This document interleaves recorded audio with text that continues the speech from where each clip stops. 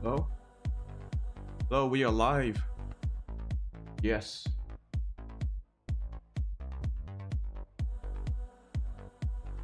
Yeah, we are. Well. Oh god, I hope the audio is okay. Well. Oh, yeah, I can hear myself. So, today is a big day. Today, we start our journey across the entire world in Microsoft Flight Simulator 2024. I have spent the last, what was it, like 2 weeks learning how to fly basic airplanes in this game. It was hard. I had no real experience with flight simulators before, and oh boy, there have been a lot of crashes. Actually, not that many that I think. Yeah, I think I only crashed like maybe half a dozen times, but I learned how to take off. I learned how to cruise. Also learned how to land, kind of. Landing's always the most difficult part. But I learned all the basic controls, learned about some of the aircrafts available, and all of that was in preparation for this, the world tour. So the basic idea of this is I'm going to start off with the DA62 twin propeller aircraft. Not this one. DA62. Where is it? Oh.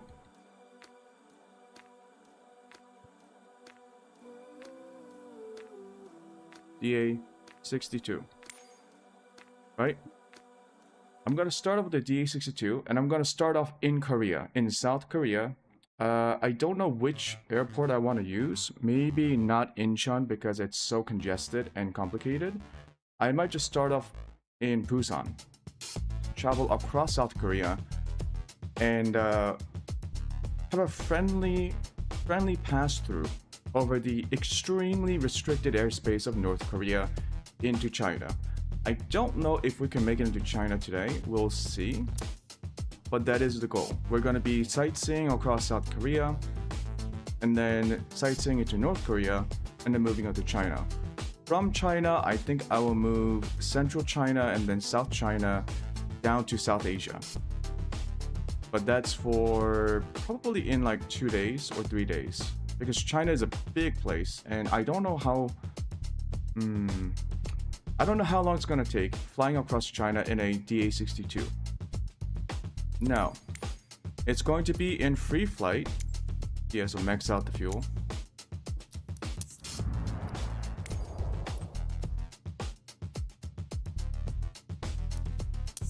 We're going to be doing this in free flight. Live weather. Although, now that I think about it, if we encounter a place where it's like too dark, because like I have my own time zone.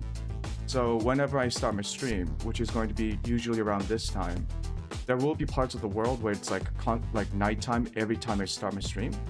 So in that case, I might just use historical weather data and just go to a time when everything's bright and visible. Okay. Now, I might start off in maybe Kimhae. Yeah.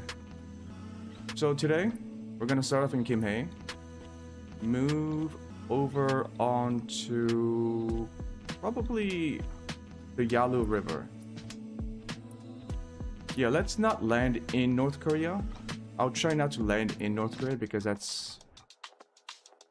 I don't want to cause an international incident. So let's land at Tandong Airport, which I think is Chinese. Yeah, it should be China. Okay. We'll land over here at ZLAN Tandong Airport. So let's set up our initial flight plan. I will be using SimBrief. I will also be using Beyond ATC to communicate with the AI ATC program.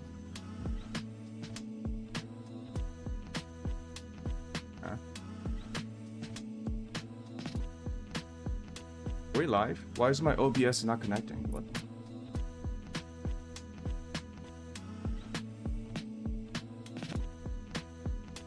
Hello? OBS?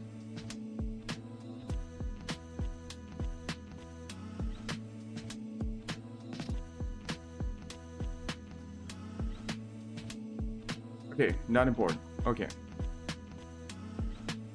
It's in brief. We have our plane set up. Right, we'll be using Charlie69er as our registration code. That's the SF50. This should be the DA62. I should name this. Yeah, DA62. Comments DA62. Save.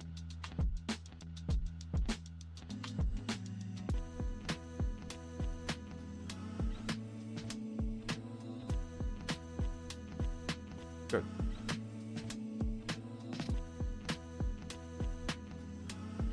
Okay, so yeah, the idea is pretty simple. Just gonna be traveling across the entire world, trying to see as much as we can. I'm not going to be using a jet unless I'm traveling across, like, you know, like the desert or an ocean, like maybe a strait like this, or like going from Norway. Okay, I'll go from the UK to, I believe this is Iceland. Is it? Reykjavik. Yeah, that's Iceland. Okay. Yeah, so when I'm traveling across large bodies of water or the desert or just a wild natural landscape, I will probably use the Vision Jet, so that I can cross those distances a little bit quickly, because there won't be a lot to see for me or for you. But there'll be plenty of stuff to see in South Korea and North Korea probably. So we will start off with the DA62 RKPK. RKPK to ZLAN.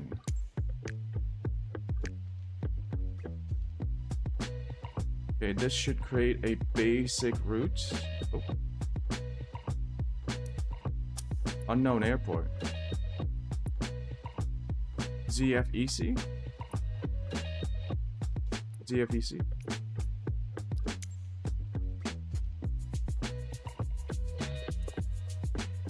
Now, the only reason why I'm doing... Okay. How about ZJIH?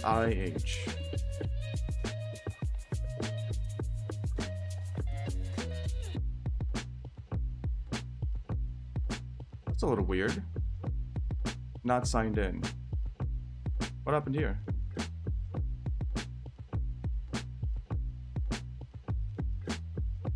Huh?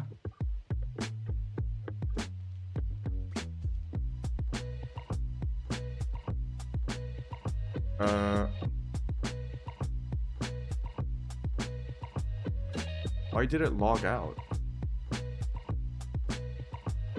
Don't steal my code, guys.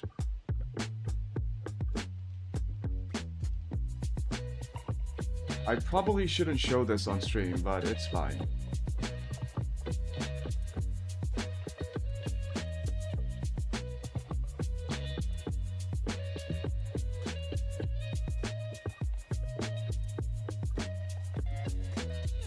AXMW2DZM.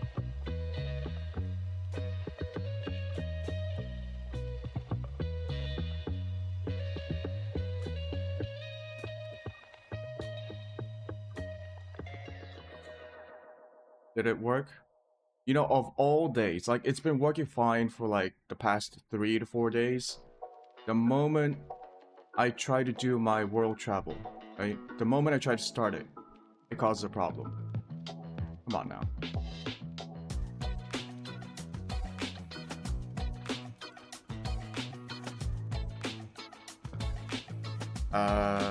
Use current time. Okay, what? Okay, let's do this again. DA62, plan.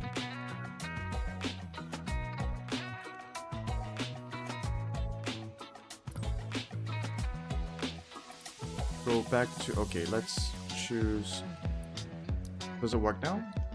ZLAN. So, Jim Hayes RKPK.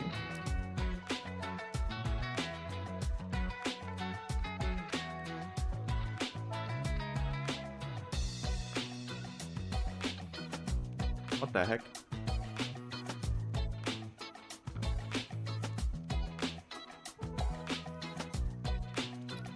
Okay, is the Chinese government doing something funny to me? Why does entering in that airport log me out of SimBrief?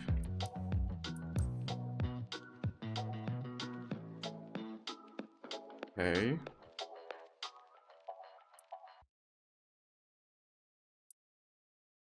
ZYYY.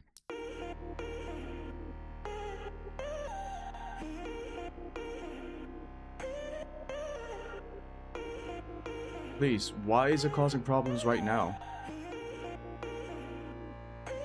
Let me start my flight.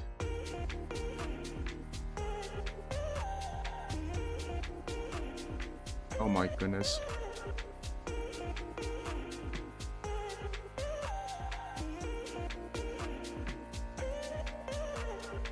Now the whole reason why I'm using SimBrief is it's so that we can use beyond the ATC. So if it doesn't work, I can just always use the default flight planner. So I don't know why it's not working. New. BA62.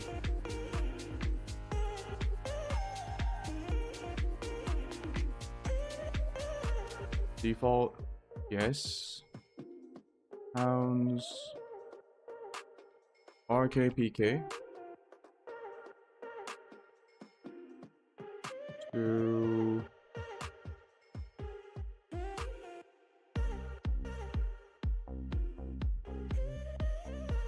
oh, it's gonna log me out, isn't it? Yeah, oh my goodness. This. Why?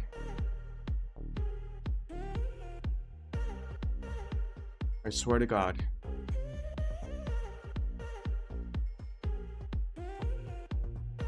Let's go to Beijing. CD 8 DZ.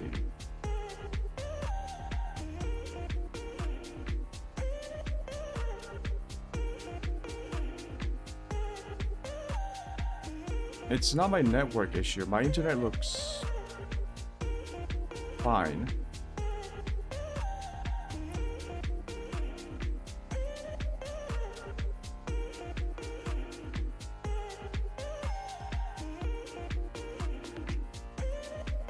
PK, and what was Beijing?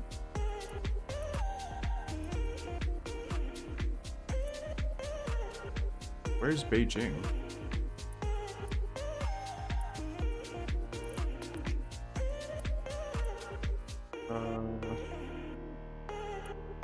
I don't even know if I can actually make it with the DA62 from here to there. Seems kind of sketchy.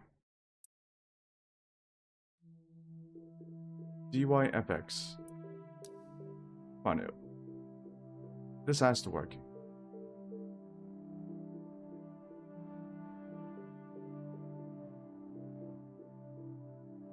DA62. Okay.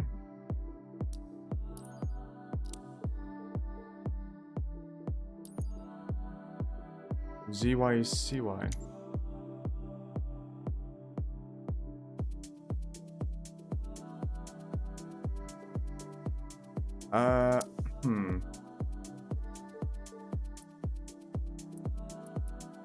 RKSI. Is it just bugged? If it is, I'm just gonna not use it.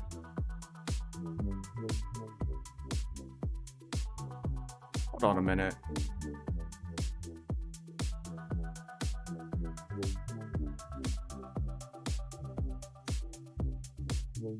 Why is it bugged with Chinese airports?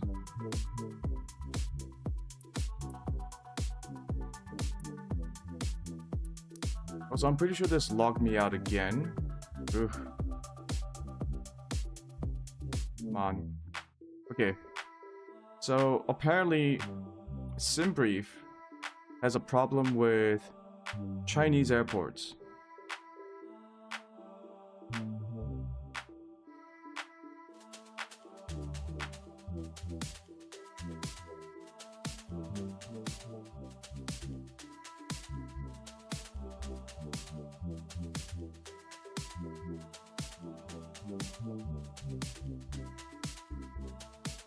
It has to work with maybe it doesn't work with the small local airports, or maybe it should.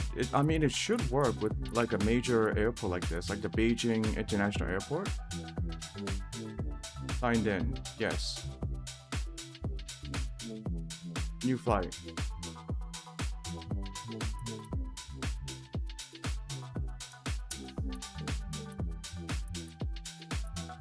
ZBAD. RKPK. ZBAD. BA 62. Come on.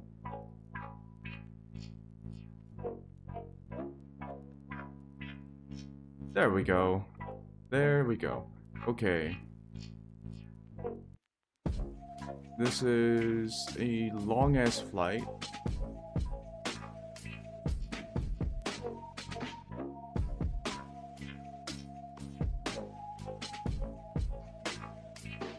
Maybe I should go to Changchun. Hold on. Oh.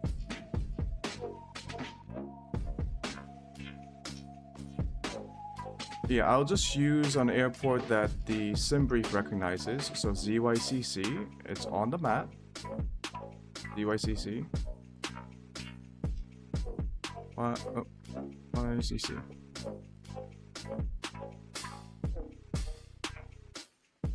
Yeah, it looks like there's a mismatch between the game and... Oh, I see why. North Korea is literally restricted. Because they don't have I guess they don't have a internationally authorized airspace for commercial flights. That is so funny. Well, we will be using a custom waypoint then.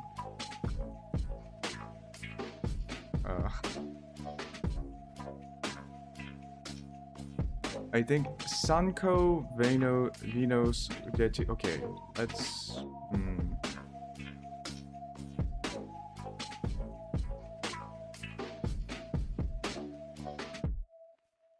If I do.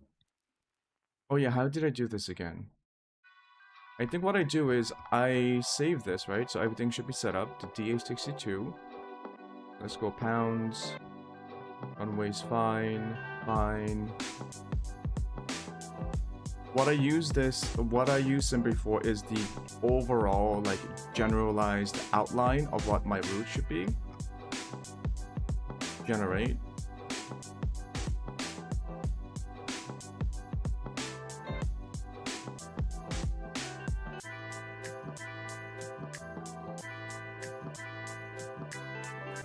It's fine. Because what's going to happen is I'm going to edit the flight in the base game EFB. Right?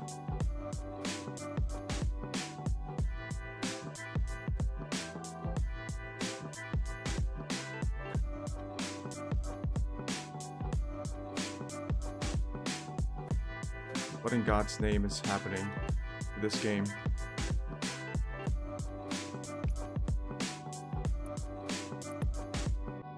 Okay, there we go. And then what I'm gonna do is Maybe this was a bit too ambitious. I'm going to get rid of these.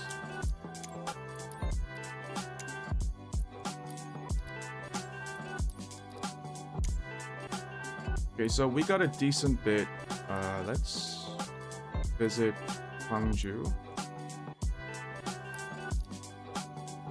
Add.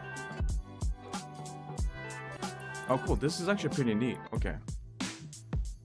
We will visit the DMZ actually.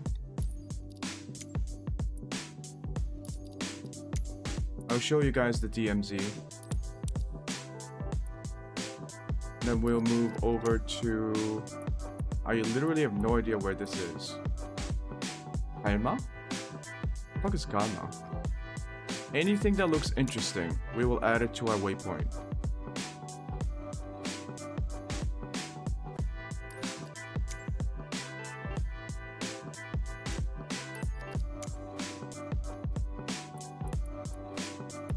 Okay, we are definitely not making it to... We are definitely not making it to this place. Okay.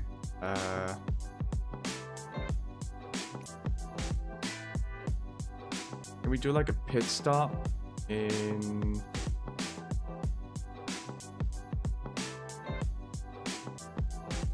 Okay, you know what? This is a bit too ambitious. We're gonna...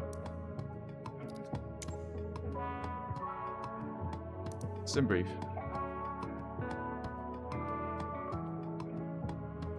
Edit flight.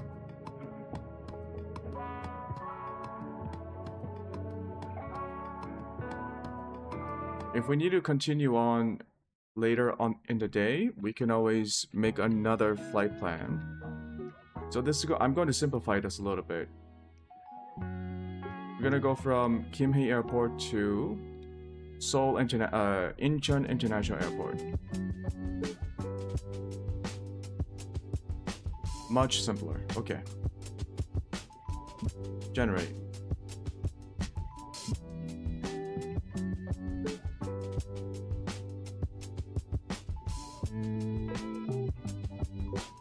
Import.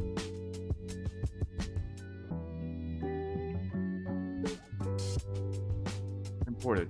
Okay.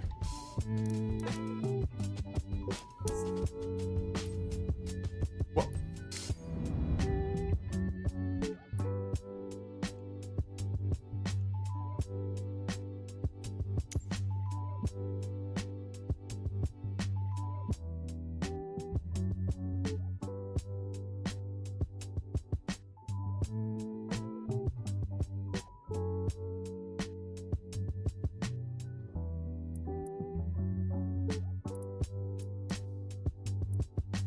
Okay, there we go.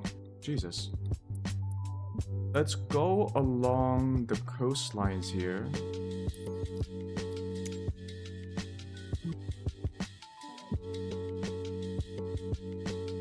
Oh god. Okay.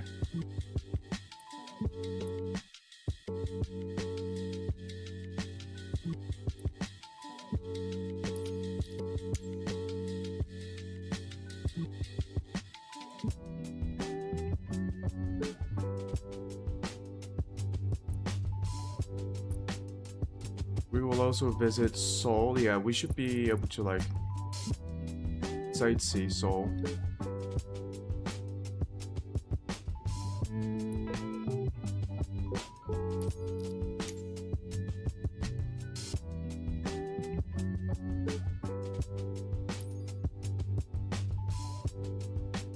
And if there are any more places that we want to see, we can just like take a detour.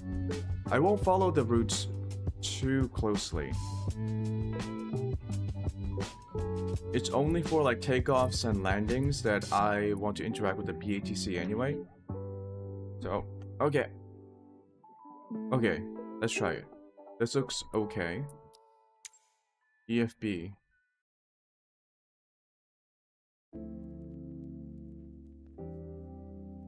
Okay. And then we open up BATC.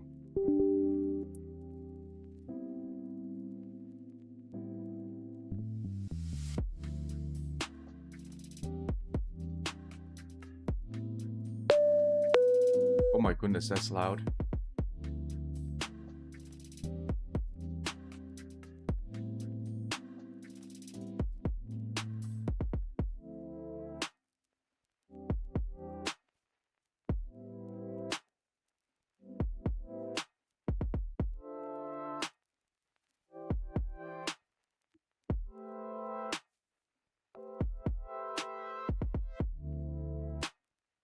Let me preemptively drop the audio for that for you guys. The audio sounded a little bit too loud. Okay, everything is set up.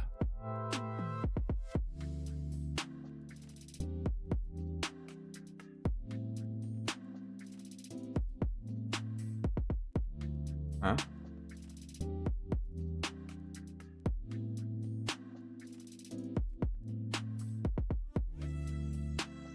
Oh, okay. Why?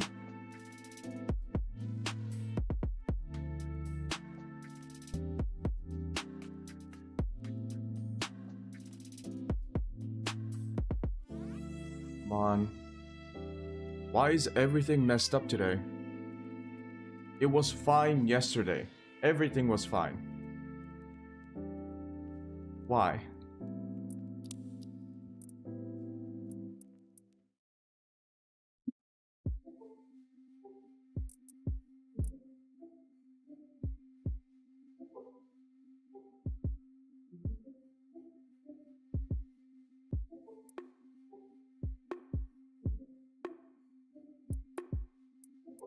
Okay, let me just load up the plane. Let's see if that fixes everything.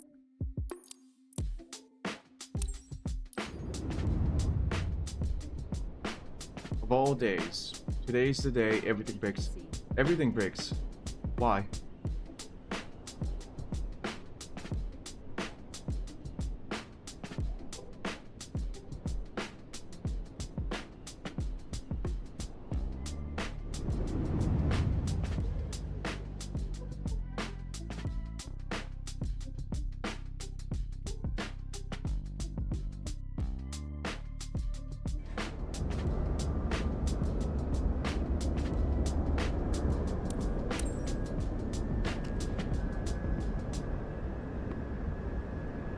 Get loaded in, right? Yep. Oh boy. Okay, so this is our plane, the DA-62. Quite easy to fly, in my opinion, compared to other aircraft, but also quite nimble and has plenty of fuel. Okay. Let's get inside. I am also using a head tracker for those who have not seen my previous videos of this game, which is why you can see this. Oh. Like, yeah, that's actually my head moving. Oh, hello.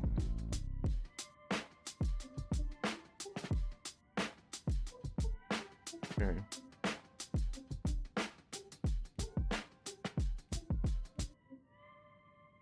Okay.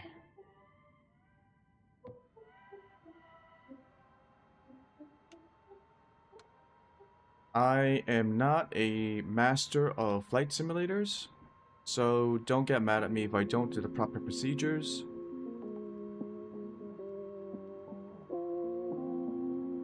We're going to tune in.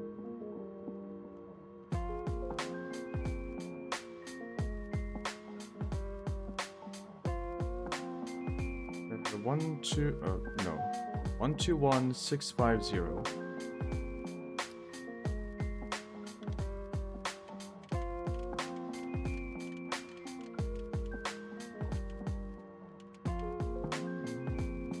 One two one six 50 and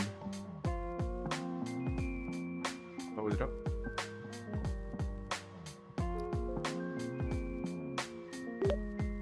Gimhae ground. Charlie 69. Request IFR clearance as filed.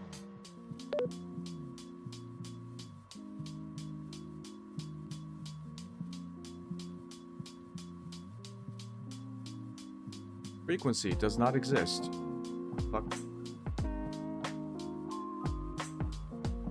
Also, why am I November 06? Oh.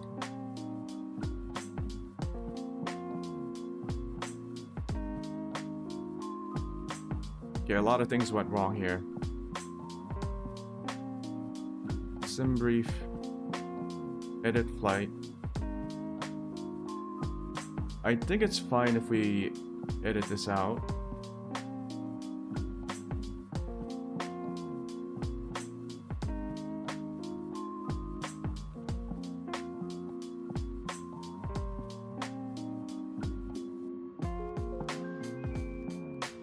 This is a general aviation flight. There we go.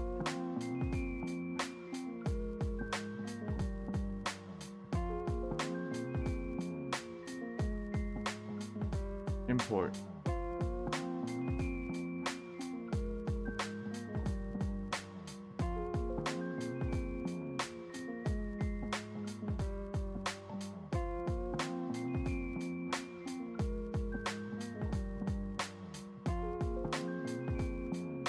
Then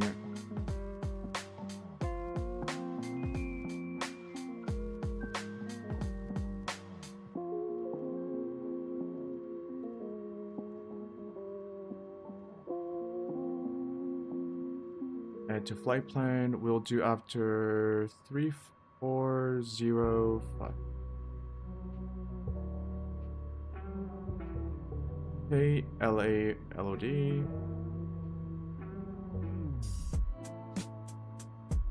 Remove.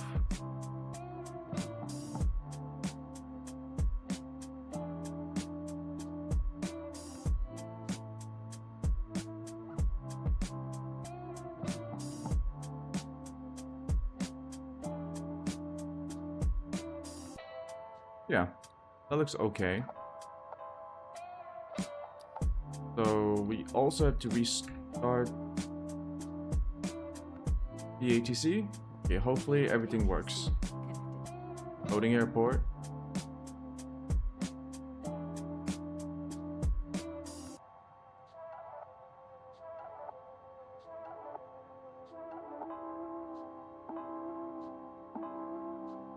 It's working.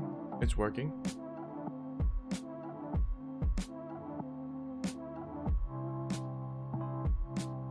Yes, it works.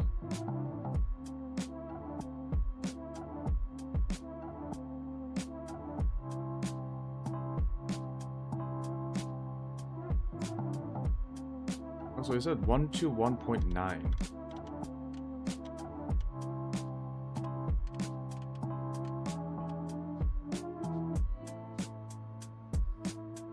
Just want to make sure that my call sign is Charlie69. There we go.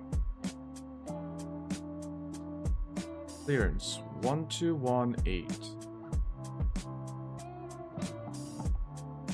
I do want to get IFR clearance first because BATC doesn't like it when you don't do that, which makes sense.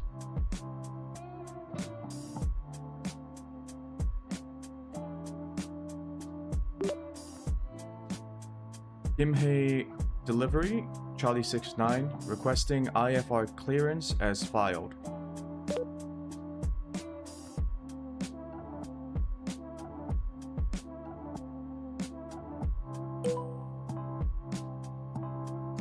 Charlie69, Imhei delivery, expect runway 36 right, FC3 departure, with the Khaled transition.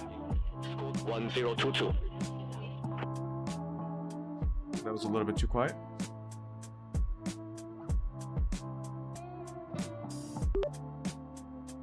Expect runway 36 right, BevC3 departure with the KALOD transition, squawk 1022.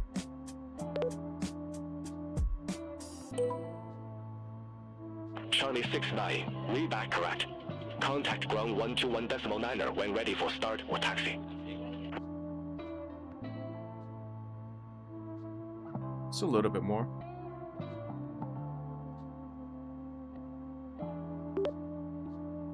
Affirmative, contact ground on 121.9 when ready for start or taxi. Charlie69.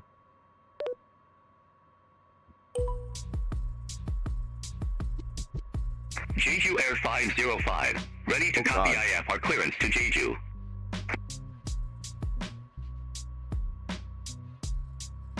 Jeju Air 505. Gimpy delivery. Expect runway 36 right. Fancy we tree are departure with the 36 Topax runway. transition. Squawk 2563. Fancy tree departure with the Topax transition. Squawk 2563. Jeju Air 505. KLOD transition. Jeju Air 505. Read back correct. Contact Squawk ground 121.9er when ready for push or start. Ground 121.9. Will contact ground 121.9er when ready for pushback or engine start. Okay. Jeju Air 505. Have a good morning. Thanks. I do think that's a little bit too loud for you guys.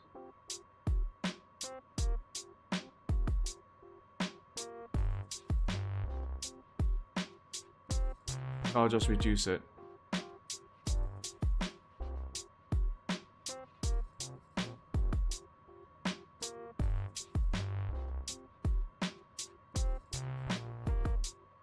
Okay. 121.9.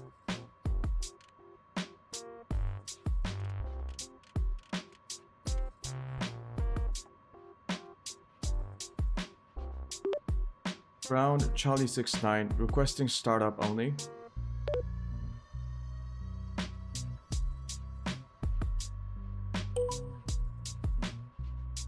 Charlie 69. Startup approved. Call when ready for taxi. Startup approved. Call when ready for taxi. Charlie 69. Yes, we got it.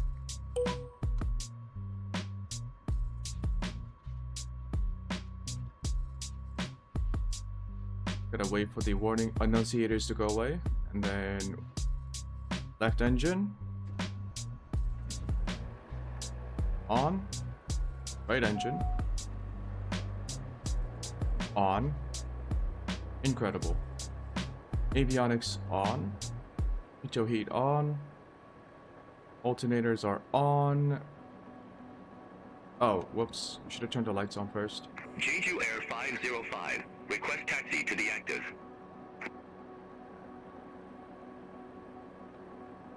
Jeju Air 505. Runway 36 right. Taxi at pilot's discretion. Runway 36 right. Taxi my discretion. Jeju Air 505. I'll just keep it there.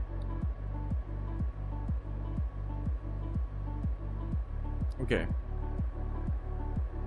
One last thing. ATIS 126.6.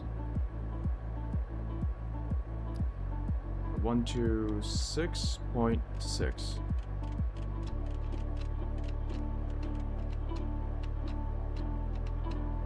Palms 2. Parting runway 36 right. Transition level 140. Bird activity in vicinity of airport. Advise on initial contact you have information X-ray. Jeju Air 505. Contact Gimpy Tower Information 118. X-ray. Gimpy Airport information X-ray. 0049er through. Over to Tower 118.1. Jeju Air 505. Okay, I believe we are ready. We are runway 36 right. BevZ3 departure. Oh.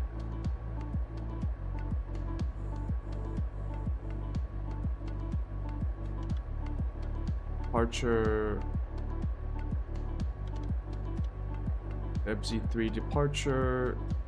36 GL317, right. ramp 63, request pushback and engine start. Through K-Lod transition. Load. King Air 317. Gimpy ground. Pushback and engine start approved. Face northeast. Pushback approved, face northeast, GL317. What the heck is this?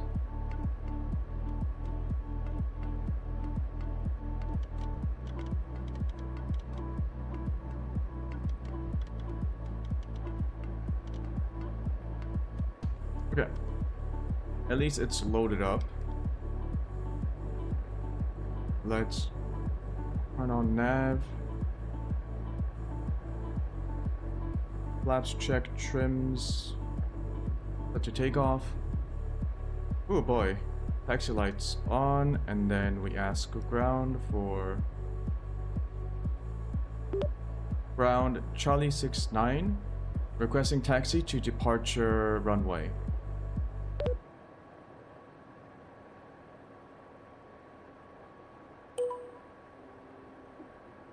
Charlie 69, runway 36 right taxi via Alpha. Runway 36 right via taxiway Alpha, Charlie 69.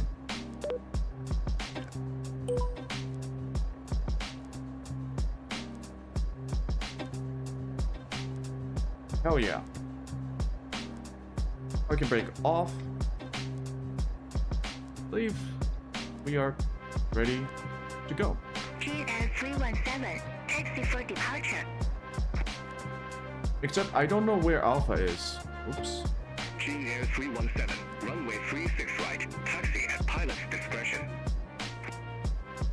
Ground chart. Runway 36 right, taxi my discretion. GS 317.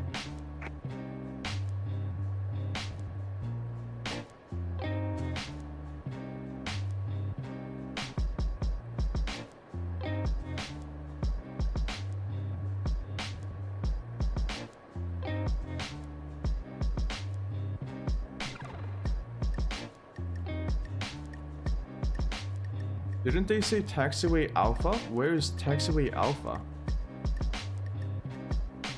The Charlie, Echo, Papa Golf, Romeo.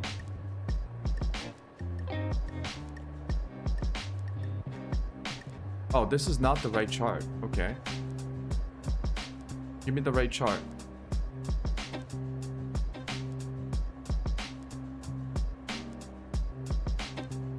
Oh, it is the right chart. Okay. RKPK.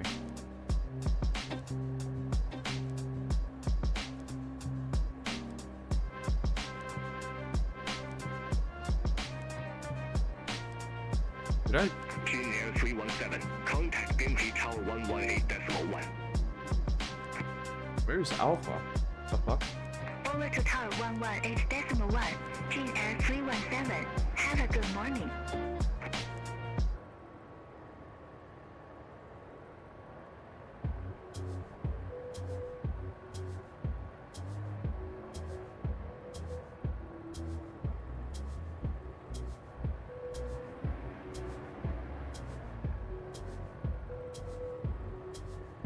Okay.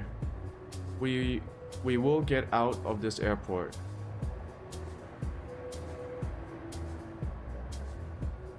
I believe in myself. I just have no idea where Alpha is.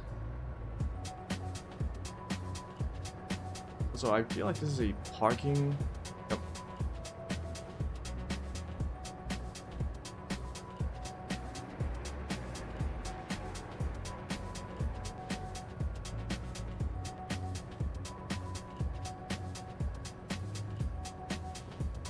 Come on. Maybe I can see it on the map.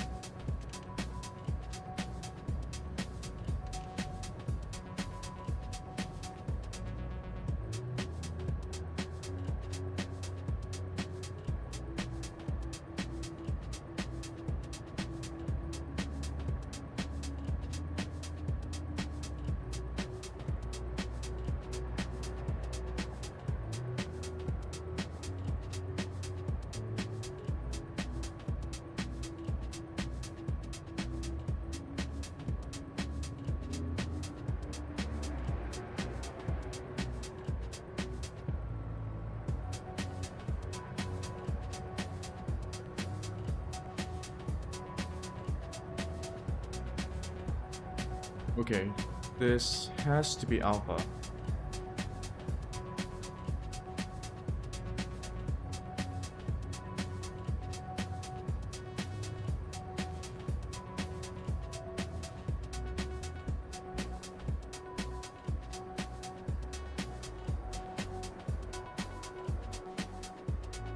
Oh, Alpha.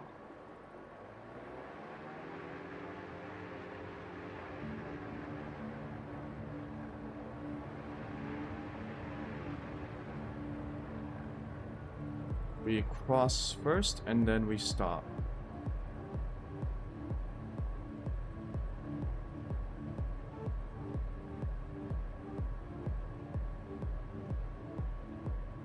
Airbus on 142, J56, request pushback and engine start.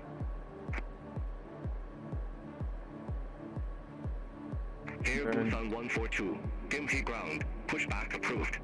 Face west. Pushback approved, face west, Airbus on 142.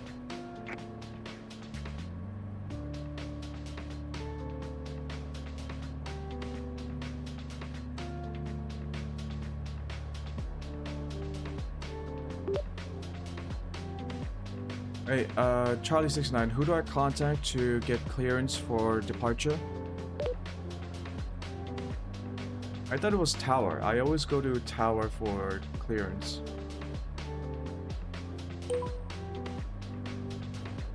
Charlie 69, contact tower when at runway hold point. Okay, thank you, Charlie 69. Yeah, I need to contact Tower. 1181. Empty ground Charlie 69, go ahead.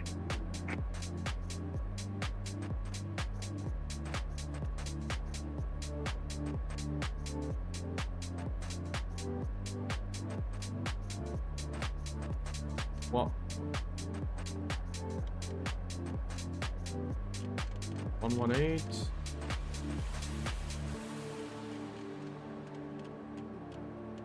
One.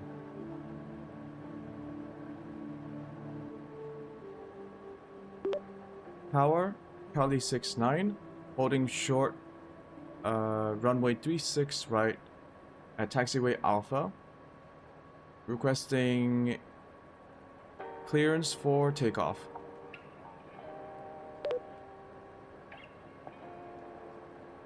Oh, I won't be able to do proper callouts, guys. I don't have much experience with this. Charlie 69, we don't see you at assigned departure runway as yet. Contact ground. Affirmative, Charlie 69. Am I not in the right place?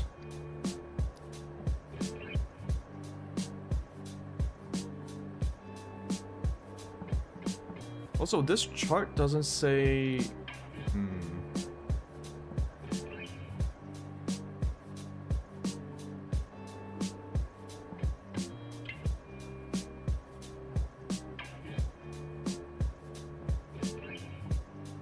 Airbus on 142, ready for departure. Runway 36 right.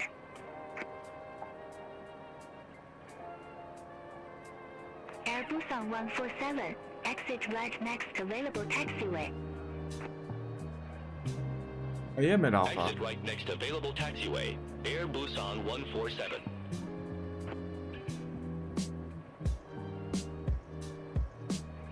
Airbus on 142, Pinty Tar, wind 095 at 5, runway 36 right, cleared for takeoff. Runway 36 right, cleared for takeoff, Airbus on 142. Charlie 69 requesting departure. Runway 36 right.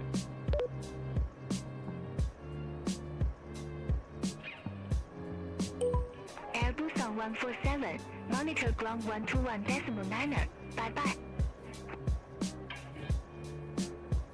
Ground 121.9er, Air Busan 147.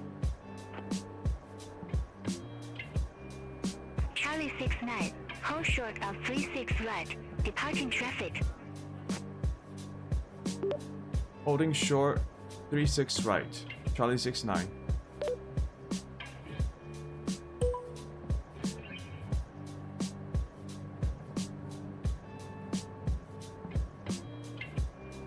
We are waiting our Charlie turn. 69, runway 36 right, line up and wait.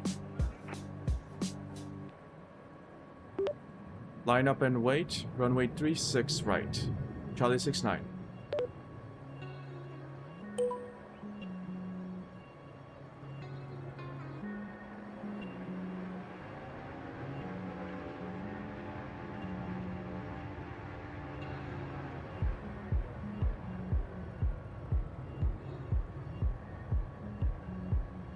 Okay, I've never had to line up and wait on an airport runway like this, so I don't know what the procedure might be. Let's get our flaps to take off. Airbus on 142, contact DMP departure 125.5. Turn off taxi. Contact DMP departure 125.5. So we are Airbus on runway 142. 36 right. Are we? That is not 36. Oh, it is. 0905.5. Fly heading 320. Runway 36 right. Cleared for takeoff. Heading 320, runway 36 right, clear for takeoff, Charlie 69.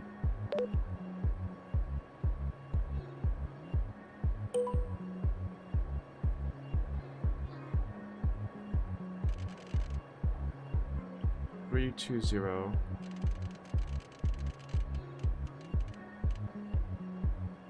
Okay.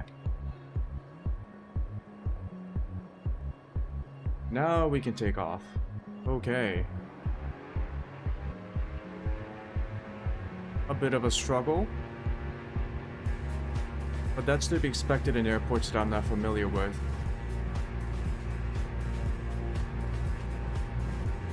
So I'm going to be struggling throughout this entire trip. So... oh.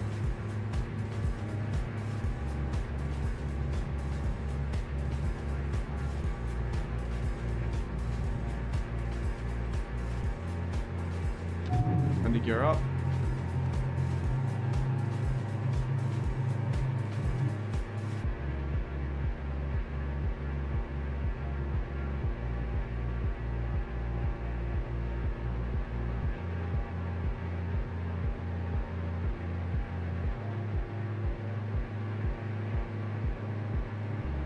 Charlie 69, reception bounder. Squawk 1022. Squawk 1022, Charlie 69. Completely forgot to do this.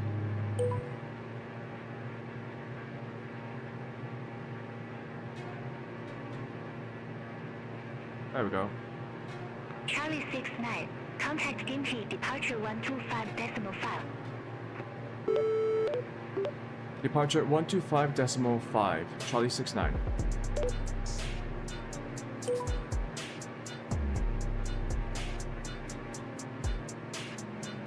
One, 2-5, oh god. 125.5.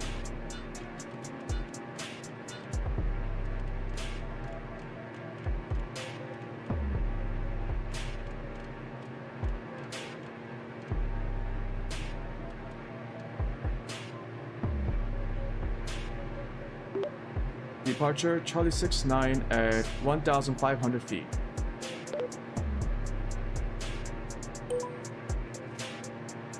Charlie 69, DMP departure. Identified. Clear direct on 342L. Resume the Betsy tree. Climb to 10,000 feet. Yeah, I'm gonna have to read that. Holy. Clear direct 342 left. Resume Bev C3. Climb to 10,000 feet. Charlie 69.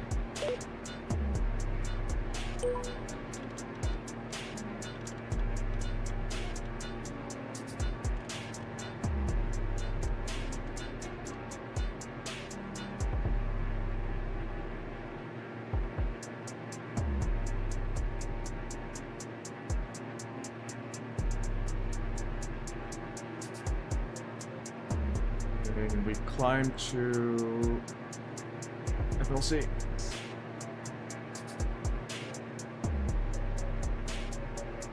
And then we do Engaging autopilot.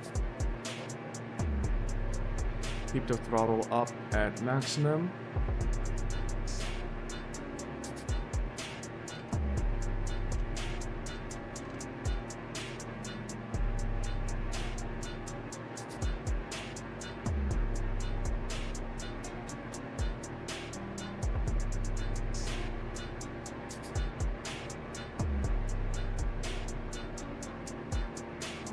Gonna climb a little bit.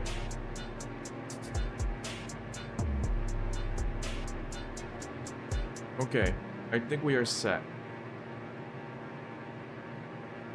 Okay, we are starting off at Gimhae Airport.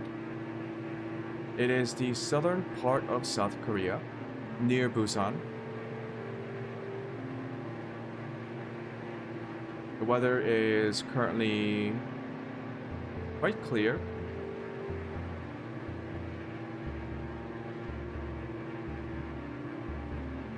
Once I get handed off to central control, I'll start looking up like interesting factoids about the southern part of South Korea.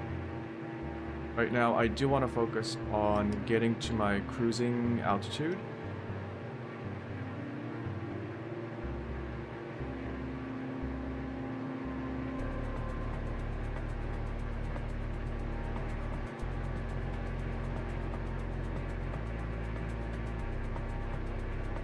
I do get information about apartment complexes. Doesn't seem that interesting.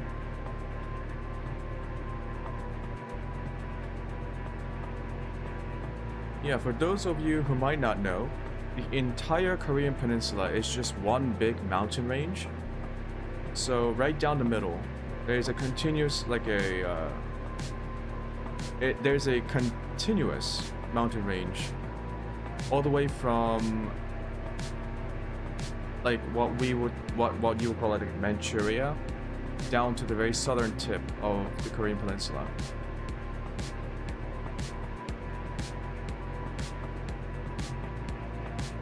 I think technically people consider Mount Paektu, which is in the bordering region between China and North Korea, to be the beginning of the Korean mountain range.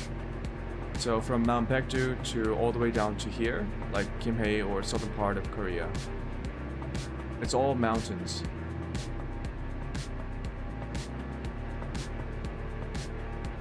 Okay, we are on Bevsey.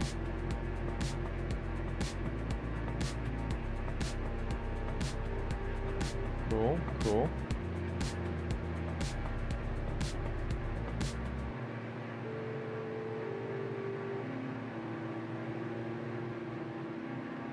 Charlie 69, contact Incheon Control 125.45. 125.45. Control on 125.45. Charlie 69.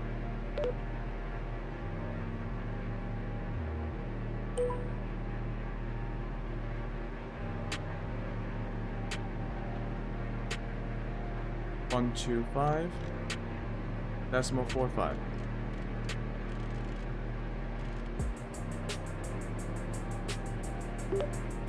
Incheon Control, Charlie 69 at 7,900 feet.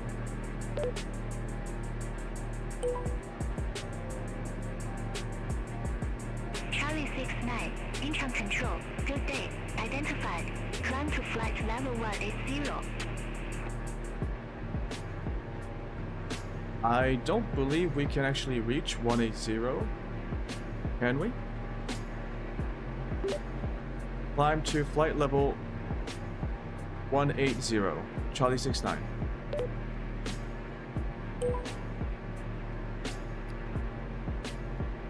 Korean Air 1049, Incheon Control, expect total 1 Can. Mach, runway 25.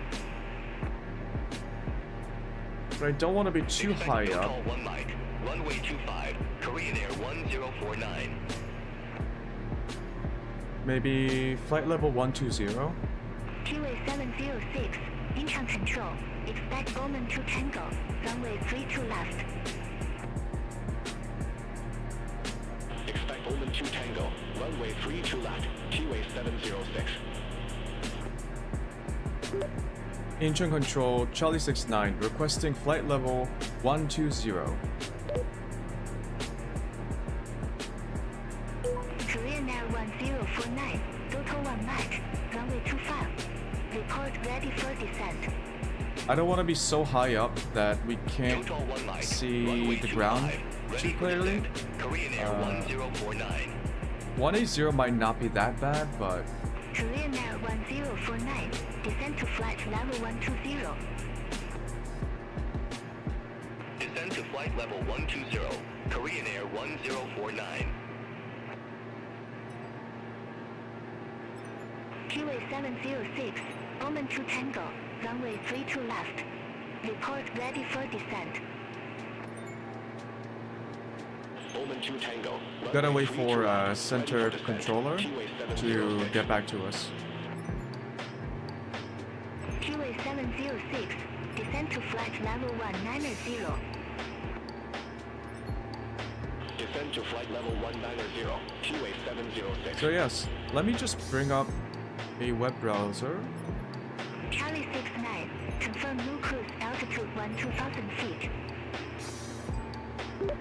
Flight level 120 confirmed, Charlie 69.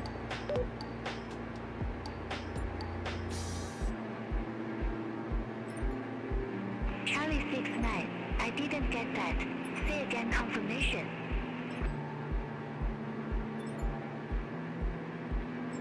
Fuck.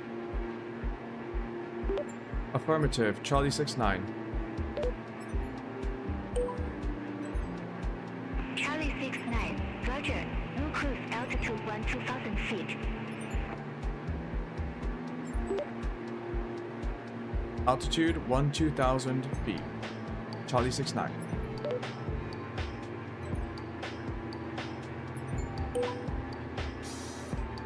Charlie 69, I didn't get that altitude.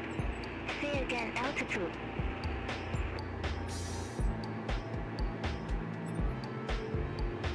Well, I don't think I needed to do this, but okay. Request 2,000 feet. Charlie 69.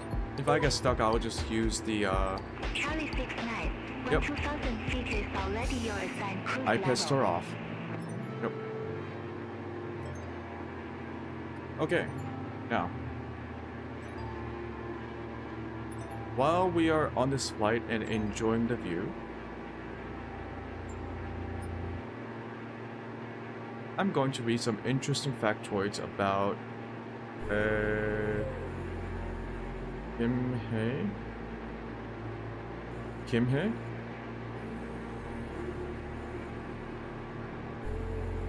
So we are at Kim Hae.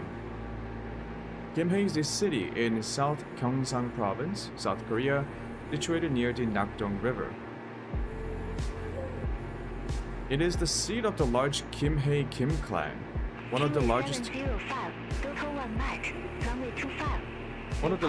Kim clans in Korea. What? Claiming descent from the ancient royal house of Kumgwangkaya. Kim Hae is also the birthplace of the late Roh Moo-hyun, former president of South Korea.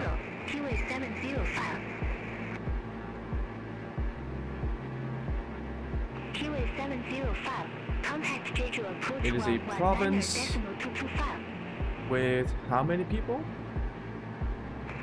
530,000 people.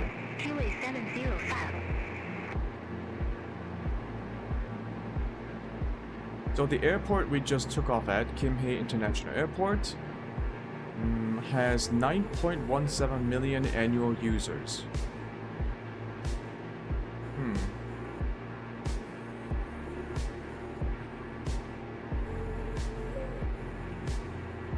Can we see the Nakdong River from here? Is that? Oh, that's it. That is the... I believe that is the Nakdong River.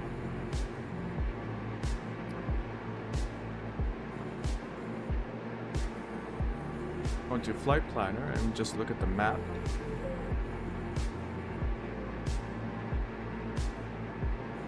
Yeah, this, I believe, is the Nakdong River that flows across Kim Hae. Korean Air 1162, Omen 2 Tango, runway 32 left.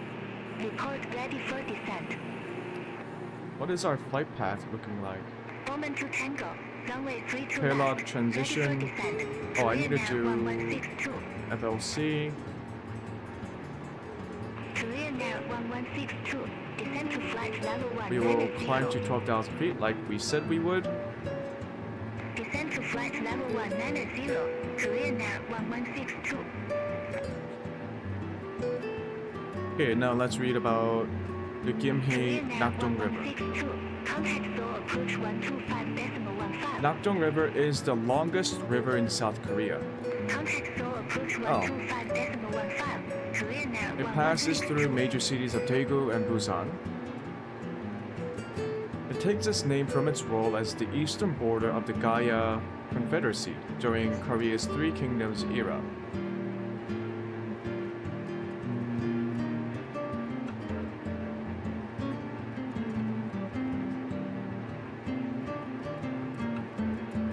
So it's about 510 kilometers long or 320 miles long for people who use imperial units.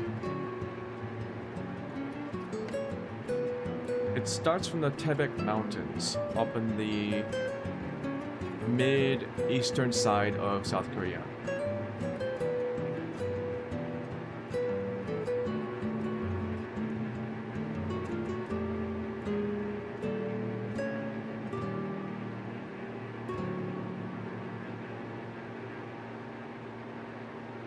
I actually have this read. The Nakdong has played an important role throughout Korean history. The river basin has been a favored dwelling place for as long as people have inhabited the Korean peninsula. Numerous Neolithic remains have been found in the valley. Around the 1st century, the valley is believed to have been inhabited by the Bayan-Han Confederacy tribes. During the Three Kingdoms period, the Gaya Confederacy controlled the valley until they were overrun by Silla in 562. These states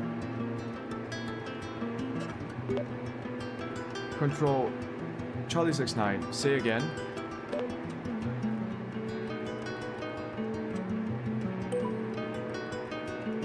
Charlie 69. Contact Daegu Control 128.17. Daegu control on 128.17. Charlie 69.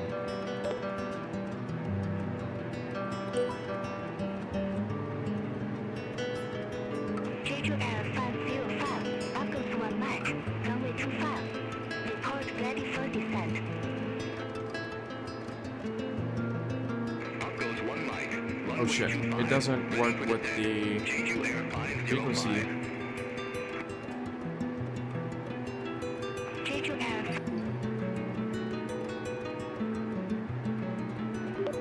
Daegu control Charlie 69 at flight level 110.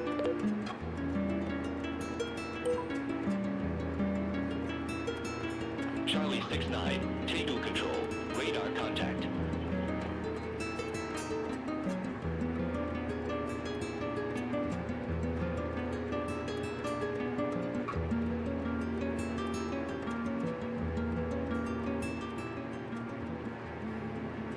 Okay, let me reduce the sound a bit and then listen to this again. This is about the Nakdong River. I want to so what I'm doing right now is I'm using my Microsoft Edge browser. I know, but it has a built-in read aloud system, and I think it's pretty good. Nakdong River.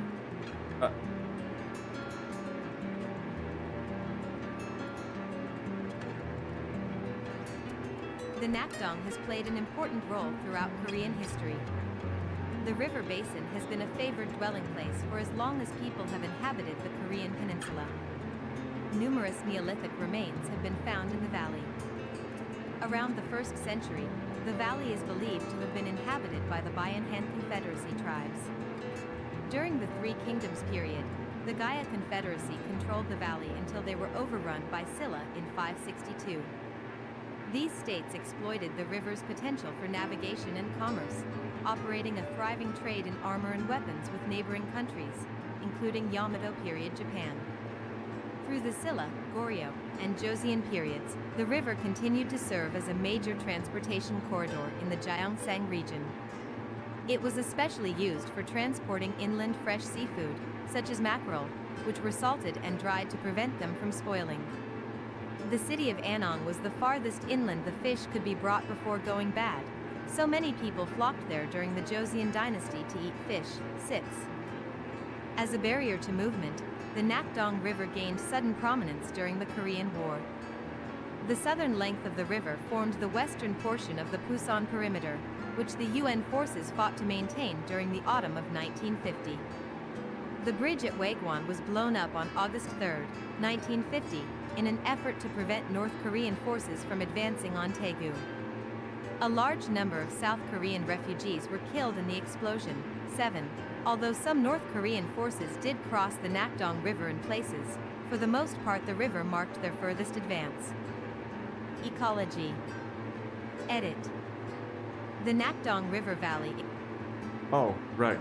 So this is actually the place where, during the Korean War, this was like the final bastion for Allied forces. Like, in the initial phase, when the North Koreans advanced very quickly towards the south, the Korean forces and the Allied forces, so the United States and the UN command, the UN army, basically hold themselves up in this part of the peninsula. Whoop.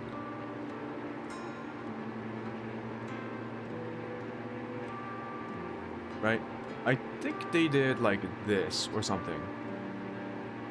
Or this was a part of the line. If I remember correctly, Busan port was still controlled by the Allied forces, so I think they had a line over down here. But yeah, the Nakdong River, this is the Nakdong River. So it formed a natural barrier against North Korean advances. I think that's what Wikipedia is saying. And the situation remained that way until the amphibious landing of Incheon in Seoul, which is over here.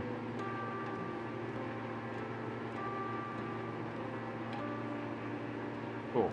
I hope you guys can hear the Wikipedia page. I might just read it myself.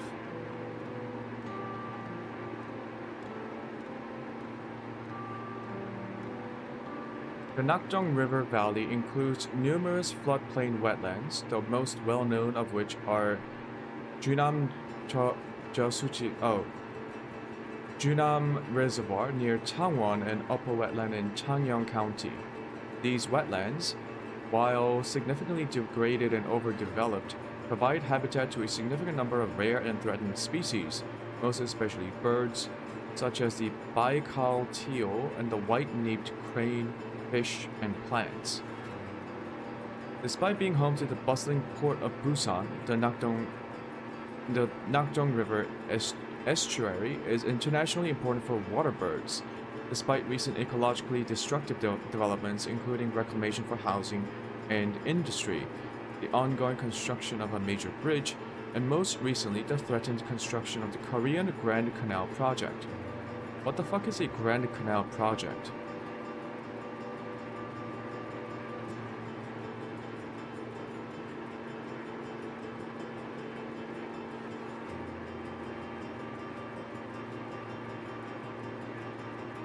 The Grand Korean Waterway, officially known as the Pan-Korea Grand Waterway, was a proposed 540-kilometer long, 340 miles, canal connecting Seoul and Busan, South Korea's two largest cities. The canal would run diagonally across the country, connecting the Han River, which flows through Seoul into the Yellow Sea, to the Nakdong River, which flows through Busan into the Korea Strait. The proposed canal would traverse difficult mountainous terrain. The Pan-Korea Grand Waterway was a project of Lee Myung-bak, the 10th president of South Korea. Oh. It met with huge controversy and disapproval, 1, and was later abandoned. 2, Lee stated that the canal would bring clear water source by cleaning layers of sediments that formed in the rivers, create tourist infrastructure and prevent disturbance of logistics. 3, 4, 5. Many Koreans were anxious about Lee's plans. 6. They argued that the canal would prove disastrous to the natural environment and potentially hazardous to the fresh water sources that nearly 50 million residents of the country depend on. In addition, many researchers and interested distribution industries prospected the canal would be economically unprofitable because land transportation may be more cost-effective. Citation needed. Okay, it was from Lee Myung-bak. Okay, for those of you who don't know, that guy got, he didn't get impeached. If I remember, his successor, Park Geun-hye, was impeached, but he did go to prison for, I believe, bribery and graft. Although he was later pardoned by, I believe, his successor, President Park Geun-hye. So I was in Korea at the time during Lee Myung-bak's presidency. He made a big deal about construction projects on the 4 major rivers in Korea, and a lot of it involved building dozens upon dozens of small dams along the rivers to reduce the flow of the water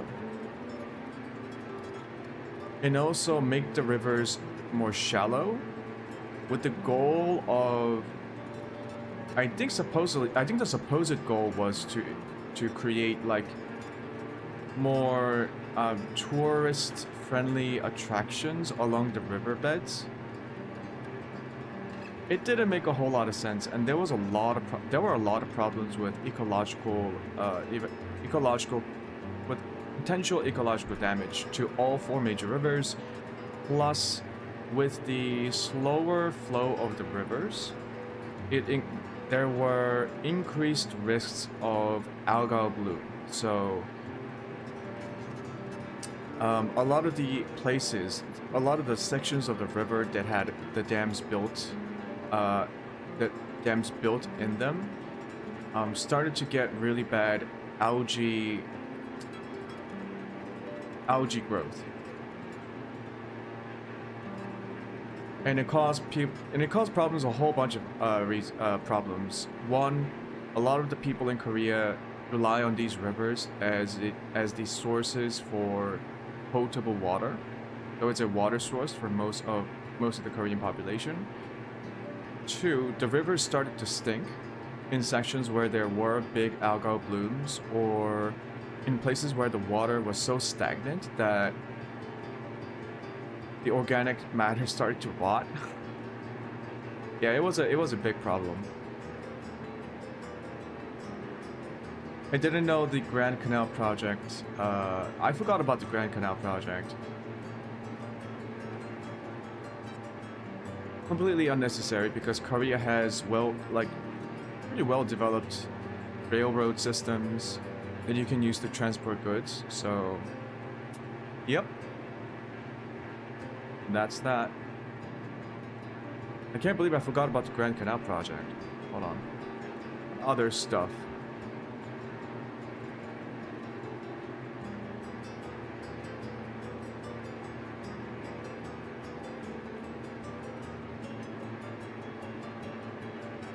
The economic role of the Nakdong River.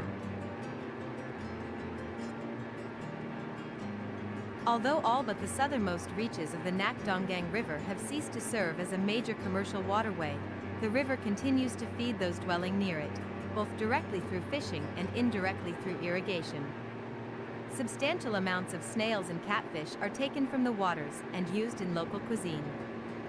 Near Anong, a series of massive hydroelectric dams have been constructed, creating a small chain of artificial lakes, of which Anong Lake is the largest. These lakes also support a substantial recreational industry. Bass fishing is especially popular, since the lakes have been artificially stocked with bass. Oh, really? In the early 2010s, the Nakdongang River was to be part of President Lee Myung-bak's canal project, the Grand Korean Waterway. The project would link the Nakdong with the Han River to the north, creating a shipping canal spanning the length of the country, from Seoul to Busan. Encountering considerable controversy nationwide as well as from residents along the Nakdongang, the waterway project was scrapped by the end of Lee's presidency.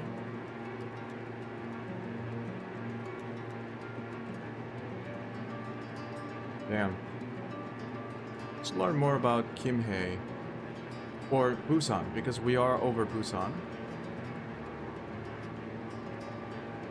Busan.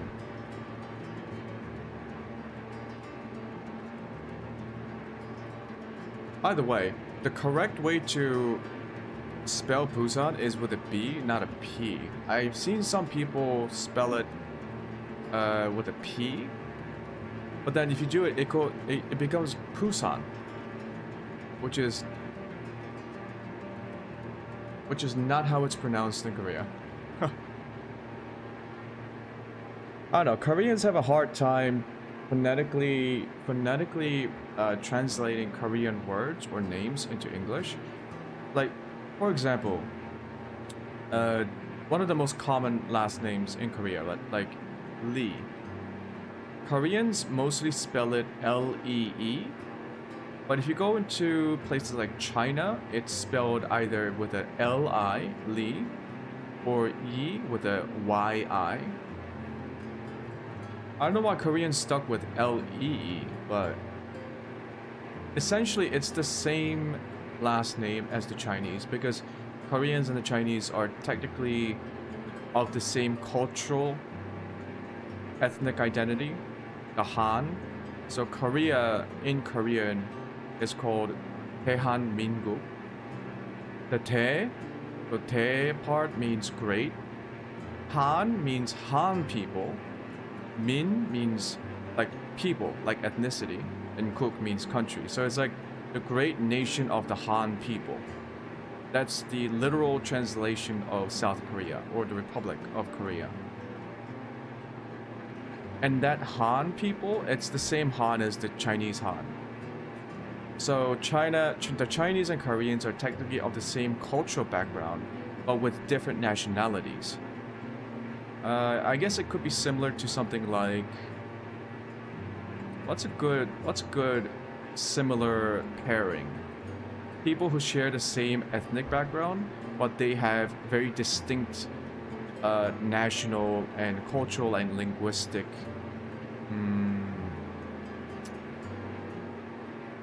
like linguistic characteristics.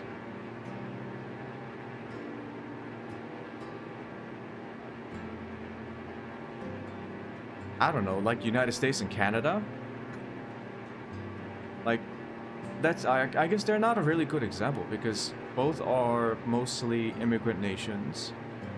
Although the immigrants tended to be concentrated from the British Isles in Western Europe. I don't know.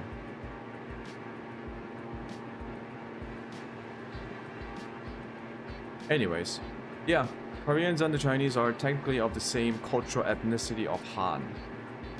But that's not to say Korea doesn't have like a very distinct identity. We do have a distinct language, cultural, political, and national history. It's just that we are literally the same people. Same civilization identity, or whatever you want to call it. Which is why the names are the same. Like, Lee is mostly like the same Lee. Koreans still sometimes use the Han alphabet, or it's not the alphabet, it's like... Fuck it. Wikipedia time. Han.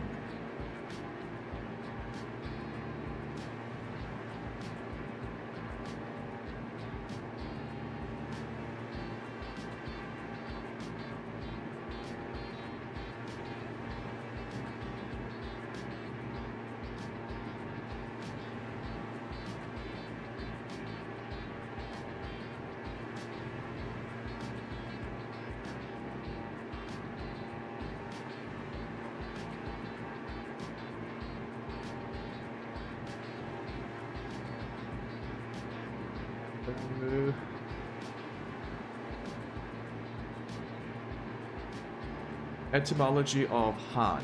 Okay. South Koreans refer to themselves as Hanguk-in, J, or Hanguk-saram, K, both of which mean people of the Han. The Han in the names of the Korean Empire, Daehan Jaeguk, and the Republic of Korea, South Korea, Daehan Mingguk or Hanguk, are named in reference to the three kingdoms of Korea, not the ancient confederacies in the southern Korean peninsula. 24, 25, Members of the Korean diaspora often use the term Hanin Gel. Origin.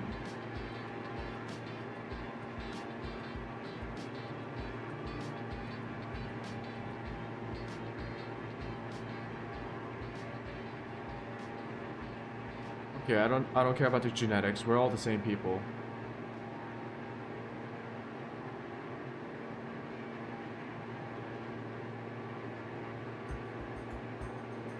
Holy shit, there's a lot of stuff about the genetics.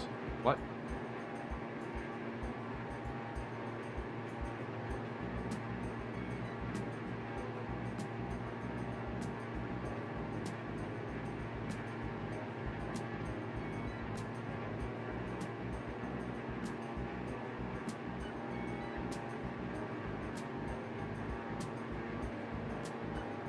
Hanja or Han, classical Chinese writing.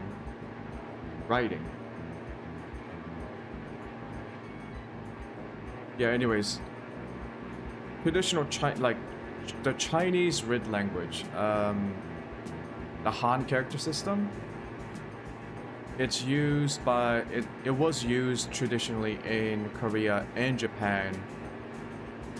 So while the medieval or ancient Chinese, Koreans, and Japanese had different spoken languages, they could technically communicate with written languages because they all used the Han characters. Until the Koreans moved on to the Korean alphabet, and then the Japanese came up with the Japanese alphabet. But technically, like last names like Lee, they have a specific Han character that's based on it that should be common in all three cultures or regions.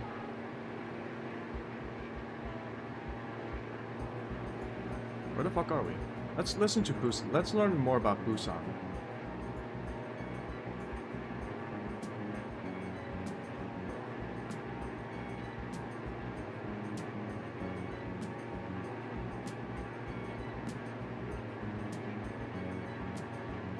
Busan, Korean, Busan, officially Busan Metropolitan City, is South Korea's second most populous city after Seoul, with a population of over 3.3 million as of 2024. Formerly romanized as Busan, it is the economic, cultural, and educational center of southeastern South Korea, with its port being South Korea's busiest and the sixth busiest in the world. The surrounding southeastern maritime industrial region, including Ulsan, South Gyeongsang, Daegu, and part of North Gyeongsang and South Jeolla, is South Korea's largest industrial area. The large volumes of port traffic and urban population in excess of 1 million make Busan a large port metropolis using the Southampton system of port city classification. 6. As of 2019, Busan Port is the primary port in Korea and the world's sixth largest container port. 7. Holy shit, really? Sixth largest. Busan is divided into 15 major administrative districts and a single county, together housing a population of approximately 3.6 million. The full metropolitan area, the Southeastern Maritime Industrial Region, has a population of approximately 8 million. The most densely built-up areas of the city are situated in a number of narrow valleys between the Nakdong and the Swayong rivers, with mountains separating most of the districts. The Nakdong River is Korea's longest river and Busan's Haeundae Beach is also the country's largest. Busan is a center for international conventions, hosting an APEC summit in 2005. 9. It is also a center for sports tournaments in Korea, having hosted the 2002 Asian Games and FIFA World Cup. It is home to the world's largest department store, the Shinseki Centum City. 10. Busan was added to the UNESCO Creative Cities Network Wait a as minute. a city. Shinseki Centum City is the world's largest department store? No way.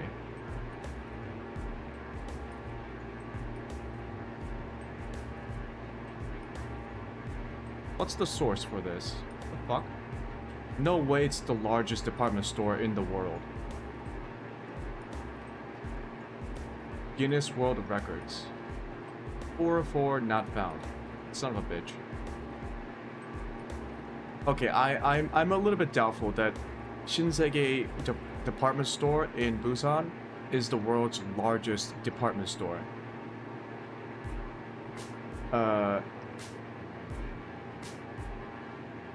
Maybe that's only possible because of like a very technical definition of a department store.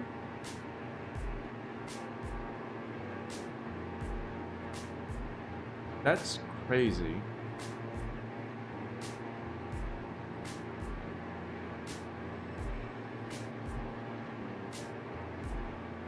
Okay, let's look at the history of Busan.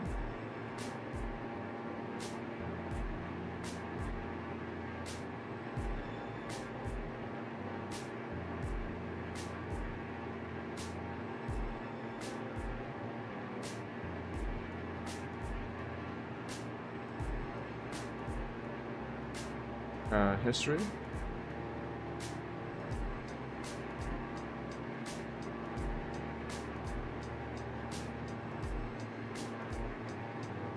The area that Busan now occupies was inhabited during the Neolithic period. Artifacts dating to this period discovered near the coast include stone tools, pottery, seashells, and animal bones. Fishing was a primary food source for people of this period. Bronze Age artifacts have been uncovered further inland. By this period, agriculture was practiced. 18. Around the 1st century, a chiefdom called Kokilsanguk existed around what is now Dongni District. 18. At some point, it was absorbed by Silla and made an administrative division called Kokilsangun. In 757, it was renamed Dongnigun. In 835, the Buddhist temple Byomyosa was founded in the area. 18. In the Goryeo period, 918 to 1392, the local Dongnijong clan, Heo, became a prominent presence in Korean politics. By this point, Dongni's hot springs became famous, and have been attested to in writings of this period. 18. By the end of the period, raids from Woku, Japanese pirates, intensified. One such invasion occurred in 1396. To defend against this, the fortress Dongniupseong was established in the area. 18. In 1423, the port of Busan and a Waegwon, Japanese concession community, were established. 18.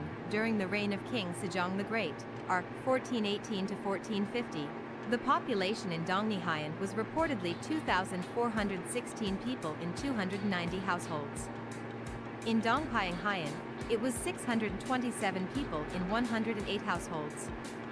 The Waegwon was closed in 1510, but reopened in 1512-18. Hold on. During the 1592 to 1598 Japanese invasions of Korea, various fortresses in the area defended Busan against the invasion.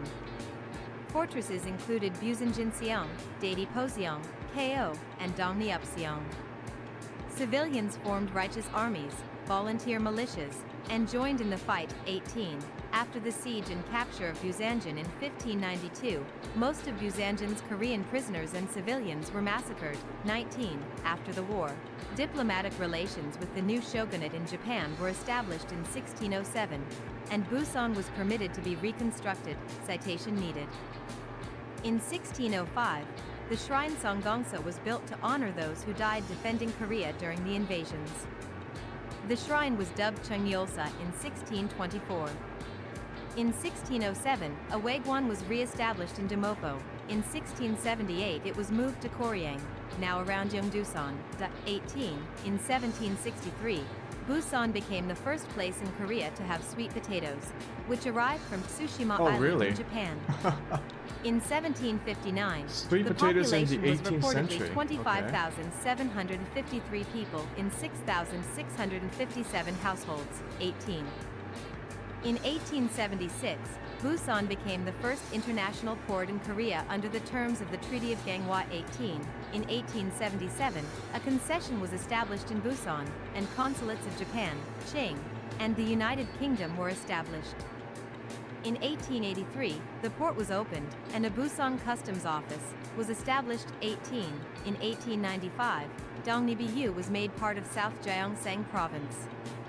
It was demoted to a gun in 1903, and made a biu again in 1906.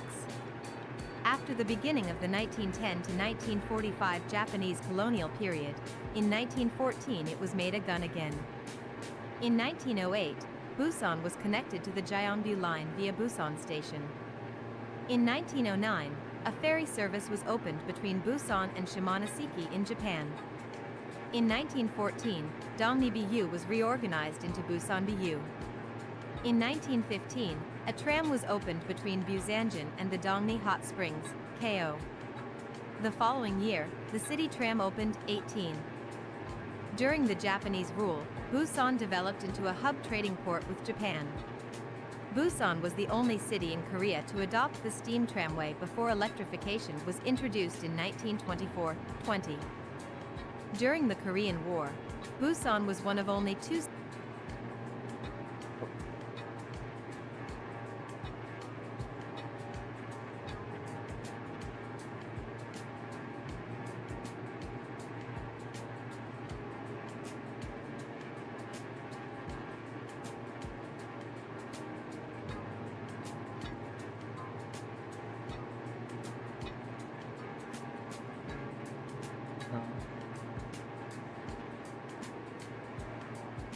There's no way for me to get rid of the yeah, it's reading the the hyperlink and the citation number. I wonder if there's a way for me to get rid of it, but yeah. Enough about the history. That's not a good part of Korean history.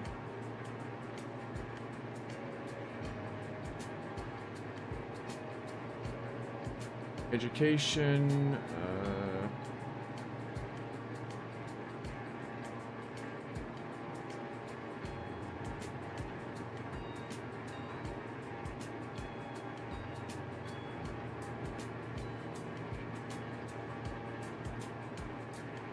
what is this?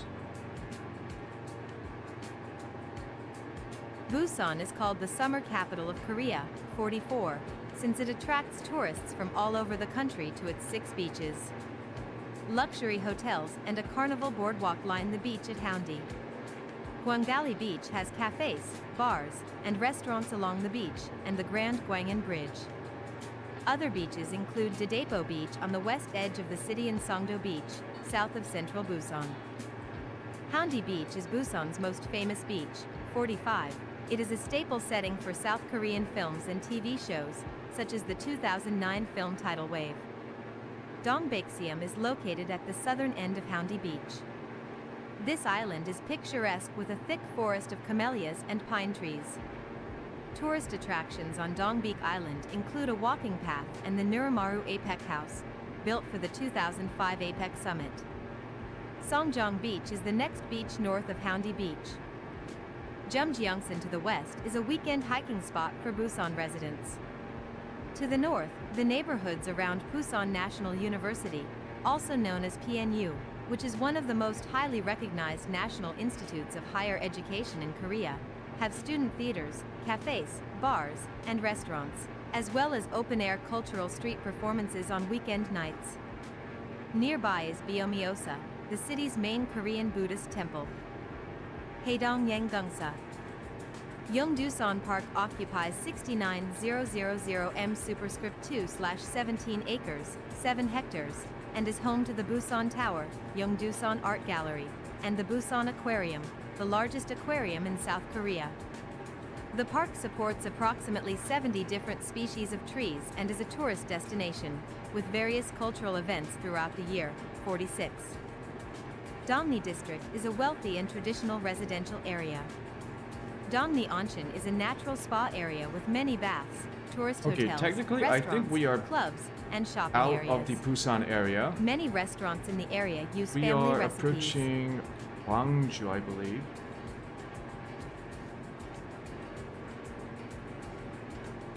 Is there a way to like quickly check where we are?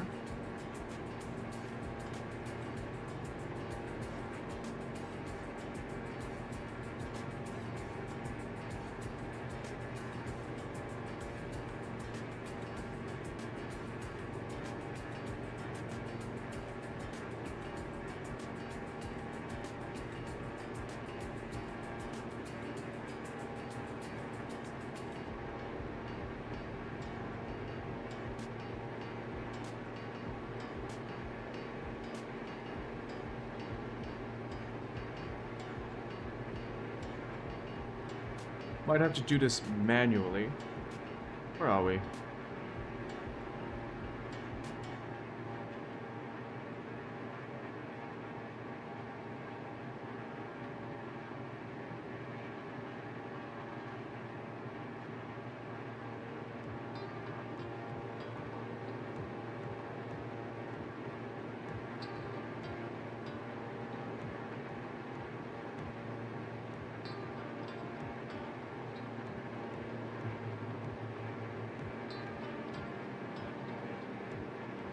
Hold on, let me add a window capture of...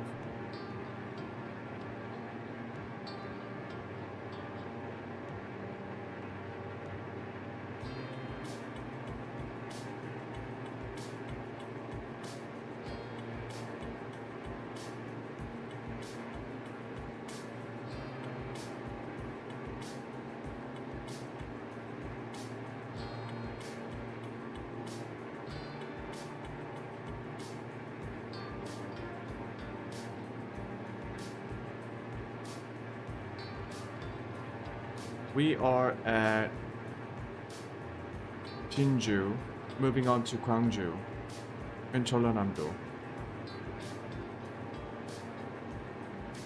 So if we go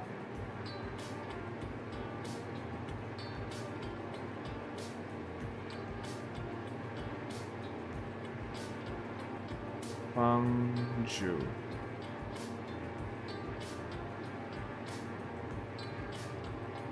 Yeah, that should be Gwangju, right over there. This city.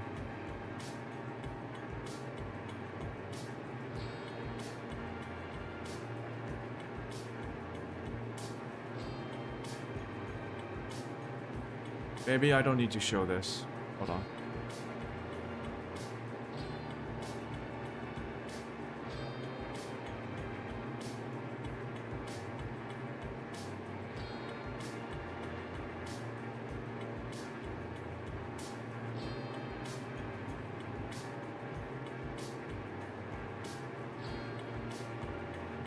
Gwangju, Korean, Gwang.zu, formerly romanized as Gwangju, is South Korea's sixth largest metropolis.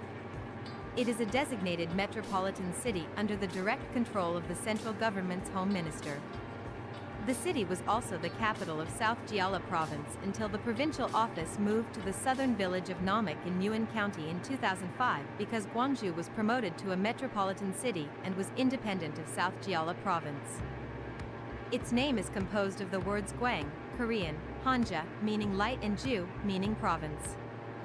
Gwangju was historically recorded as Muju, in which Silla merged all of the land to establish the provinces of Gwangju, Eungju, Jeonju, Amuju, and various counties, plus the southern boundary of Goguryeo and the ancient territories of Silla in the Samguk-sigi, A3. In the heart of the agricultural Jeolla region, the city is also famous for its rich and diverse cuisine.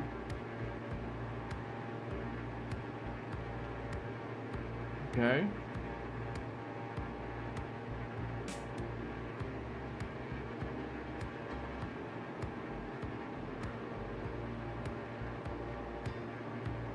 The city was established in 57 BC.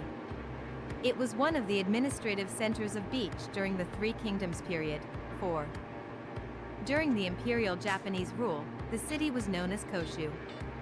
In 1929, a confrontation between Korean and Japanese students in the city turned into the Gwangju Student Independence Movement, a regional demonstration that culminated in one of the major nationwide uprisings against Imperial Japanese cruelty during the colonial period. Citation needed. Modern industry was established in Gwangju, and a railway to Seoul was constructed. Some industries that took hold include cotton textiles, rice mills, and breweries. The construction of a designated industrial zone in 1967 encouraged growth in industry, especially in the sectors linked to the automobile industry. Citation needed. In May 1980, peaceful demonstrations took place in Gwangju against Chun Du-hwan, leader of the military coup d'état of December 12, 1979. It's the Gwangju Massacre. The demonstrations were suppressed by military forces, including elite units of the Special Operations Command. The situation escalated after a violent crackdown, resulting in the Gwangju Uprising, where civilians raided armories and armed themselves. By the time the uprising was suppressed 9 days later, many hundreds of civilians and several police forces/soldiers were dead. After civilian rule was reinstated in 1987, a national cemetery was established to honor the victims of the incident. 5. In 1986, Gwangju separated from South Jeolla Province to become a directly governed city, Jikalsi, and then became a metropolitan city, Gwangyakse, in 1995. 4. Due to a variety of factors, including the ancient rivalry between Beach and Silla, as well as the biased priority given to the Gyeongsang province region by political leaders in the second half of the 20th century, Gwangju has a long history of voting for left-leaning politicians, citation needed, and is the main stronghold for the Liberal Democratic Party of Korea along with its predecessors, as well as the Progressive Justice Party. Citation needed.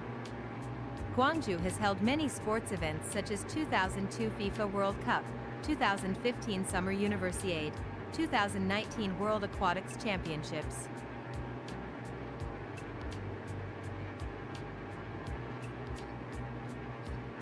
Okay. Maybe I should just read it myself.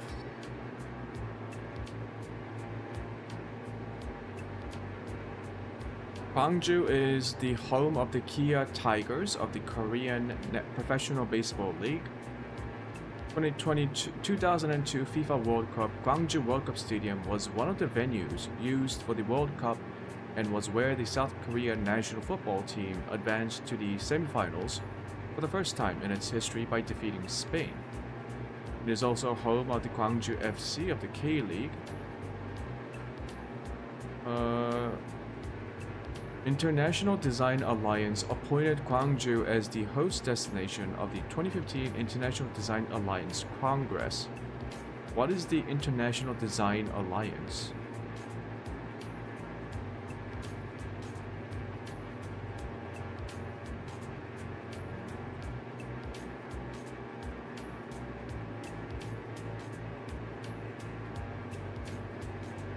Charlie 69, you're off course. What? Clear direct by X. Resume own navigation.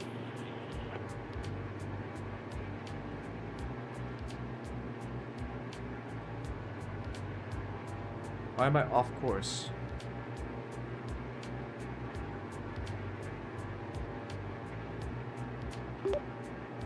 Cleared direct bytex. Resuming own navigation, Charlie 69.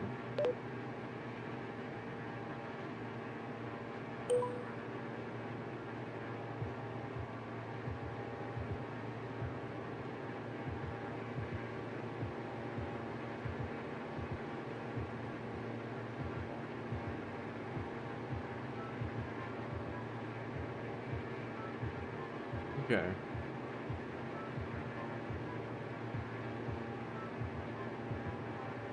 Wait. So I'm looking at the number. I'm looking at a list of notable people who are from Gwangju in Wikipedia, and in politics it says Chi Hyun-chung, Bolivian politician and presidential candidate for 2019 and 2020 elections. Bolivian politician and presidential candidate? Oh, I know this guy. I heard about this guy. Yeah.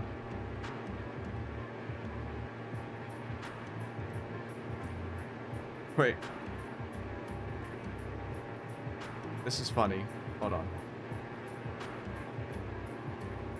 Chi Hyun-chung, Korean, 1, 2, pronounced, Tyne, Spanish, T, X, Junto, born March 7, 1970, is a Korean-born Bolivian doctor, evangelical pastor, and politician.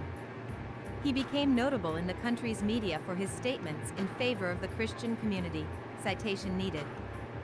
Chung was a candidate for the president of Bolivia for the Christian Democratic Party in the 2019 Bolivian general election, where he came in third place with almost 9% of the vote. 3. He was later the candidate for the Front for Victory in the 2020 Bolivian general election. Due to his conservative ideology, some international news media have described Chung as the Bolivian Bolsonaro. Wait, hold on. So a Korean-born Bolivian politician is sometimes called the Bolivian Bolsonaro. That is so wild.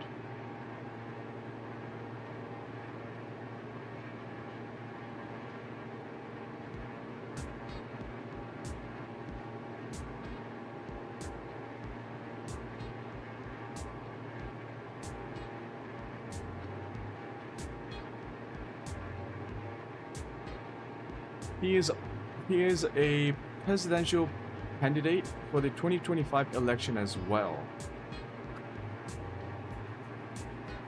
Kang announced his candidacy at an event that utilized K-pop music. What the fuck?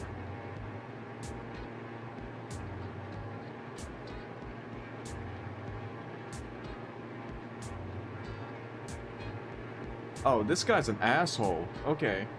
Never mind. Jesus. Okay, I think we are reaching another part of Korea. So Gwangju should be over here. We are now at the southern western, at the most southern western tip of the Korean Peninsula.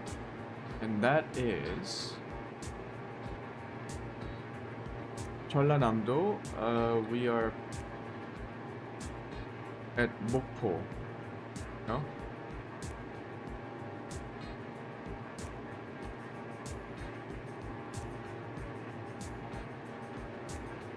Yeah, we should be visiting Mokpo. Mokpo should be right around here.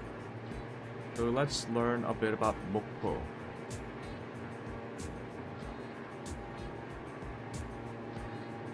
Mokpo.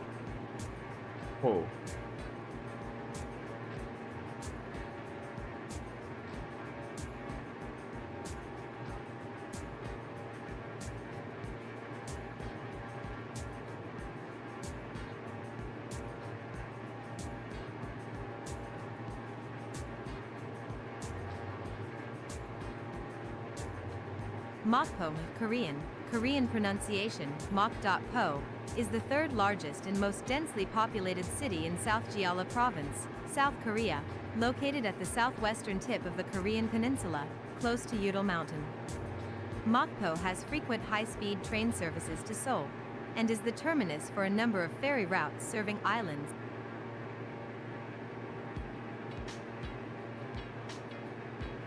Oh. Islands in the adjacent Yellow Sea and Dodohi National Maritime Park. To the southwest of the city is Udalsan Mountain, which is surrounded by strange cliffs like a wall. There are 6 populated and 5 uninhabited islands. 3. The Mokpo Special Tourist Zone covers 6.9 kilometers, 4.3 miles, from the northern port to Udalsan, Old Town area, Samhokdo, and Gatboy. It is home to attractions such as the Mokpo Natural History Museum and the National Maritime Museum. To live up to its name as a coastal city, the city's traditional dishes include a variety of seafood dishes, including raw croaker, braised hairtail, skate, and seasoned crab. 4. Etymology. Edit. Mokpo means literally tree harbor. This terminology initially appeared in the Goryosa, History of Goryeo. Therefore, some historians argue that the city's name referred to trees within the region of the port of Mokpo. Another theory suggests that the Mok in the city's name refers to the throat, a metaphor for the importance of the city's location as an entrance to the Yellow Sea. 5. History. Edit. Mahan and Three Kingdoms eras. Edit. Mokpo belonged to the Mahan Confederacy during the early era of the 3 Han confederacies during the Samhan period, and was called Molahaigun while under the control of the Beech Kingdom. After Silla defeated Beech, Mokpo's region was absorbed, and its name was changed to Mokpo Air Myeonju. Base. In 946, its name was once again changed to Muliangun, and it became part of the Muin Prefecture in the Haeang Province. At the time, the prefecture of Muin referred to a much larger area, which incorporated not only Mokpo but also the area currently called Muin and several islands of Sinan County. 6. According to a KBS documentary, coastal and offshore areas of Mokpo witnessed superior productivity of crops, and important shipping routes to Neju were established along the Yongsan River. 7. Goryeo and Joseon dynasties. Edit. To commemorate his role in the region's history, a statue of Admiral Lee Sun-sin now Oh yeah, stands this is guard where over Admiral Lee Mokpo. Sun-sin was based out of. What is today known as Mokpo had its origins in the Goryeo period. That dynasty's founder, Wang Jian, was serving as a general for later Goguryeo, also known as Taebong, ruled by Gung Yi. Taebong covered the central area of the Korean peninsula, including current-day Gaeseong, which was then called Songhae. As a naval power, Wang Jian was ordered to attack the kingdom of Later Beach, which, like later Goguryeo, was a kingdom which emerged after the disintegration of unified Silla. The operation met fairly successful results. During this time, Wang Jian met his second queen, Queen Jianghua, with whom he had a son, who eventually became Haijong of Goryeo. In 1439, 21 years after King Sejong of the Joseon dynasty came to power, the Mokpo garrison, Jin, was established, which was designed to control 12 offshore islands. During the Japanese invasions of Korea, 1592 to 1598, Admiral Lee Sun-sin established a garrison of naval forces at Mokpo and the island of Goha to secure a base for provisions and I ship believe repairs, that such island as the turtle is ships, also known one as of the these. Geobuxian and One of these Panoxian. islands 8. that's on the screen right now. Open port. Edit. On October 1st, 1897, Mokpo became an open port, 15 years after the opening of the port of Incheon. For Japan, Mokpo held a geographical advantage, being located midway between Nagasaki, Japan, and the Chinese mainland. Japan also valued Mokpo for its proximity to the abundant crops of the Jeolla provinces. After its opening, housing for Japanese settlers was rapidly developed to establish self-government. 9. The Japanese settled predominantly in what is today the Yudeldong neighborhood, close to the main port. The Japanese consulate remained there until the establishment of the Japanese Protectorate over Korea. The Japanese settlers gradually bought farmland in the vicinity of Mokpo, which had previously been illegal. These agricultural fields were desirable because they were inexpensive and not heavily taxed. The resulting harvests from these fields made rice cheaper in Japan, although the price of rice in Jeolla province doubled as a result. 10. After 1905, the influx of Japanese settlers increased and they expanded into Gumudong, where many cherry trees were planted along the street. Japanese called this area Sakuramachi, which means the downtown of cherry blossom trees. 11. With Korea's full annexation by Japan in 1910, the city was given a new name, Mokpo-bu, and saw the construction of the colonial institution, the Oriental Development Company, that facilitated land, agriculture, and settlement projects in the city. 12. Under Japanese rule. Edit. See also, Korea under Japanese rule. Mokpo's status as an open port made it a viable option to use the nearby county of Wando as a link to the region's many offshore islands. In 1914, the completion of the Honam railway line connected the city to Taejun.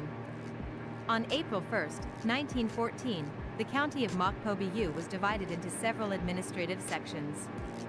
Only the county's urban downtown area, Bunimyeon, became what is today Mokpo City. Following Order No. 11 of the General Japanese Government of Korea, Muin County incorporated Jaido, Palgam, and Docho, which were the other areas formerly comprising Mokpo-bu. During the Japanese colonial period, Mokpo's harbor was used to forcibly export the produce of the region. In 1918, the colonists established ginning facilities for manufacturing large amounts of goods in both Mokpo and if you look at Iri, any of the regions in current Iksan Korea, in North Jeolla there's got to be a province. huge section 13. about In 1932, the what it city was like under incorporated parts of Muin, Japanese becoming colonial the 6th rule. largest city in the Korean peninsula with a population of 60,000. Indigenous products were cloth, rice, salt, and coastal foods. 14. The harbor played an important role, supplying goods to Japan, including large quantities of cotton. 15. After independence. Edit. In 1949, Mokpo-bu was redesignated Mokpo City, after the government altered the administrative region. In 1973 and 1987, large areas were added to Mokpo City, including one of the most famous tourist spots, Samhokdo, Three Crane Island. Samhokdo was reclaimed by connecting a series of islands, a process of landfill operations which lasted from 1968 to 1973. The island is divided into 3 major sections, and over 6 years the city constructed 5 bridges to link those 3 sections. In 2000, the city initiated a plan to restore a naturalized island for tourism, which brought tremendous criticism from environmental groups. On March 1, 2007, Samhokdo was opened to the public. 17. Other projects in Mokpo included a coastal filling process near the North Harbor and the building of a new port in Cheongmudong. In 1980, the Gwangju democratization movement swept the area. In Mokpo, student movements were initiated by several people marching along the boulevard from Mokpo Station to the Second Plaza, carrying cards displaying the word freedom. Mokpo Station served as a hub for many groups supporting the people of Gwangju. 18. Just to give you an example of how close this is, that's Gwangju, the city of Gwangju. That's Mokpo, like right behind us. So it's like practically next to each other. Well, it is literally next to each other.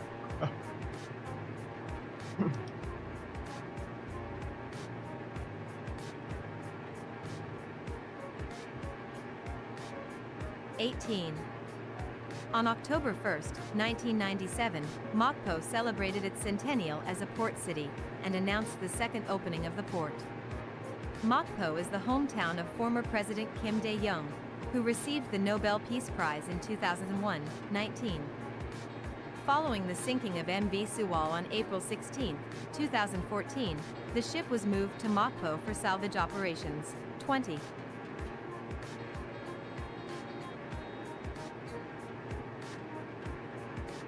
Okay, just checking my fuel here. 13 gallons per hour. Oh, I shouldn't be at 100%. 75% cruise. 7 gallons per hour. 1,500 miles of range. Good.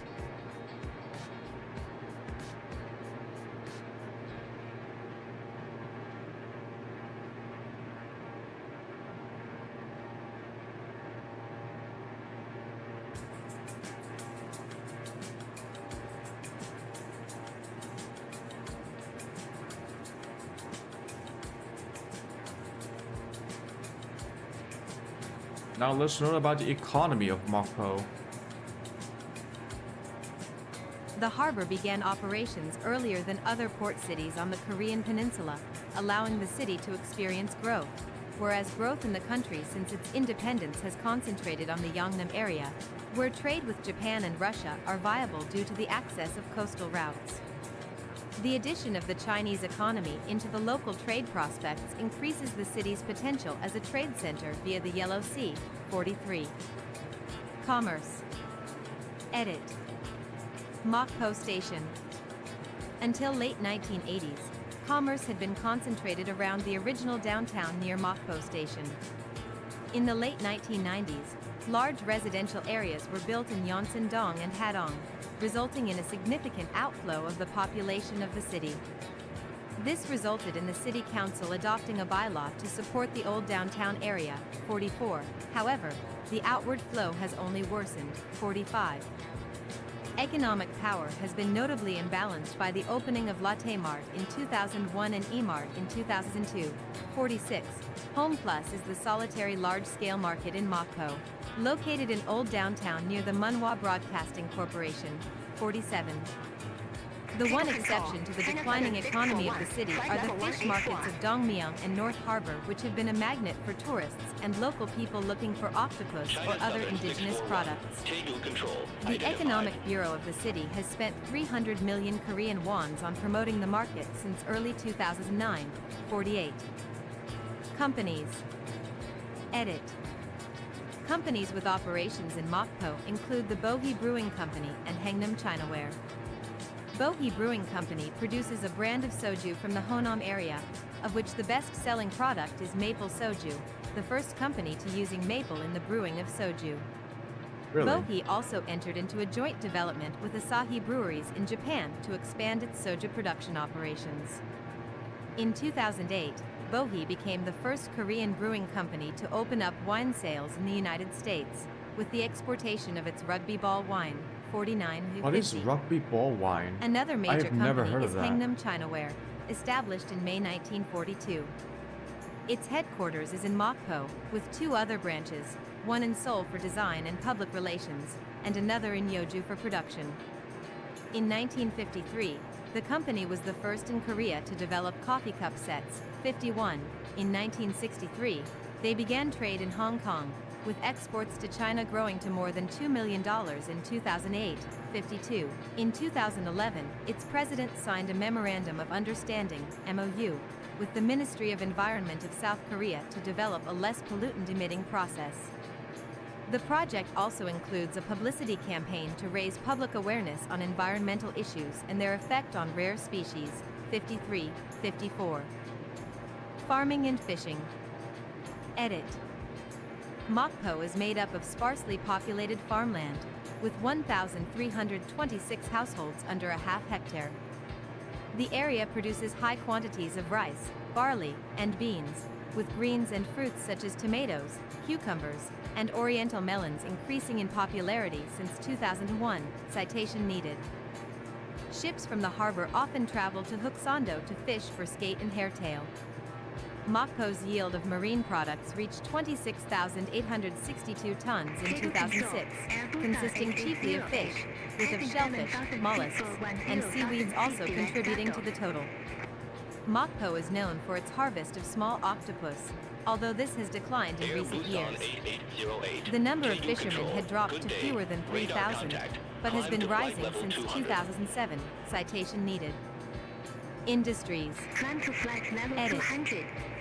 The regional economy relies heavily on the Daebul Industrial Complex and Hyundai Samho Heavy Industries located near Yeongam. The imports of merchandise support the local economy of Mokpo as they pass through its harbor.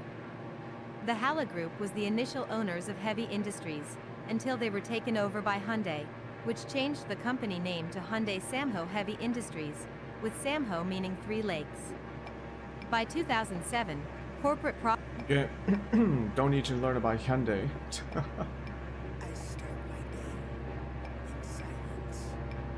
And I also think we are now out of Mokpo. We are back to Gwangju. We are flying over Gwangju. And we should be making our way into... what would that location be? Jeonju. Jeonju should be around here.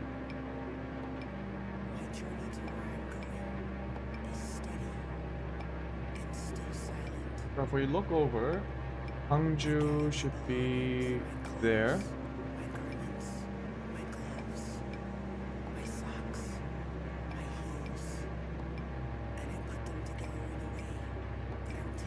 What is that?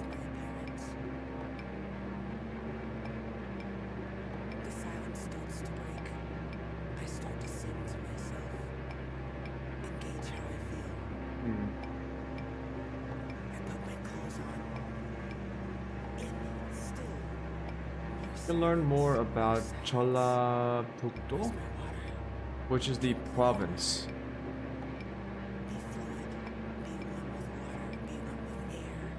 Jeolla province. Yeah, this whole area, let me show you. This whole area is called the Jeolla province, making it the southern. It's the it's the most southern western part. It's divided into 2. Let's read about this. Jeolla Province, Korean, Hanja, TCVLLA.do, was one of the historical 8 provinces of Korea during the Kingdom of Joseon in southwestern Korea. It consisted of the modern South Korean provinces of North Jeolla, South Jeolla, and Gwangju Metropolitan City, as well as Jeju Province. The provincial capital was Jeonju, the current capital of North Jeolla. The entire inland region was called Honam, lit, south of the lake, which is still commonly used today. Jeollado, including North and South Jeolla, was the first province/state out of the 8 provinces system to have its 1,000th year anniversary in 2018. 1,000th year as the name anniversary. Jeollado was established in 1018, during Haenjang of Goryeo 9th year in power. 1. The population of Jeollado is 4,973,834 as of January 2024.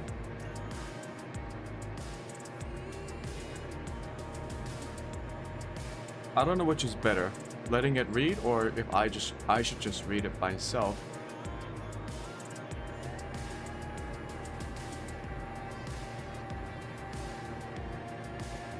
During the Samhan era of Korean history, the area of Jeolla was controlled by the Mahan Confederacy and the Tamna Kingdom of Jeju.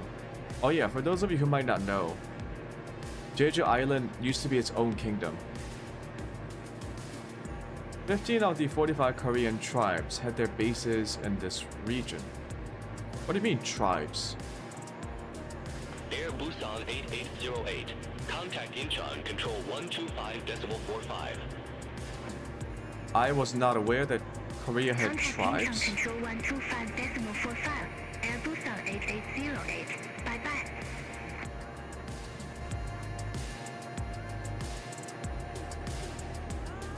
When Shilla, one of the kingdoms during the Three Kingdom period in the 5th century, when Shilla conquered Baekje with the help of Tang China in 660 CE, what was it? Common Era and BCE, CE and BCE, yeah, CE. It became a territory of later Shilla during the 16th year of the reign of Munmu of Shilla. Shilla reorganized this territory into 9 Chu and 5 Gyeong. 3 of the Chu belonged to the former Baekje. The northern territory of former Baekje, Ungju, corresponds to modern-day South Chungcheon Province. Chung?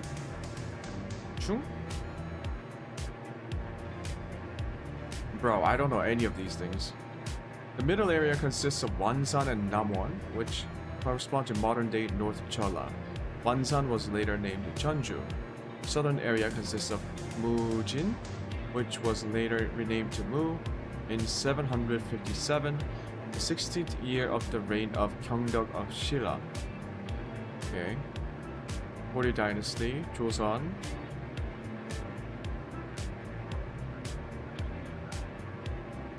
Okay, nothing particularly interesting in the Wikipedia page.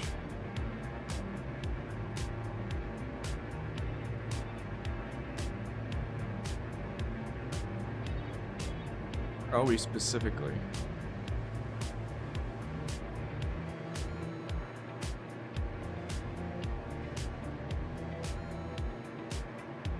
We have passed Gwangju.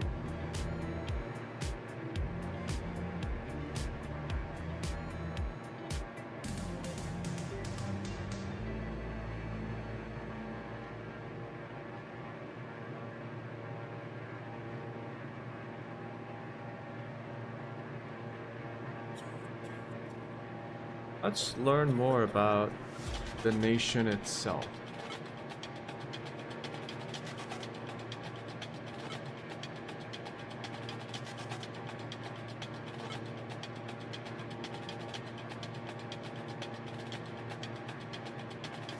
I can tell we need to talk about things, so I'll let you start. Yes, South Korea, A, officially the Republic of Korea, ROK, comma, B, is a country in East Asia. It constitutes the southern half of the Korean peninsula and borders North Korea along the Korean demilitarized zone, with the Yellow Sea to the west and the Sea of Japan to the east. Like North Korea, South Korea claims to be the sole legitimate government of the entire peninsula and adjacent islands. It has a population of about 52 million, of which half live in the Seoul metropolitan area, the 9th most populous metropolitan area in the world. Other major cities include Busan, Daegu, and Incheon. The Korean peninsula was inhabited as early as the Lower Paleolithic period. Its first kingdom was noted in Chinese records in the early 7th century BC. From the mid-1st century BC, various polities consolidated into the rival kingdoms of Goguryeo, Beach, and Silla, with the Beach, it's lattermost Pekton. unifying most of the peninsula for the first time in the late 7th century AD, while Balhae succeeded Goguryeo in the north. The Goryeo dynasty, 918 to 1392, achieved lasting unification and established the basis for modern Korean identity. The subsequent Joseon dynasty, 1392 to 1897, saw the height of cultural, economic, and scientific achievement as well as prolonged peace and isolationism from the mid-17th century. The succeeding Korean Empire, 1897 to 1910, sought modernization and reform but was annexed in 1910 into the Empire of Japan. Okay, let me talk Japanese about rule this. ended The Korean Empire, which lasted from 1897 to 1910, so it lasted a whole 13 years, right?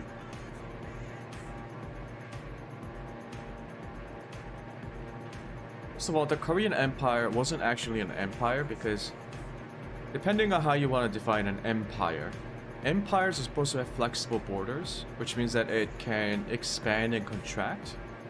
Instead of having borders, empires have frontiers. So think about the Roman Empire, right? The borders aren't the same. It's not the same kind of borders that we think of when we think of nation states, because that's what empires do. Empires expand or contract depending on whether or not they can conquer their neighbors. The Korean Empire wasn't really an empire. They only named it an empire because they thought it looked cool and they thought it was modern, because all the other major powers in the world at the time were all empires. The British Empire, the French Empire, the Spanish Empire. The United States didn't really call themselves an empire, but a lot of people saw it as an empire. The Chinese are always empires. The Russian Empire, you know, the great Italian Empire, which was also quite late to the imperial game. Yeah, the Korean government at the time decided to just switch into an empire without fully understanding what an empire is, which really speaks volumes about their lack of political understanding of the world at the time. But it was really, it's both funny, tragic, and a cautionary tale of why you shouldn't do like 300 years of isolationism. You become ignorant of how the world works. So, let's learn about the Korean Empire, which lasted 13 years. Jesus. The Korean Empire, officially the Empire of Korea, B, or Imperial Korea, II, was a Korean monarchical state proclaimed in October 1897 by King Gojong of the Joseon dynasty. The empire lasted until the Japanese annexation of Korea in August 1910. During this period, Emperor Gojong oversaw the Gwangmu Reform, a partial modernization and westernization of Korea's military, economy, land system, education system, and various industries. In 1905, the Korean Empire became a protectorate of the Empire of Japan. After the Japanese annexation in 1910, the Korean Empire ceased to exist. No shit. Much too little, much too late.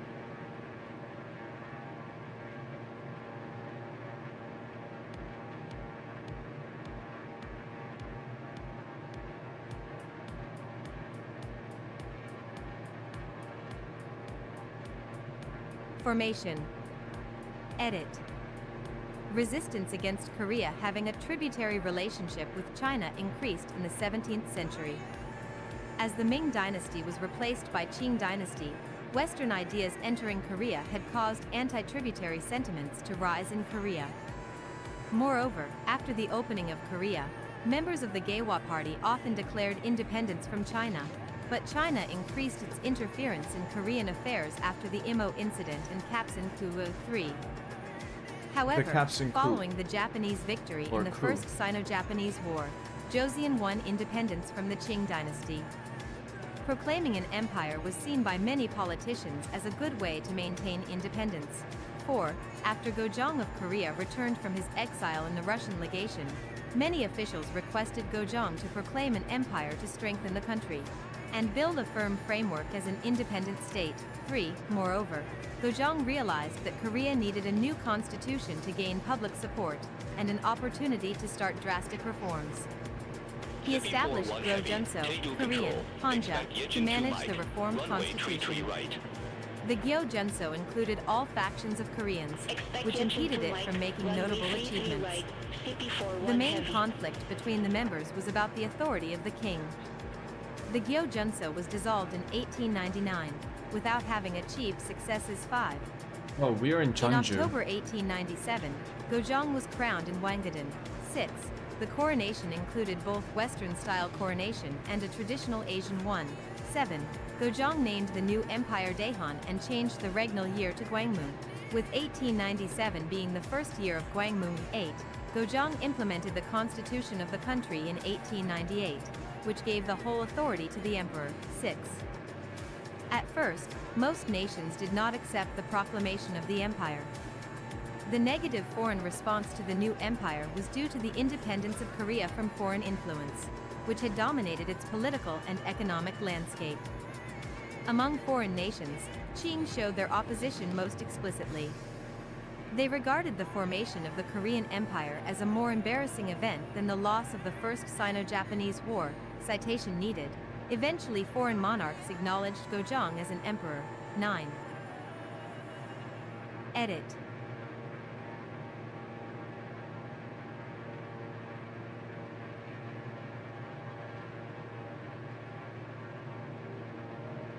Yep, the Korean Empire was not a successful empire.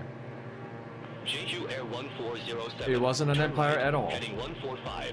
Vectors for Incheon Airport. It was still a kingdom, with very fixed Turn right, cultural and heading historical and 145. political Jeju borders. Air 1407.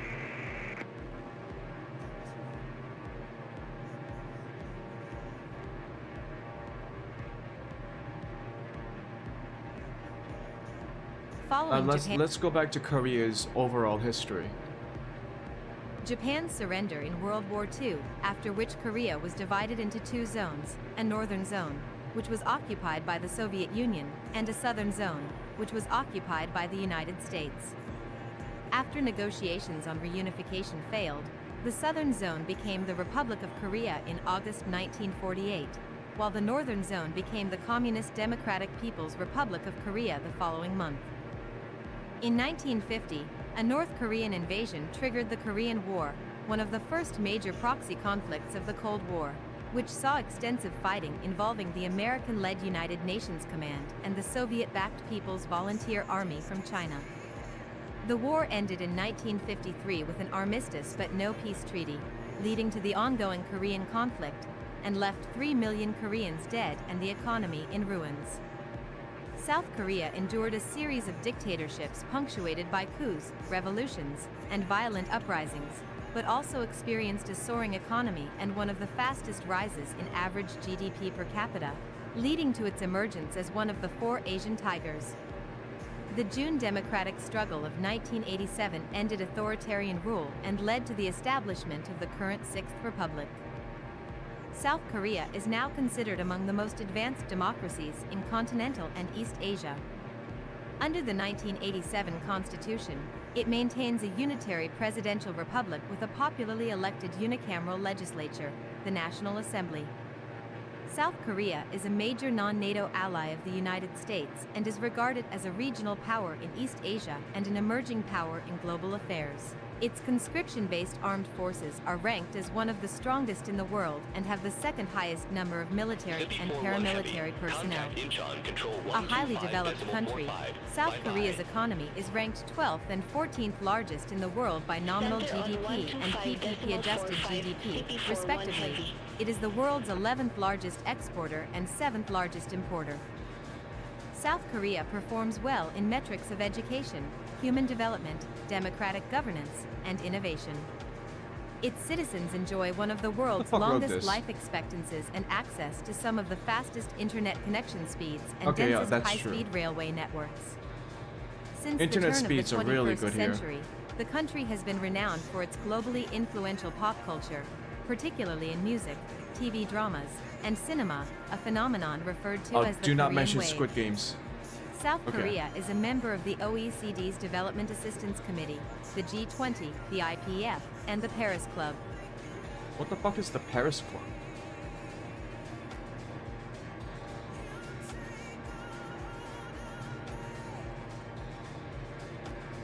Okay, some of the descriptions were a little bit too rosy, but overall, not bad for a Wikipedia entry. The name Korea is an exonym derived from the historical Korean kingdom name Goryeo, Korean, Hanja, Mr, Koryo. Goryeo was the shortened name officially adopted by Goguryeo in the 5th century, 11, 12, 13, and the name of its 10th century successor state Goryeo, 14, 15. Visiting Arab and Persian merchants pronounced its name as Korea. 16. The modern name of Korea appears in the first Portuguese maps of 1568 by João Vaz d'Arado as Conrai, 17, and later in the late 16th century and early 17th century as Korea, Korea, in the maps of Teixeira Albernaz of 1630, 18. The kingdom of Goryeo became first known to Westerners when Afonso de Albuquerque conquered Malacca in 1511 and described the peoples who traded with this part of the world known by the Portuguese as the Gores. 19. Wait, what? The kingdom of Goryeo became first known to Westerners when Alfonso de Albuquerque conquered Malacca in 1511 and described the peoples who traded with this part of the world known by the Portuguese as the Gores. Despite the coexistence of the spellings Korea and Korea with a C or a K in 19th century publications, some Koreans believed that Imperial Japan, around the time of the Japanese occupation, intentionally standardized the spelling of Korea, making Japan appear first alphabetically. Okay, that's kind of petty. So the Koreans were established traders with the Portuguese, or Malacca, in 1511. Not surprised. Not surprised. Like, there are paintings of Arab merchants in Korea in like the 5th century, because the Arab merchants traveled to China using the Silk Roads, and they made their way, some of them made their way into the Korean peninsula and also probably into the Japanese main islands themselves quite early on. So I'm not surprised that the Koreans were also trading with the Portuguese or the Moluccans in the 16th century.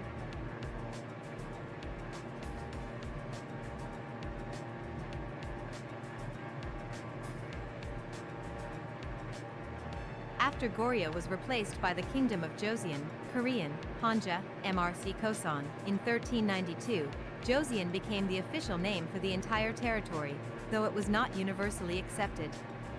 The new official name has its origin in the ancient Kingdom of Gojoseon, 2333 BC. In 1897, the Joseon dynasty changed the country's official name from Joseon to the Korean Empire, Korean, Hanja, RR, Daehan Jegik, Mr Taehan Chegik, lit. Great Han Empire. A portion of the Korean Empire's name Daehan, Korean, Excuse Hanja, me. lit. Great Han, derives from Samhan, 3 Han, referring to the three kingdoms of Korea, not the ancient confederacies in the southern Korean peninsula.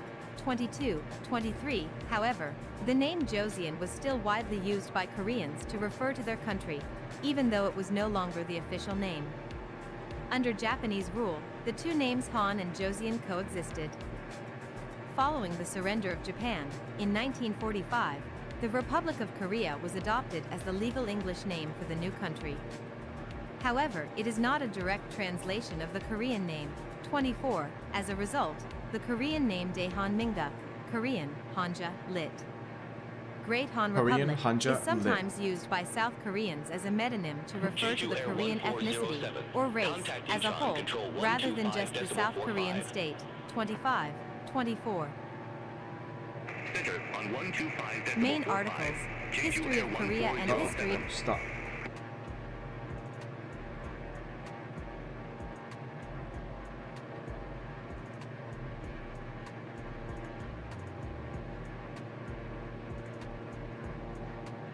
The Korean peninsula was inhabited as early as the Lower Paleolithic period, 27-28. According to Korea's founding mythology, the history of Korea begins with the founding of Joseon, also known as Gojoseon or Old Joseon, to differentiate it from the 14th century dynasty, in 2333 BC by the legendary Dangun, 2930. Gojoseon was noted in Chinese records in the early 7th century, 31. Gojoseon expanded until it controlled the northern Korean peninsula and parts of Manchuria. Jija Joseon was purportedly founded in the 12th century BC, but its existence and role have been controversial in the modern era. 30-32, in 108 BC, the Han dynasty defeated Wyman Joseon and installed 4 commanderies in the northern Korean peninsula. 3 of the commanderies fell or retreated westward within a few decades. As Lelong Commandery was destroyed and rebuilt around this time, the place gradually moved toward Liaodong, clarification needed. Thus, its force was diminished and only served as a trade center until it was conquered by Goguryeo in 313, 33, 34, 35. Beginning around 300 BC, the Japonic-speaking Yayoi people from the Korean peninsula entered the Japanese islands and displaced or intermingled with the original Jaman inhabitants. 36. The linguistic homeland of Proto-Koreans is located somewhere in southern Siberia/Manchuria, such as the Liao River area or the Amur River area. Proto-Koreans arrived in the southern part of the Korean peninsula at around 300 BC, replacing and assimilating Japonic speakers and likely causing the Yayoi migration. 37. Three Kingdoms of Korea. During the Proto-Three Kingdoms period, the state... Contact DMT arrival 119.2, Jeju Air 1351. Okay, that's not us. But States of Bio, Okjeo, Dongya, and Samhan occupied the whole Korean peninsula and southern Manchuria. From them, the 3 kingdoms of Korea emerged: Goguryeo, Baekje, and Silla. Goguryeo, the largest and most powerful among them, was a highly militaristic state, 38, and competed with various Chinese dynasties during its 700 years of history. Goguryeo experienced a golden age under Gwanggaeto the Great and his son Jangsu, 39, 40, 41, 42, who both subdued Baekje and Silla during their respective reigns, achieving a brief unification of the 3 kingdoms and becoming the most dominant power on the Korean peninsula, 43, 44.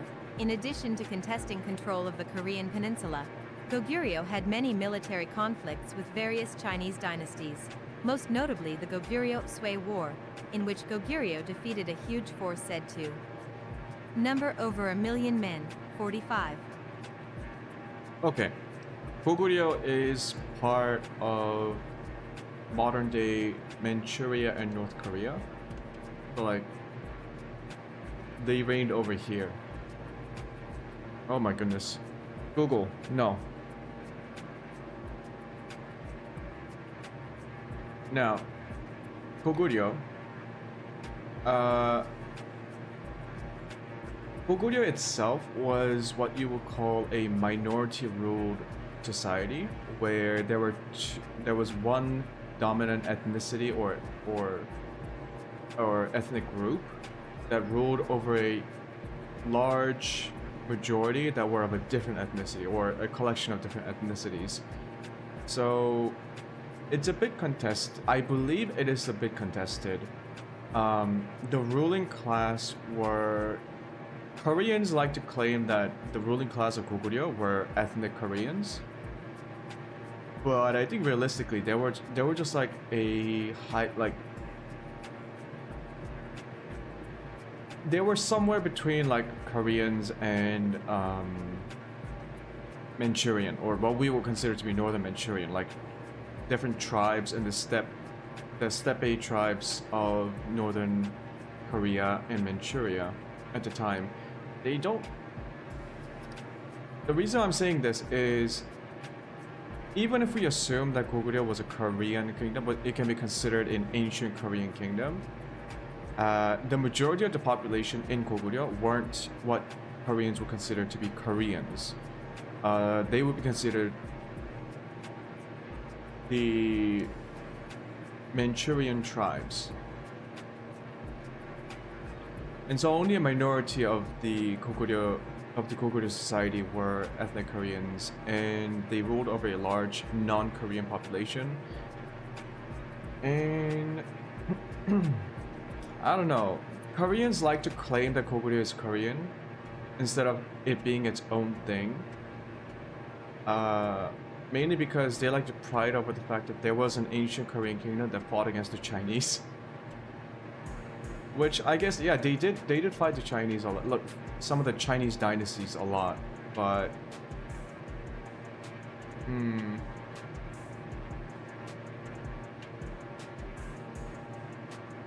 you know what it sounds like? Wasn't it like an ancient? It's like claiming like in the early like pre-6th century, pre-5th century England, there used to be a lot of what was it? French nobles and French dynasties controlling like parts of Britain, right? Even though they were considered British ruling clans, they had like roots in France or other European countries. It would be like the French claiming that the British during the 5th century were French. Sure, you had a minority ruling class, like the dynasty itself had bases in France, but like it was its own thing. Britain was its own thing in 4th century, 5th century, although it wasn't unified at the time. You get what I mean, right? Koreans like to say Goguryeo was a Korean thing. I don't think that's a particularly useful way of understanding history. I think Goguryeo was its own thing, like a hybrid culture between Koreans and all the tribes up in the north, as well as Chinese too. Like it was right there between China, Manchuria, and Korea. So they had very different cultures. They had a very different societal makeup, including the minority rule over a large non-Korean adjacent ethnic group. So yeah, I bet a lot of Koreans don't like the fact that I don't particularly think we should consider it a purely Korean state, but it was such a different it was just a very different society compared to like the southern Baekje and Shilla kingdoms. Shilla is interesting. Shilla had a much more closer relationship with Japan, or some of the other clans or dynasties or tribes in Japan at the time. And when Goguryeo conquered Shilla and Baekje, a lot of the nobles and other people migrated to the Japanese islands as refugees, fleeing from Goguryeo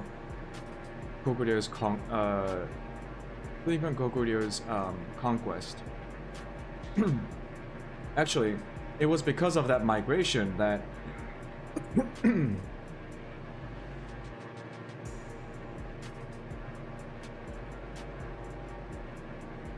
excuse me. It was because of the migration of Shilla and Baekje people into the Japanese islands when Goguryeo successfully conquered southern parts of the Korean peninsula. There is I think it's like a prefecture in Japan, or one of the dynasties, one of the noble dynasties in Japan. I guess they don't call it a dynasty, it's like a clan. One of the noble clans in Japan historically is actually a Shilla or a Baekje clan that migrated over to Japan and became an established clan in Japanese politics.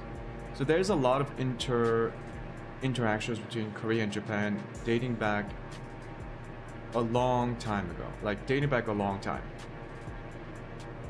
Yeah. Shit, I might just look that up. Anyways. Oh, and another thing about Goguryeo. There was like this war, the Goguryeo-Sui War, in which Goguryeo defeated a huge force said to number over 1 million men. Now, here's the thing. This war,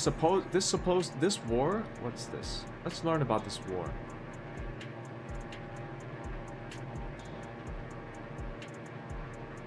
The Goguryeo-Sui War were a series of invasions launched by the Sui dynasty of China against Goguryeo, one of the three kingdoms of Korea, between AD 598 and AD 614. It resulted in the defeat of the Sui and was one of the pivotal factors in the collapse of the dynasty, which led to its overthrow by the Tang dynasty in AD 618.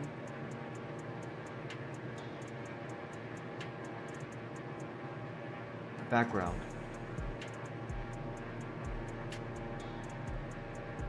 The Sui dynasty united China in AD 589, defeating the Qin dynasty and ending the division of the country that spanned almost 300 years.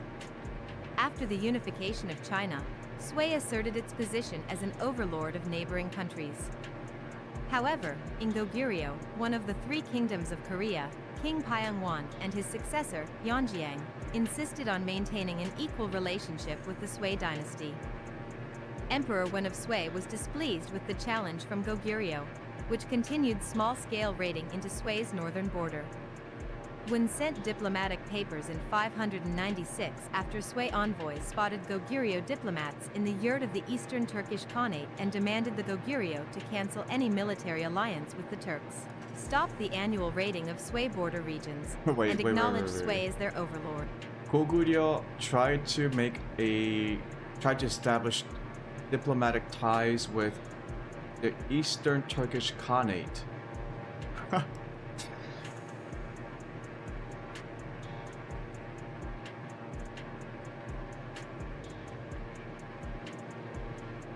Sneaky. Very sneaky.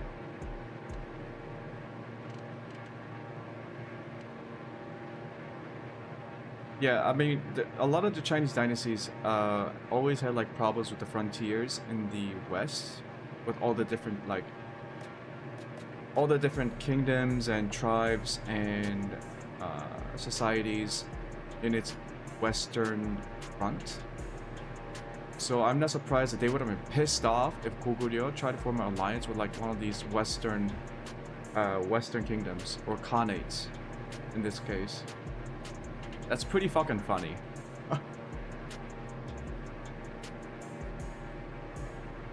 So how the fuck did they sneak past? Well, I guess it's like medieval times, so it's not hard to sneak around, but still.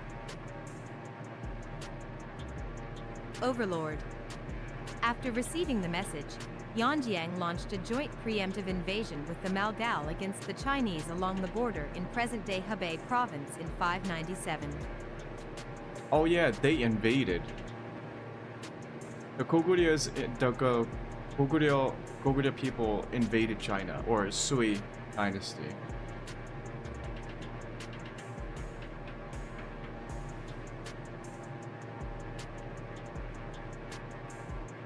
So this was not the defensive war, which they fought, in which the Goguryeo people were said to have defeated over 1 million Chinese soldiers. But yeah, this is like the first Emperor one. Wen ordered his fifth and youngest son, Yang Liang, assisted by the co-prime minister Yao Jiang, and Admiral Zhou Luoho, to invade and conquer Goguryeo with an army and navy totaling 300,000, mostly composed of horse archers. Yang Liang's army faced the early rainy season when it reached Goguryeo. The unseasonably heavy rain made the army's progress almost impossible and hampered the transport of provisions. Constant attacks by Goguryeo forces and illness inflicted heavy casualties. Coming to the conclusion that the army could not achieve the objective on its own, Yang decided to combine with Zhou's naval fleet and proceed. Zhou's navy also came across their own challenges, contending with rough seas, losing many ships despite staying close to the coastline. Whenever they anchored, Goguryeo detachments were present to attack the Sui sailors, and Sui fleet suffered a devastating loss.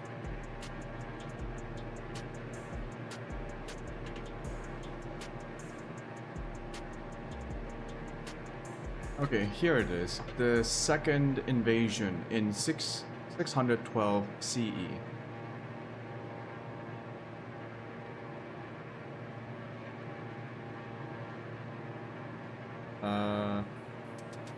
Holy shit, there's a lot of entries for this war.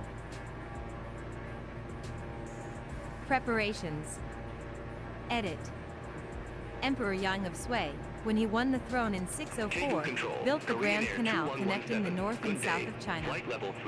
The south, economic base of China, and the north, political base of China, were connected by the canal, allowing transportation of troops for the massive military campaign. 16. After the construction of the canal, Emperor Yang ordered the enlisting of soldiers in 611. He instructed them to gather in present-day Beijing. The force gathered by year's end was one of the greatest in civilization according to the Book of Sui, which states that 1,133,800 troops were mobilized and that the support troops multiple times that number. The army began to depart in early 612, and its size made it take 40 days for all of it to depart. The long line of soldiers stretched for about 300 kilometers. The strength and losses may have been inflated by Tang Dynasty historians. Yeah, so extreme doubt on that, right? This was in the early 7th century. After Common Era, or in Common Era. 1 million sized army. So it sounds like that's the actual combat forces, and the supporting forces were multiple times that number. Now, let's think about this.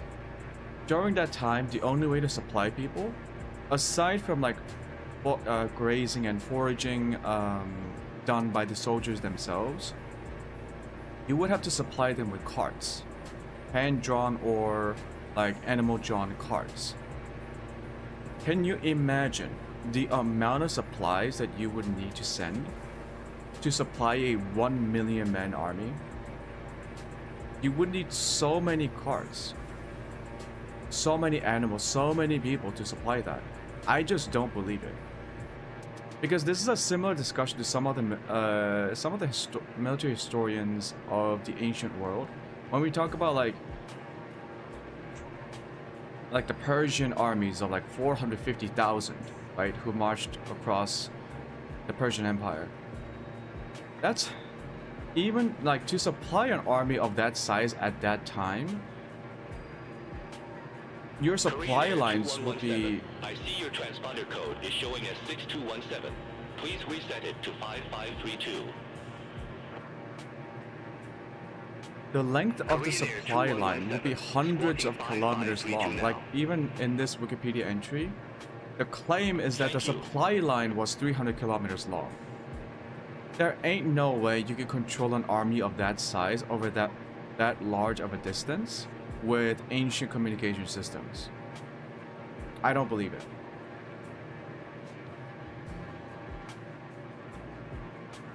Maybe if you had multiple campaigns, right? So you have like an army the size of 100,000.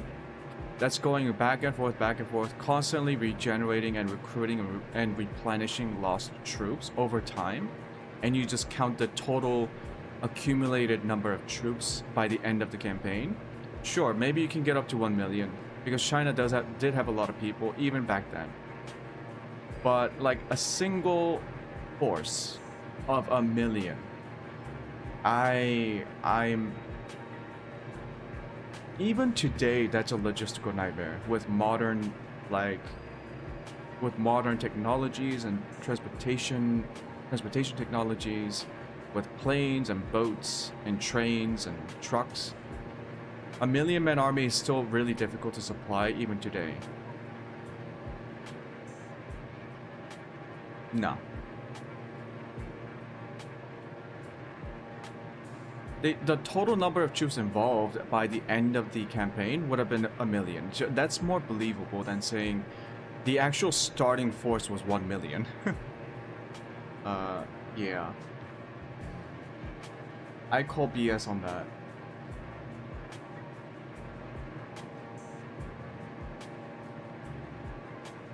Like, to give you a reference, the United States military has a standing army of right now, like active troops, I believe of 400,000. Korea has 450,000. The United States has a large reserve, which I think goes up to like over 1 million. But yeah, the Korean military today has about was it 600,000? I think the Korean military has like 600,000 plus 200,000 to 300,000 in reserve. God, I forgot all about these stats. But yeah, it's not 1 million, right? North Korea, I think North Korea technically has like 1 million man standing army, but they don't move around and they don't do campaigns. And it's not like if you start the war, all of the 1 million soldiers will be considered like actually part of the military operation. Most of them will be stationed along the borders or in the facilities or in the towns and provinces that they're based in. They're not going to be part of the actual fighting force. Airbus on 155. One of the largest wars in recent times. Well, there's the war in Ukraine and Russia, and the Russian invasion of Ukraine. But yeah, think about that. Even then, Russia's current standing armies are like 800. I don't want to get this wrong. Was it around 600,000? Was it 700,000? They do replenish troops over time, right, with constant recruitment drives and mobilizations. But no one's walking around with 1 million man armies, even today. So, to imagine a 1 million man army in the 6th century, it's a bit far-fetched.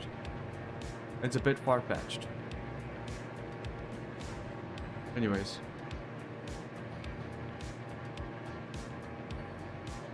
Enough about this war. Where are we? We're in the middle part of Korea, which is...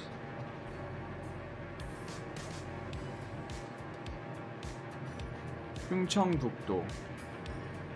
Wonju. Actually, we might be over Wonju.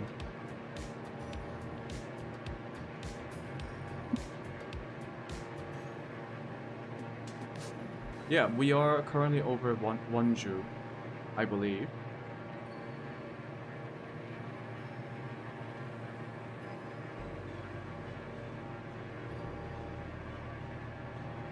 Let's look at Wonju.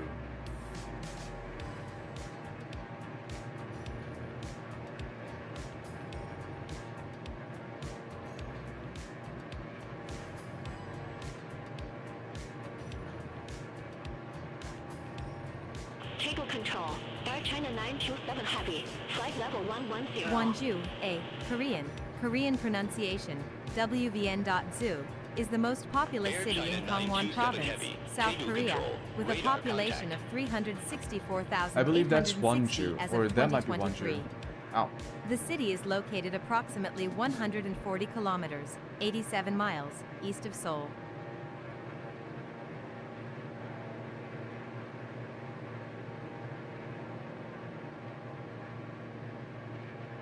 Seoul. History. Edit. See also, Joseon. During the time of Great Joseon, Wonju was the capital of the historic Gangwon province, one of the 8 provinces of Korea. Korean War. Edit. See also, Korean War and Bodo League Massacre.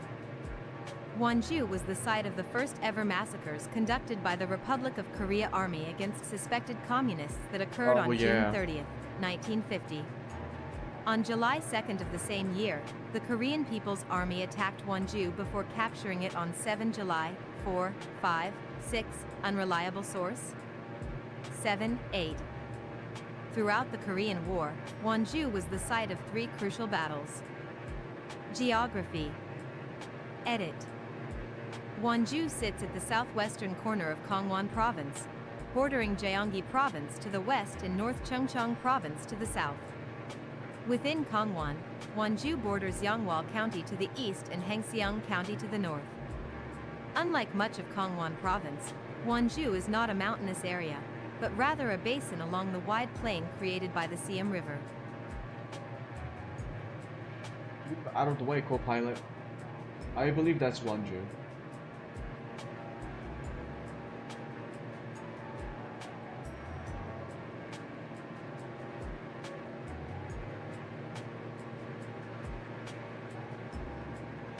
You know what? When I'm planning the flights over a country, I might just go... I might make a lot more waypoints based on like cities, what appear to be cities, or different geographical features that I want to visit. And I think to do that more reliably, I think I should create a flight plan in the web browser version of SimBrief. Because in the in-game version of whatchamacallit, in the in-game version,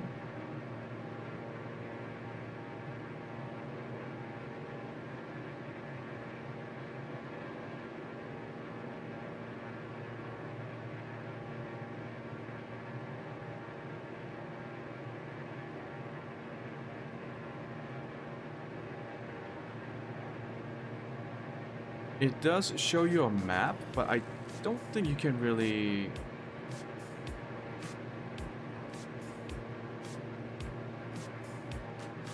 No, don't load it. Yeah, once we land in Incheon, I'll think about...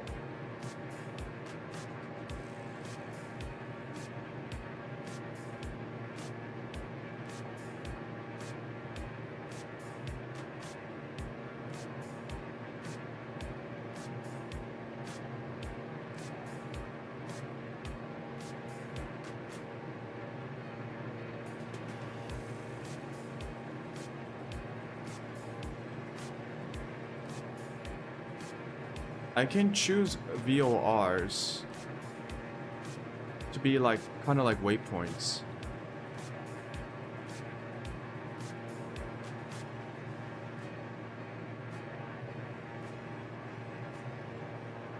No. Yeah, I think I need to be on the web browser version to be able to contact Incheon control 125.45. more reliably select custom waypoints. Center on 125.45, Airbus on 155. I can do it with the base game flight planner, but the base game flight planner is kind of meh.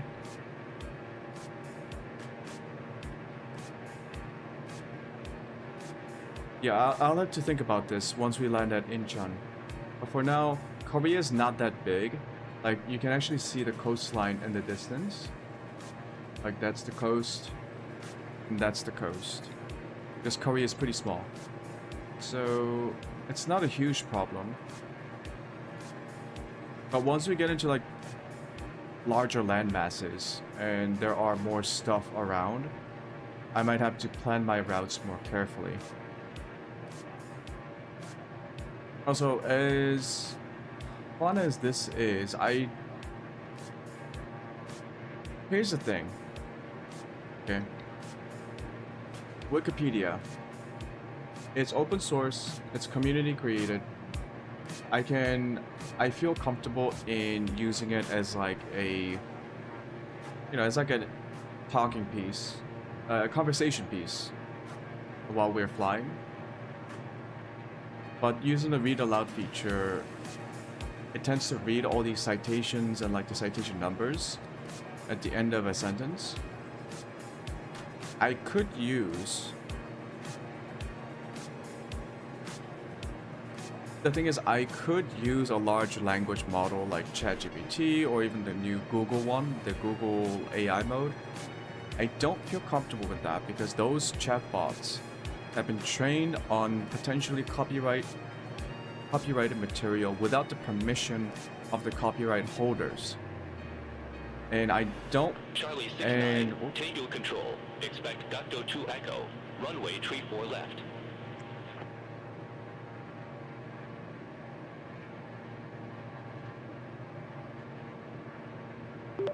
Expect Gakdo 2 Echo 24 left.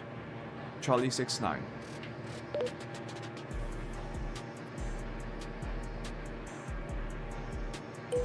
Okay, let me communicate with the ATC here.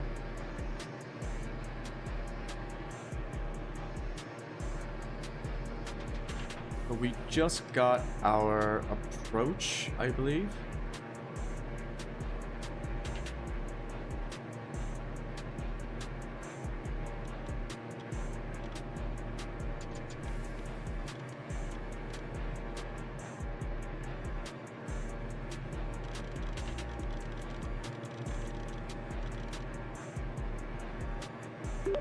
Control Charlie 69, say again your last.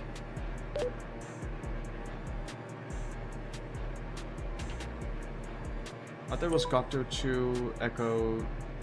Table control Charlie 69. You need to make a taxi request and check the frequency for instructions. Son of a bitch, that's not what I said.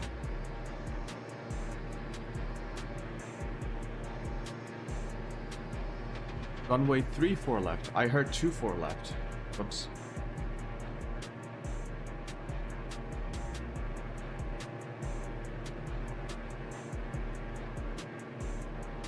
Okay. Gakdo 2.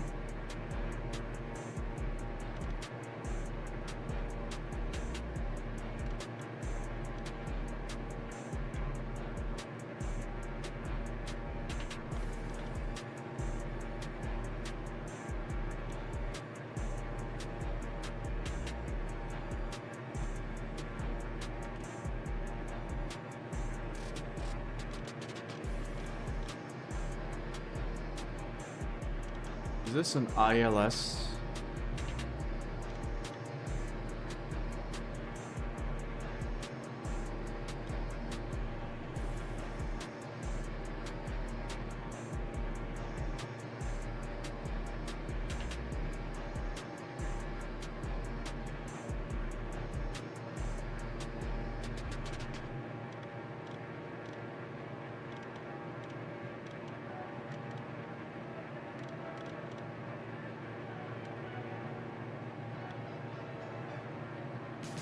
I don't see Gakdo 2 Echo transition.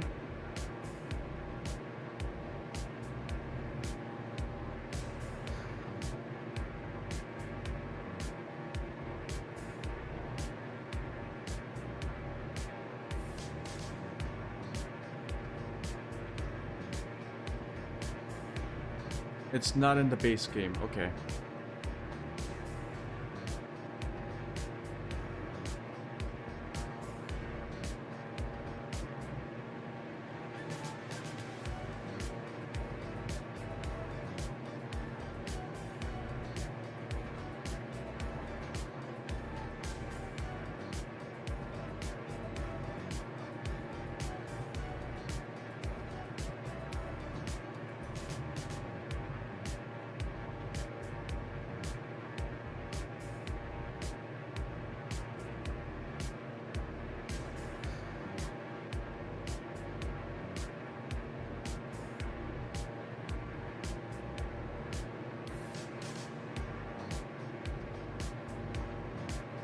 Where is Gakdo?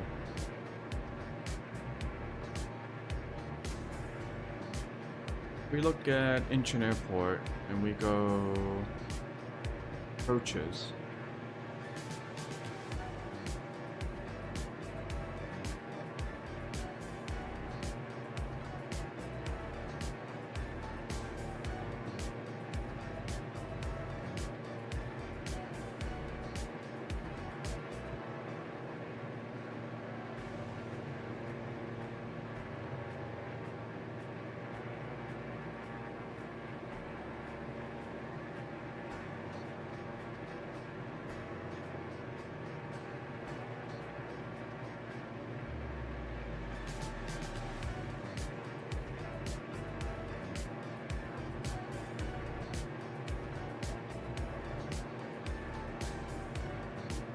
We could ask for like a different approach.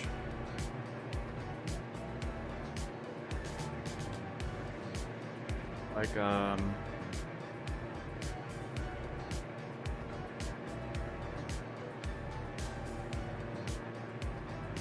to NPL entry 34 left, so the same runway. RNAV. All Nippon 8475 Heavy. Contact Incheon, control 125.45. There's a plane coming at us. Control 125.45. All Nippon 8475 Heavy.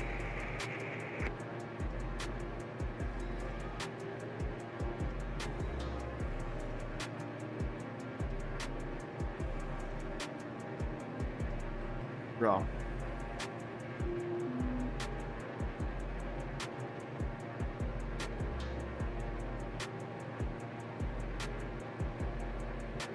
Fucking asshole.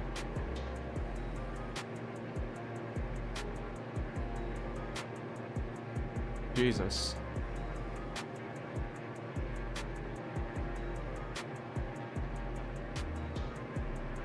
Control, what the fuck are you doing? You should have warned me about this.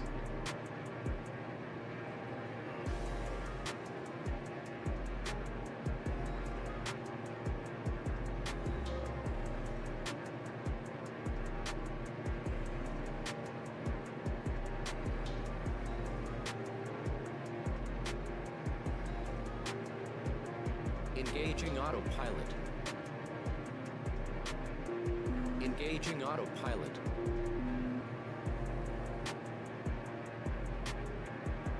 Almost ran into a Engaging autopilot. almost ran into a plane. But we're fine.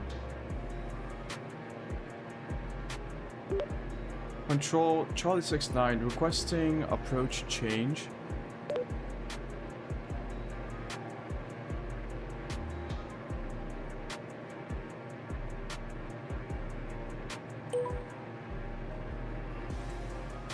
Charlie 69, changes to your approach are not supported at this time. Unable. Yeah.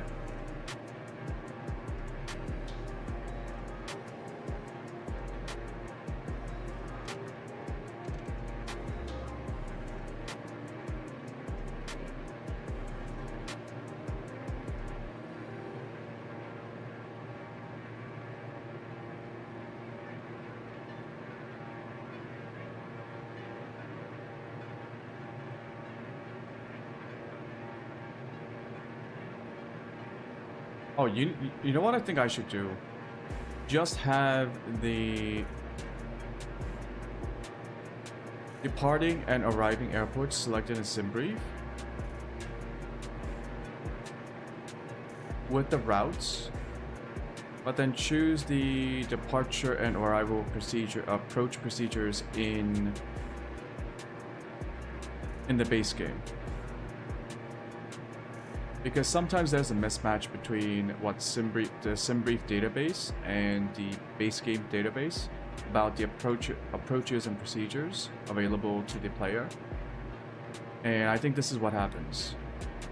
I don't have data on the approach assigned to me. Charlie 69, Gakdo 2 Echo, runway 34 left. Report ready for descent. Gakdo 2 Echo, runway 34 left, ready for descent. Charlie 69.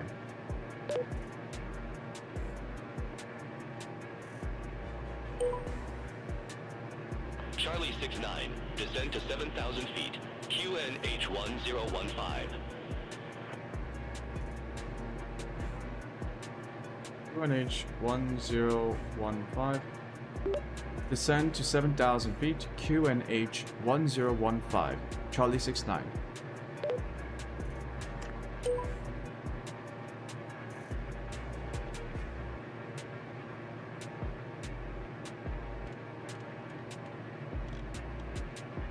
$7,000 feet. We'll use vertical.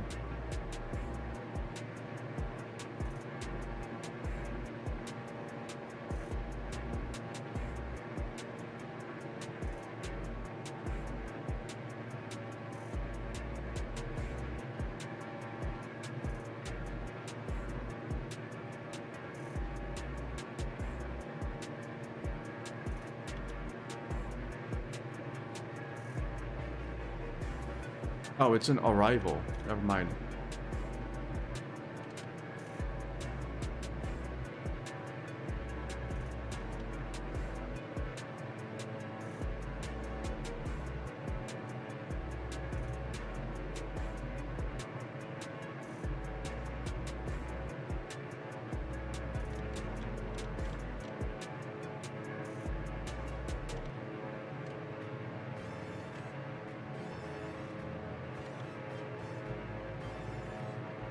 Okay, I need to concentrate on this thing for a sec.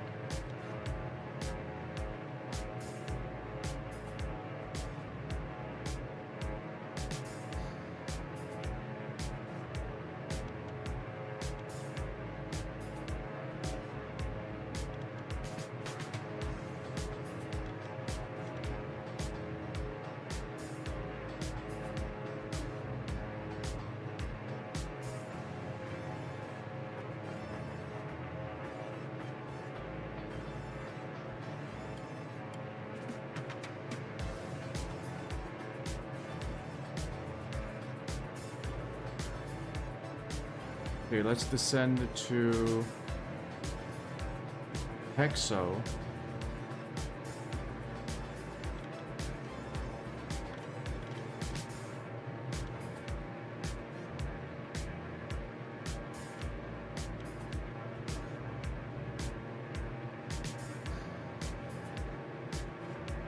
Charlie 69, contact Seoul approach 119.75.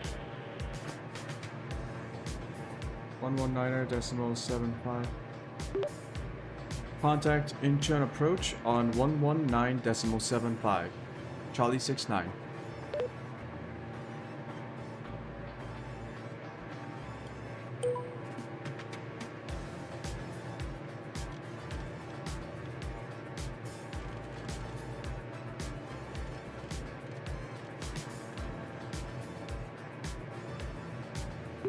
Incheon approach Charlie 69 at 9,000 feet.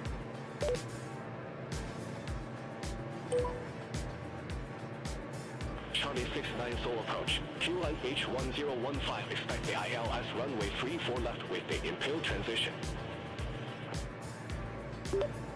Charlie 69, say again.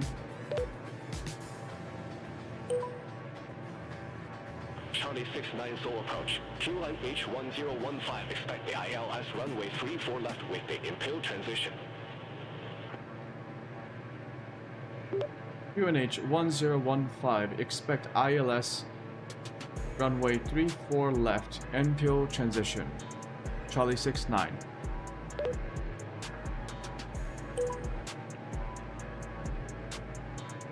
Shandong 4609. Cleared direct impale. Cross impale at or above 7,000 feet. Cleared ILS runway 34 left.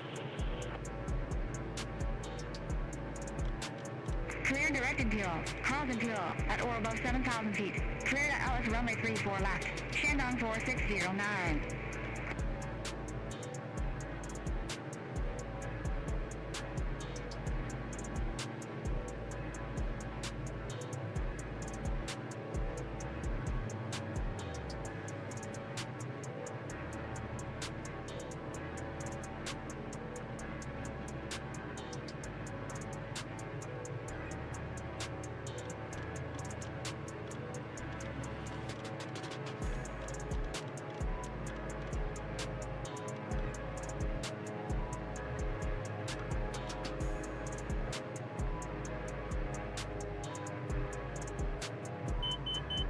Oh.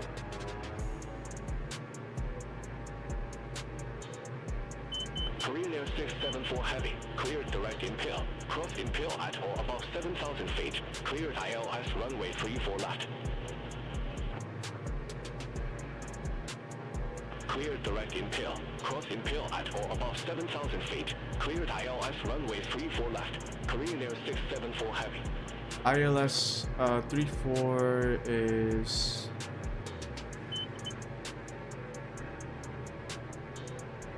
What's our nav frequency?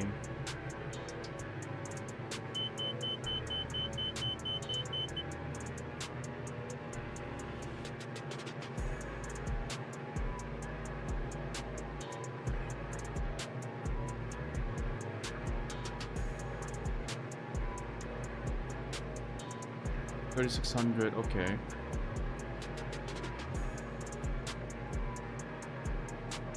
$109.95. $109.95. Okay.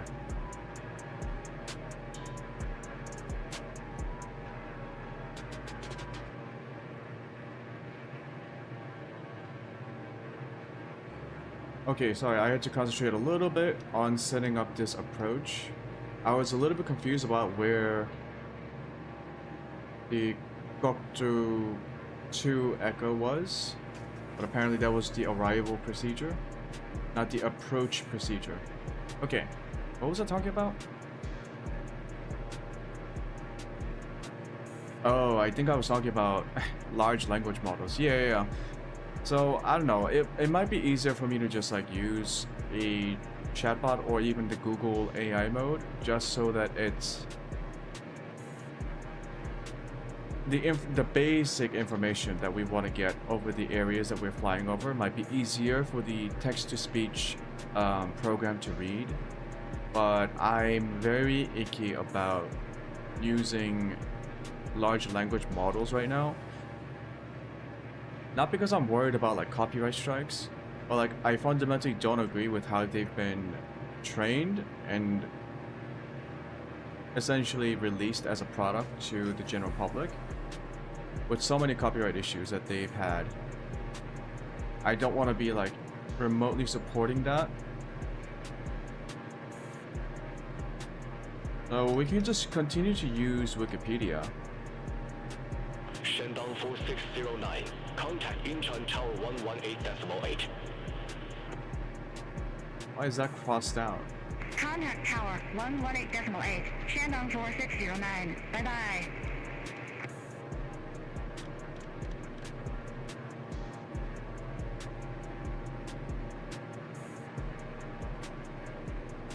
So we do have a target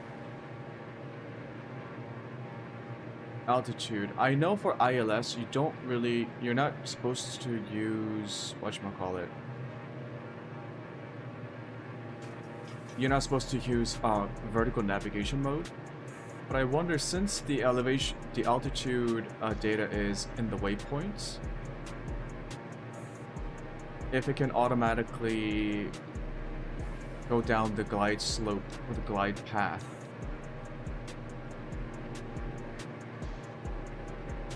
But yeah, we are currently passing over Seoul, I believe.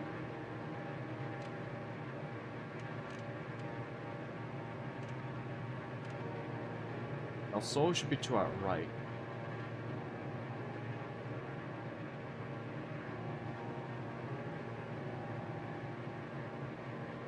Yep. That's like the Seoul metropolitan area.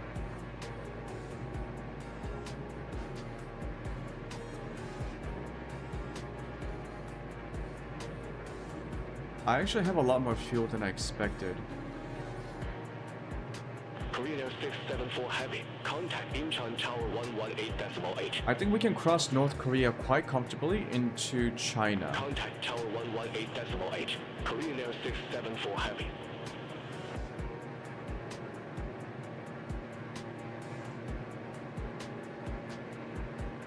I'm not surprised that we could cross the Korean Peninsula, South Korea.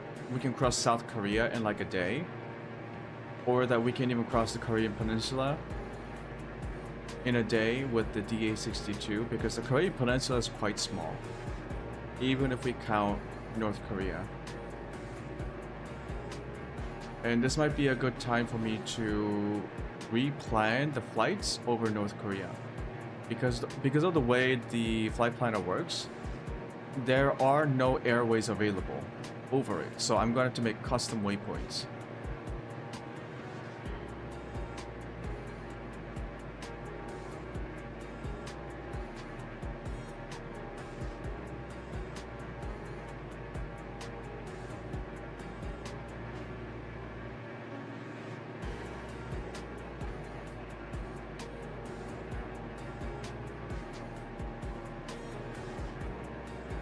Also, oh yeah, talking about LLMs, like, even though I just want like the most basic common knowledge stuff about the area that we're traveling through, here's the thing, I don't trust Wikipedia. It's a community-driven encyclopedia. There can always be information that's either misleading, incomplete, or inaccurate. But I trust large language models even less. The way that it's been designed. And the way that it's been released to the public. So I don't like Google AI mode. I don't like ChatGPT. If you're using it as a source of information, it's got some serious fundamental problems. I think you're literally better off just reading about a topic in Wikipedia. So I don't want to deal with that while we're just flying around and just want like listen to like the most bland, vanilla, uncontroversial, like small piece of information about the area that we're flying over. Even then, I don't want to listen to a large language model like Google, ChatGPT. Do people use Anthropic? I think that's mainly for news articles, right? Or was that a different thing? Isn't Anthropic, Cloud, ChatGPT, Google Gemini, and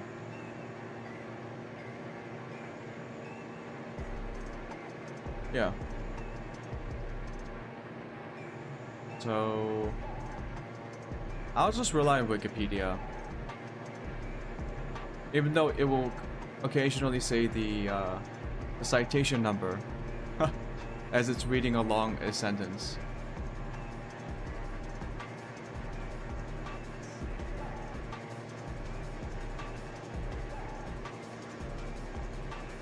Yeah, we are making our way towards Incheon. I believe this is all considered part of Korea, like South Seoul, Korea.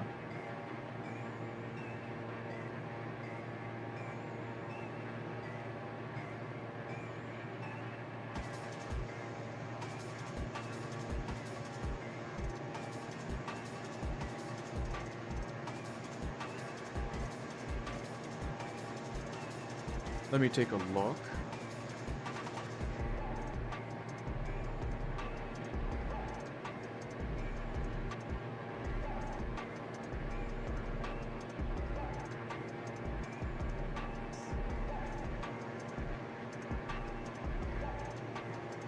We are actually in Suwon, which is like Hwasangsi. So it's a different Hwasangsi.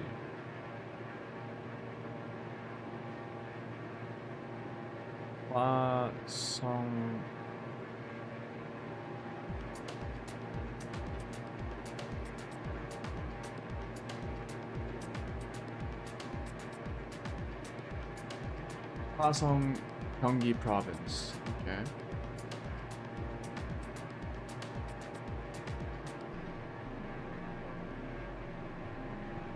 Hwaesong, Korean pronunciation, A.S, is a city in Gyeonggi Province, South Korea. It is located on the coast of the Yellow Sea. It has the largest area of farmland of any city or county in Gyeonggi Province. 1. Seoul Subway Line 1 passes through Hwaesong, stopping at Byongjeom Station. Suwon Bundang Line also passes through the city, stopping at Eocheon Station. Weizong Fortress is located in nearby Suwon.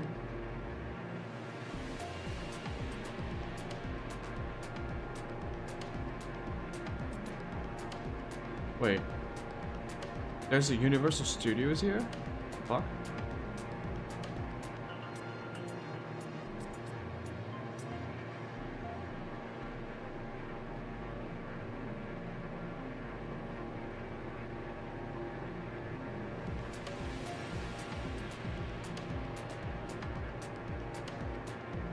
Read.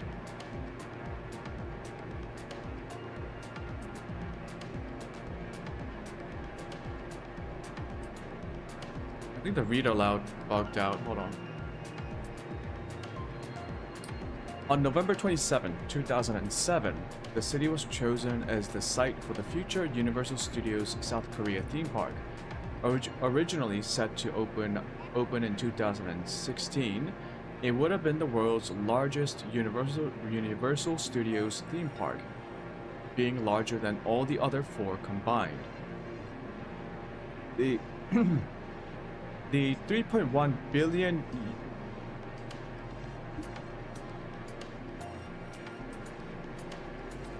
My throat is really dry. The 3.1 billion USD park was expected to create at least 58,000 new jobs. In 2014, the project was put on hold.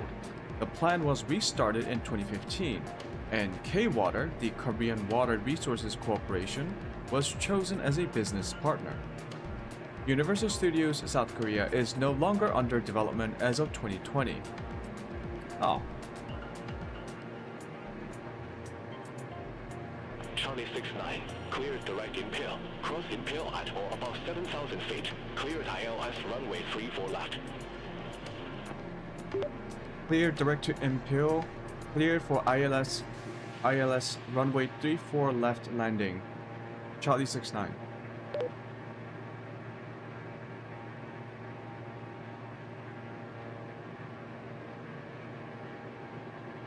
Negative. Cross impale at or above 7,000 feet. Cross impale at or above 7,000 feet. ILS landing, runway 34 left. Clear for landing. Charlie 69.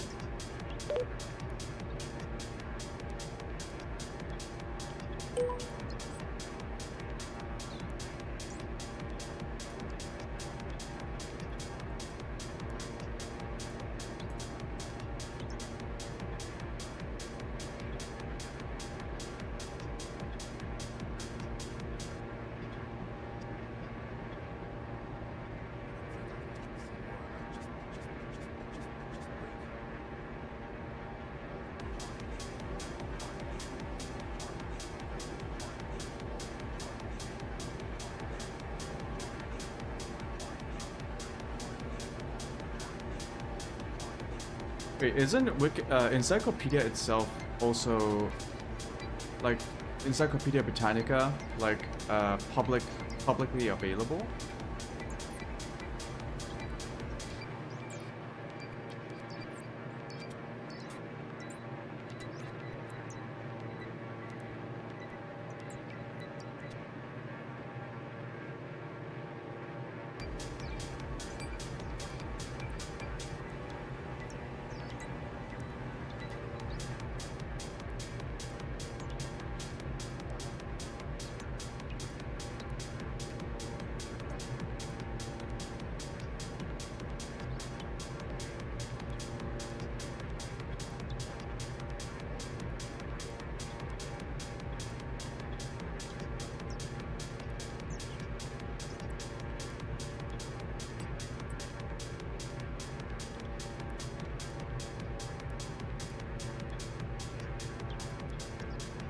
The vertical speed mode, let's reduce to 6,000 feet.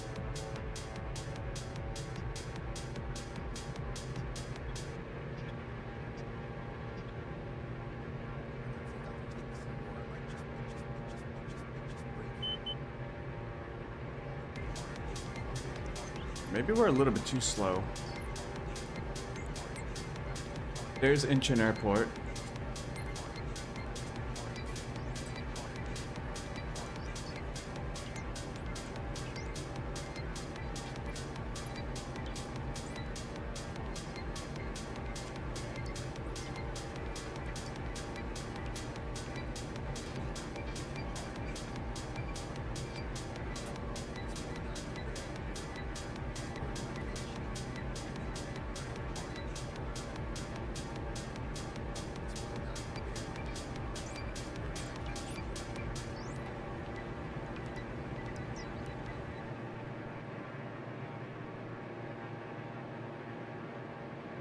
109.95 localizer.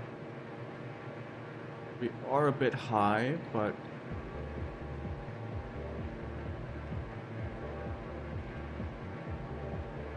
we need to get to this green marker.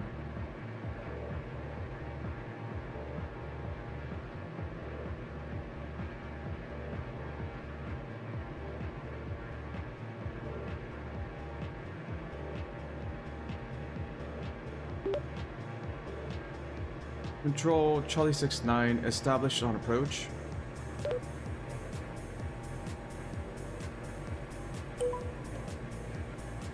Charlie 69, affirm.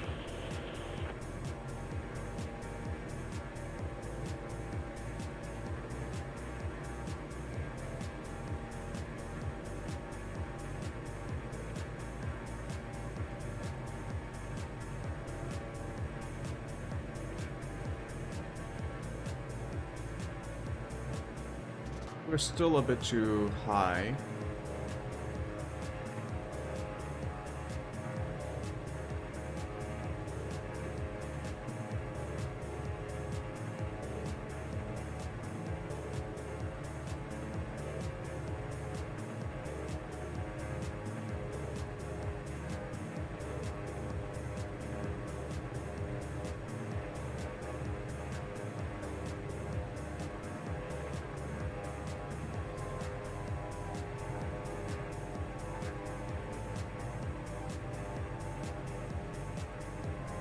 Okay, lots of wind.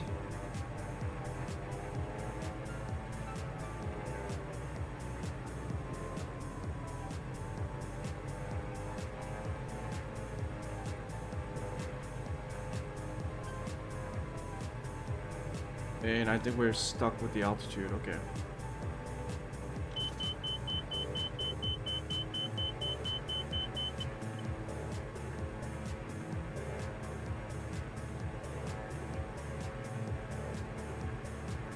Yeah, I keep forgetting to reset the altimeter target.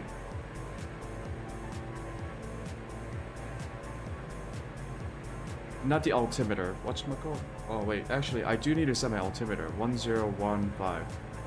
All aircraft be advised information India now current. QNH1014.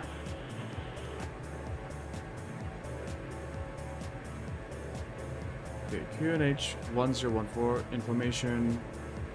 India?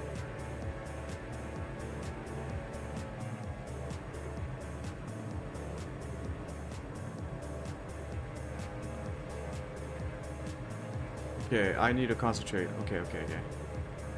We're still above the localizer glide path, or glide slope, whatchamacallit.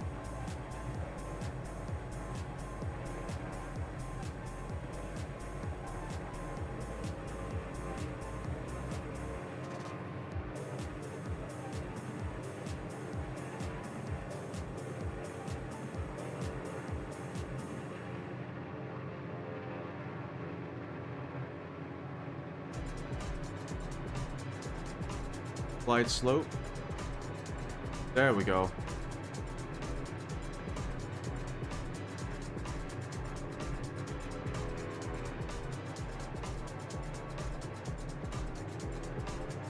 Okay, now I believe this should be automatic, as in the autopilot will keep us within the glide slope.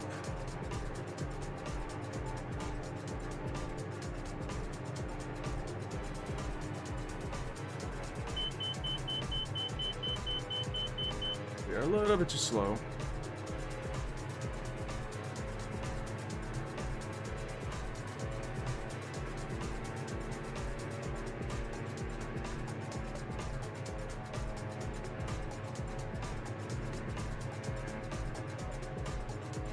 Charlie 69, contact Incheon Tower 118.8. Tower on 118.8, Charlie 69.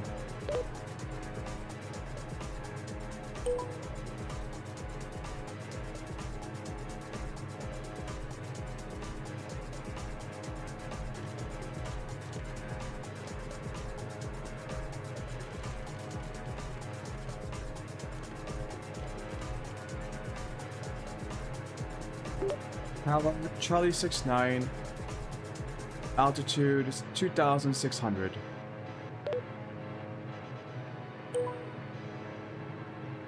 Charlie 69, Incheon Tower, wind 240 at 5, runway 34 left, clear to land. Runway 34 left, clear to land. Charlie 69.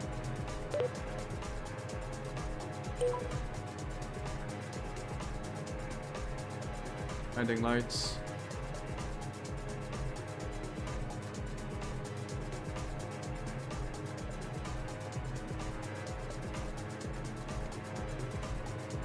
I think I put one flaps on because I'm so slow right now. Okay.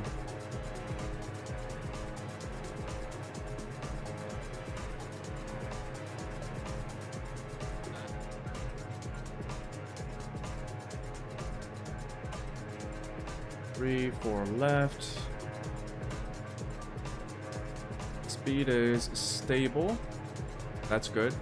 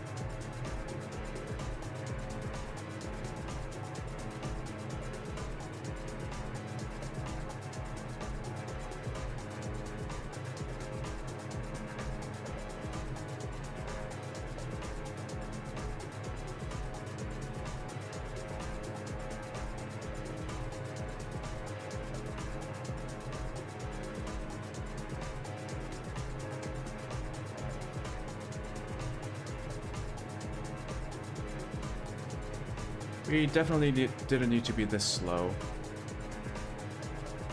In fact, if we look at the approach itself,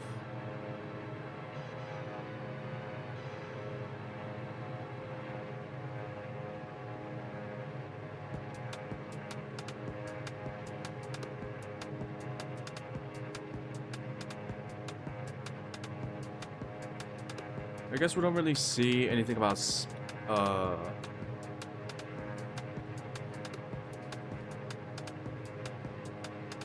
is that maximum or minimum?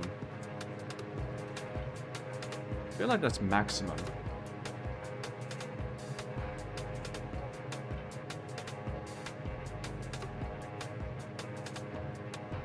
$160, $140, $120.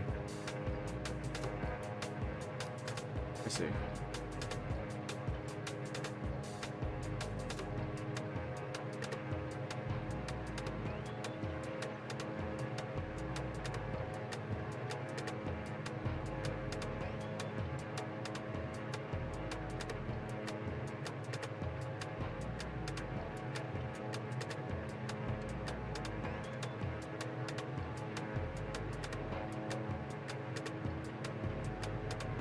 Okay.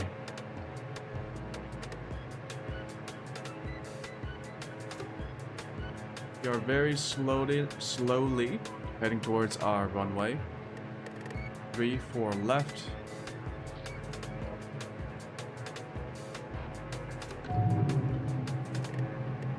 Landing gear down.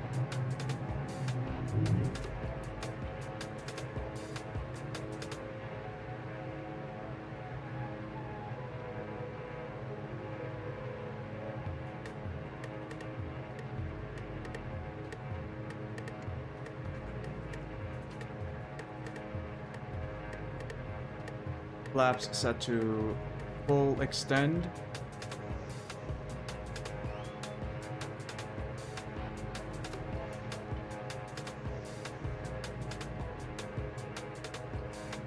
Don't want to be too slow.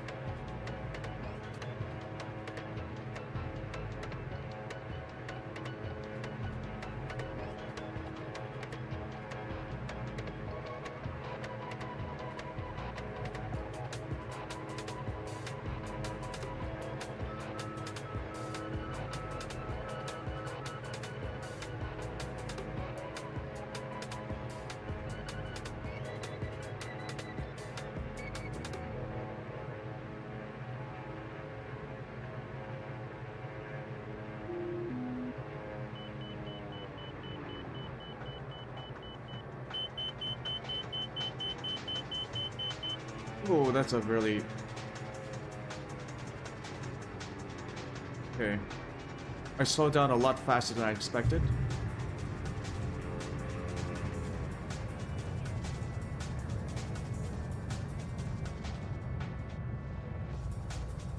Charlie 69, exit right at Papa 8. Exit right at Papa 8, Charlie 69.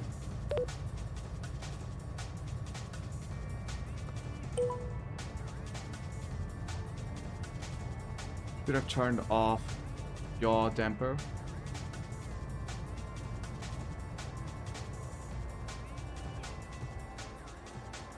Where is Papa 8? I've been at this airport yesterday and it is so confusing to move around because there are so many different taxiways.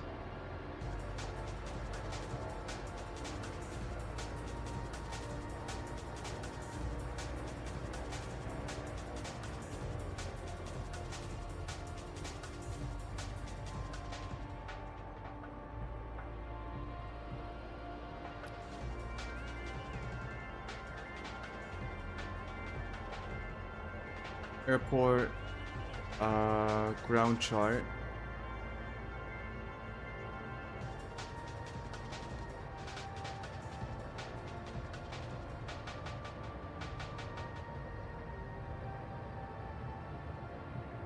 We should be able to see Papa 8 after Papa 5, 6, and okay.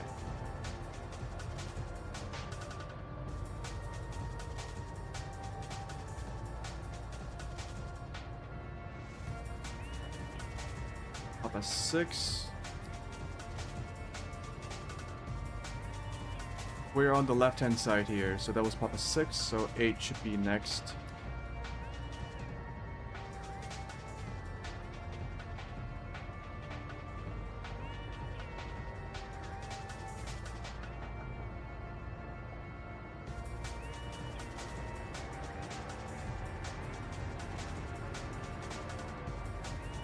There we go.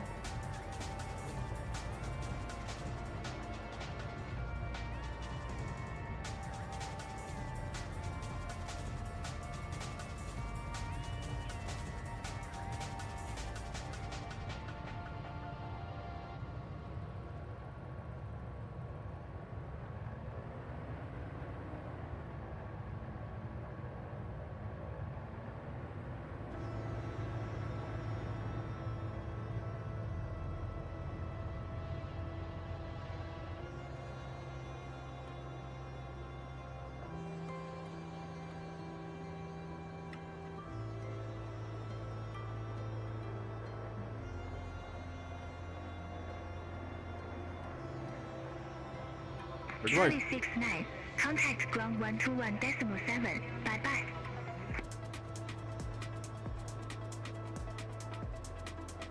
Contact ground 121.7, Charlie 69.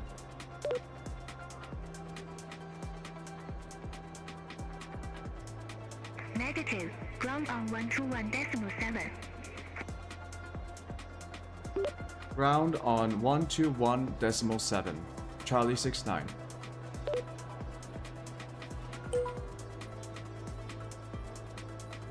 EasterJet 611, ready to go.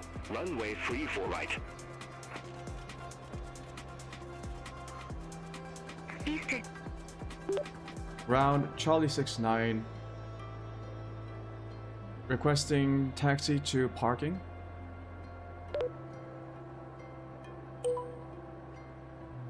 Charlie 69, welcome to Incheon Airport. Say parking or advise if need assignment.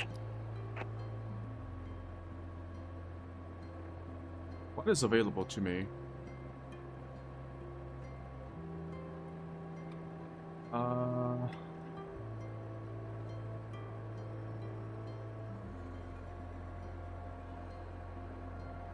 Yeah, let me see. Not cargo.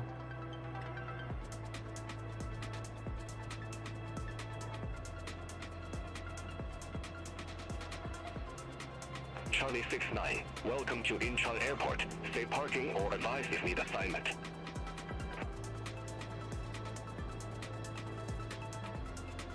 I think I will choose ramp. Let's go 39.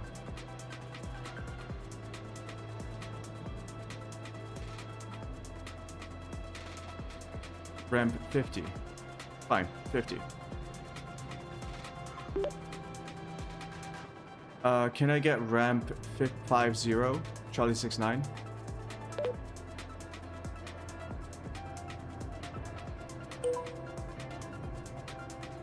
Charlie 69, ramp 50 taxi via Papa 8, Papa, Whiskey, Mike 11, Alpha 11, Bravo, Bravo 4. Hold short runway 33 left. Yeah, I'm not gonna be able to memorize that. Ramp 50, taxi via Papa 8, Papa. Whiskey, Mike 11, Alpha 11, Bravo, Bravo 4. Hold short runway 33 left. Charlie 69.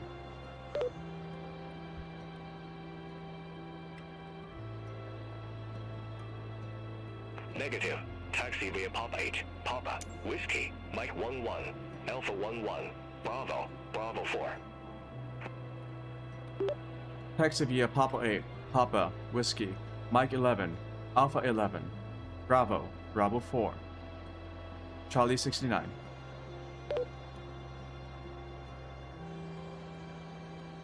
Negative. Yeah, Taxi via the Papa Charlie 8, 69 Papa, call sign Whiskey, is confusing the Mike AI. 11, I think that's Alpha what's 11, happening. So I'll just Bravo, manually say, Bravo 4. read back. Ramp 50 via Papa 8, Papa, Whiskey, Mike 11, Alpha 11, Bravo, Bravo 4. Hold short runway 33 left, Charlie 69.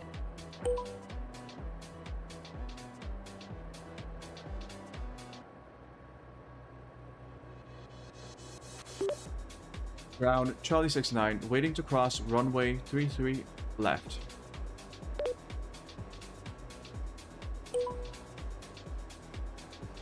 Charlie 69, cross runway 33 left. Continue taxi via Papa 8, Papa, Whiskey, Mike 11, Alpha 11, Bravo, Bravo 4, Charlie 3, Charlie, Juliet. Hold short runway 33 right. Oh my goodness. Crossing runway 33 left. Continuing taxi via Papa 8, Papa, Whiskey, Mike 11, Alpha 11, Bravo, Bravo 4, Charlie 3, Charlie, June. Hold short runway 33 right.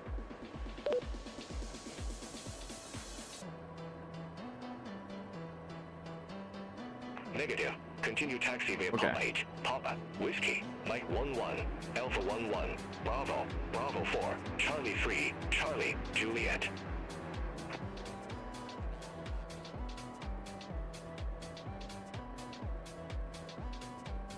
Cross runway 33 left. Continue taxi via Papa 8, Papa, Whiskey, Mike 11, Alpha 11, Bravo, Bravo 4, Charlie 3, Charlie, Juliet. Hold short runway 33 right, Charlie 69.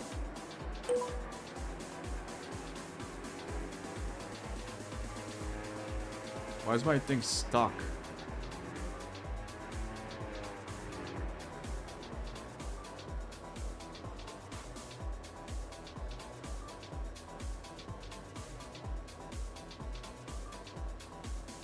Hello?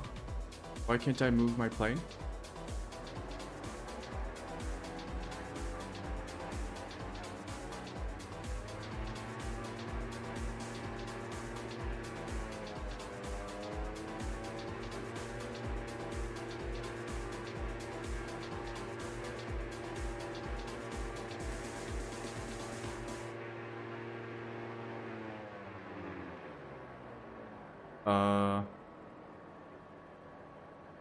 Huh?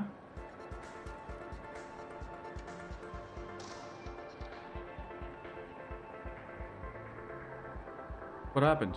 I can't move.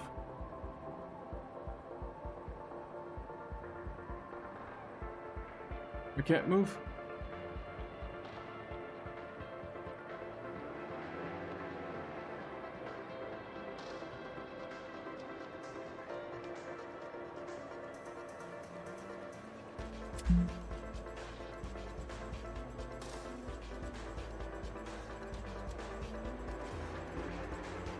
Okay.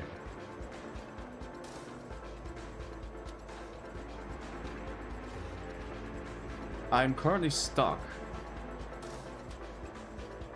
Parking brakes are not engaged.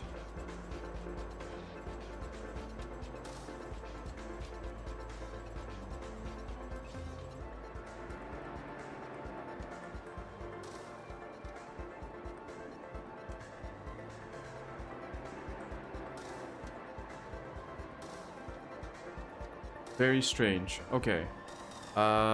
Is this a bug?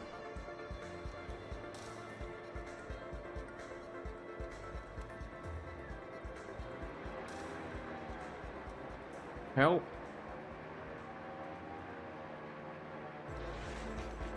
Oh boy. Okay. Yeah, there's nothing stuck on me, so...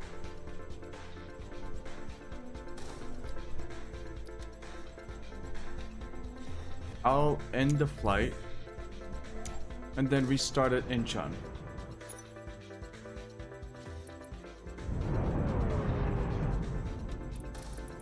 I said I would be at...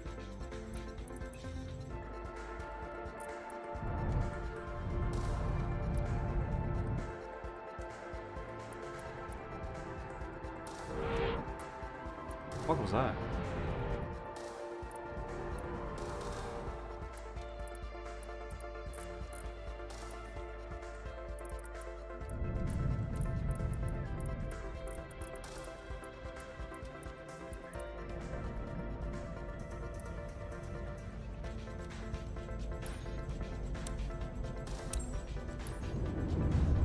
Yeah, and then restart. It's fine. I landed. You know, I haven't really set up rules on what happens when I crash. I guess I'll just choose the closest airport where I crashed, and then actually, in free flight, if you crash, you just get set back like a minute before. There shouldn't be too much of a problem. Well, here we are. We made it to Incheon Airport. It took a lot less time than I expected.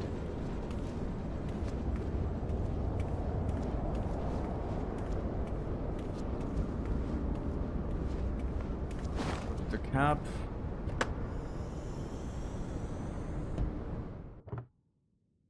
Okay, so what I want to try now is set up... Turn that off for a second.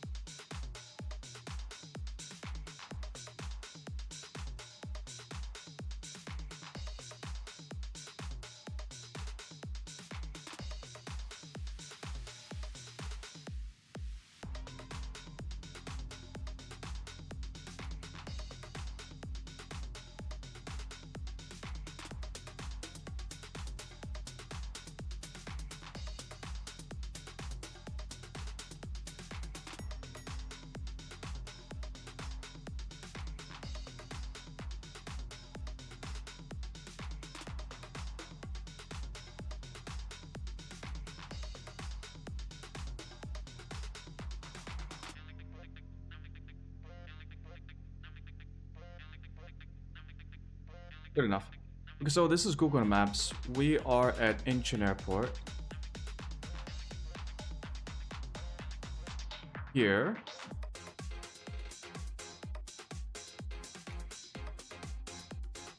Now, if I open up... Oh, maybe showing this right now was not a good idea. I'm gonna open up SimBrief on the web browser.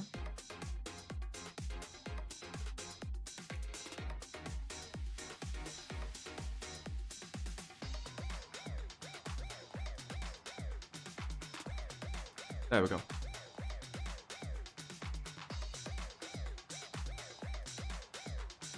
Saved airframes. We're gonna choose the DA62.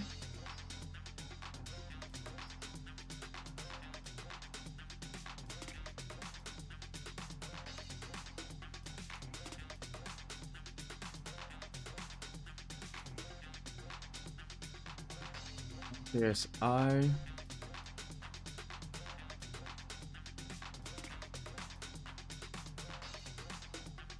do Choom 6-9.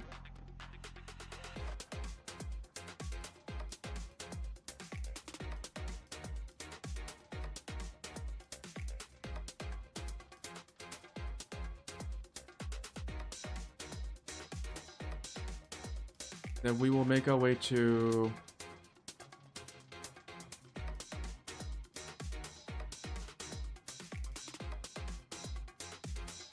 ZYYJ.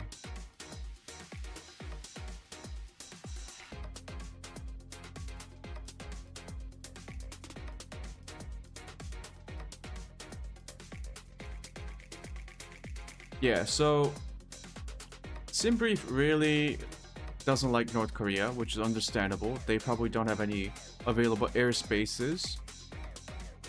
We are going to violate North Korea's airspace sovereignty. So, is there a good way to like set up a custom? There are airways, okay, but maybe these are like jet airways.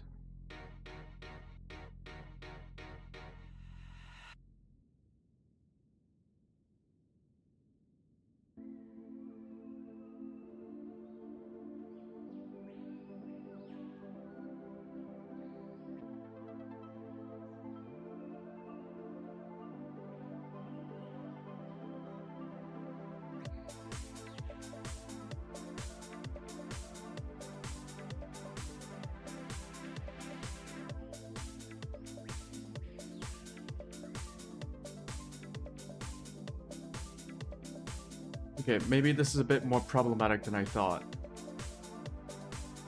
Maybe I can't use Simbrief for North Korea.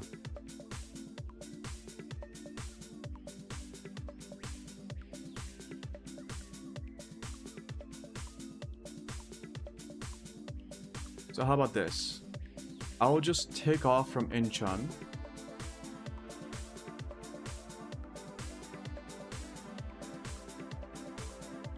It's W.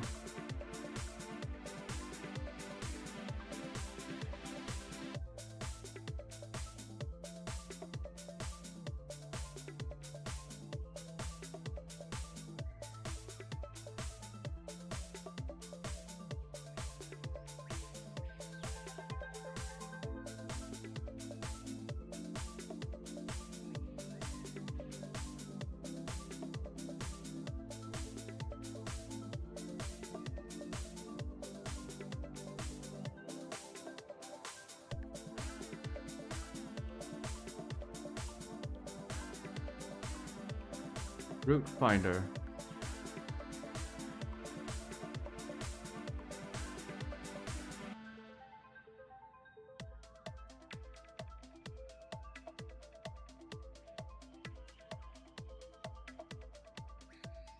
How do I do this?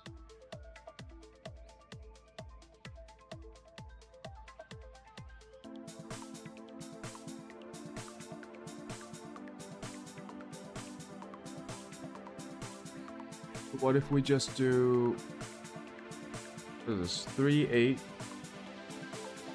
E26.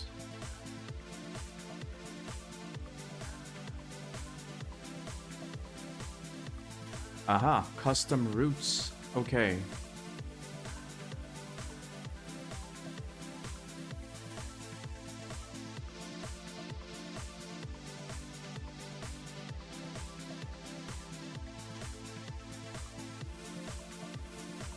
KM50 through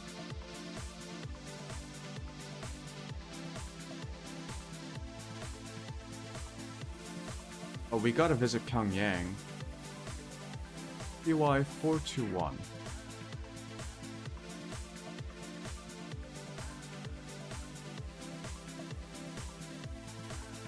PY427.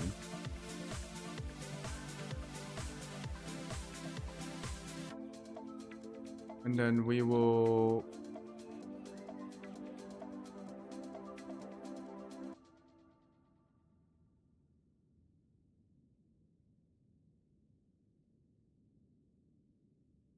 So KGE.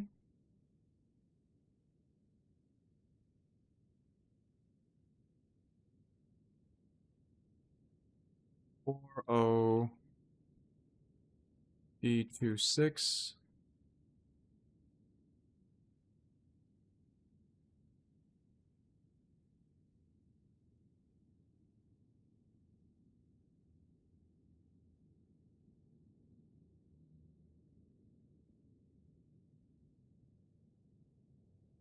Combo.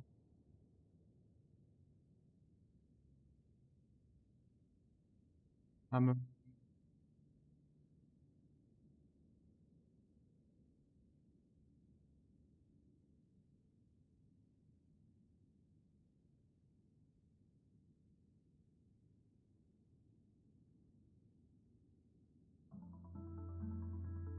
Where were we trying to land? ZYJJ.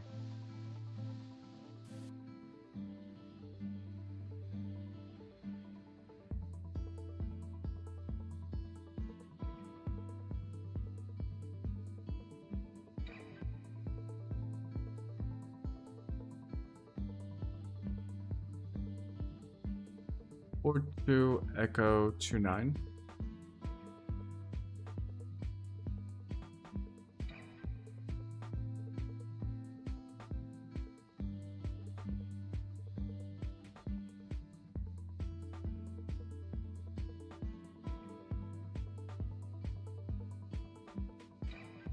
Oh wait.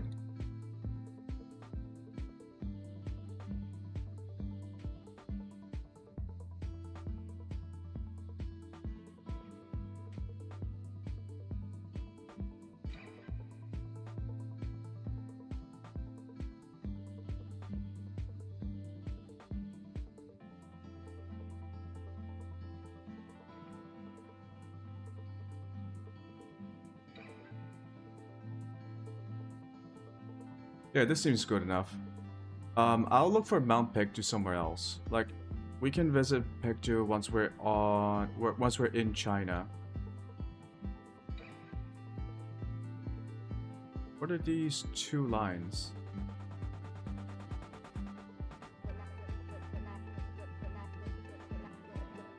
$42.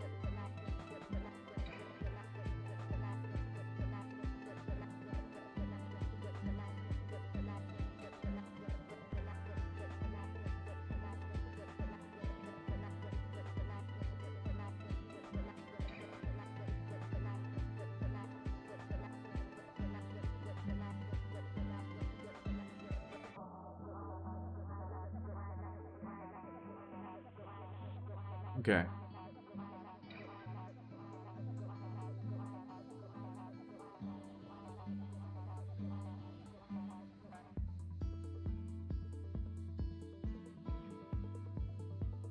Wait, can I do this in-game then?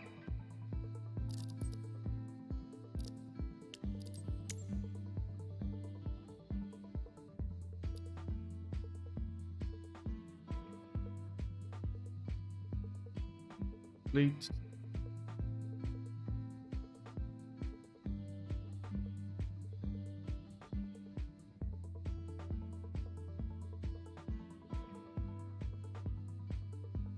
I just want to quickly check if this is possible in-game. It is. Okay. Okay.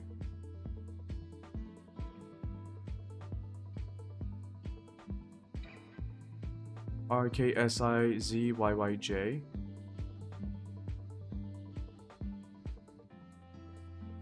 RKSI. Oh. ZYYJ.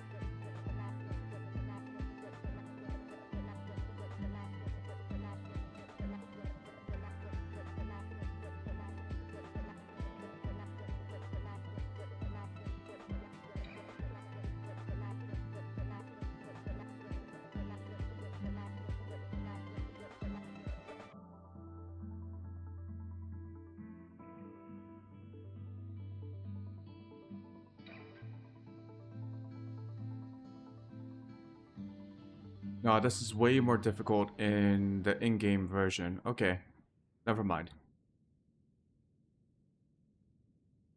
Never mind. Okay, so I'll download the web version.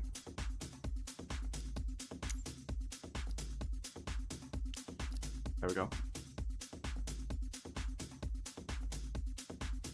Generate flight.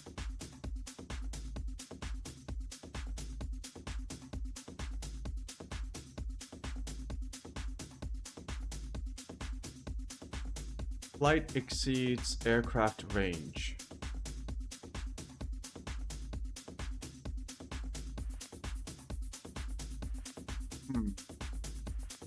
Edit flight.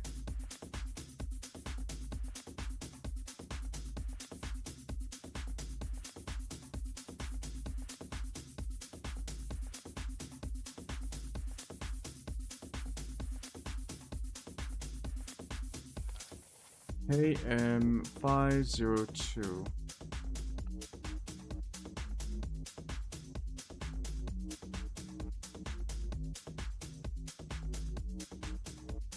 Okay.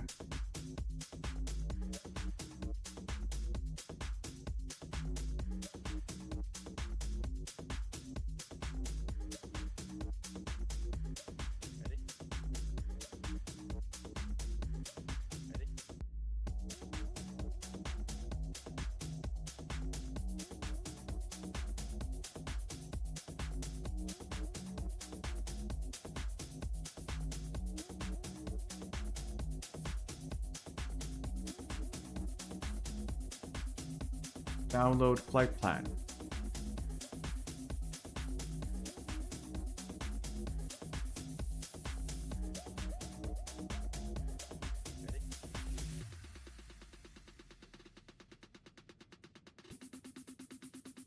Flight Simulator 2024. Okay.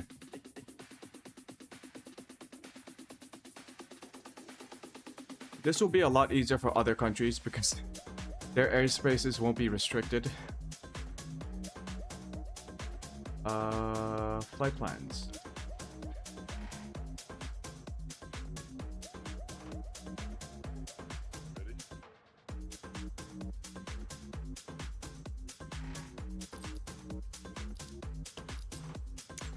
Okay, got the flight plans.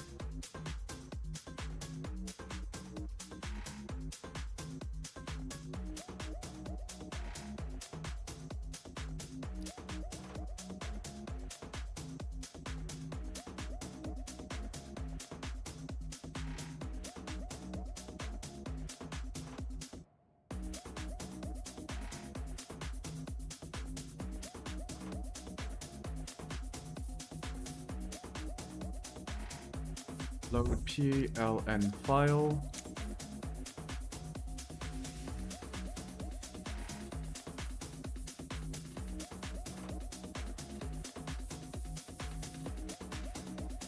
There we go.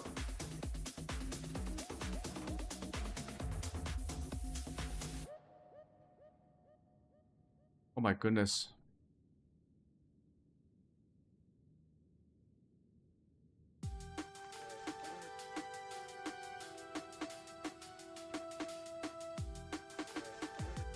Okay, here's our flight plan. We will be taking off from Incheon Airport, making our way into North Korea. We will visit Pyongyang, and also this city on the eastern coast. I don't know what that is. And then land at this airport, which I don't know what it's called. But yeah. Flight plan is ready. Our departure is Eagle B2 Yankee. Runway 34 right.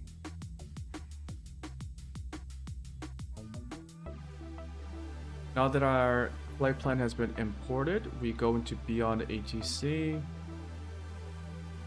Fly, and then it will generate all the traffic and the ATC systems.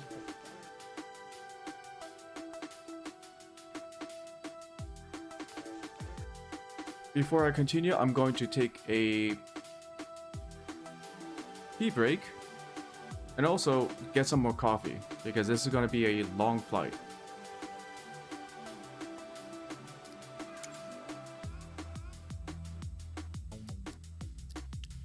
So I'll be right back. Oh, that should not be on top. There we go. Be right back.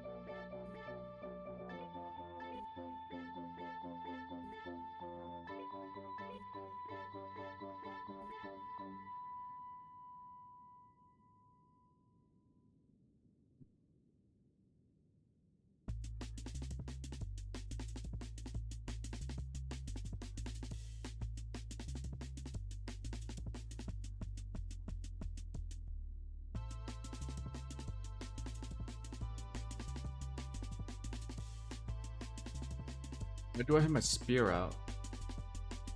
There we go.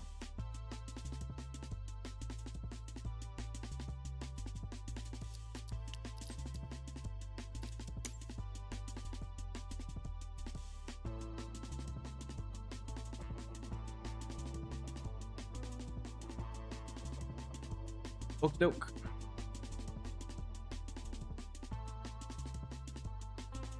We are ready to begin our journey into North Korea. Let me take a sip from what would be my last cup of coffee, because I will be lucky not to get shot down over North Korea. There we go. Wait, do I have enough fuel? I could just put in more fuel right now.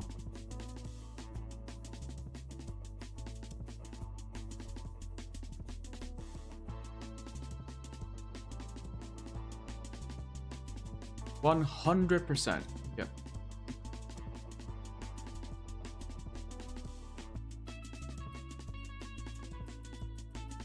Get rid of our co-pilot. This is another way to get rid of him.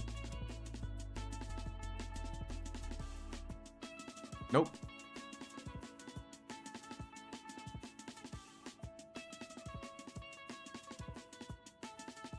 Actually, let's take some people into North Korea. Can I?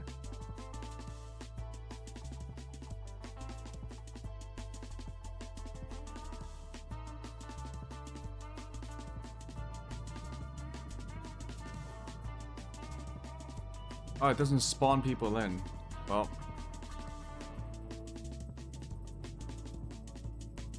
Pilot 180 pounds.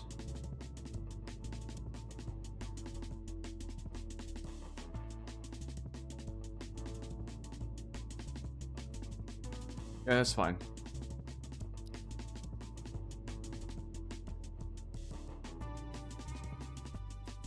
Oh, he did disappear. Okay. Well, goodbye. Actually, in that case, let's load up people. But I just needed to wait a little bit longer.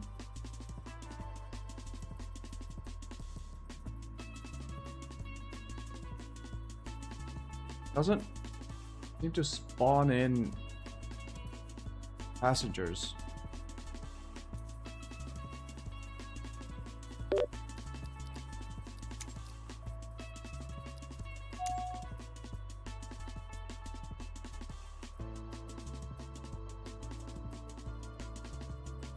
Huh?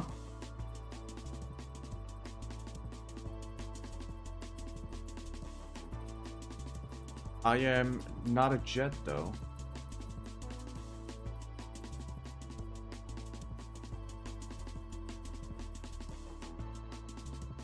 While that's going on,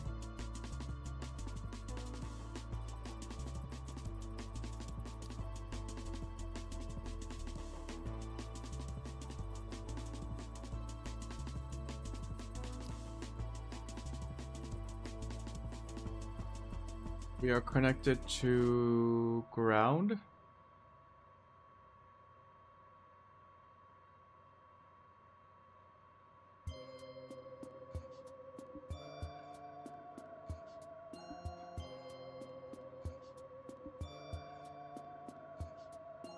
Ooh, why is it set to... Oh my...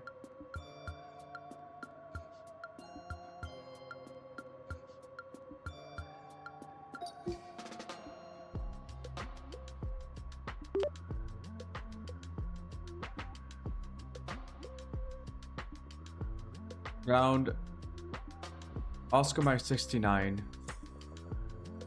Request startup only. Dynasty 165 at gate 12. Request pushback and engine start. Dynasty 165, Incheon ground, pushback and engine start approved. Face southwest. Pushback and engine start approved. Face southwest. Dynasty 165. Chrome Air Oscar Mike 69, engine start approved. Call when ready for taxi. Affirmative. Chrome Air Oscar Mike 69.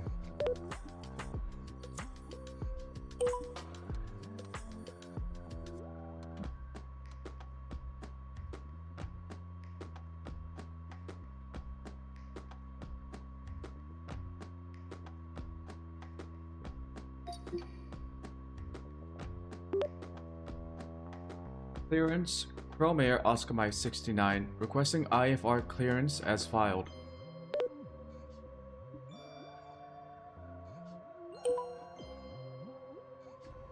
Chrome Air Oscar Mike 69, Incheon delivery. Expect runway 34 right. Eagle 2 Yankee departure. Squawk 0516. Expect runway 34 right, Eagle B2 Yankee departure, squawk 0516. Chrome Air Oscar Mike 69. Negative. Squawk 0516. Expect runway 34 right, Eagle B2 Yankee departure, squawk 0516. Chrome Air Oscar Mike 69.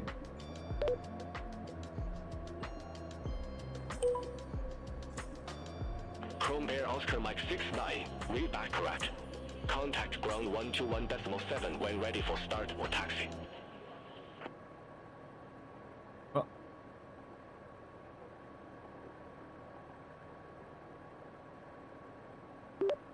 Affirmative.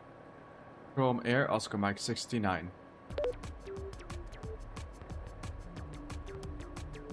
Negative. Ground on 121.7. God damn it. Ground on 121.7. Chrome Air Oscar Mike 69.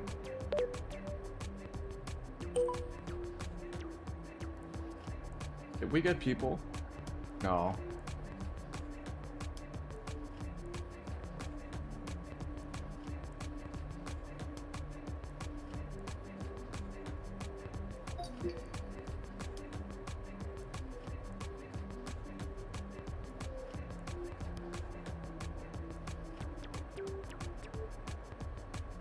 Okay, it looks like this isn't working. So, stop.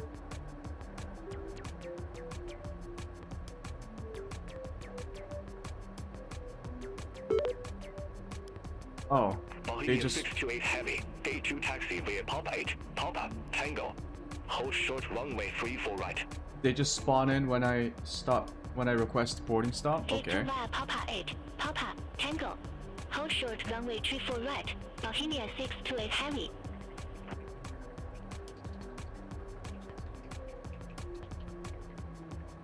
We will be taking in a lot of people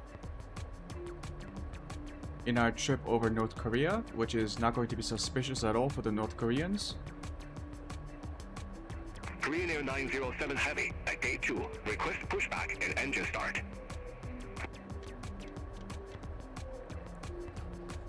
Korean Air 907 Heavy, Incheon ground, pushback approved. Face southeast. What was it? Eagle 34 right? Pushback and engine start approved. Face southeast. Korean Air 907 Heavy.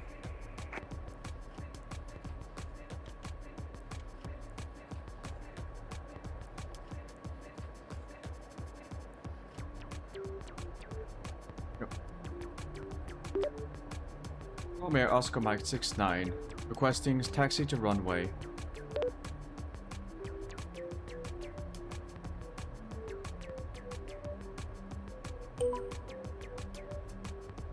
Chrome Air Oscar Mike 69, runway 34 right taxi via Romeo 4, Romeo 6, Mike 5. Runway 34 right, taxi via Romeo 4, Romeo 6, Mike 5. Chrome Air Oscar Mike 69.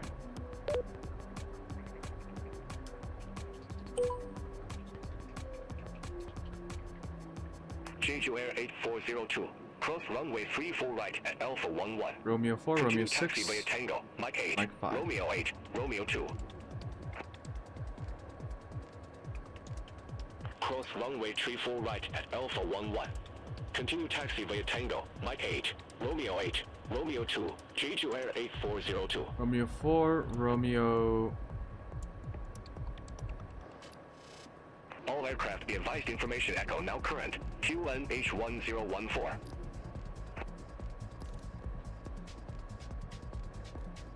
Air China 124 1014. at gate 17. Request pushback.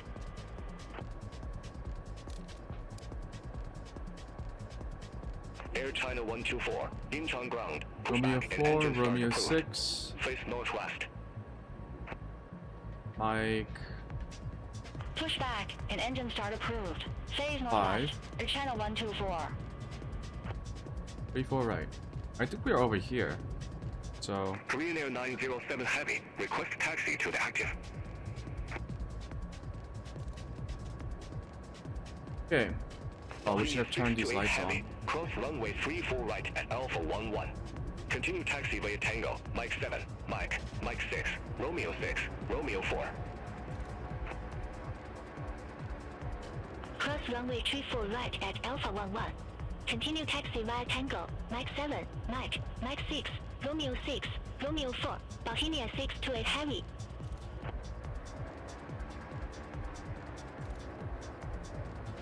Korean Air 907 Heavy, runway 34 right taxi via Mike 11, Mike 8, Mike 6. Runway 34 right taxi via Mike 11, Mike 8, Mike 6. Korean Air 907 Heavy.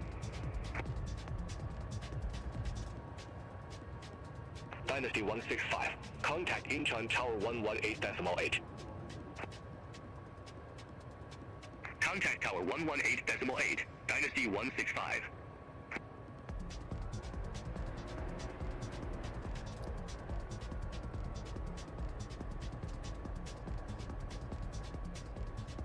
Chrome Air Oscar Mike 69, hold position for traffic. I'll call you back. Affirmative. Chrome Air Oscar Mike 69.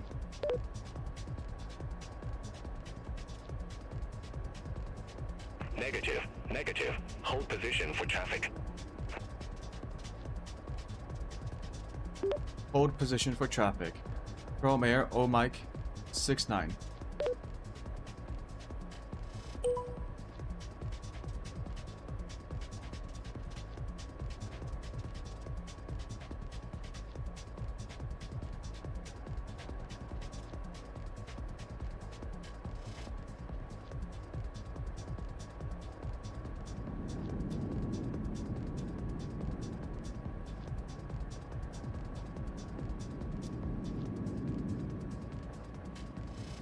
Yeah, it's right next to us. This is the runway.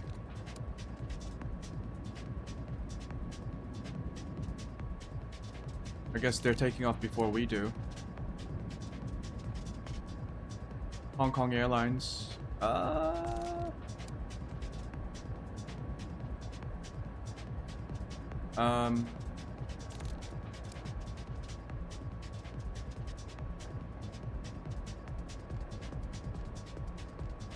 Air China 124, ready to taxi to the active.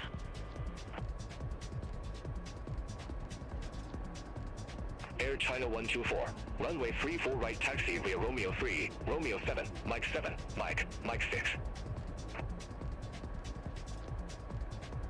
Runway 34 right taxi via Romeo 3, Romeo 7, Mike 6, Air China 124.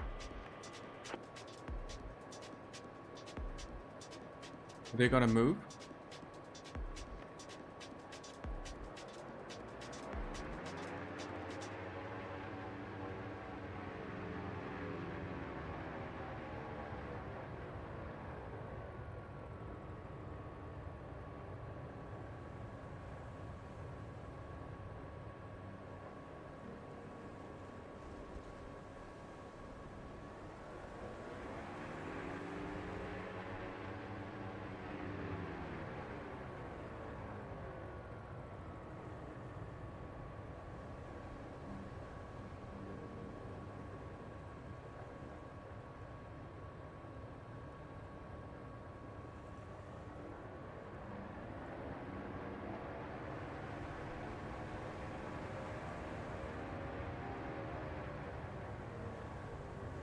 Romeo 6.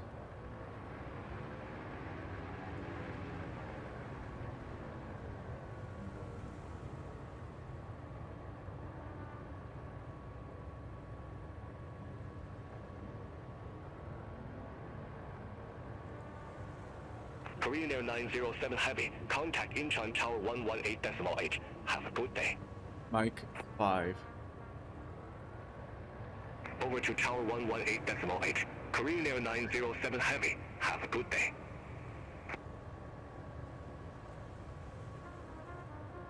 Chrome Air Oscar Mike 69, contact Incheon Tower 118.8. Tower on 118.8. Chrome Air Oscar Mike 69.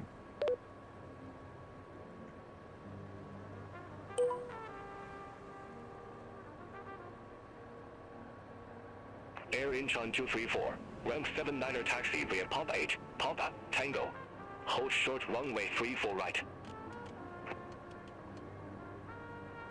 Ramp 79er via Papa A.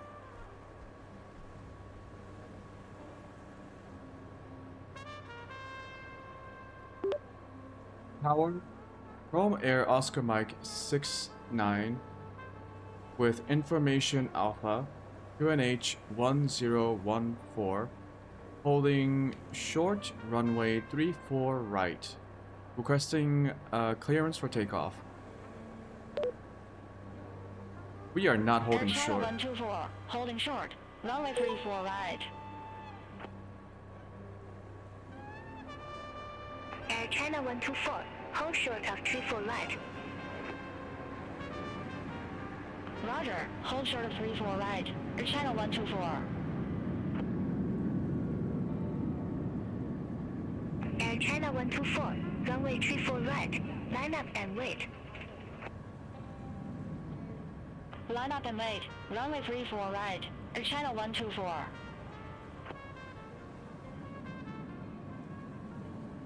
Chrome Air Oscar Mike 69, number 2 for departure. Hold short of 34 right. Hold short 34 right. Chrome Air Oscar Mike.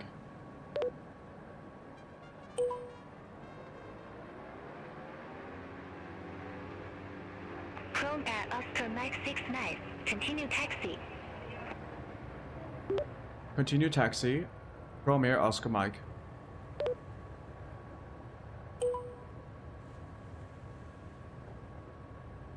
Air China 124, Incheon Tower, wind 310 at 10. Fly runway heading, runway 34 right, cleared for takeoff. Caution with turbulence. Ooh, turbulence. Fly runway heading, runway 34 right, cleared for takeoff. Air China 124.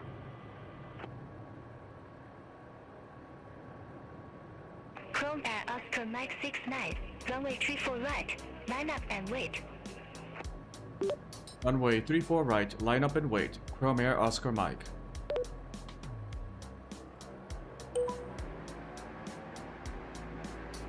Korean Air 907 Heavy, contact Seoul departure 121.4.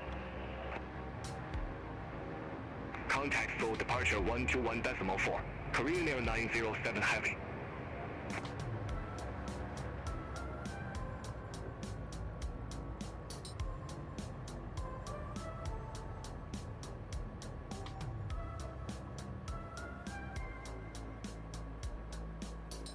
Chrome Air Oscar Mike 69, Incheon Tower, wind 310 at 10.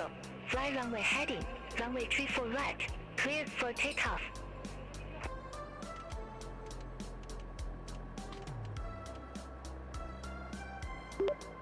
Flying runway heading 340.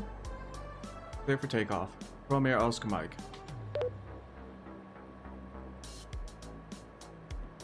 No. Chrome Air Oscar Mike 69 cleared for takeoff, runway 34 right. Clear for takeoff, runway 34 right. Chrome Air Oscar Mike.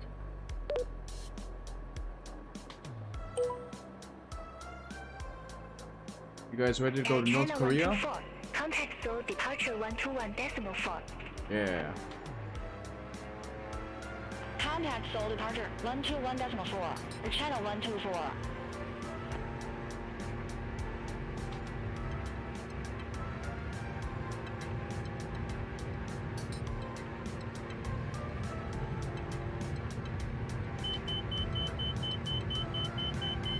The fuck?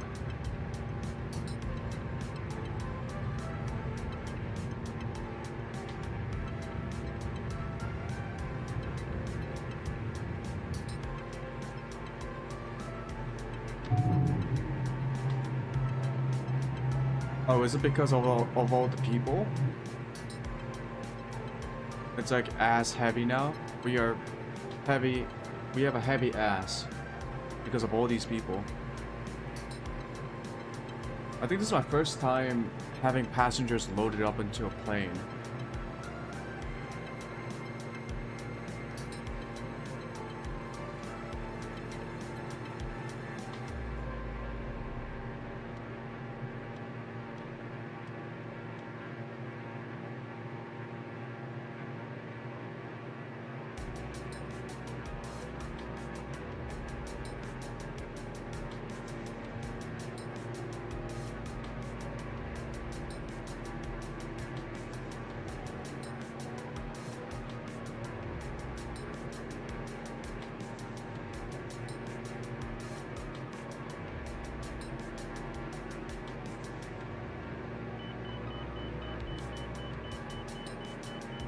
Don't sink. Chrome Air Oscar Mike 69, reception responder.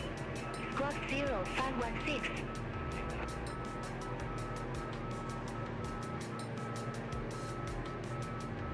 Fuck. Squawk 0516. Chrome Air Oscar Mike.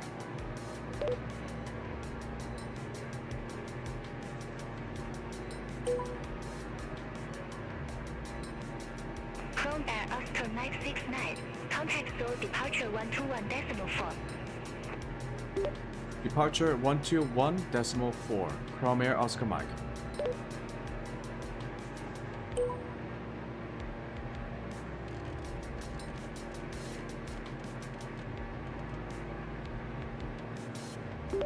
Departure Chrome Air Oscar Mike 69. Altitude 1,100 feet.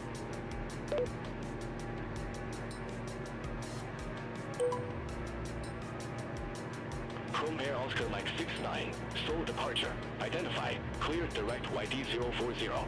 Resume Big Eagle but 2 Yankee. Climb to 6,000 feet. Climb 6,000 feet. Chrome Air Oscar Mike.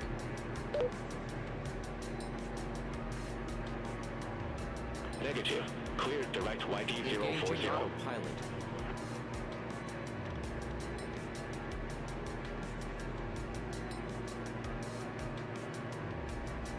Clear direct YD04.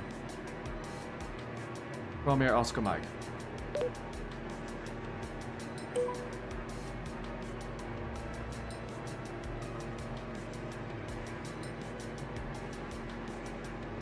A bit of a confusing takeoff because there's so much shit going on and I am not an experienced pilot.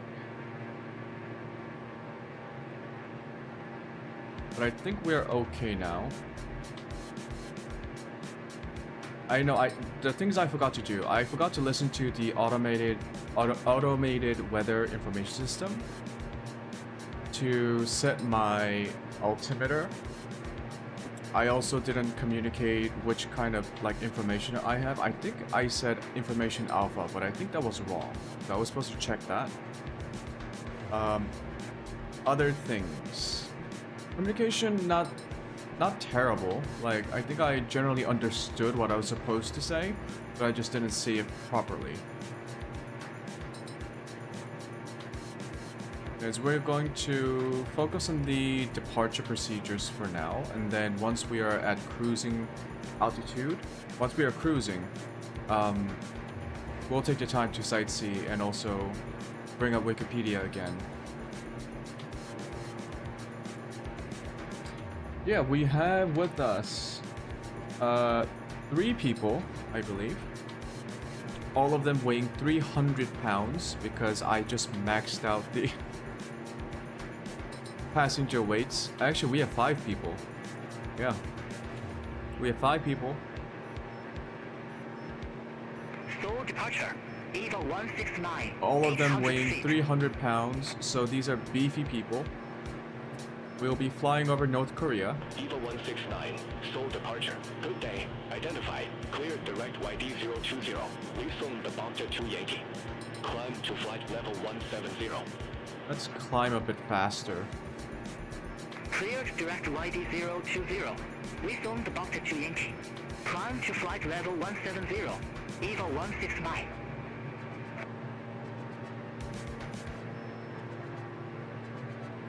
Korean Air 907 Heavy. Contact Incheon Control 125.45.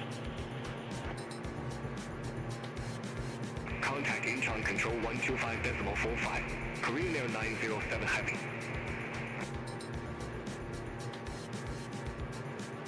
Air China 124. Contact Incheon Control 125.45. Center on 125.45. Air China 124.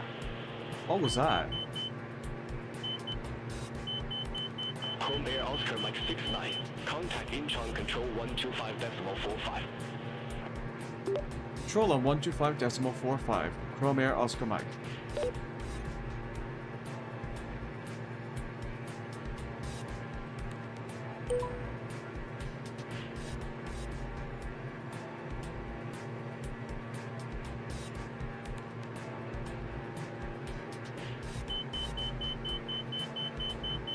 I don't know what that sound is. What is that? I don't have any alerts.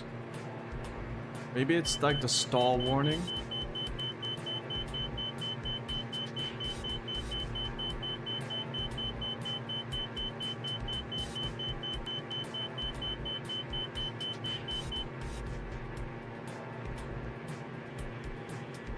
Yeah, it looks like it might be the stall warning. 125.45.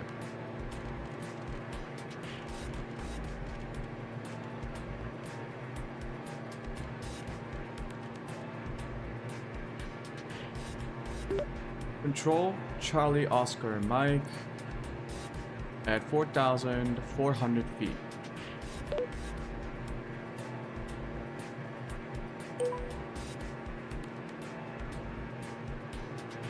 Chrome Air Oscar Mike 69. Incheon Control. Radar contact. Continue climb to 6,000 feet. QNH 1014.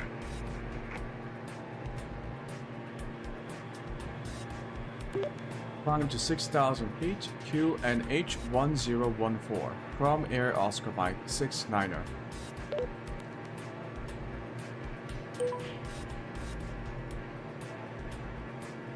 EasterJet 212. Incheon Control. Expect Oman 2 Tango. Runway 32 left. Expect Oman 2 Tango. Runway 32 left. EasterJet 212.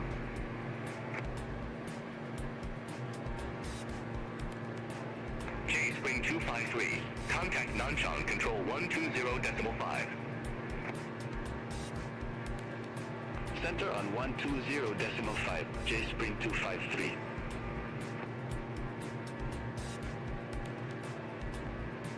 Korean Air 860. Contact Seoul Approach 119.75. Contact Seoul Approach 119.75. Korean Air 860.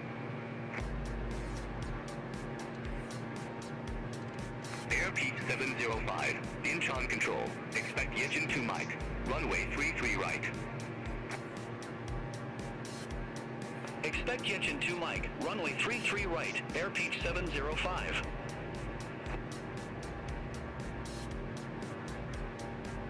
Asiana 8932. Descend to flight level 130. Descend to flight level 130. Asiana 8932.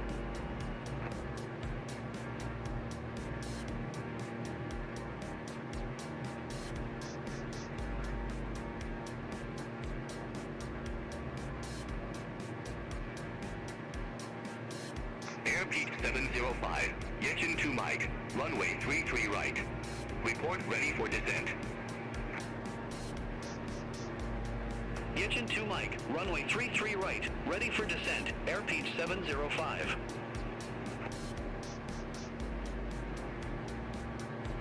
Airspeed 705. Descend to flight level 310.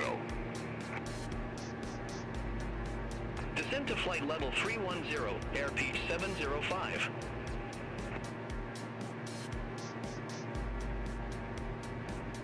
EasterJet 212, Oman 2 Tango, runway 32 left.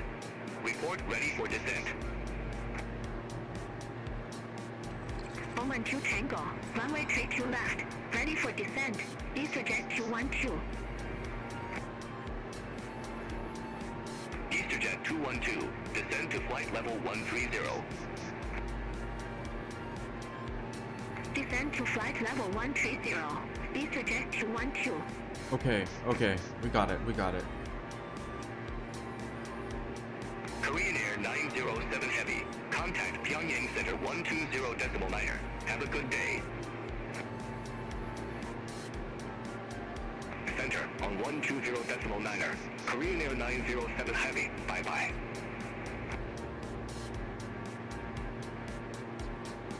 Jeju Air 1903, contact Seoul approach 121.35.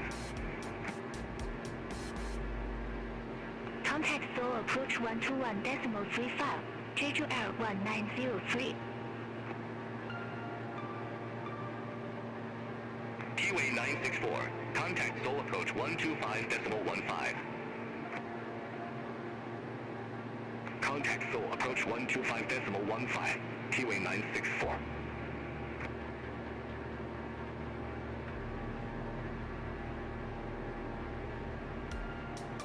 We're using a lot of Incheon fuel control. right Korean now. Air 897 Heavy through 13,200 feet for flight level 160, direct AP 140. Are we at 100 load? Korean Air 897 Heavy, Incheon control, identified. Climb to flight level 320. Climb to flight level 320. Korean Air 897 Heavy. Wait, UPS 64 Heavy, contact Seoul approach 121.35. how come this is different? Approach 121.35 UPS. It says 100% load right now on this menu, and then in the main PFD MFD page. Contact Okay. Seoul approach 121.35. Huh? Contact Seoul approach 121.35. Jeju Air 1411.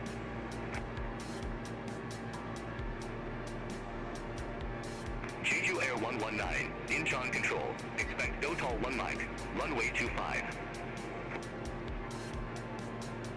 Is it because of all the people Runway 25. that's Jeju throwing Air off the computer 119. calculations?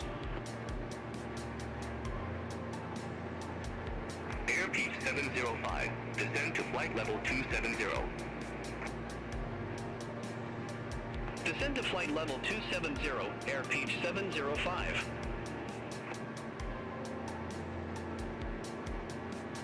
Asiana 8932, contact Seoul approach 125.15.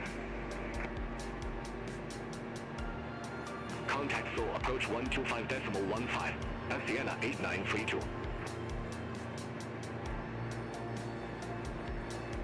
Asiana 8944, Incheon control. Expect Oman 2 Tango, runway 32 left. Expect Oman 2 Tango, runway 32 left. Asiana 8944. I think the game's lagging because of these Incheon people. control. Eagle 169. Through flight level 151 for flight level 170. Can I just get rid of them? Eagle 169, Incheon control, identified. Climb to flight level 340. Climb to flight level 340. Eagle 169. Oh Jesus, what the fuck? Oh. That scared the shit out of me. It's backspace. Control, Vietjet 879, climbing 13,200 feet for flight level 160.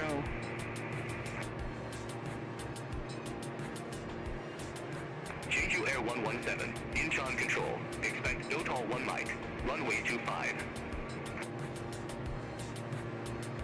Expect Dotal 1 mic, runway 25. Jeju Air 117.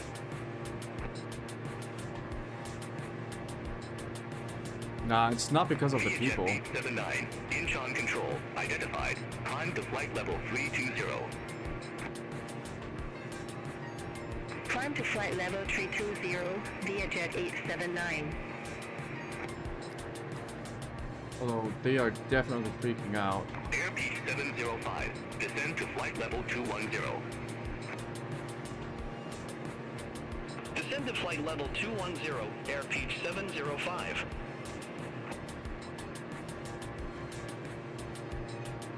Asiana 8944, Oman 2 Tango, runway 32 left. Report ready for descent. Oman 2 Okay, Tango, runway we 32 should be left. on our Ready for way descent. around Asiana the airport. 8944. Asiana 8944, descend to flight level 130. I actually don't have a lot of range. Descend to flight level 130. Asiana 8944.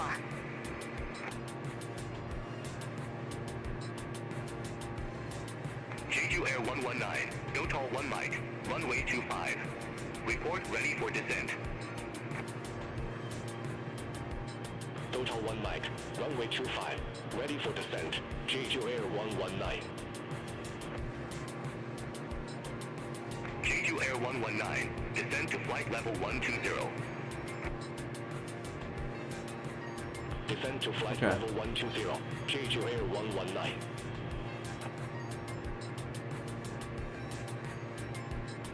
Korean Air 1814, Incheon control. Expect Oh, I Gulf guess that's Tango, why my game's runway lagging. 32 There's a left. lot of traffic. Expect Gusto 2 Tango, runway 32 left. Korean Air 1814.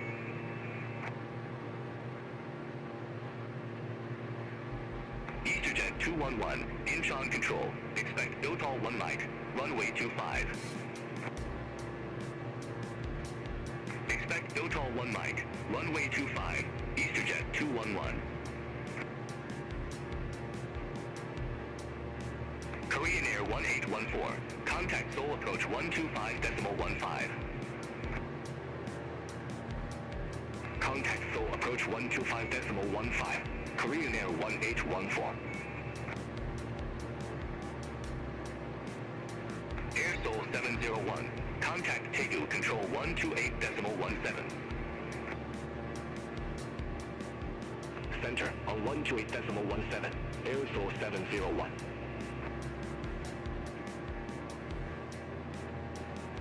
Incheon control, Dynasty 161 heavy. Good day, flight level 185.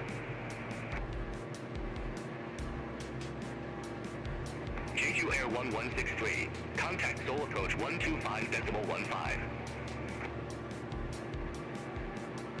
Okay. Contact Seoul approach 125.15, Jeju Air 1163.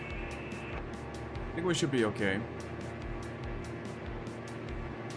Dynasty 161 Heavy, Incheon control, good day, radar contact, climb to flight level 360. Climb to flight level 360. Dynasty 161 heavy.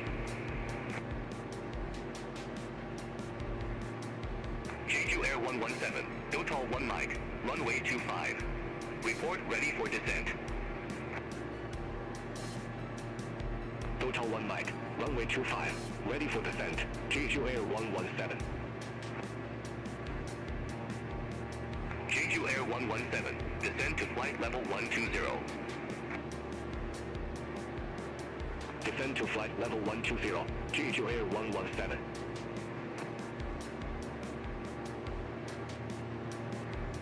Airspeed 705, descend to 13,000 feet, QNH 1014. Descend to 13,000 feet, QNH 1014, airspeed 705.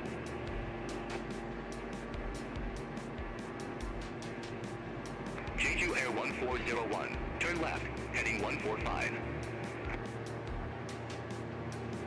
Turn left, heading 145. Jeju Air 1401.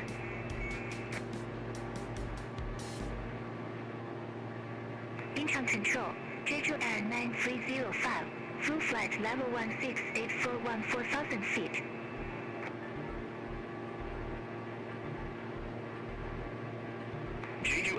305. Incheon control.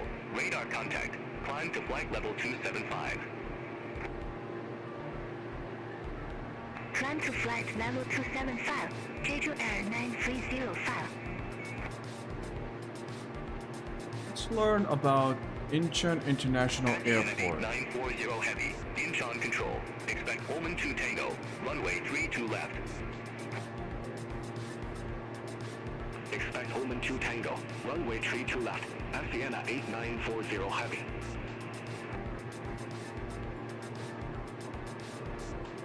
EasterJet 211. Dotal 1 Mike. Runway 25. Report ready for descent. Dotal 1 Mike. Runway 25. Ready for descent. Incheon EasterJet International 211. Airport. Incheon International Airport. EasterJet 211. Descend Aerial to flight view of level ICN 120. Terminal 1 in 2023. IATA, Descend to ICN. flight level 120. EasterJet 211.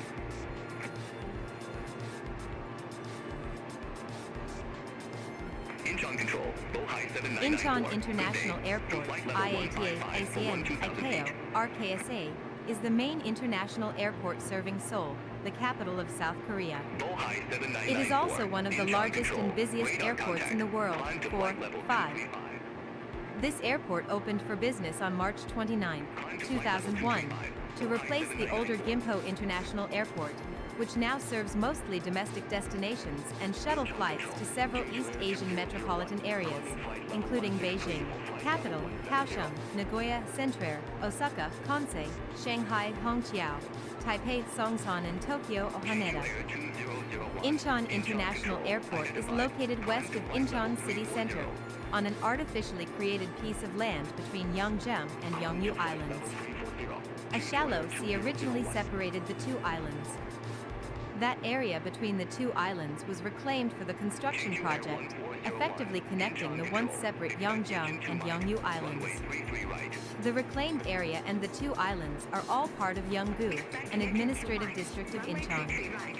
The airport has 111 boarding gates altogether, with 44 in Terminal 1, 30 in Concourse A, connected to Terminal 1, and 37 in Terminal 2, 6. This airport was constructed to share the demand for air transport in the 21st century and to serve as a hub airport in Northeast Asia. 7. History. Location of Incheon International Airport on reclaimed land joining Yeongjang and Yeongju Islands. International air traffic to South Korea increased after the 1988 Summer Olympics. In the 1990s, it became apparent that Gimpo International Airport could not cope with the increased air traffic. The government decided to build a new international airport to reduce the load on Gimpo International Airport. The new airport was originally planned to be located in Cheongju, 124 kilometers, 77 miles, southeast of Seoul, but due to its distance, it was opposed by Seoul and Gyeonggi citizens.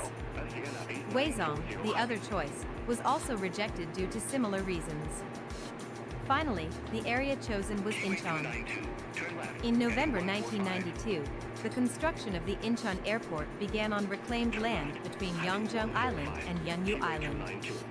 It took 8 years to finish, with an additional 6 months for testing. Completion was initially scheduled for 1997 but delayed due to the Asian economic crisis. 8. The airport was officially opened on March 21, 2001. On November 15, 2006, an Airbus A380 landed at the airport as part of the first leg of its certification trip. 9. Tests on the runways, taxiways, and ramps showed that the airport is fully capable of handling the A380. To further upgrade service, Incheon and major Korean logistics firm Hanjin Group, parent company of Korean Air, agreed on January 10, 2008, to build Yeongjang Medical Center, which was completed in 2012. This hospital serves nearby residents and some 30,000 medical tourists who come to Korea annually. 10. Operations. The airport opened for business in early 2001 to replace the older Gimpo International Airport, which now serves mostly domestic destinations plus shuttle flights to Beijing, capital, Osaka, Kansai, Shanghai, Hongqiao, Taipei, Songsan and Tokyo, Haneda, although flights to Beijing and Osaka also operate from Incheon Airport.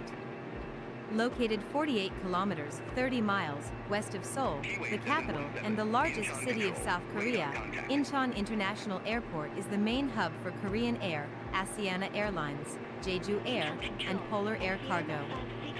The airport is a hub for international civilian air transportation and cargo traffic in East Asia. In 2016, the Incheon International Airport. We're actually passing over Seoul now. Control. Radar contact. Climb to flight level 300. Climb to flight level 300. Asiana 561 Heavy. Incheon Control. Asiana 121. Flight level 280. About Wikipedia. Keyway 716. Incheon Control. Expect Omen 2 Tango. Runway 32 left.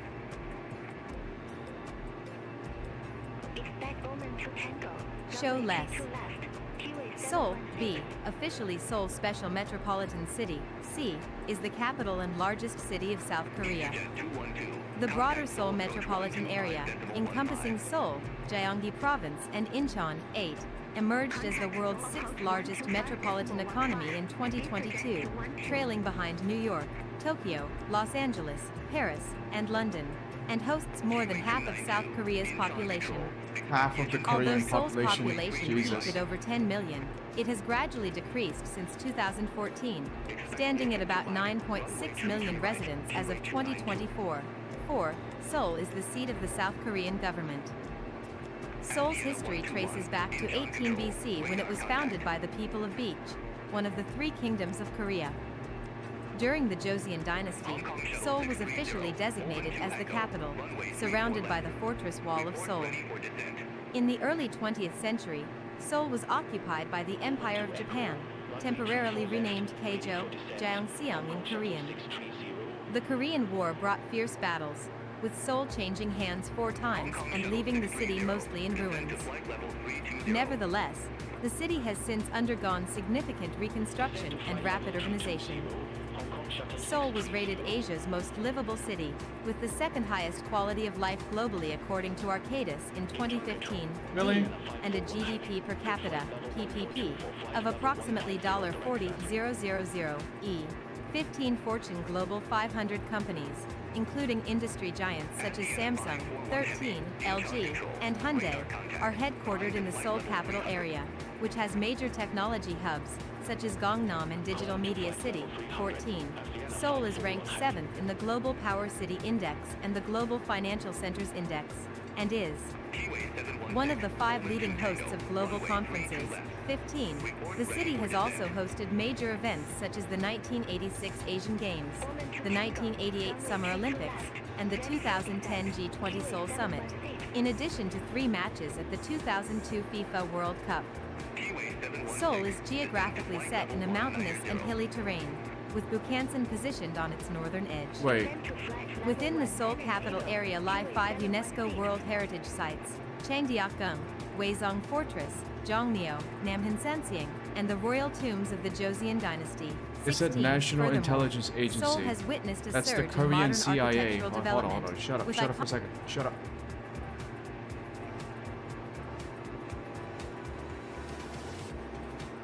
That National Intelligence Service, that's the Korean CIA headquarters. Yeah. Lot of bad things happened over there. Lot of bad things.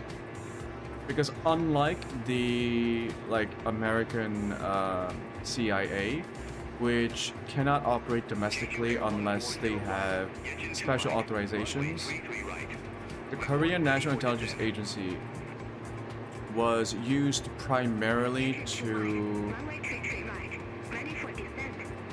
conduct operations against South Korean citizens by the authoritarian Korean government during the before 1988 or 87. Yeah. So a lot of bad things happened over there. People did a lot of bad things from that organization, And Descend to flight level 270. that has really impacted the way people view Level 270 at Sienna 121. security agencies in South Korea. Civil-military relations are very different here than it is in, say, Western Europe or Navigation. the United States or Canada or Australia. Clear direct base zone. Base zone all navigation. JGL Anyways. 1401.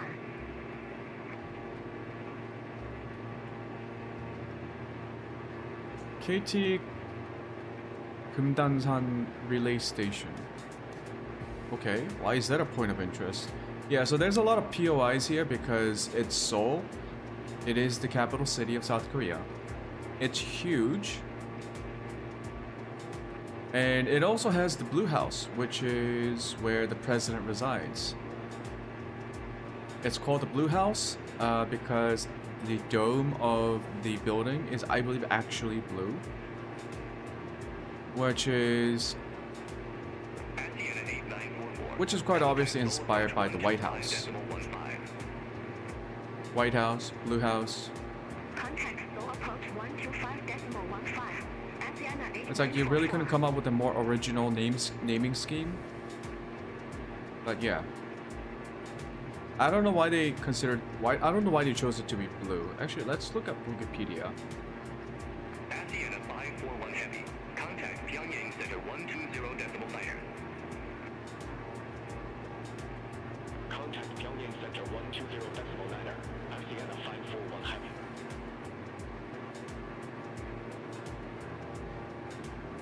Hong Kong Shuttle 630. Descend to flight level 280. Descend to flight level 280. Hong Kong Shuttle 630. Ingwade, Korean, Hanja, lit. Scientile Pavilion, also known as the Blue House in English, is a public park that was the former executive office and residence of the President of South Korea. Oh, it's former? Oh, did they move Located to in Seoul's Jeongju Sejongsi district, now? directly The behind new capital? Gyeongbokgung Palace. It served as the center of presidential administration and state receptions from 1948 until 2022. Oh yeah, they did move. Under Okay. the presidency of Yoon Suk-yeol, it was open to the public as a museum and urban park. Cheongwade is expected to become the presidential residence again after the presidential office is moved. Cheongwade is a complex of multiple buildings built largely in the traditional Korean architectural style with some modern architectural elements and facilities. It currently consists of the main office hall Bangwon, A, the presidential residence, the state reception house Yangbingwon, B, the Chuinchiguan, C, press hall, the secretariat buildings, and other buildings and structures. The entire complex covers approximately 250,000 square meters or 62 acres. That's pretty Cheongwade fucking was big. built upon the site of the royal garden of the Joseon period, 1392 to 1910. While the Blue House served as an executive office, it was one of the most protected official residences in Asia. 1. Upon the inauguration of President Yoon Suk-yeol in May 2022, Cheongwade was relieved of its duties as the official residence and executive office of the president, as the president's offices and residence were moved to the Ministry of National Defense building. The grounds have been serving as a public park ever since. Since the impeachment and removal of President Yoon Suk-yeol in December 2024, there have been calls to return the presidential office and official residence to the Blue House. President Lee Jae-myung is scheduled to return to the Blue House in 2025, pending a relocation of the president's office back to the residence. Oh, they're 2. moving back. Oh, okay. Early history. Goryeo and Joseon eras. The Blue House dates back to the Goryeo period of Korea. The location of Cheongwade was the site of a royal villa in Hanyang, the southern capital of the Goryeo dynasty, 918 to 1392. It was built by King Sukjeong, Art 1095 to 1105, in 1104. Goryeo's principal capital was at Kaesong, and it also maintained a western capital at Pyongyang and an eastern capital at Gyeongju on opposite sides of the Korean peninsula.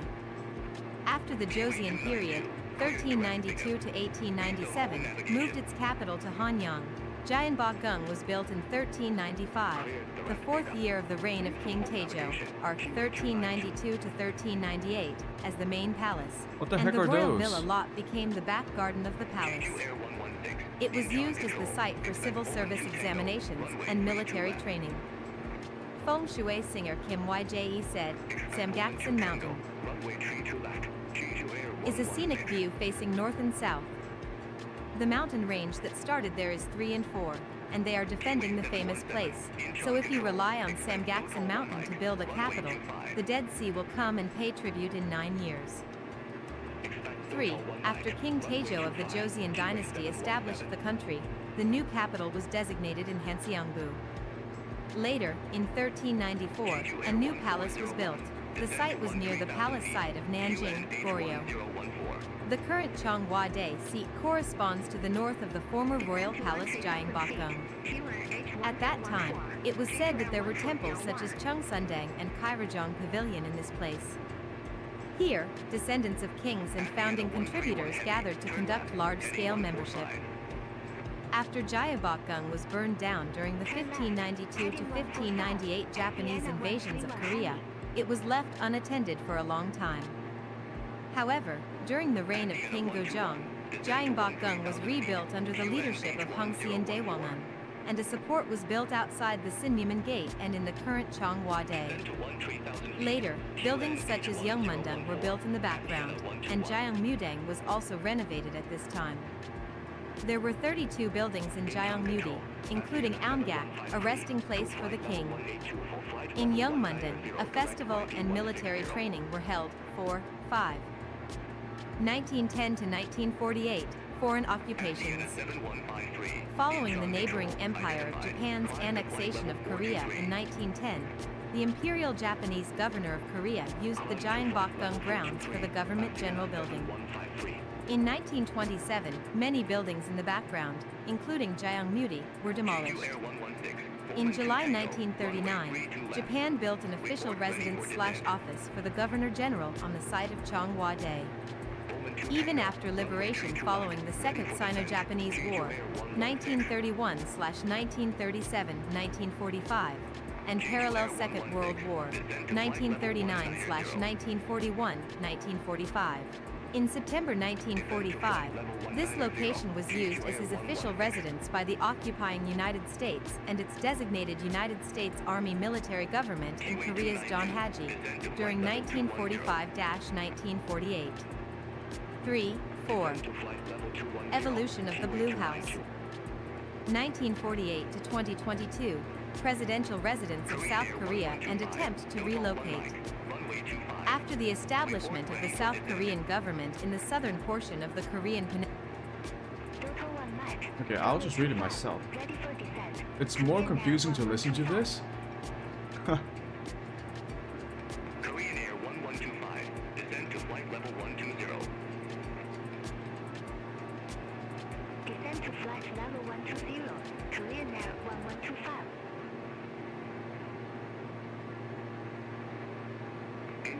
Okay, evolution of the Blue House. After the establishment of the South Korean government in the southern portion of the Korean peninsula, its first president, Lee Seung-man, named the former Imperial Japanese Governor General's residence, Gyeongmu-dae, which was the name of one of the few old buildings for former official residence there. Okay. He used it as his office and residence. The second South Korean president, Yoon Po-sun, changed the name to Cheonghwa-dae after he was inaugurated in 1960. The name was reportedly changed as it had ostensibly become associated with authoritarianism and dictatorship. An alternative name, Hwaryeongdae, was proposed alongside Cheonghwa-dae as a possible renaming candidate, but the latter was ultimately chosen. After Park Chung-hee came to power through a military coup as the third president, some argued that the color should be changed to yellow, saying it is a more precious color, but Park Chung-hee dismissed it. During the regime of Park Chung-hee, the Blue House structure had a president's office on the first floor and a living space for the president's family on the second floor. Expect yet to However, depart. as the building was Runway narrow 21, and aging, Green a major renovation was carried out during the park administration. In January 1968, North Korean infiltrators reached the building in a bid to assassinate Park Chung-hee during the Blue House raid. In the ensuing melee, 28 North Koreans, 26 South Koreans, and 4 Americans were killed. On October 26, 1979, Park was assassinated by the Korean Central Intelligence Agency Director Kim Jae-gyu in a safe house on the Blue House grounds. Yeah, that was... The Park Chung-hee was assassinated by the Korean CIA director. There's actually a Korean movie about it. Descend to But flight level 130, QA 716. yeah, imagine that, the CIA director killing the president. It happened because Park Chung-hee at the time was facing massive nationwide protests against his regime. And the situation was becoming unbearable for the KCIA director. And he opposed the... Contact store approach 121. So Park Chung-hee implemented draconian measures to quell the nationwide protests, including shutting down the universities and also the high schools. And I believe the KCI director, when he testified after the assassination, he said the president was taking things too far by even shutting down high schools. And so he's like, yeah, I killed him. QA 292, descend to 13,000 feet. QNH1014. Wild times. Wild times. Descend to 13,000 feet. QNH1014. We're actually passing by Incheon Airport again before we head on over to North Korea. Actually, I believe that is North Korea right there. It is so close, it's ridiculous. Contact Seoul approach 121.35 at Sienna 121. That is North Korea, so right there. Can you imagine? This is the biggest airport in South Korea.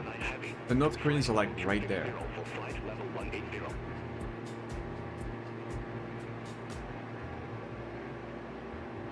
Korean Air 249 Heavy, Incheon control. Good day, identified. Climb to flight level 360. Climb to flight level 360. Korean Air 249 Heavy. Air Busan 157, Incheon control. Expect Yejin 2 Mike. Runway 33 right.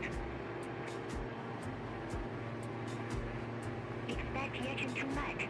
Runway 33 right. Air Busan 157.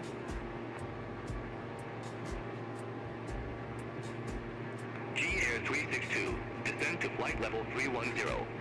Let me ask for an altitude change. I think we can push up to Descend like flight level 9,000. 310. G Air 362.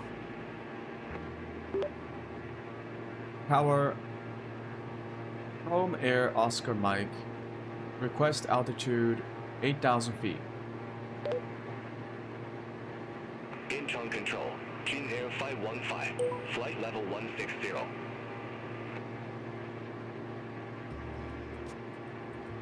Air Busan 157, turn left, heading 145.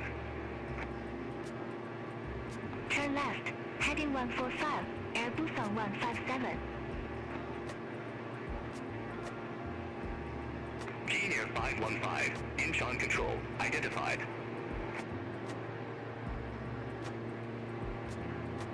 Chrome Air Oscar Mike 69, unable your flight is to the north and 8,000 feet is an even numbered flight level. Please pick an odd altitude.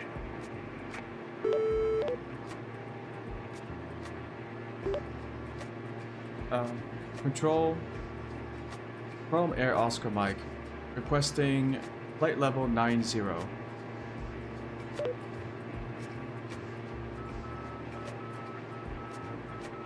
Chrome Air Oscar Mike 69, confirm new altitude 9,000 feet.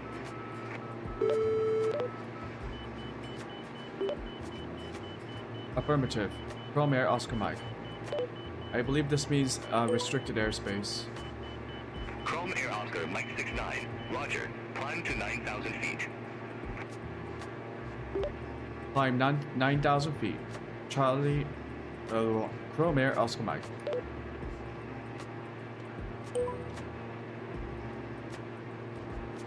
Keyway 716.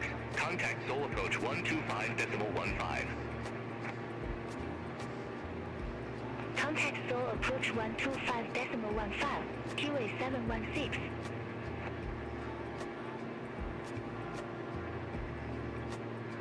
China Eastern 2034. Contact Nanchang Control 120.5. Have a good day. Center of 120.5. China Eastern 2034. Bye-bye. Incheon Control. Airbus on 188. Flight level 165.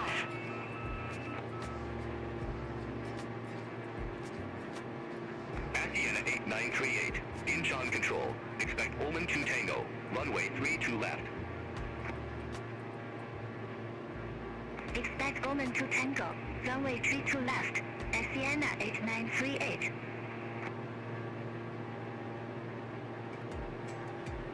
Air Busan 188. Incheon Control. Good day. Identified. Climb to flight level 350. Climb to flight level 350. Air Busan 188.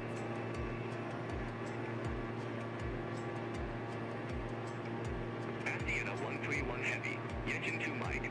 Runway Yeah, 33 we right. are actually crossing over. We will be crossing over into North Korea very soon. Like very, very soon.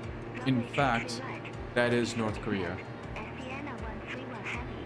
There. Asiana 131 Heavy. Descend I to think flight so. level 210. Yeah, that's the Kemiheon. Ant Hill. This one. It's called Ant Hill. Or Ant Hill Beach, or whatever it's called. Chrome Air Oscar Mike 69. Incheon Control. Expect radar vectors. ILS Yankee runway 27.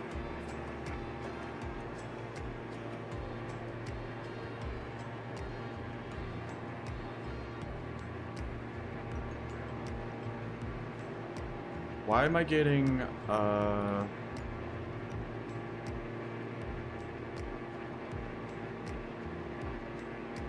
Say again, Chrome Air Oscar Mike 69. Chrome Air Oscar Mike 69. Incheon Control. Expect radar vectors. ILS Yankee runway 27. does it want me to land?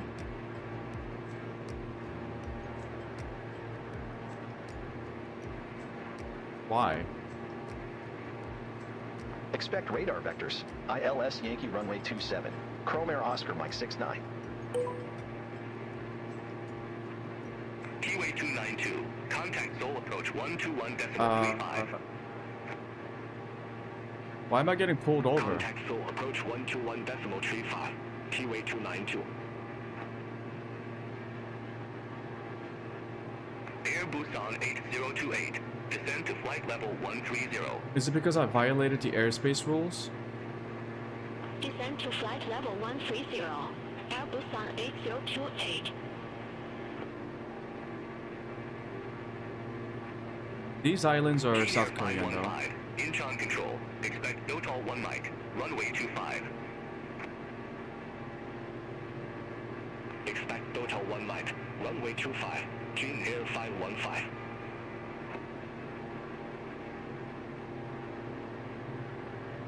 Asiana 131 Heavy. Cleared direct ducto. Resume own navigation.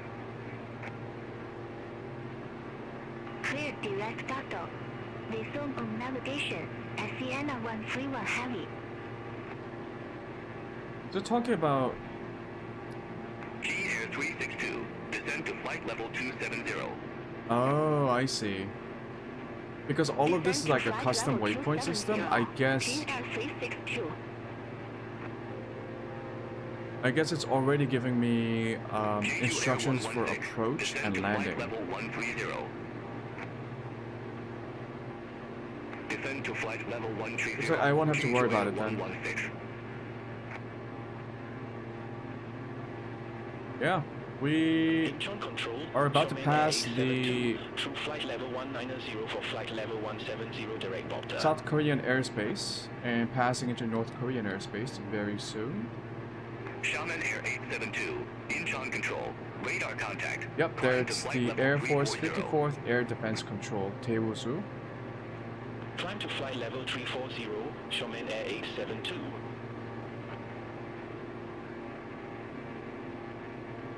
China Eastern 5072, contact Nanchang control 120.5. I mean, it is ridiculous how close the border is to like Seoul and Incheon International Airport. China Eastern 5072, have a good day.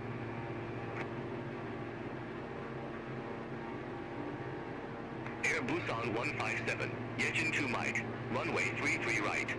Report ready for descent. Yejin 2 Mike, runway 33 right, ready for descent. Air Busan 157. Air Busan 157, descend to flight level 210. Descend to flight level 210, Air Busan 157. Air Busan 157, cleared direct basin. Resume all navigation. Hopefully the North Koreans won't shoot us down immediately. Clear direct basin. Resume on navigation, Air Busan 157.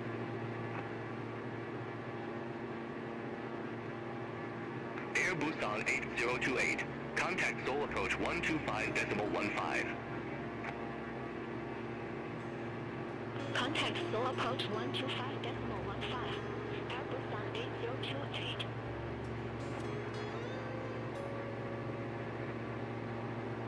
G-Air 362, descend to flight level 210. Descend to flight level 210, G-Air 362. We'll have to pass through these clouds, Ethiopian 3673 heavy, contact and then we Nanchang should control be in North 120.5. Korea. Have a good day. Center on 120.5, Ethiopian 3673 heavy.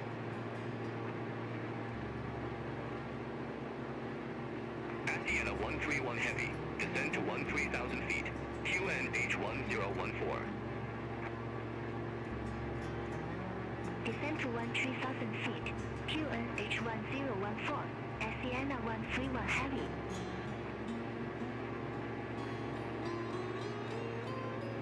Chrome Air Oscar Mike 69, contact Pyongyang Center 120.9er. Have a good day.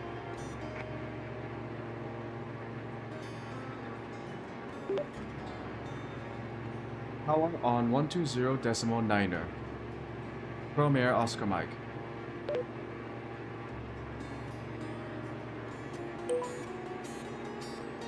Ladies and gentlemen, and all those in between and out. Korean Air 901 heavy. We are Flight now in level North 1 Korea. 944 flight level 150 direct Sesri.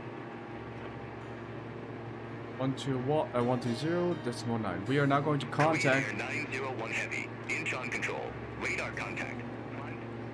We're going to contact the Pyongyang Airport Tower. 120.9.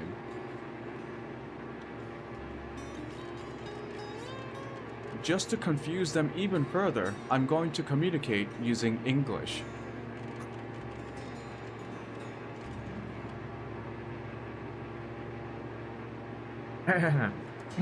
Oh wait, volume.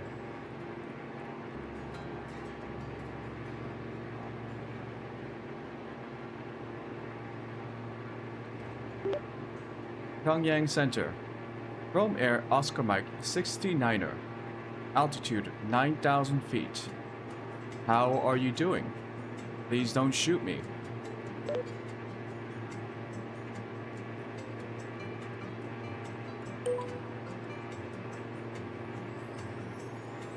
Chrome Air Oscar Mike 69, Pyongyang Center, radar contact. Why does he sound like... Pyongyang Center, Chrome Air Oscar Mike. Say again.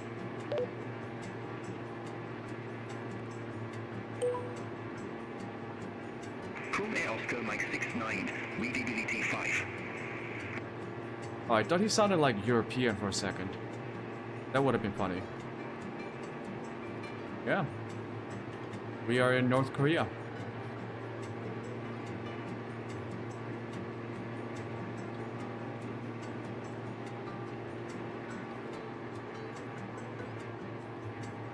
But which part of North Korea? Oh.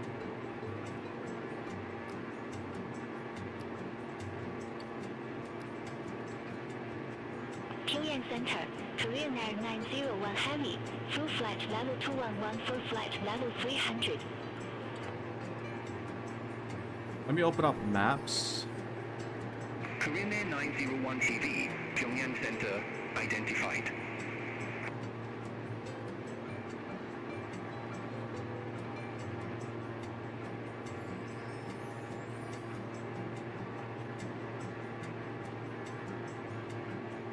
We are in Yeonnan-gun. Yeonnan-gun.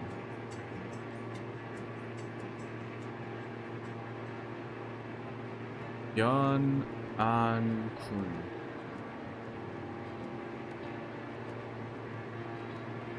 Yeonnan. The Yeonnan County of North Korea.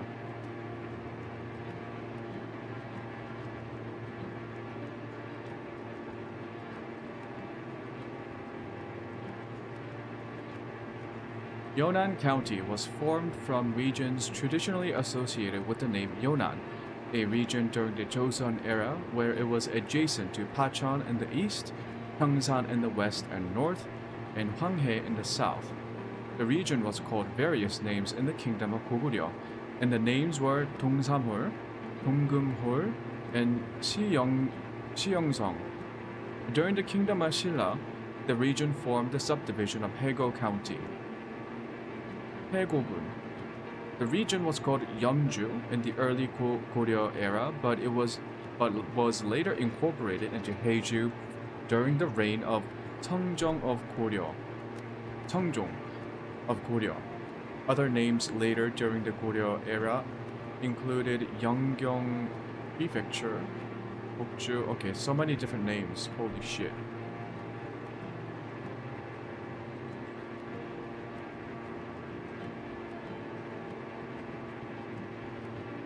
Nothing interesting about Yeonnan. Okay.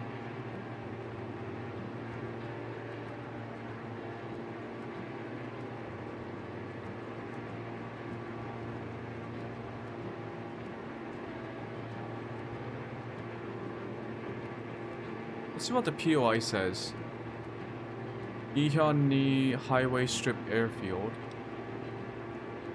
Haeju Airfield.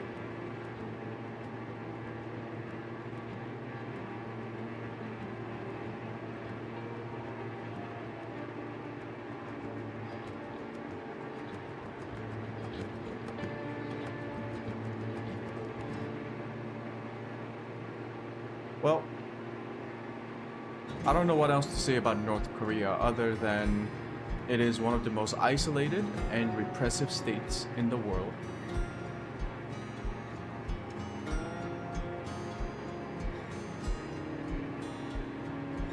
But they're still surviving.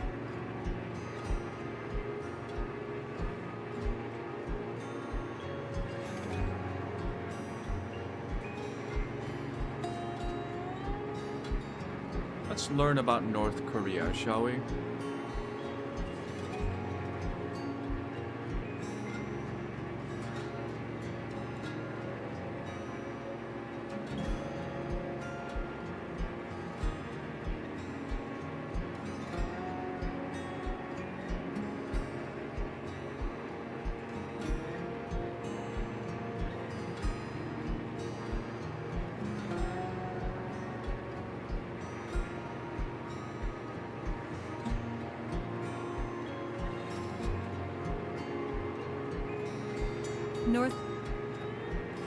North Korea, D, officially the Democratic People's Republic of Korea, DPRK, E, is a country in East Asia.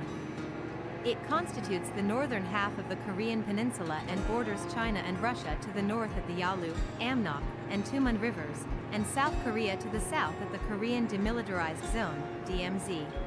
F.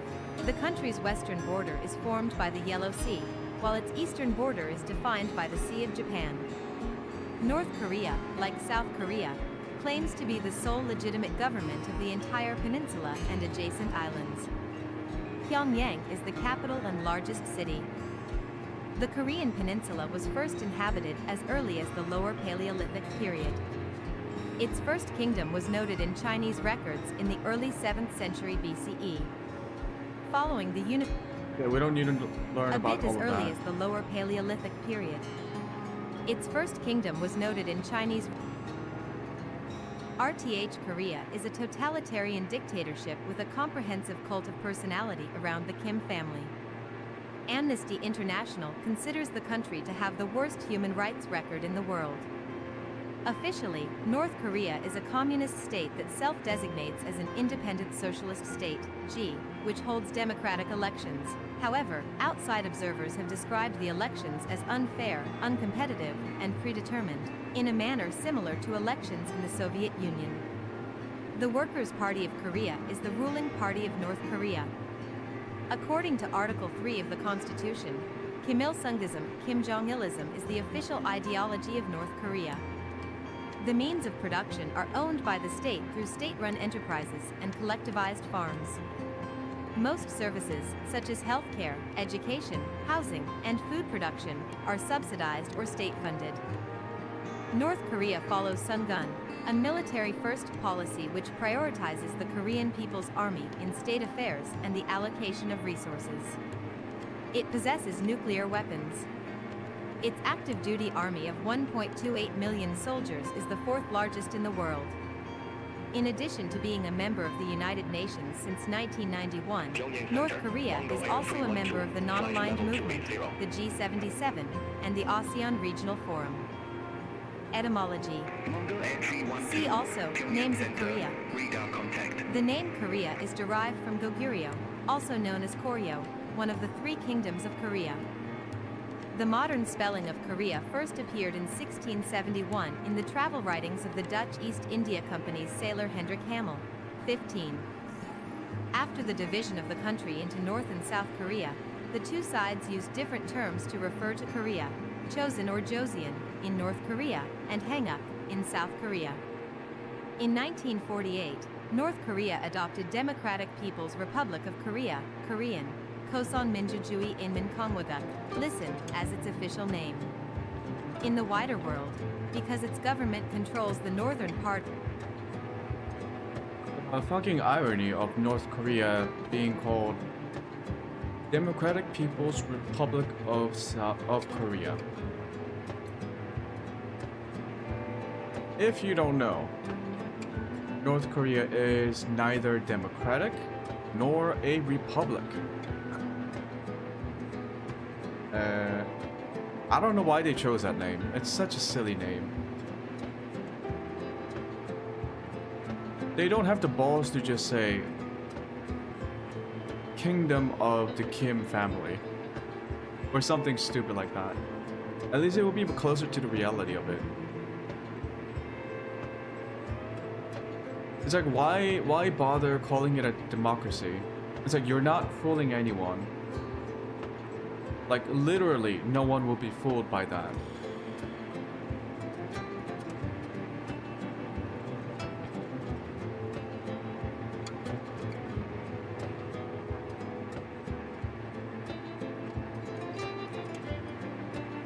Anyways, let's continue listening to the Wikipedia Part page of of the North Korean Korea. peninsula, it is commonly called North Korea to distinguish it from South Korea, which is officially called the Republic of Korea in English. Both governments consider themselves to be the legitimate government of the whole of Korea, 1617, for this reason. The people do not consider themselves as North Koreans but as Koreans in the same divided country as their compatriots in the South, and foreign visitors are discouraged from using the former term, 18. Oh, is that really? History. Main articles: History of Korea and History of North Korea. The four commanderies of Han, established in the former territory of Gojoseon after the fall of Wyman-Joseon, 19, the location of the commanderies has become a controversial topic in Korea in recent years, 20. However, the location of the commanderies is not controversial outside of Korea, note 1. According to Korean What the hell? mythology, in 2333 BC, the Gojoseon kingdom was established by the god King Dangun. Following the end of the three kingdoms of Korea into Silla and Balhae in the late 7th century, Korea was subsequently ruled by the Goryeo dynasty, 918 to 1392, and the Joseon dynasty, 1392 to 1897. In 1897, King Gojong proclaimed the Korean Empire, which was annexed by the Empire of Japan in 1910. 21. Ancient Korea. Yeah, we don't need to learn about ancient A. Korea because we already Balhae. listened to that while we were talking about South Korea.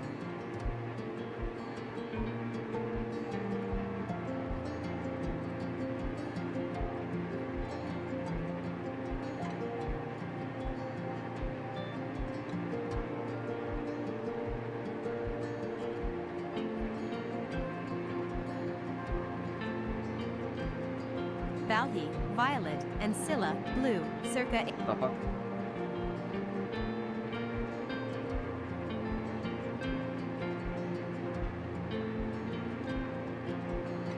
Towards the end of World War II, the U.S. proposed dividing the Korean peninsula into two occupation zones, a U.S. zone and a Soviet zone. Dean Rusk and Charles H. Bonesteel III suggested the 38th parallel as the dividing Wait, what was line, his name again? as it Dean Rusk and Charles H. Bonesteel III. Who is this man?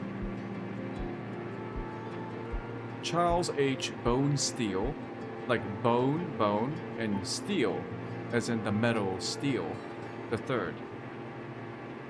General of the 24th Infantry Division, United States Army. What a name.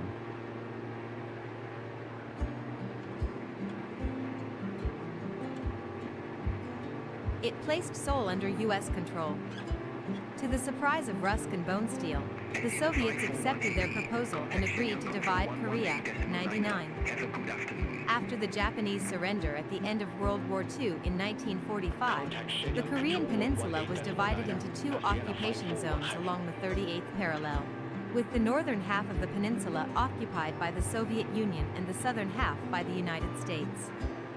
Negotiations on reunification failed. Soviet General Terenty Stykov recommended the establishment of the Soviet Civil Administration in October 1945, and supported Kim Il-sung as chairman of the Provisional People's Committee of North Korea, established in February 1946.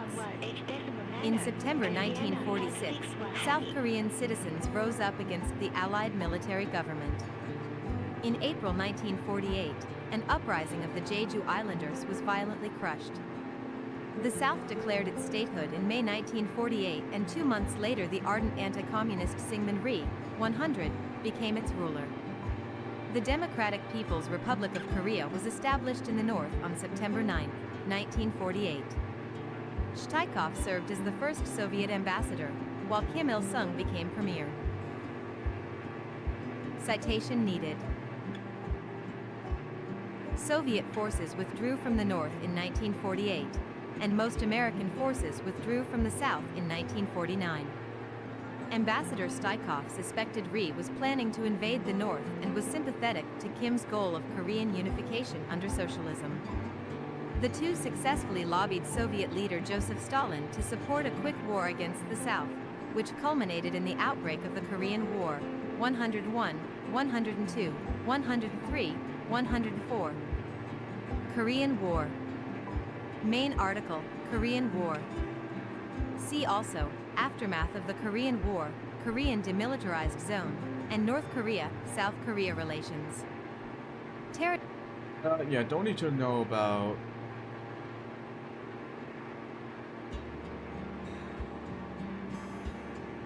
Don't need to know about that. Okay. We are moving into...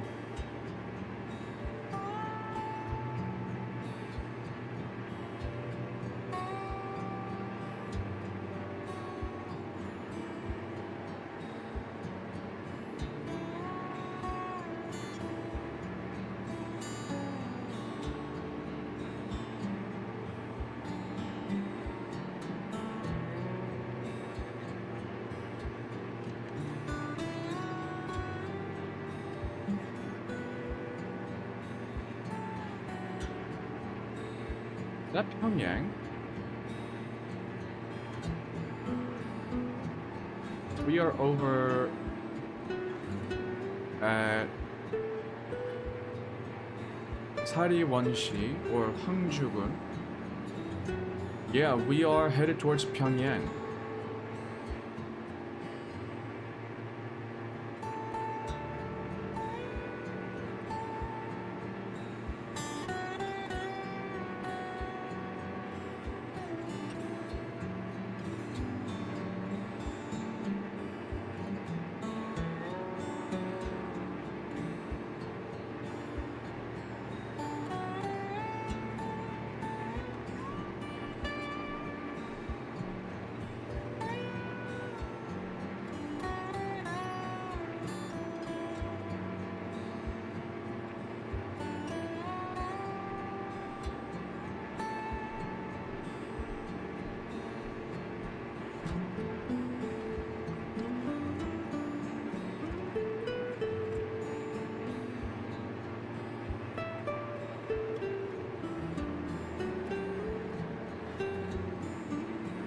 Pyongyang, a Korean, Hanja, is the capital and largest city of North Korea, where it is sometimes labeled as the capital of the revolution. 9. Pyongyang is located on the Taedong River about 109 kilometers, 68 miles upstream from its mouth on the Yellow Sea. According to the 2008 population census, it has a population of 3,255,288. 10. Pyongyang is a directly administered city, Chekalsi, with a status equal to that of the North Korean provinces.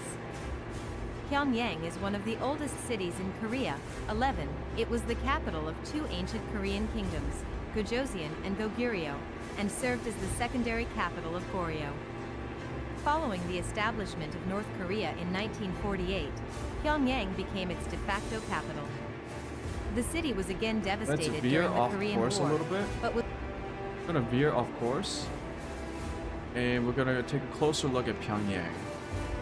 Because when am I ever going to get a chance to look at Pyongyang from the air? Heading mode is, what was it again?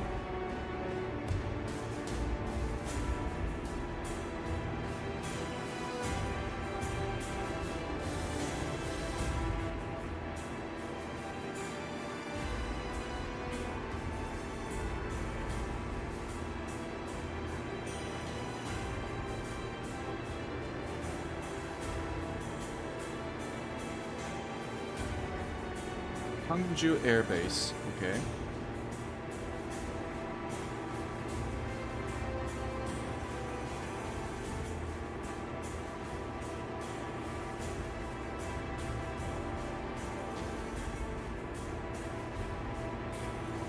was quickly rebuilt after the war with Soviet assistance. Pyongyang is the political, industrial, and transport center of North Korea. It is estimated that 99% of those living in Pyongyang are members, candidate members, or dependents of members of the ruling Workers' Party of Korea, WPK. 12. It is home to North Korea's major government institutions, as well as the WPK, which has its headquarters in the Government Complex No. 1. Names. Government Edit. Complex No. 1. The name What a boring Pyongyang ass derives name. from the Sino-Korean words flat and land. It is the McCune-Reischauer romanization of the Korean term, which translates to flat land, reflecting the smooth terrain of the city. In native Korean, the city was called Baruna, 13, or less commonly Barana, 14, which, using the Edu system, was the pronunciation of the Chinese characters of Pyongyang, 13, 14. Buru means field, whereas Na means land. Therefore, the meaning of Pyongyang in native Korean would be land of the field, 13.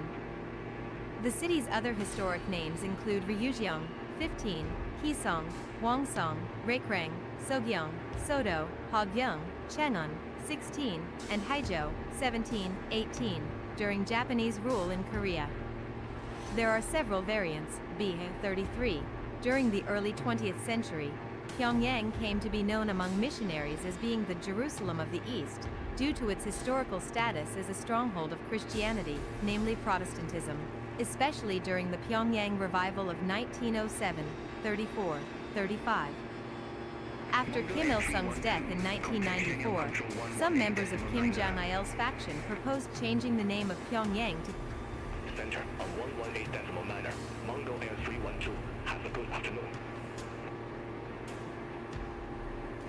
Kim Il-sung City, Korean, Hanja, but others suggested that North Korea should begin calling Seoul Kim Il-sung City instead and grant Pyongyang the moniker Kim Jong-il City. In the end, neither proposal was implemented. 36. History. Edit. Prehistory. Edit. In 1955, archaeologists excavated evidence of prehistoric dwellings in a large ancient village in the Pyongyang area, called Kumtananai, dating to the Julman and Newman pottery periods. 37. North Koreans associate Pyongyang with the mythological city of Asadal, or Wanghamsong, the first 2nd millennium BC capital of Gojoseon, Old Joseon, according to Korean historiographies beginning with the 13th century Samguk Yusa. Historians, who deny this claim because earlier Chinese historiographical works such as the Guanzi, classic of Mount... There's way too much stuff for the TTS to work properly.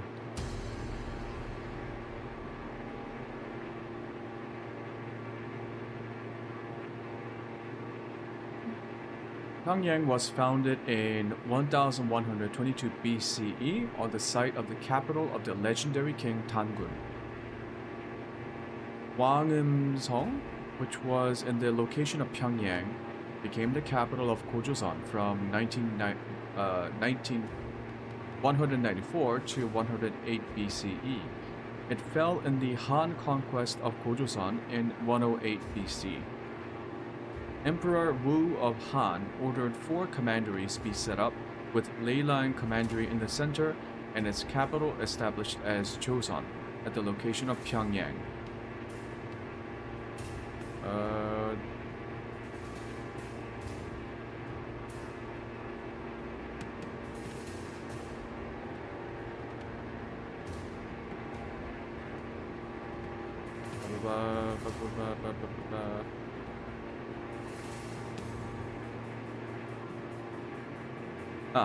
After 1945. Yeah, ancient histories are too ancient. On 25th August 1945, the Soviet 25th Army entered Pyongyang and it became the temporary capital of the Provisional People's Committee for North Korea. A People's Committee was already established there, but led by the veteran Christian nationalist Choom. Pyongyang became the de facto capital of North Korea upon its establishment in 1948. At the time, the Pyongyang government aimed to recapture Korea's official capital, Seoul. Pyongyang was again severely damaged in the Korean War, during which it was briefly occupied by South Korean forces from October 19th to December 6, 1950.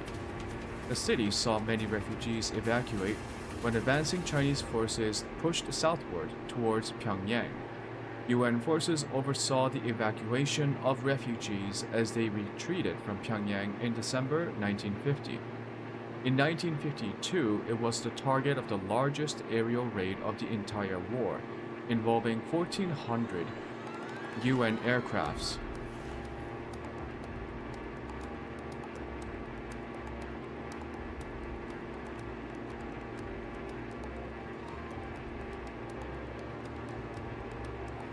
Damn.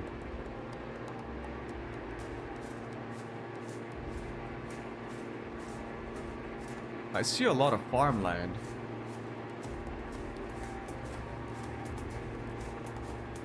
Let's change our heading back towards the city.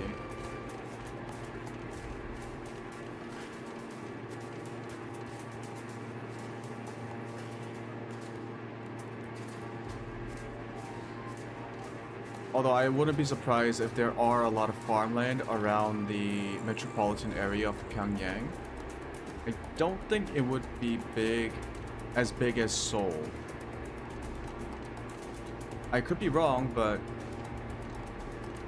I doubt it's as densely populated as Seoul. I don't know.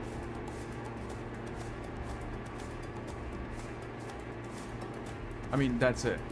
That's Pyongyang. And those are farmlands and mountains. Yeah, it's definitely a lot smaller than I expect. Like it's, I guess I didn't expect it to be too big, right? It's North Korea.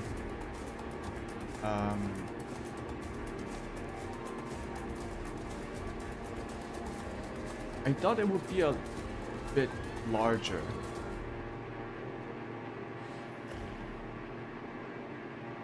I guess I don't know what I was expecting.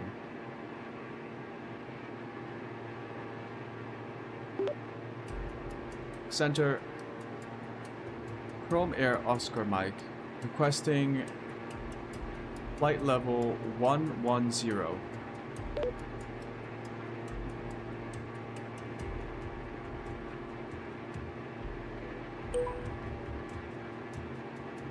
Chrome Air Oscar Mike 69, confirm new altitude 1000 feet.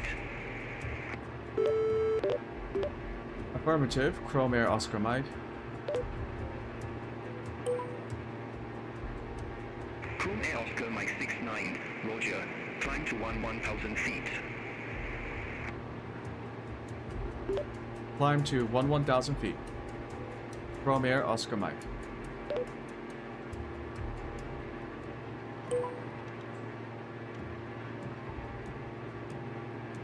I'm going to gain some altitude.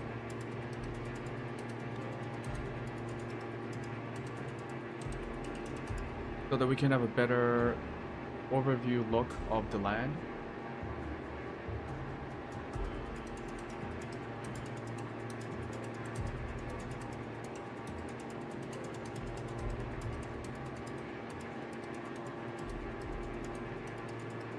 I mean, overall, it's not too different from South Korea. I mean, it's essentially the same peninsula, but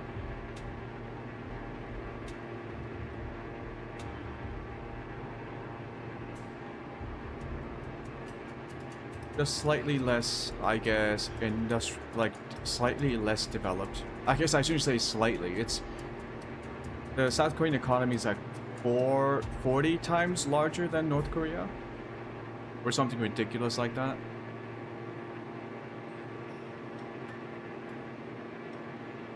Yeah, if we look down, we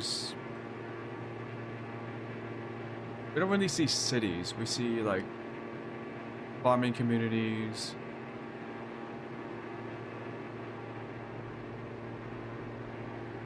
I wish the in-game POI system would also have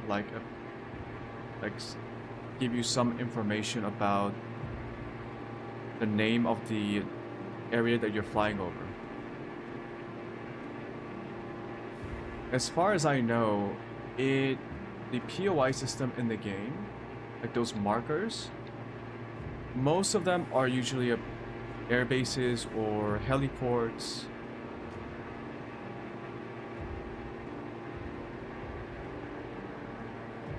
And sometimes the rest is just mostly random stuff, like hospitals or stadiums or railways or highways. So I don't really understand how the game decides to prioritize which POIs to show you.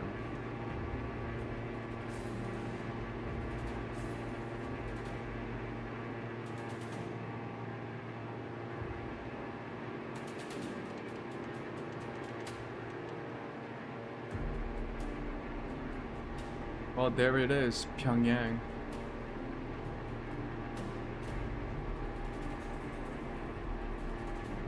You see a hospital there.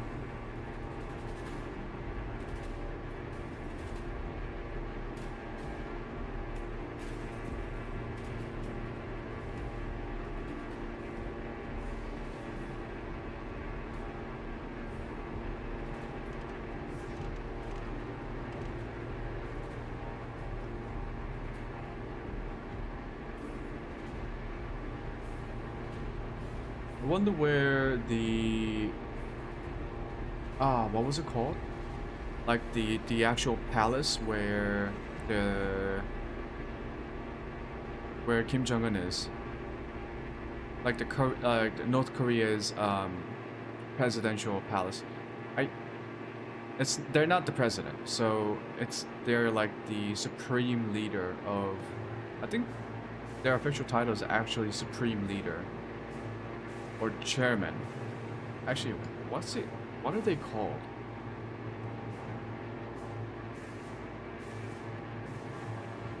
Chairman.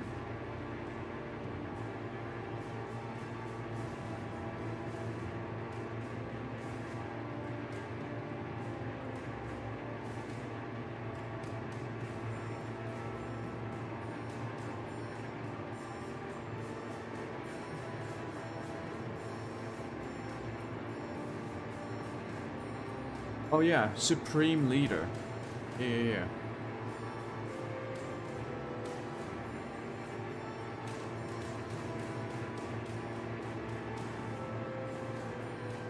Yongseong residence. Yongseong Banjo. Oh, we can actually try and look for it. Hold on. I think we... Actually, it might be really close.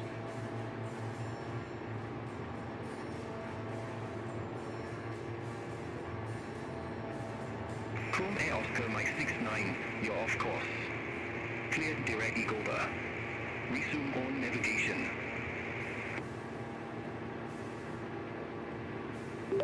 Cleared direct Eagle Bar. Resuming on navigation. Chrome Air Oscar Mike.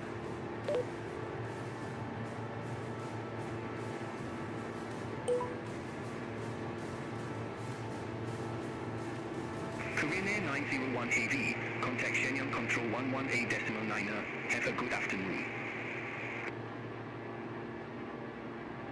Center on 118.9er. Korean Yeah. Air 901 Heavy.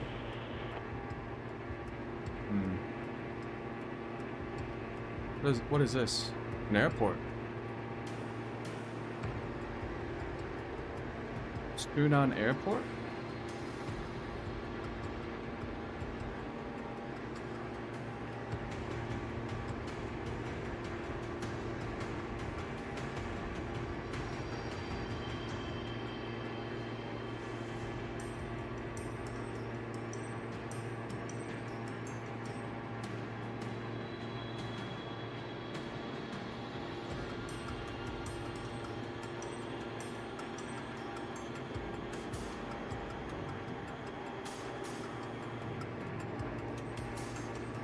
There's like barely any information on these like lakes or...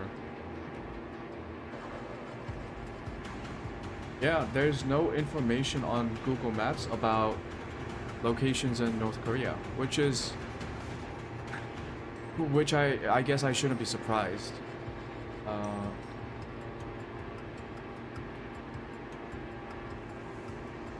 There are some information like hotels. Choom Air Oscar Mike 69, radar vectors, ILS Yankee runway 27. Report ready for descent.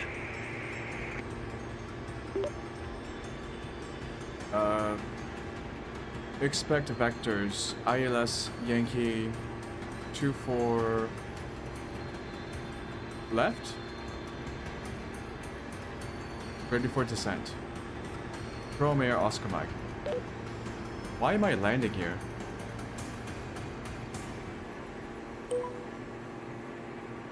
Choom Air Oscar Mike 69, Yanji Airport landing runway 27.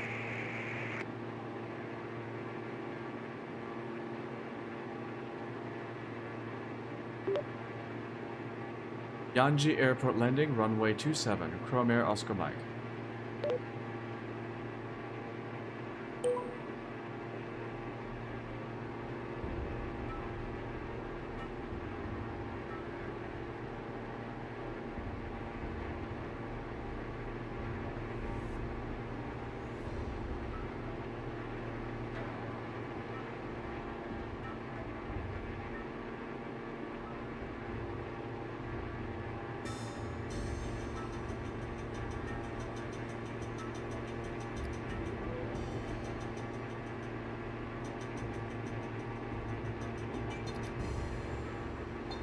surprised that I'm getting TOD callouts so soon.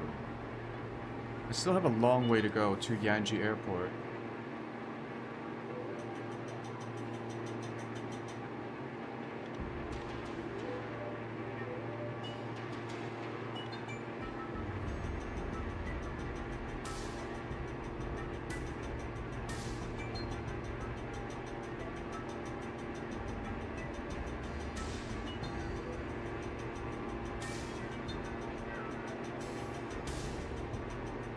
There's like nothing here. I see small communities like that, like small clusters of buildings, but for the most part, these are all just empty land. Like that looks like a small town. Nothing around it. Also, why is my game so... My game is struggling a bit.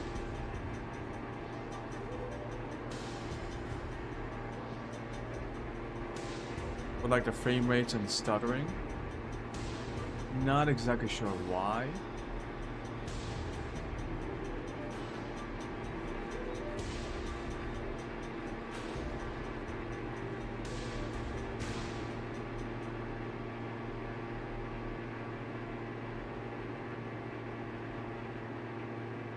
Yeah, there's really nothing.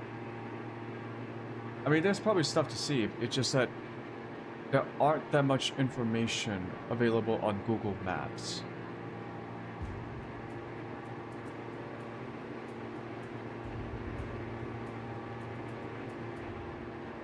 I wonder if we can visit the nuclear testing facility. Maps. What was it called? North Korea nuclear testing facility location.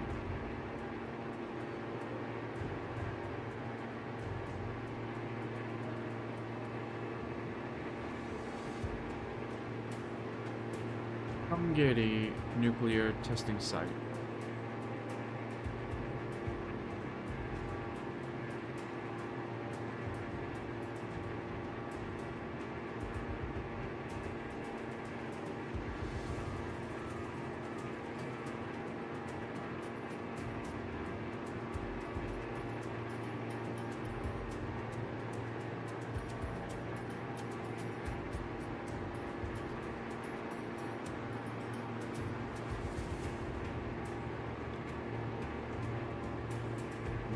But not this one.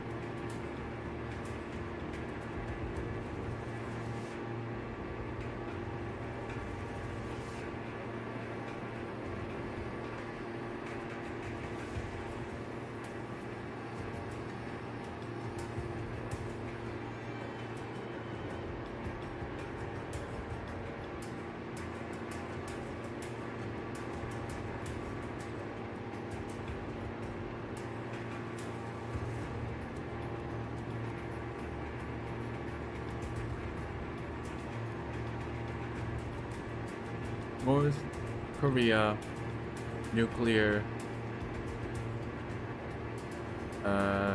weapons facility?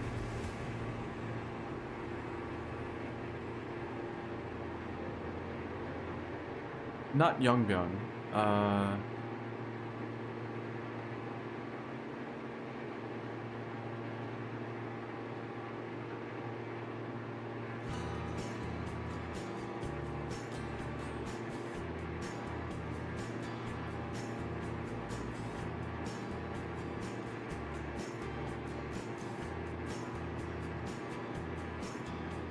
I guess it is in Yongbyon. Yongbyon.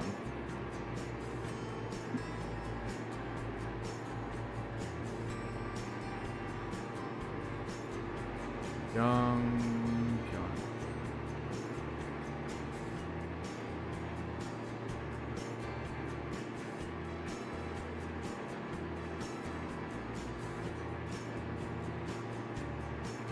We're actually headed directly towards it.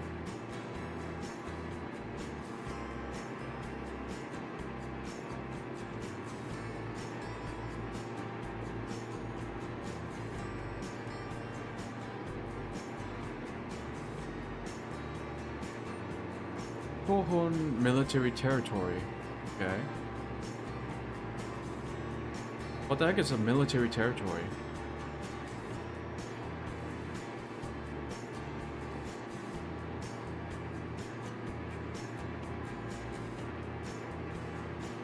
We are headed towards the location of one of the central nuclear weapons testing facilities in Yongbyon. Or it's either Yongbyon or Yongbyon.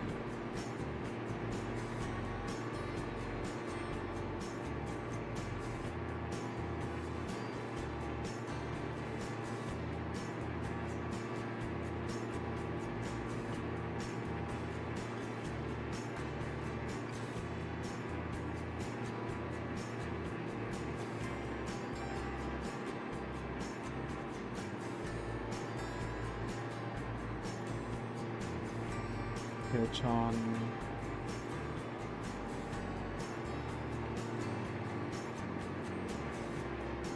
Okay, what's our fuel looking like? 50%. Ooh.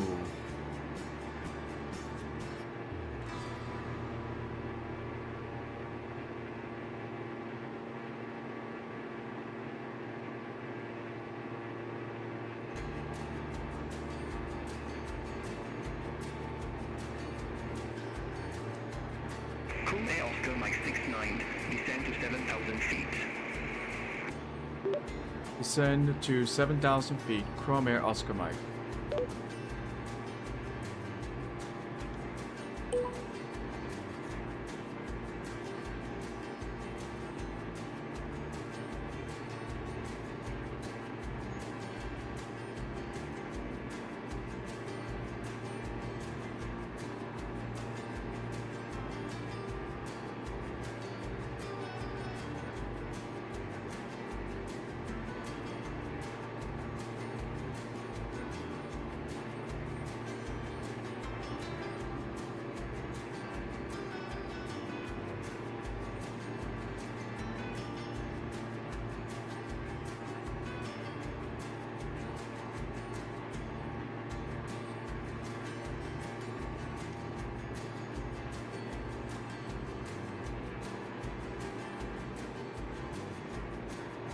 There's an airport. Okay.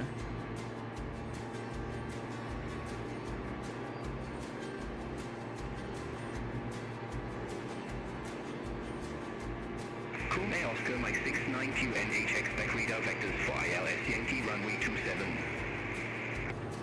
That is so difficult to hear. What? QNH, expect radar vectors for ILS Yankee 27. Chrome Air Oscar Mike.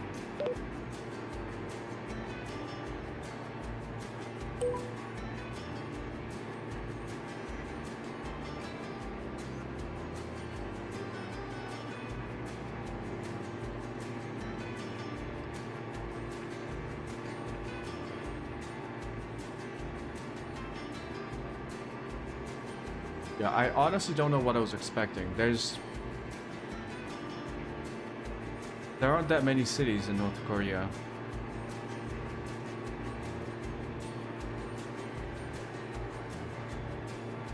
I'm assuming that's like a military base or something.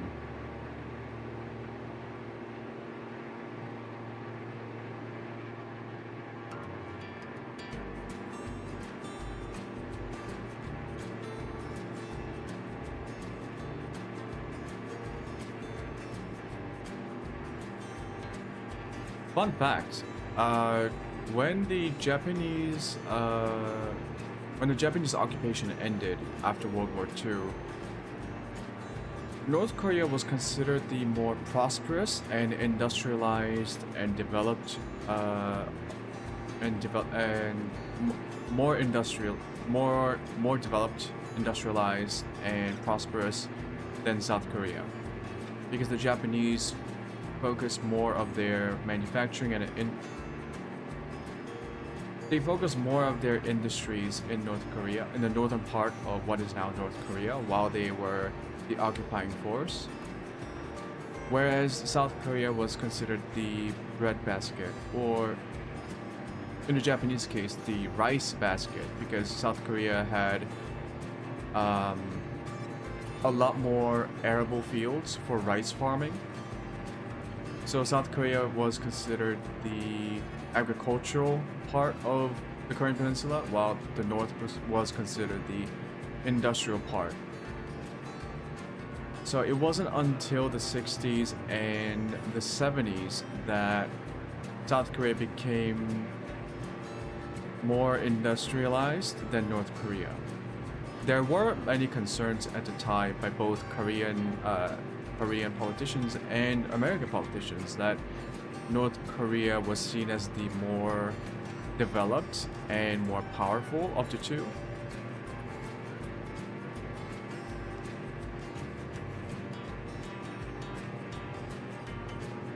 Because for a lot of anti-communist politicians in Korea and the United States, they wanted South Korea to be more prosperous, right? They wanted to show off that South Korea in the, I don't want to say capitalist system, because what ended up happening was South Korea went through a period of state-centered national economy, developmental policy. It was a national developmental policy using state-directed. Fuck it. I forgot the terminologies all over again. It was a state-centered national economic development. So it wasn't like the capitalist system, what people mean by capitalist system, like Western Europe or the United States. And so it was very similar to what you would consider to be like the Chinese model right now. And that's because the Chinese model was based on the Korean model. And the Korean model was loosely based on the Japanese model of economic development after World War II. Nowadays, there's a lot less state control over the national economic the direction of the national economy. But yeah, there was like a major pissing contest between North Korea and South Korea in the 50s and the 60s. South Korea was poor. It was like one of the poorest nations in the world in the 50s and the 60s.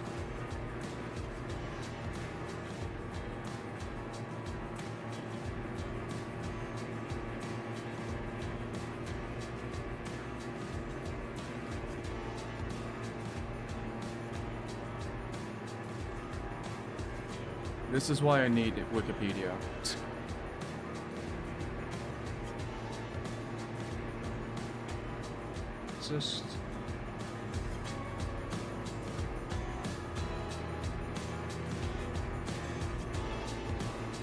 Let's just chill out for a moment while we pass through what is the countryside of North Korea.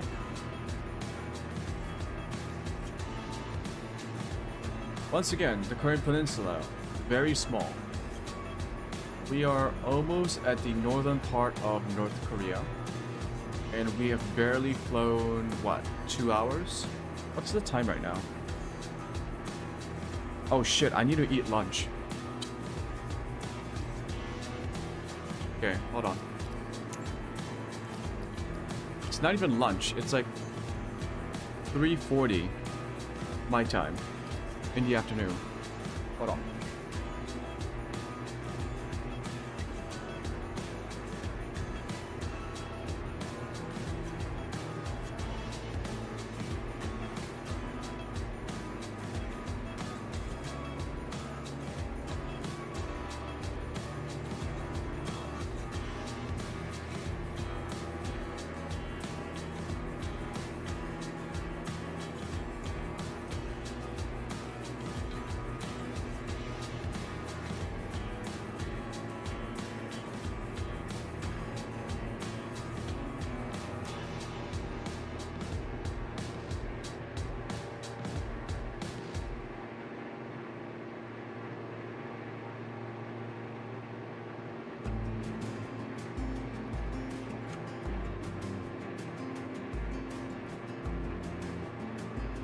okay. It wasn't that North Korea is small or the Korean Peninsula is necessarily small. I forgot how much time had passed since I started my stream. I forgot to eat lunch.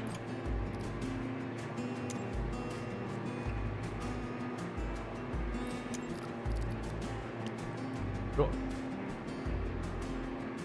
I'll have to get back up to get my food. It's warming up in the microwave.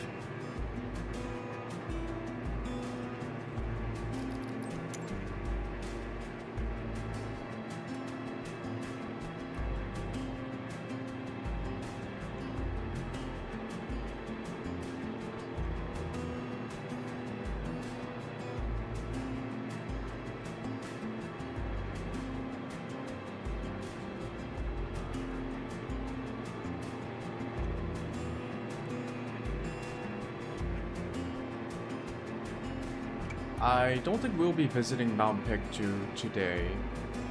Actually, let's try and visit Mount Pictou. So our route takes us up towards the northeastern side. I believe Mount Pictou is like somewhere around there. It is. Actually, we might see it as we go past it. I believe that is Mount Pictou, which is like a very symbolically important mountain in Korean culture for both North Koreans and South Koreans. It's like the national mountain, except there are two nations, but you get what I mean. Yeah, I gotta get my food, hold on.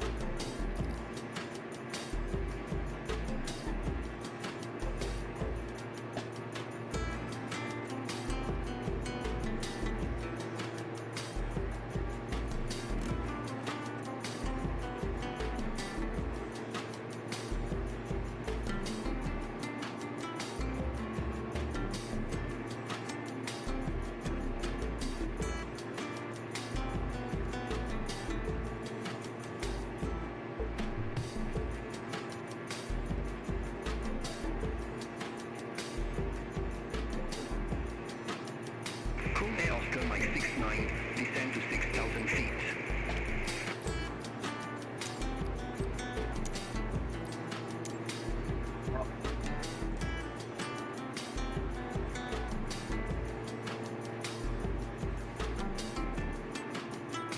Descend to 6,000 feet. Chrome Air Oscar Mike 69.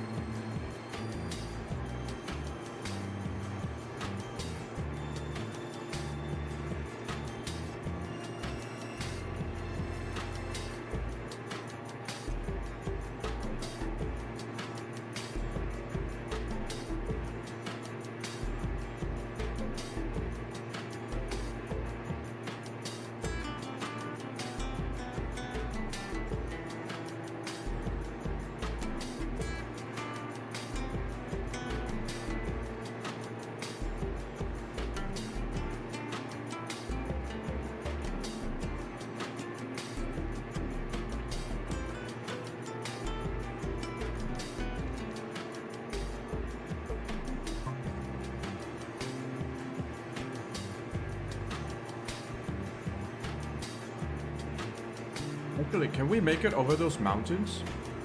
Look at that.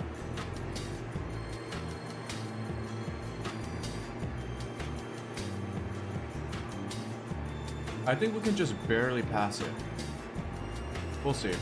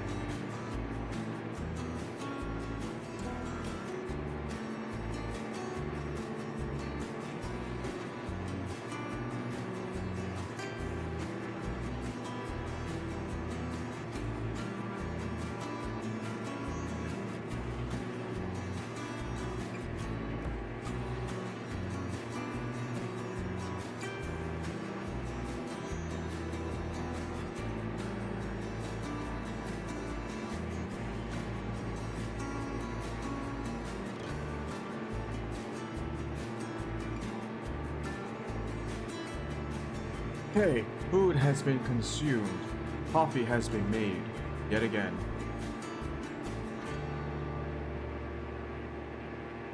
We are flying over some North Korean mountains.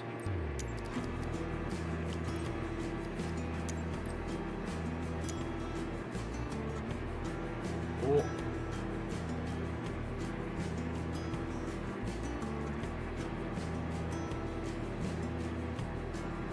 Yes, we are. We are flying over some North Korean mountains.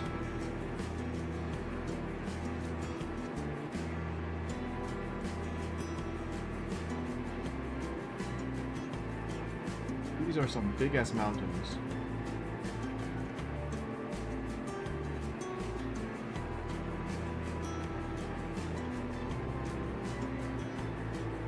Oh yeah, North Korea can get pretty cold.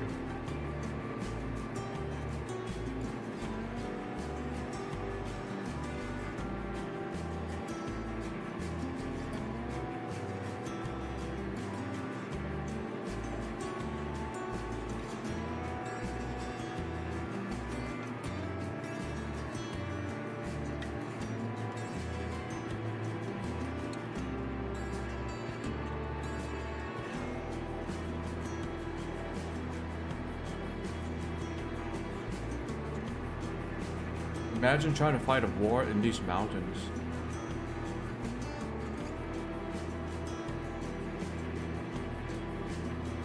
That would suck.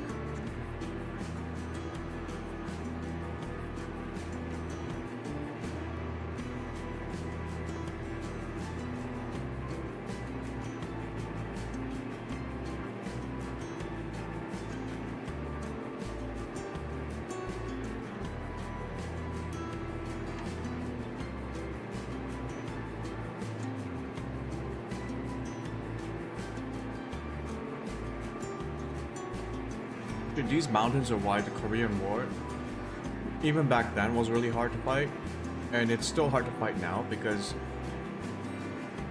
South Korea and the United States, they focus on air power, right? It's a combined arms approach, but we do rely heavily on air superiority.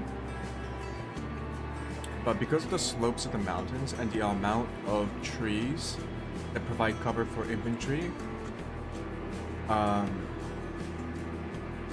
air power is a bit more limited in terrains like these. What I mean by slopes, right? You can hide behind a slope if you're an infantryman on the ground. For example, there is a slope behind this ridge. In order to drop a bomb from an airplane onto enemy infantry behind that ridge, I would have to go around. Like, we would have to go around and drop the bombs from that direction this way. That's another constraint that plays to the advantage of like people who are defending in a region like this. Also, because of the amount of trees, surveillance drones will also have a harder time picking up targets using thermal imaging or regular visual spectrum imaging, optical imaging, or whatever the fuck it's called. Just normal cameras and thermal cameras have a harder time detecting people in heavily wooded forests like these.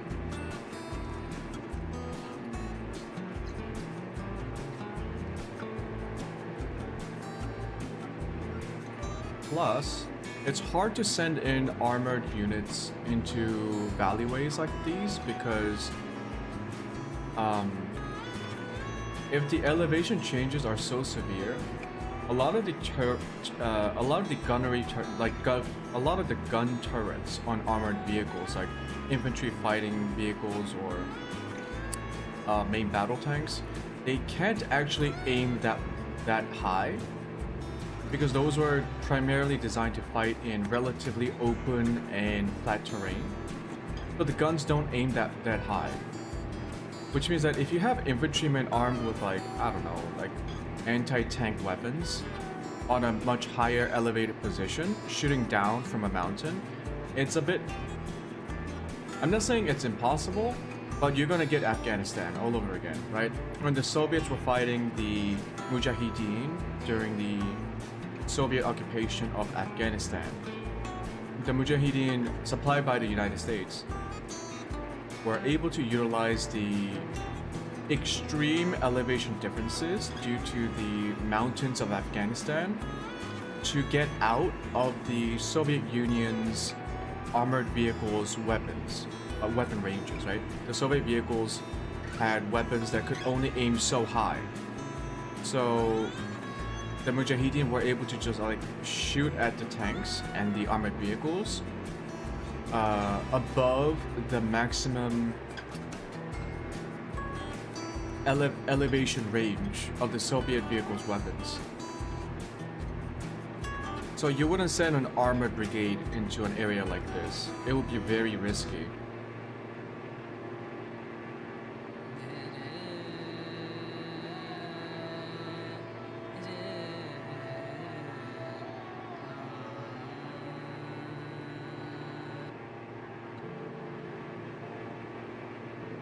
Not that you would have like infantry units in here fighting other infantry units, right? In any potential war between North Korea and South Korea, South Korea ain't gonna come up here. It's mostly going to be a defensive war, and they'll be we'll all be fighting until the North Koreans stop, essentially. But yeah, South Korea is not going to advance towards North Korea and fight in these mountains. That's ridiculous. No one in South Korea wants to do that.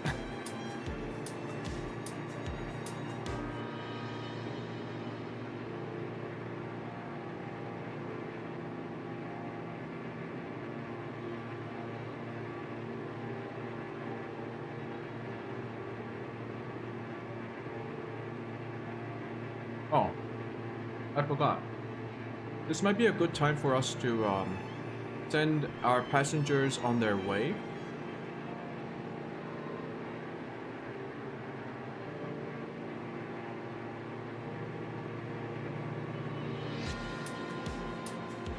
They're gonna jump out, and the reason they're jumping out is classified.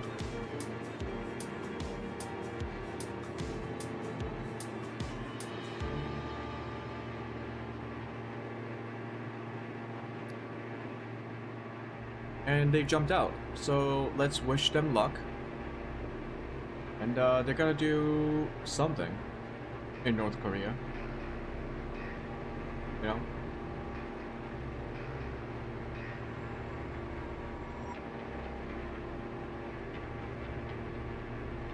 Maybe they'll go around selling Bibles,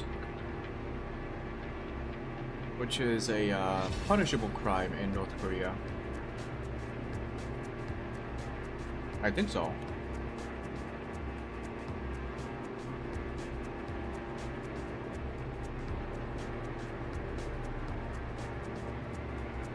Even if that's not illegal, illegally entering North Korea via an unauthorized airdrop, that's definitely illegal.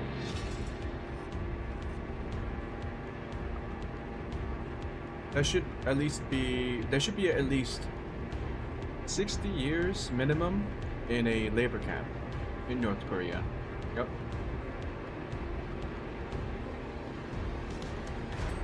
Assuming they get caught.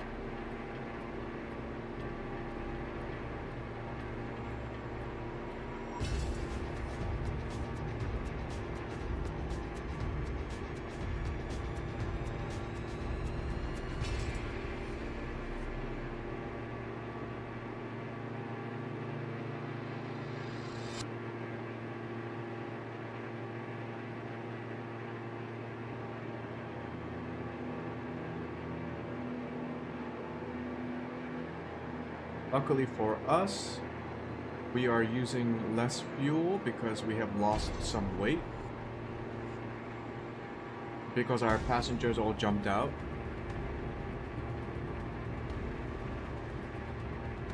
we still might not have enough to get us to our destination.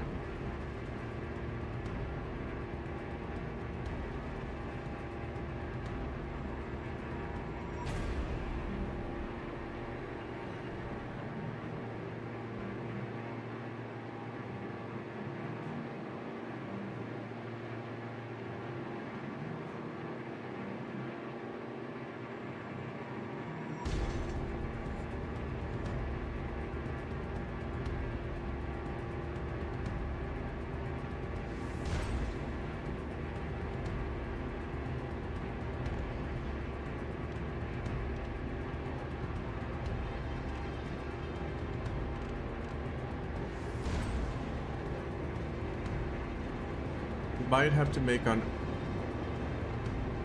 unplanned landing.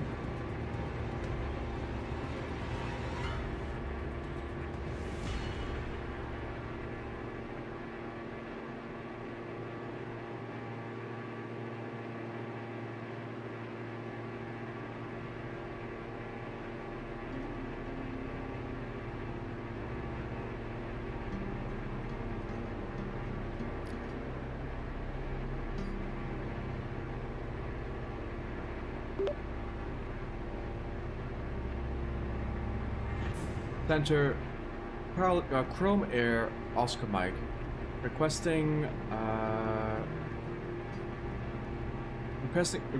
arrival change to Song'an Airport.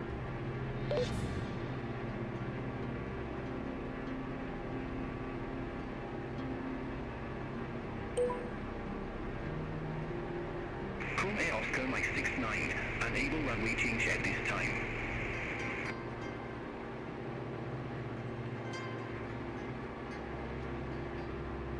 Well, shit.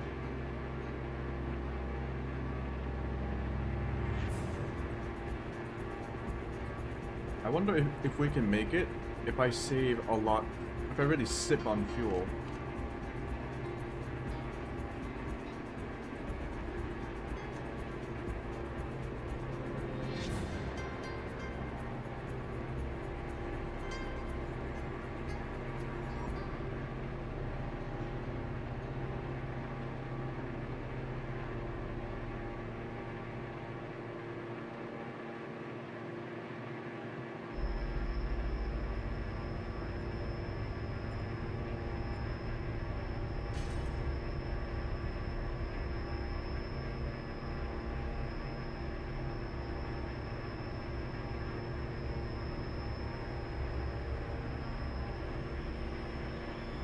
Yeah, I don't think so. We have from Hamhung to what was it called? Zhangni? Yanji.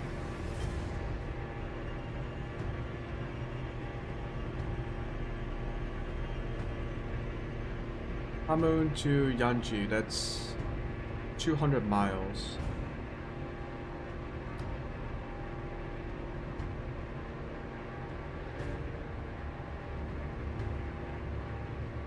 Oh, we can make it. We can make it.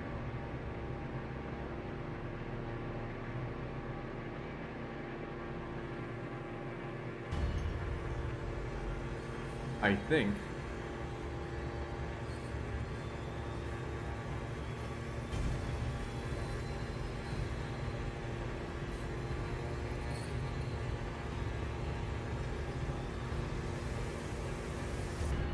Maybe if we go 60% load.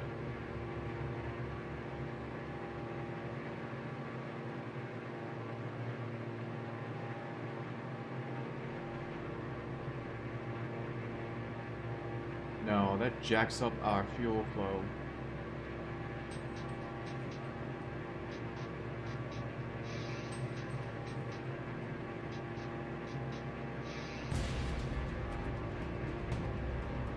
At 40%, we can, I think we can make it at 40%.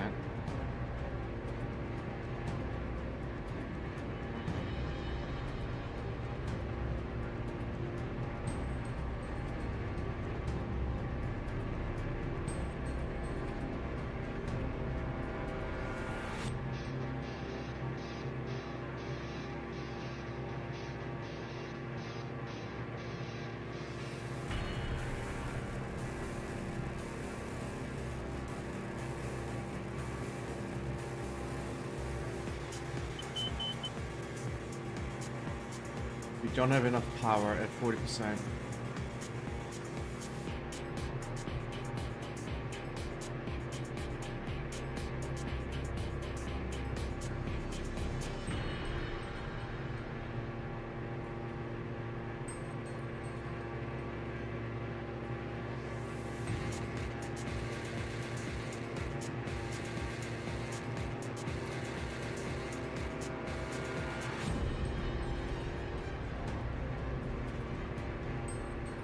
Is there an airport on the way?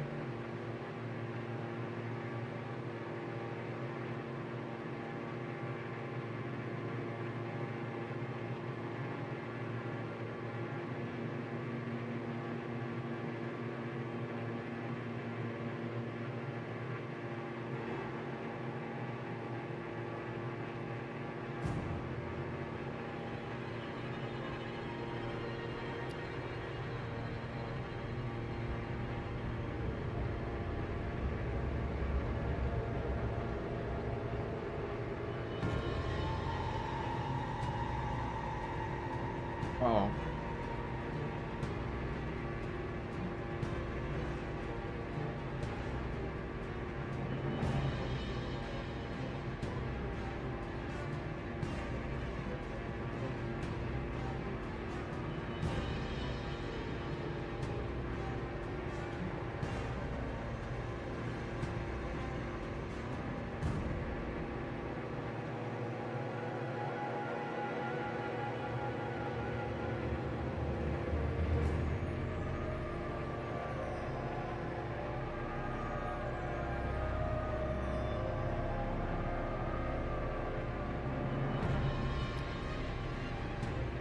Choom Air Oscar Mike 69 to left, heading 040, vectors for the approach.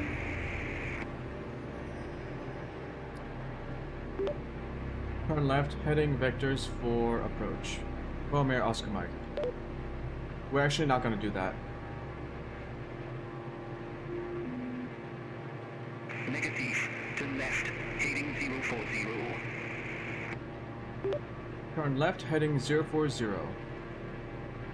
Choom Air Oscar Mike.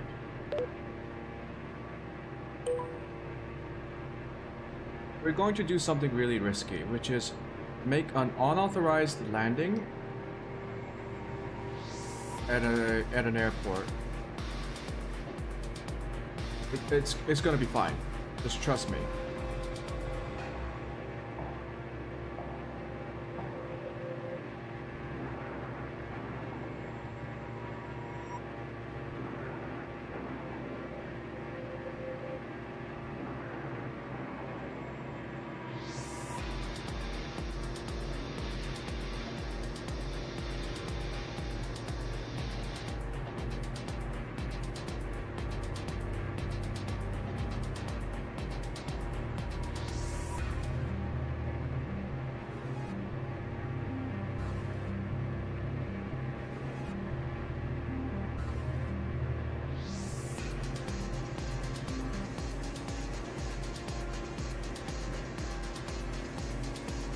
Engaging autopilot. BPSD. Choom Air Oscar Mike 69 to left, heading 030.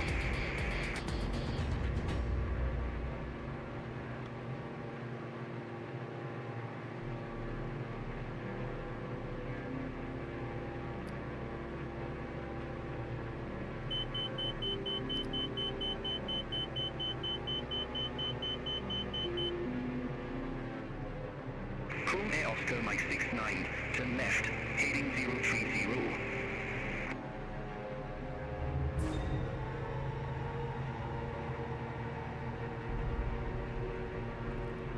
Turn off comms. It's fine. If they were gonna shoot at us, they would have shot at us a long time ago.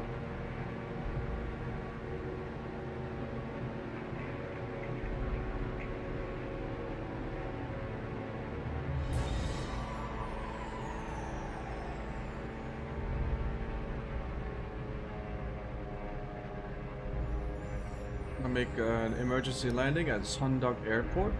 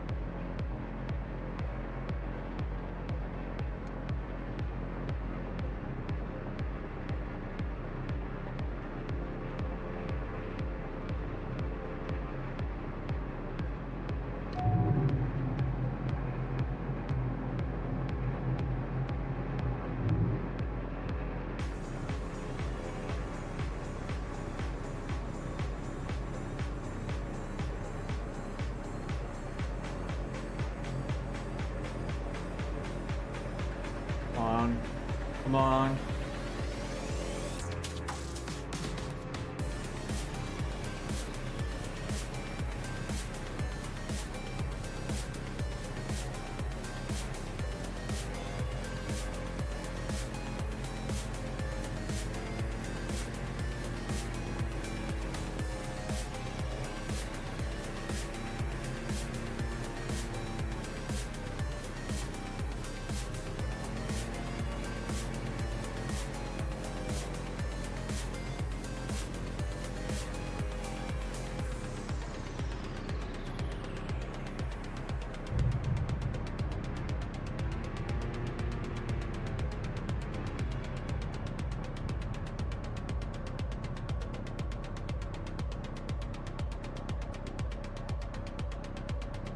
We are not going to be staying here for very long. In fact, we're going to go immediately to the end of the runway before the North Korean military police gets here. Man, does North Korea even have normal cops? Oh, they just have like the military?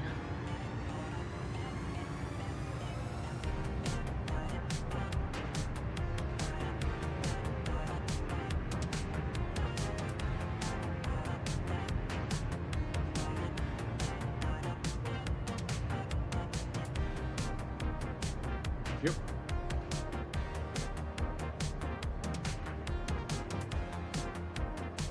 We are going to quickly take their fuel.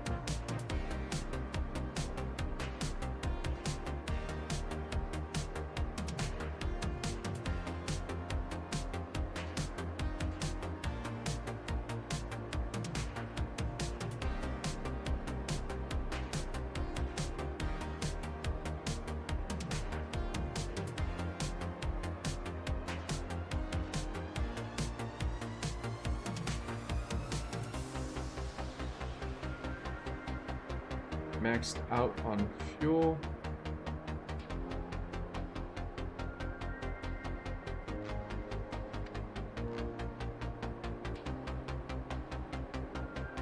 We're going to get the fuck out of here.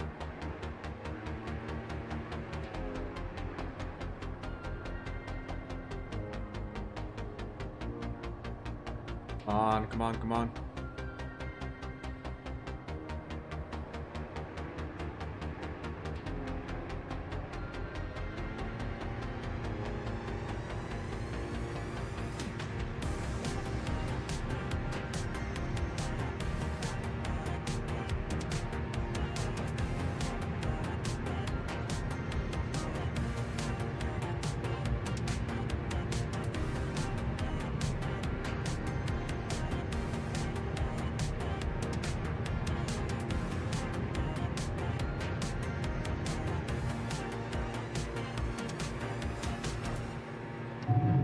Ah.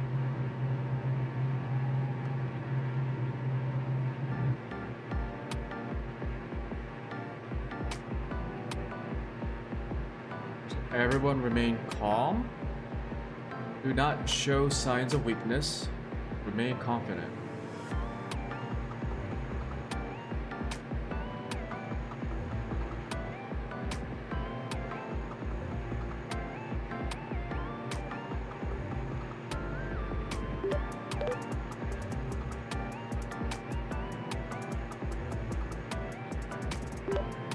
Pyongyang Center, Chrome Air, Oscar Mike, 69er. I'm so sorry about that. I am back on comms. What do you want me to do?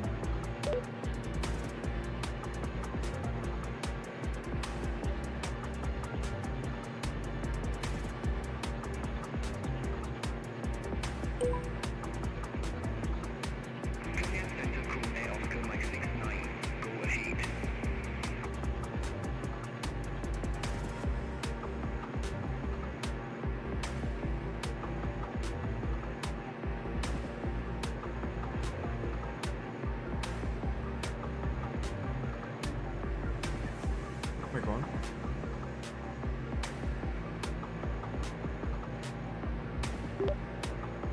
Requesting direct to fix. Yangji Airport.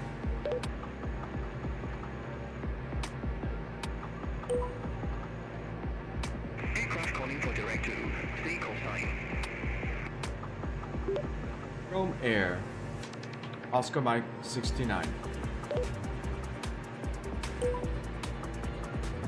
Choom Air Oscar Mike 69. Roger. Stay fixed me.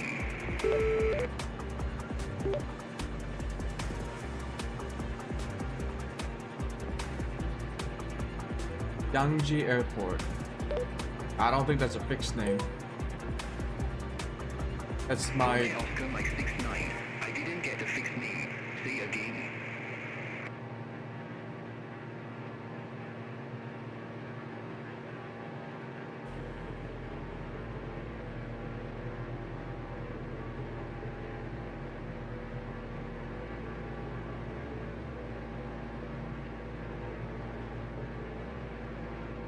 $75.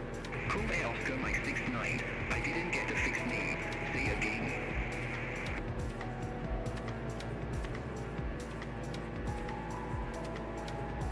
YJ. Disregard.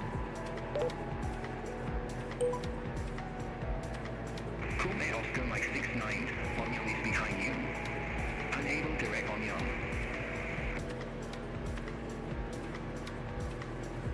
Okay, what we can do is IYJ, yep. Direct to.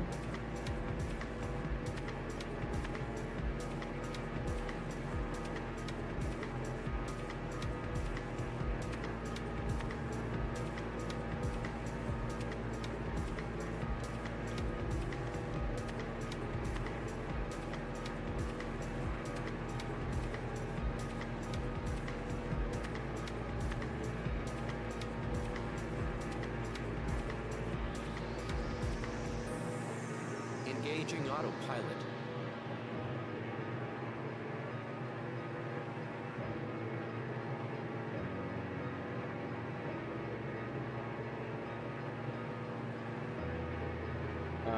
Not heading mode.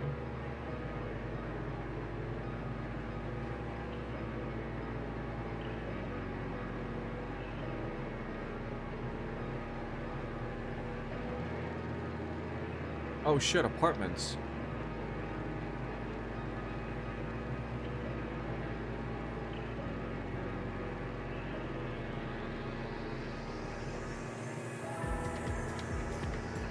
What the fuck are we?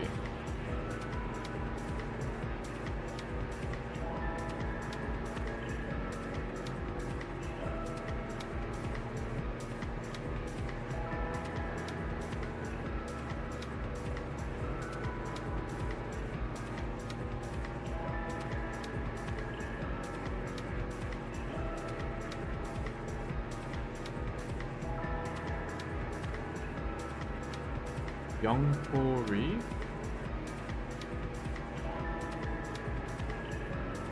Or is it 홍원군?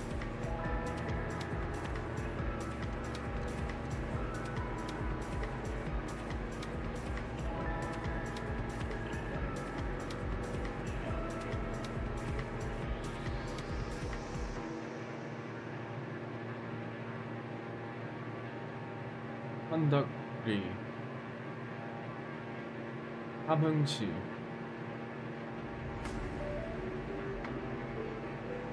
We are at 함흥시.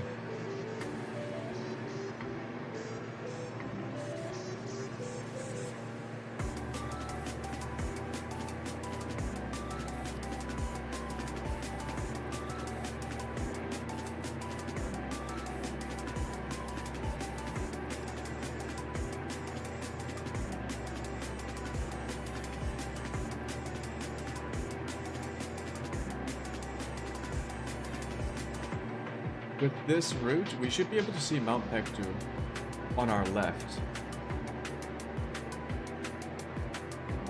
Choom Air Oscar Mike 69. Turn left. Heading 315. Turn left, heading 315.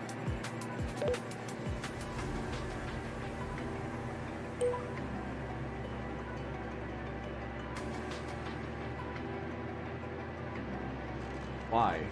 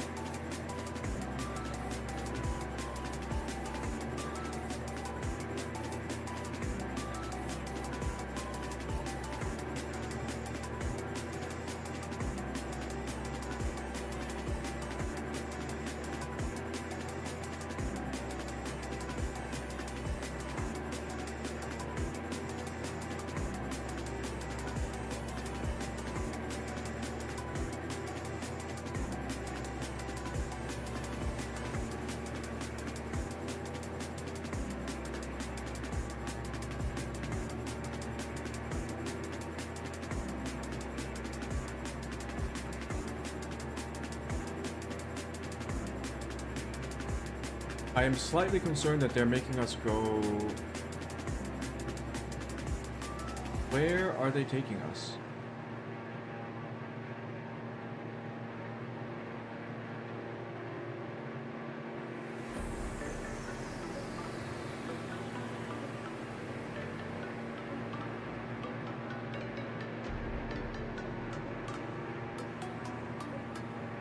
Choom Air Oscar Mike 69, turn right, heading 040. Turn right, heading 040, Chrome Air Oscar Mike.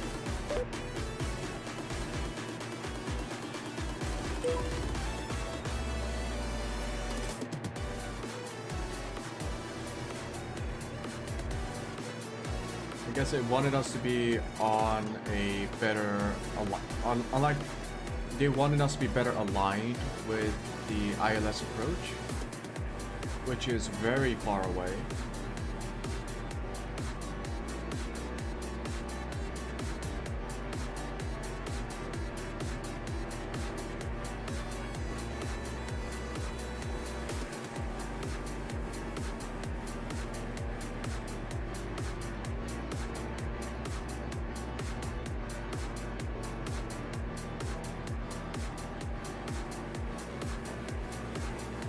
Yeah, there's not much to see in North Korea. Just a whole lot of mountains.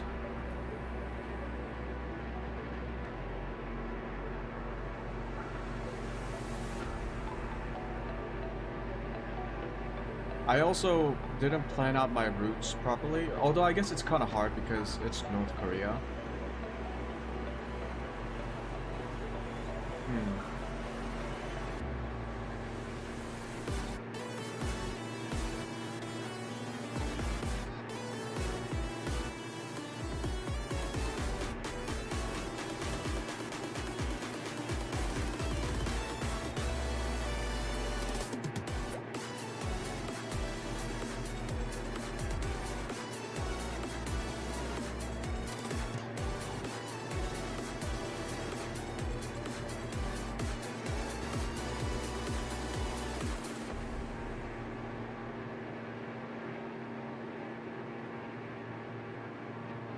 I'm also surprised at how stuttery my game is right now.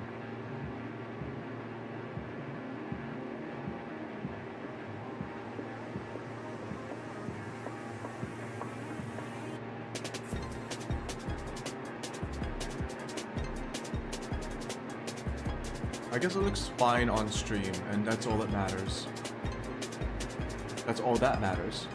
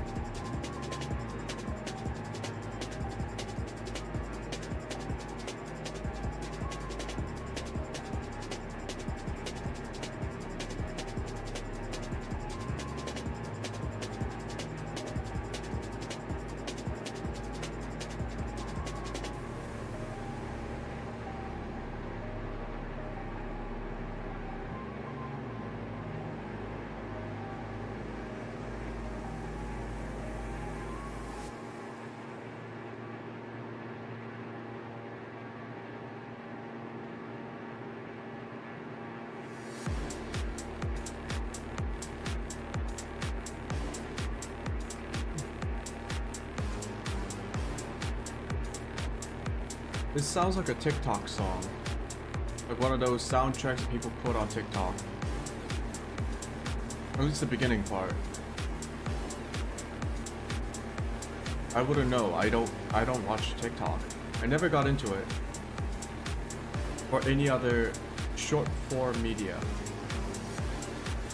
I prefer longer form media, or you know, normal media.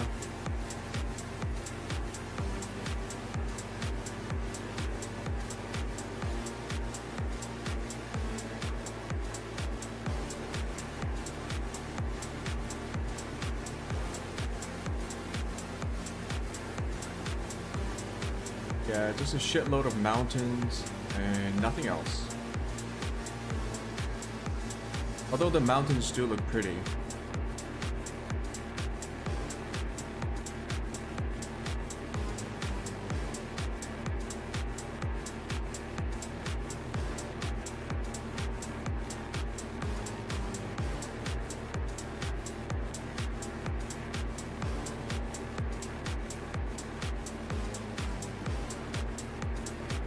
Why does that lag out my game?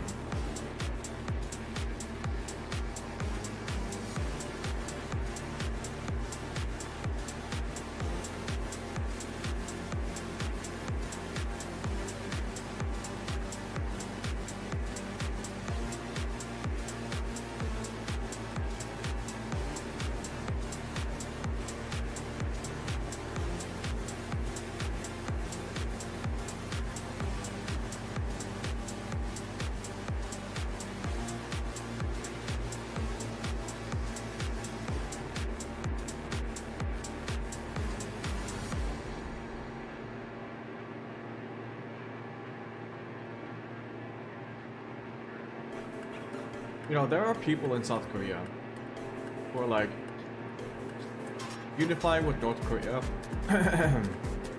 Unifying with North Korea will bring unimaginable national wealth because of all the natural resources buried in North Korea that are currently not exploited. However, no one really knows what's buried in the mountains of North Korea, and probably the North Korean government doesn't even know what's buried here. And like, trying to sell the argument that South Korea should forcefully unite North Korea, just because it would like strengthen the national economy of South Korea, was one of the, it's a very forced argument in my opinion. There are people who still espouse such nonsense. Not a lot of people, but some. And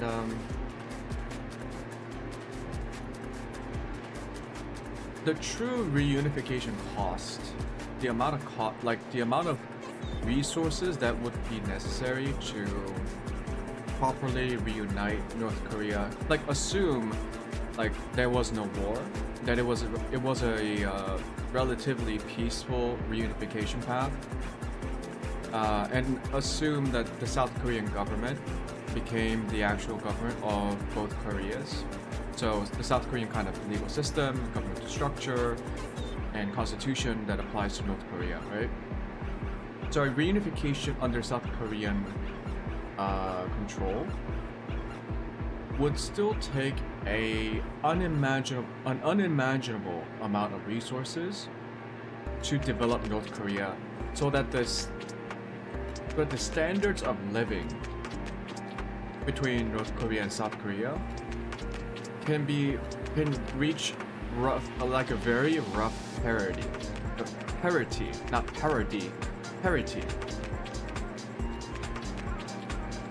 The closest example of a reunification program that costs a lot of money would be the reunification of Germany, between East and West Germany. And even that cost a lot of money, a lot of time and effort spent on redeveloping Eastern Germany. And even today, there are still disparities between West and Eastern Germany that drives some of the political divide. Not to mention all the ideological stuff, but I'm not gonna get into that.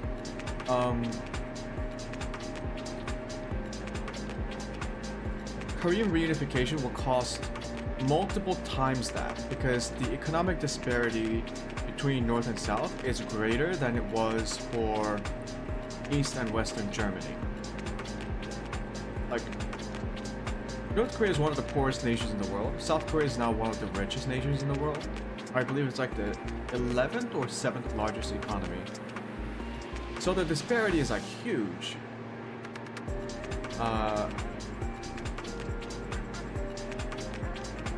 But North Korea has a lot of people. Like, I think they have like 40 million people or something. So, and South Korea has like 55 million. So it's a large population relative to the base population that will be added to the Korean government, under the sovereignty of the Korean government. Which means that South Korea would have to spend even more money just to redevelop North Korea and improve the living conditions of North Koreans. Now, South Korea can choose not to do that. That would be a particularly asshole move. Because if you weren't going to do that, then why did you unify North Korea? Right? And there ain't no gold here. There ain't no gold, uranium, plutonium. 69, turn left, heading 330. Turn left, heading 330.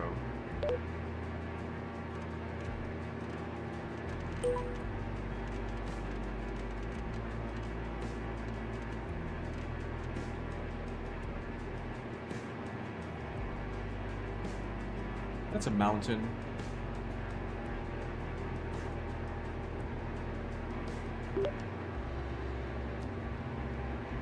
Chrome Air, Oscar Mike, requesting altitude change, flight level 90.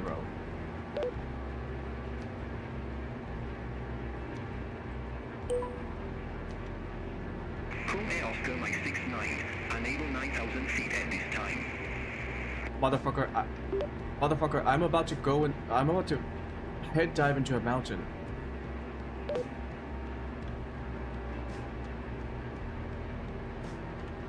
Chrome Air Oscar Mike 69, turn right, heading 040.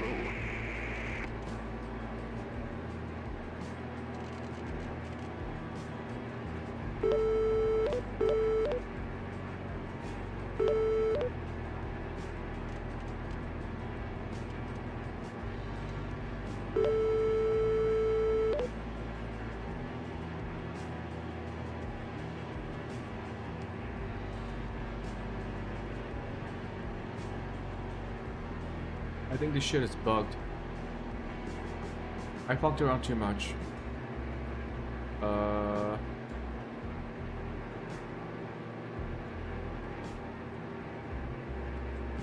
ATC.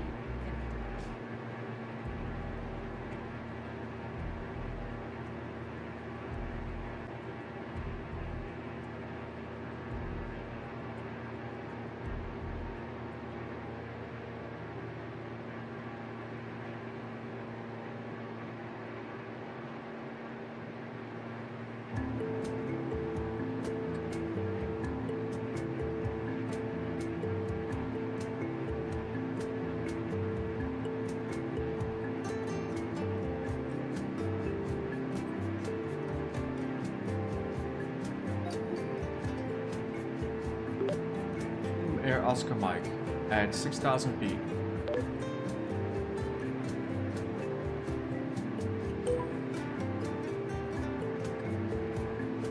Chrome Air Oscar Mike 69, reset transponder.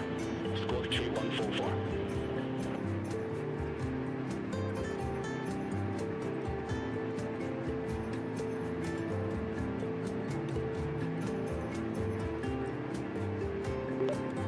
Squawk 3144. Chrome Air Oscar Mike.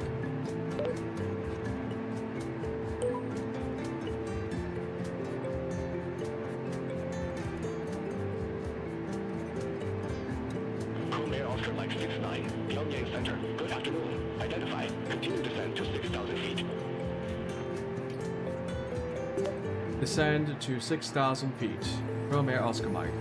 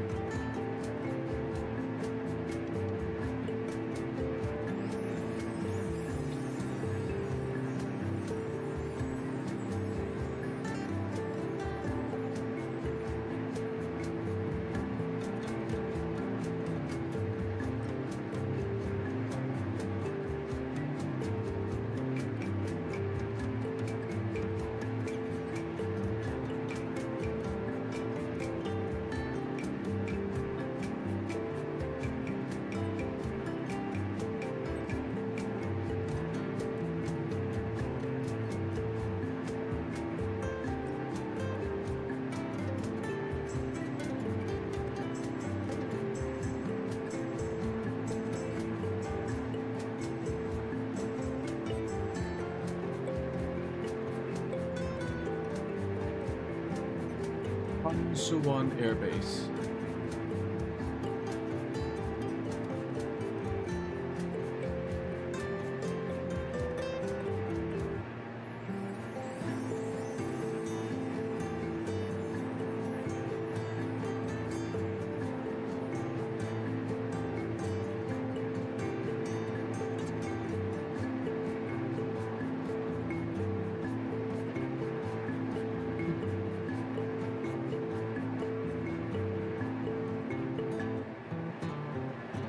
Why do I feel so warm in my room, even though it's like 24 degrees with the AC on.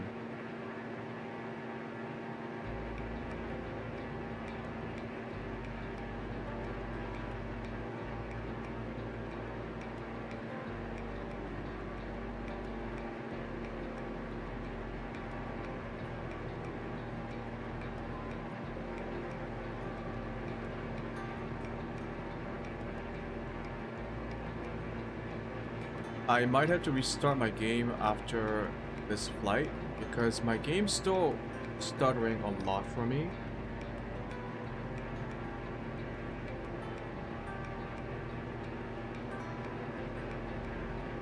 I don't know if it shows up well on the stream.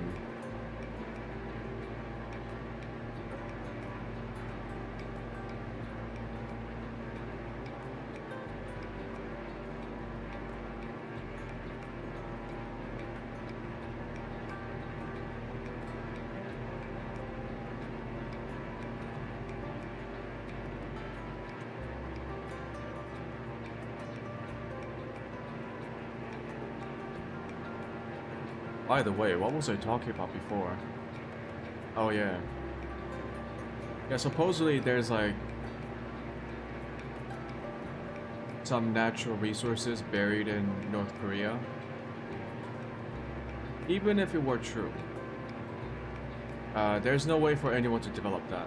Not even the North Koreans, not even the Chinese, no one.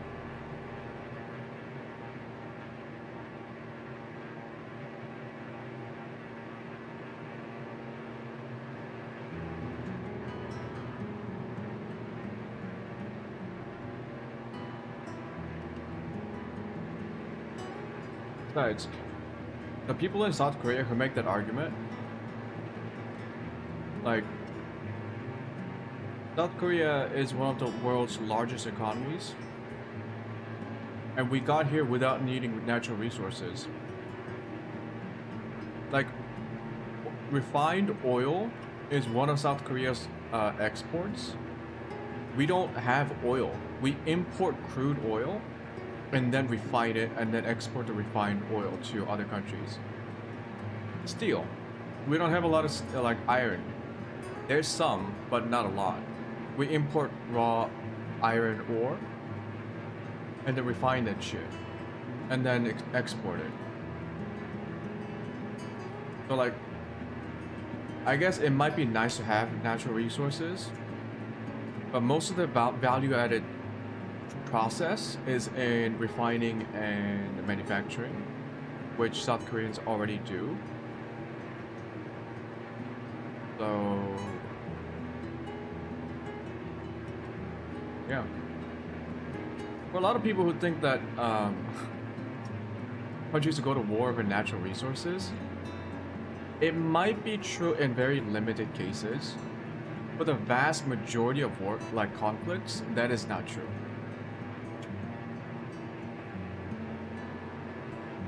Vast majority.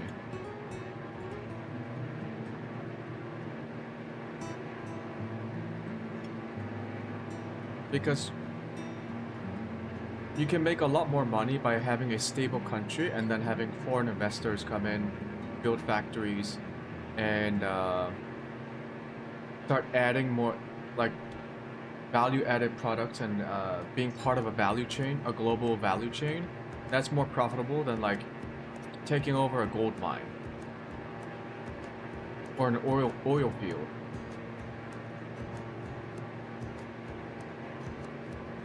What the fuck? What is that?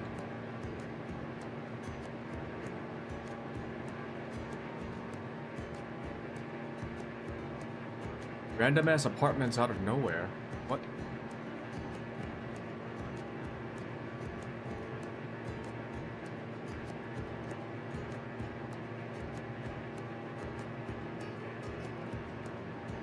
Oh.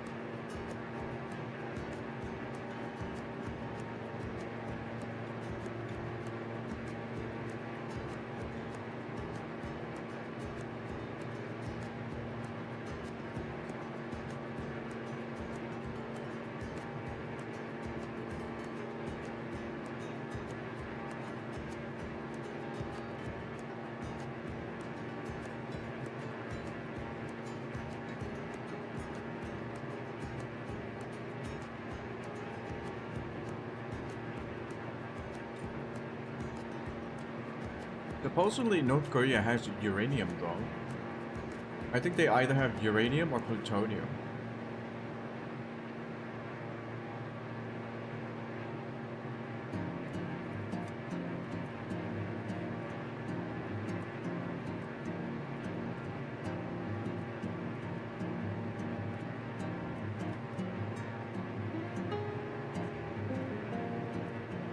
But I think like the outside of Russia, I think Russia is the largest uranium exporter in the world.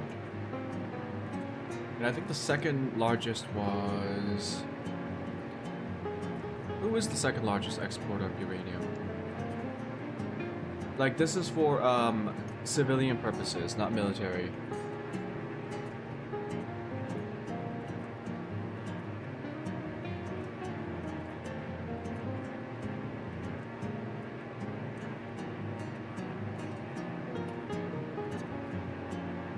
Kazakhstan, Canada, Australia,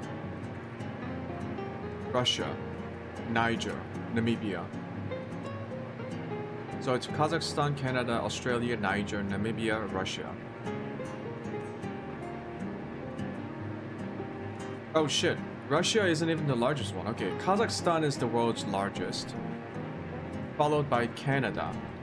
Yep. Russia is below Uzbekistan. Australia is higher than Russia. So it goes Kazakhstan number 1, Canada number 2, Namibia 3, Australia 4, Uzbekistan 5, Russia 6. Yeah.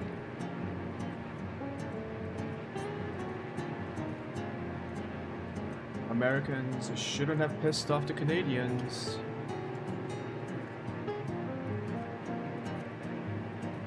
Actually, Americans import a lot of stuff from Canada that they need for manufacturing stuff.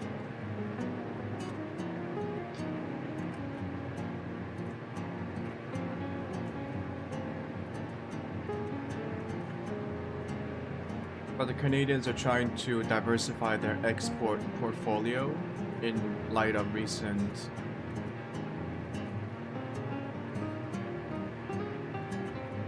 events in that part of the political world. And they are actually succeeding in diversifying their export portfolio. They managed to increase trade with Europe and Southern America by 30%. They increased more exports. The rise in exports was to Europe and South America and South Asia was larger than the reduction in exports to the United States. And this happened in like the past 2 months. So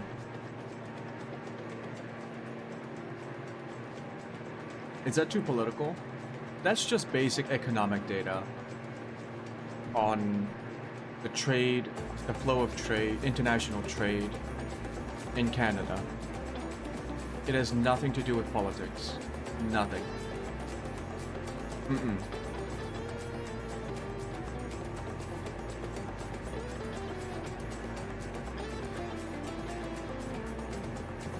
Okay, I didn't know North Korea had this many mountains. I'll be honest. I thought it was more like steppe plains and stuff. But this shit's a lot of mountains.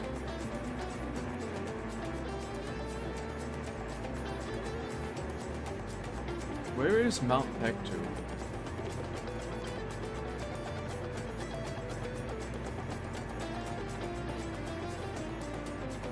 Is that it? There's like a gigantic ass lake in the central crater of Mount Pektu. It looks really pretty. I only saw it in pictures though. Oh, there are also tigers. Wild tigers in North Korea and the bordering regions of China. There are still tigers living near Mount Pektu, which is crazy. Korea used to have a shit ton of tigers. Even my grandmother said when she was growing up in the 50s, in the 60s, there used to be a lot of tigers just out in the wild. And if you go to the mountains in South Korea at night, you could hear them. What?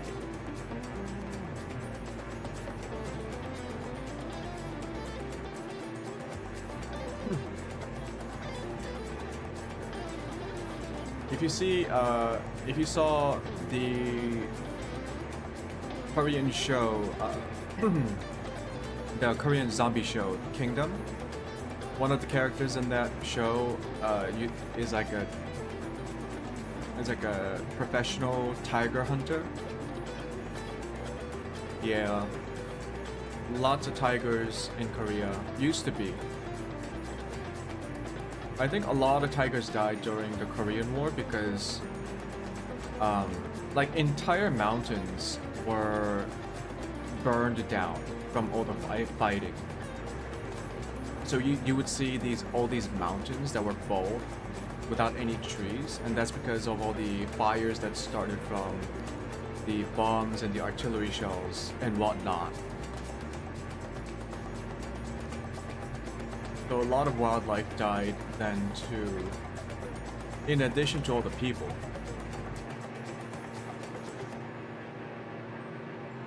I think there was a video on, God, was it on TikTok or YouTube or something? It was like a CCTV footage of a Chinese man living near the North Korean border, who was attacked by like a wild tiger. And that tiger probably came down from the North Korean regions.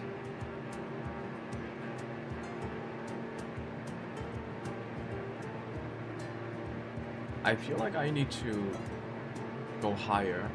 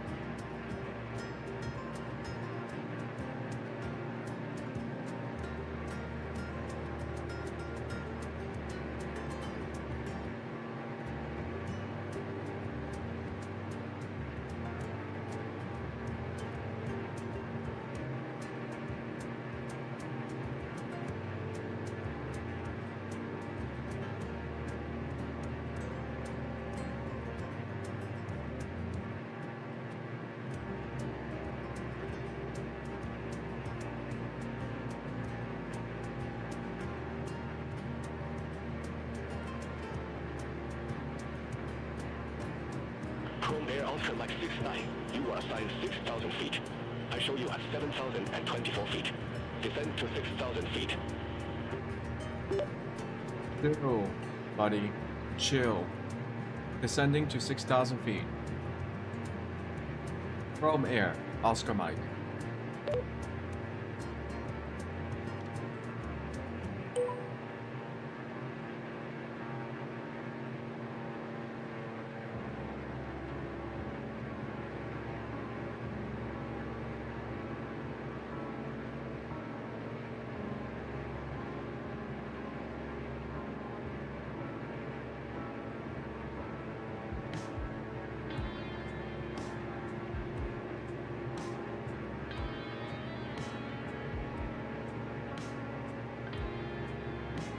North Koreans have no chill. Oh.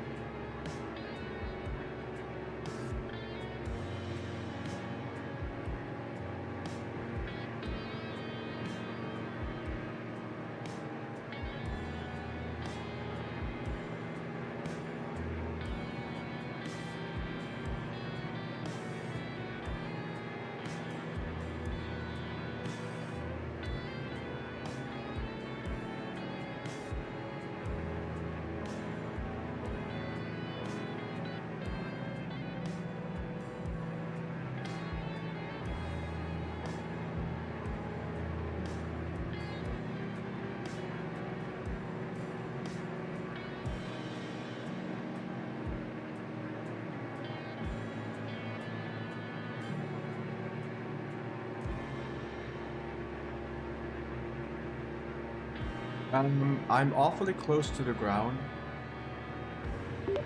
Hey man, I'm really close to the ground. Can you, like, increase my cruising altitude?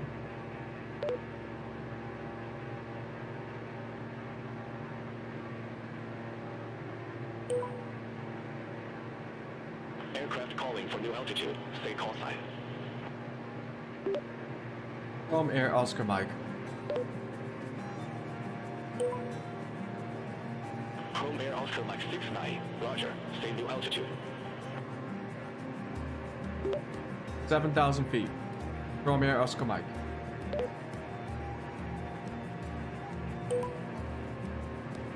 Chrome Air Oscar Mike 69. You broke up.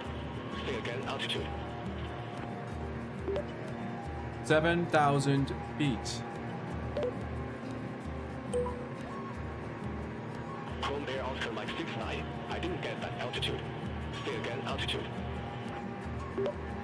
flight level 060. Chrome Air Oscar Mike 69, 6,000 feet is your current altitude. Maybe check your equipment. Oh, did I say 060? Request flight level 070. Chrome Air Oscar Mike.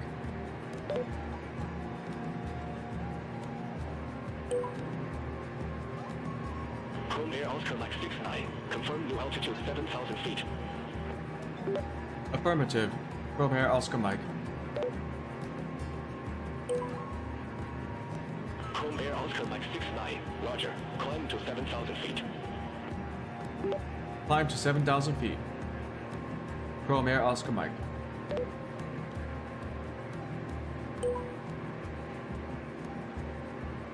Chrome Air Oscar Mike 69, climb to 7,000 feet.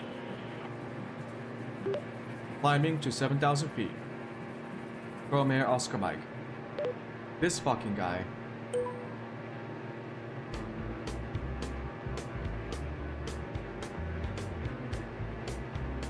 Yeah, this is what I was expecting.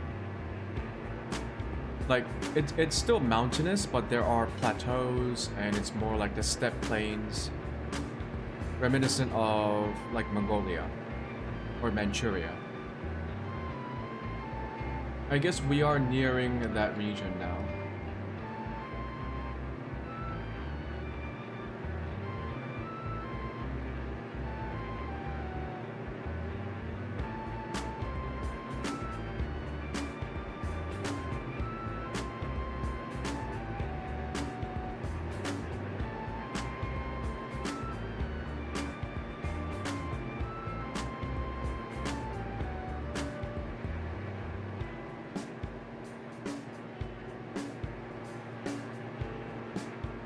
It does it every time I drink my coffee.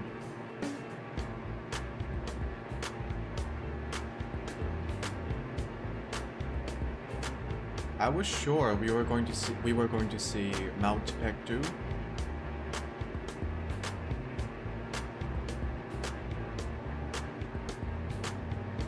But I don't see it on the horizon.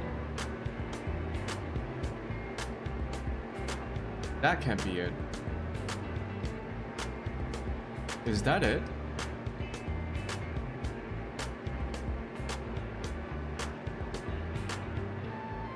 That might be it.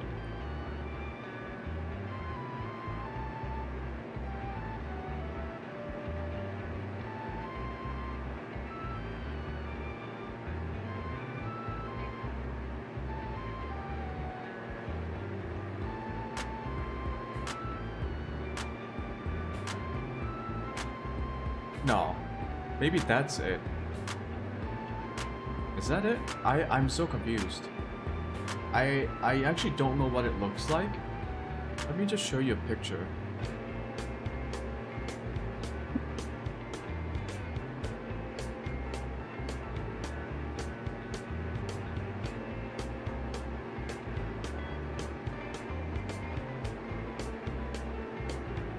Oh yeah, there's a bunch of conspiracy theories that Mount Pektu will erupt soon. So stupid.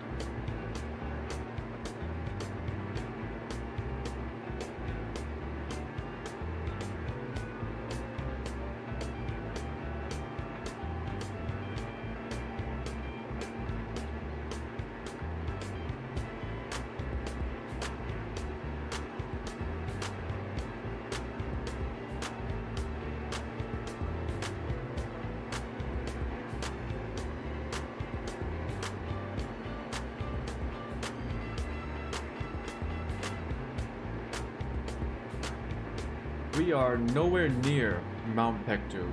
Never mind.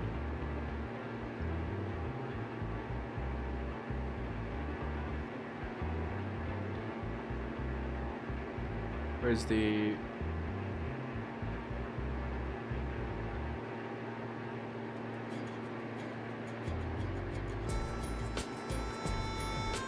We are currently like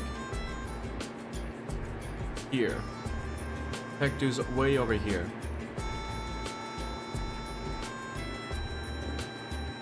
It looks like that.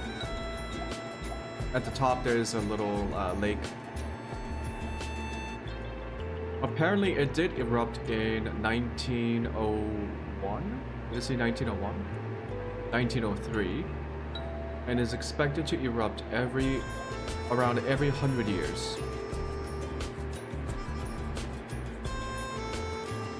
Well, if that happens, it's the North Koreans' problem. And the Chinese.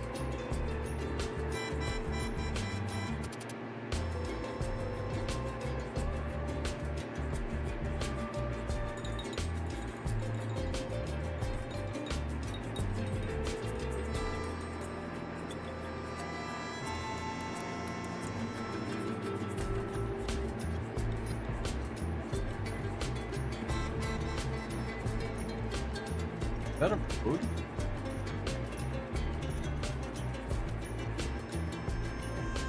Maybe. Looks like one. Chrome Air Oscar Mike 69, turn left, heading 330, vectors for Yankee. Turn left, heading 330, vectors for Yankee. Chrome Air Oscar Mike.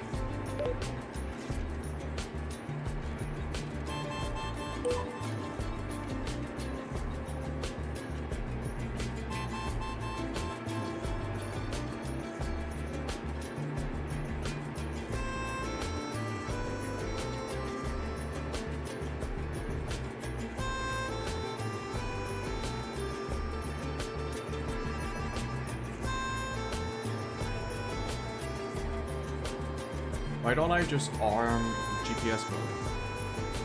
I think I'm supposed to be on that path.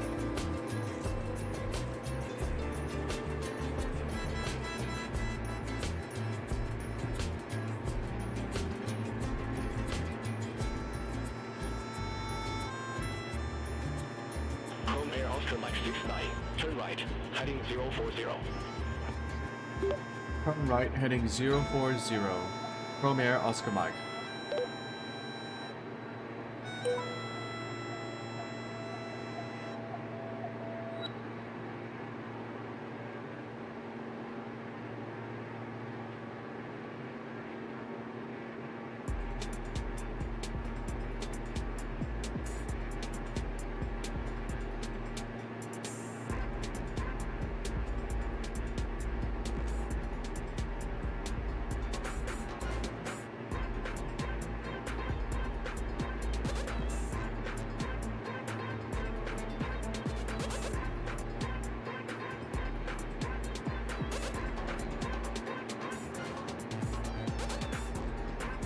It is interesting to see North Korea's geography.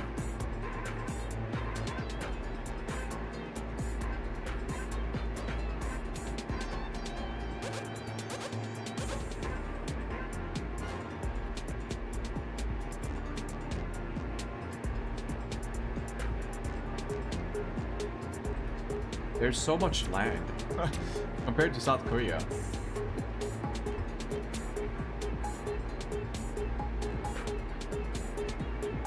I think we will be heading into China soon. We're not too far away from the border.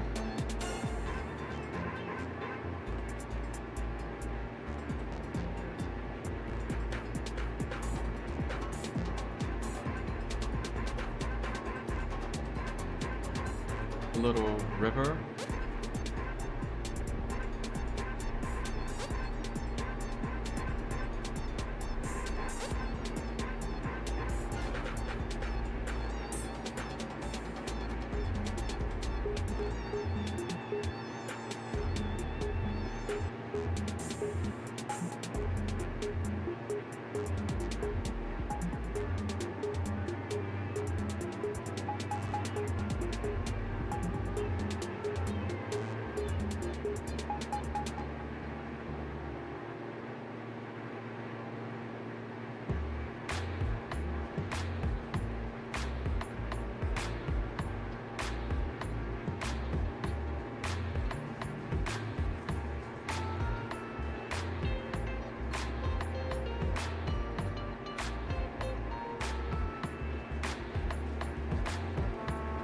A little bit of buildings.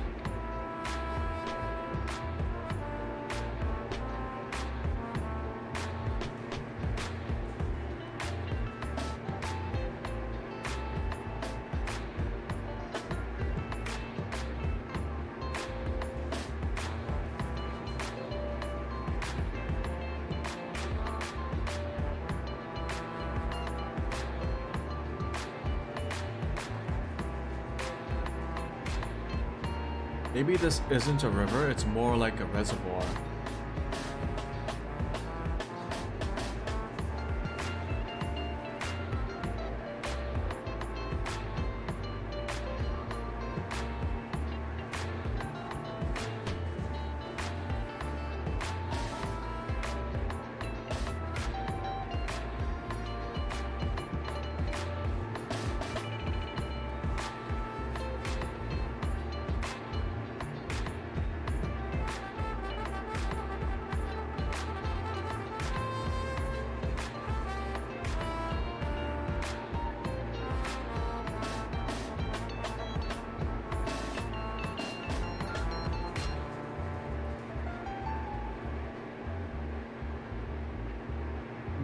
A little bit of farming going on.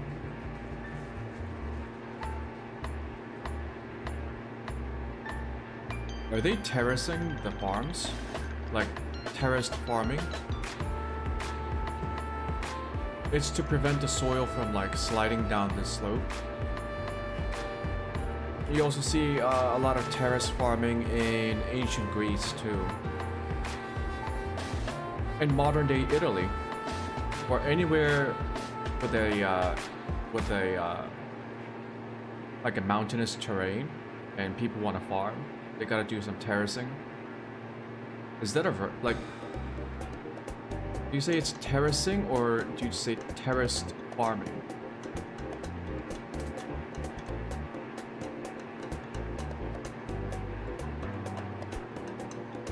Terrace farming, also known as step farming.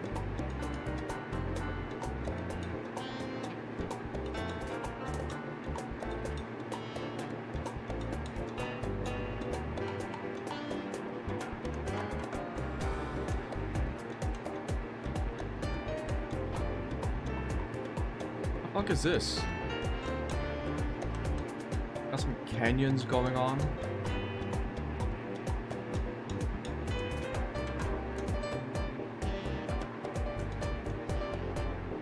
Is that a village?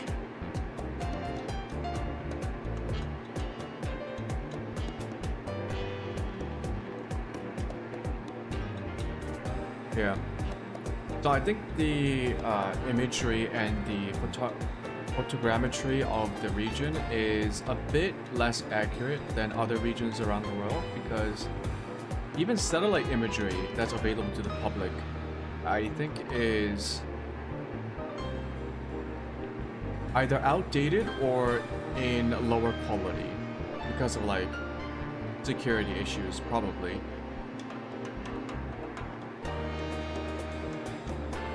I think that's what I think that might explain some of these like weird terrain.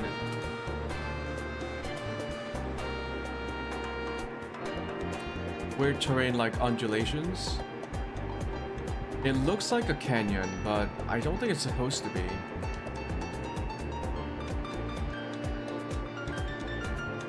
Like that, on the left side. Yeah, I'm not sure. If you build stuff like, if you build like a village here, any flooding event would pose a serious risk to the people and the buildings down there. So I don't know if it's supposed to be a canyon.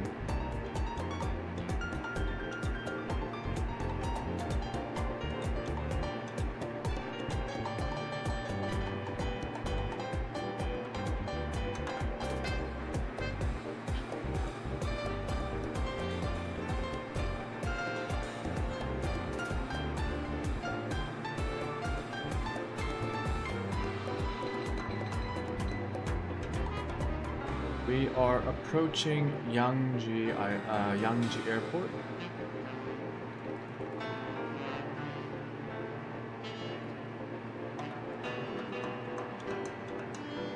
We still have 20 minutes to go.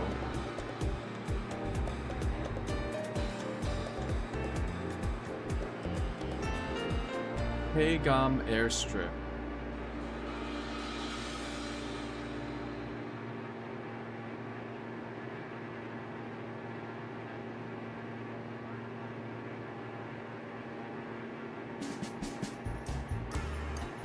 And just mountains everywhere.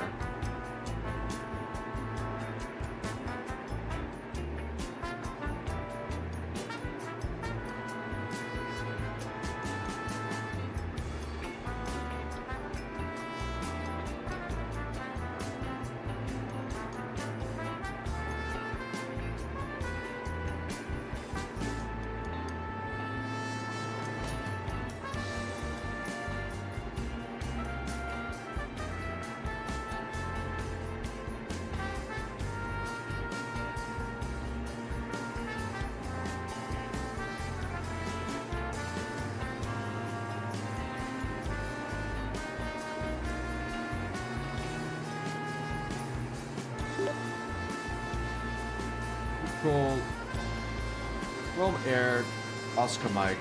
Request flight level 100.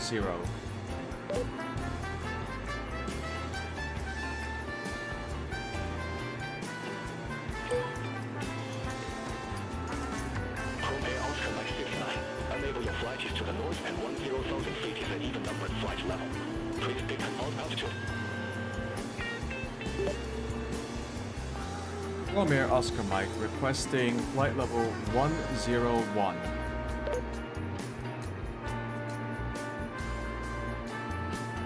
Chrome Air Oscar Mike 69.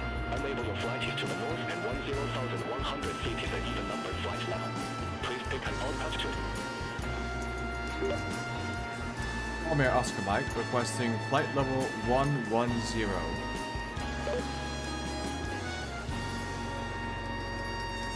Chrome Air Oscar Mike 69. Confirm new altitude 1,000 feet. Affirmative. Rome Air Oscar Mike.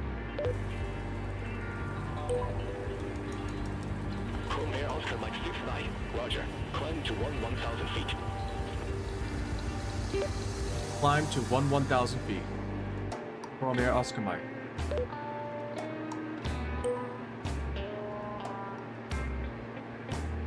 Chrome Air Oscar Mike 69. Climb to 1,000 feet.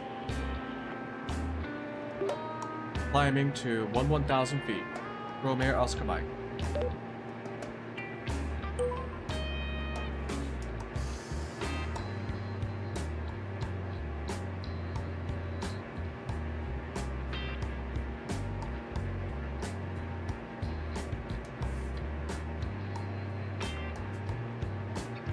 I just want to get a view from a higher point.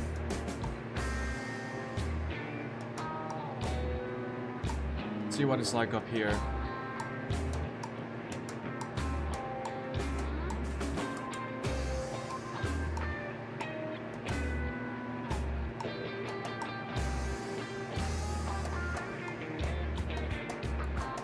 I'm also trying to despawn the trees on the ground because they do start despawning once you're higher up in the air.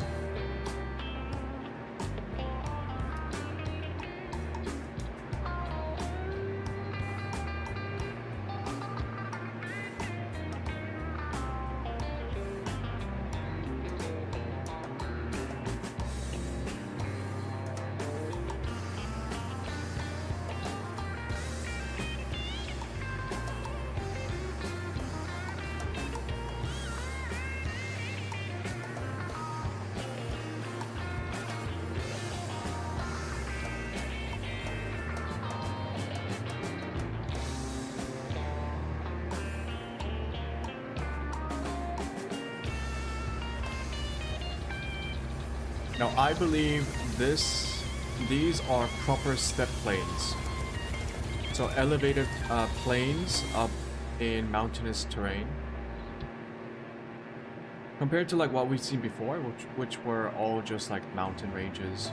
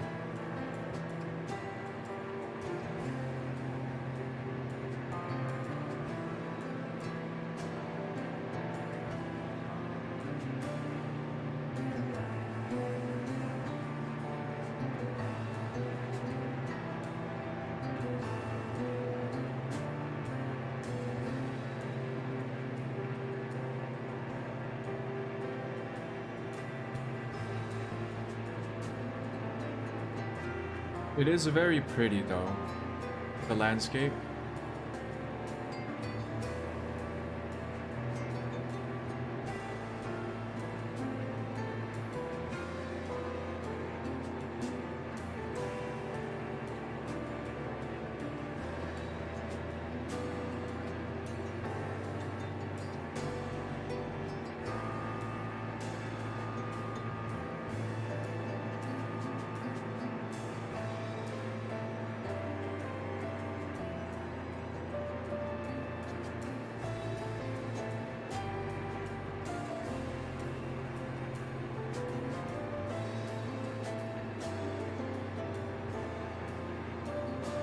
What the fuck is that?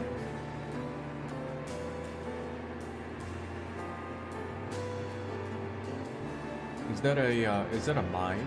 Are they strip mining the mountain? The lines look like roads of like a mining operation.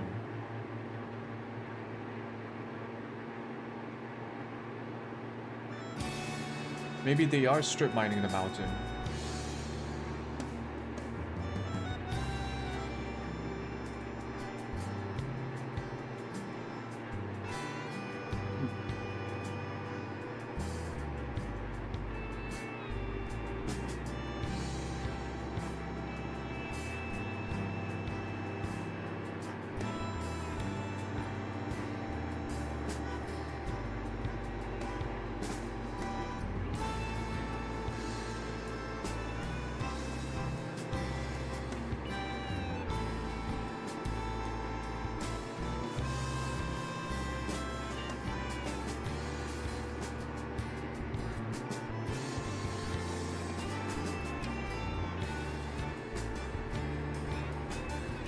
We should be in China very soon.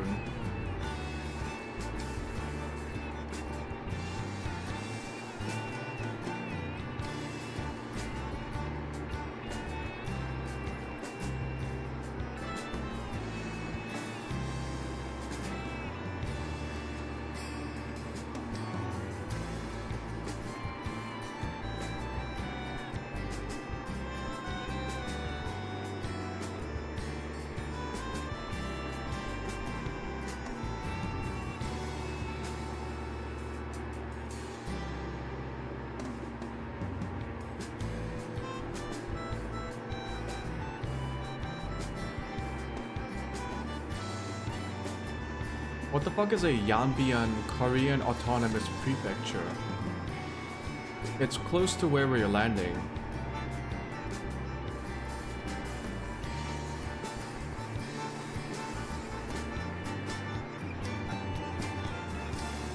It's part of China, but I guess there's like a semi-autonomous region for Koreans.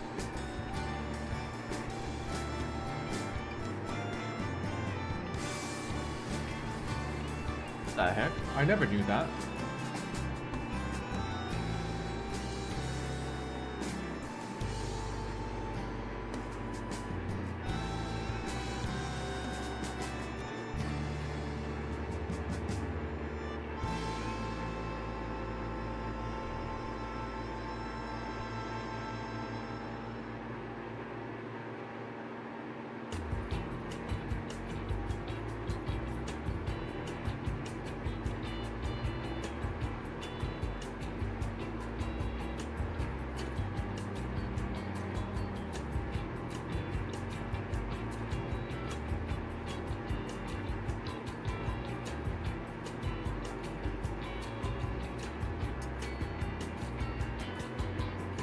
Listen to this.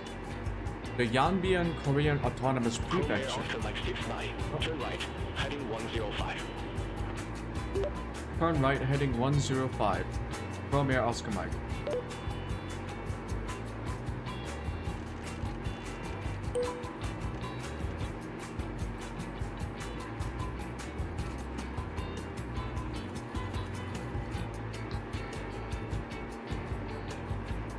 The Yanbian Korean Autonomous Prefecture is an autonomous prefecture in the east of Jilin Province, China.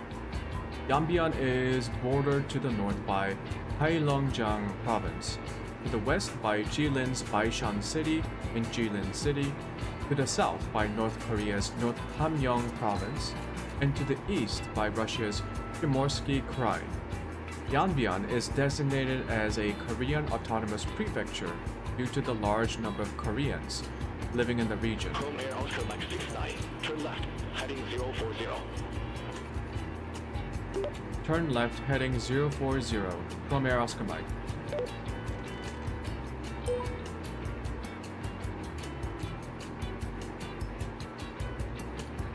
This guy's just jerking me around, what the fuck?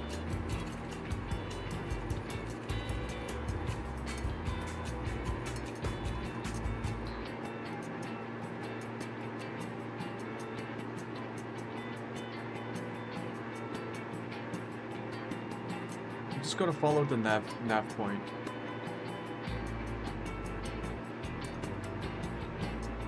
In the Ming Dynasty, Yanbian was governed by the Jianzhou Guard. In the late 19th century, Korean immigrants migrated en masse from the Korean peninsula to China.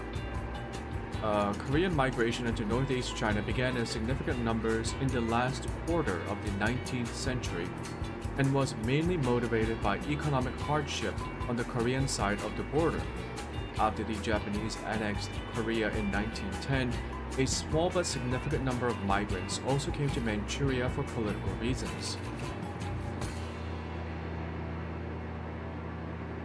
Okay.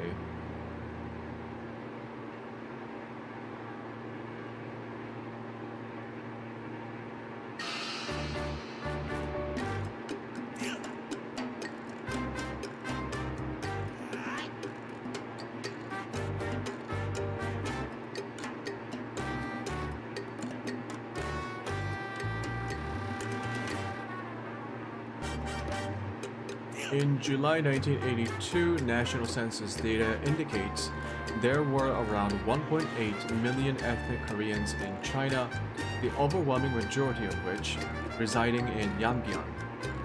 The provincial capital, Yanji, was around 56% Korean, with the highest concentration situated in Longjing County, at a 65.1% majority.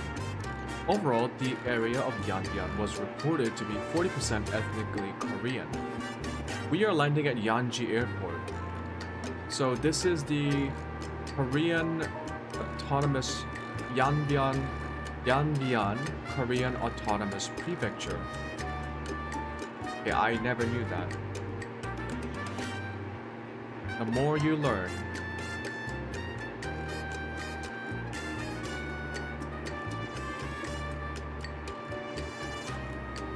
Chrome Air Oscar Mike 69, contact Shenyang Control 118.9er. Control on 118.9er, Chrome Air Oscar Mike.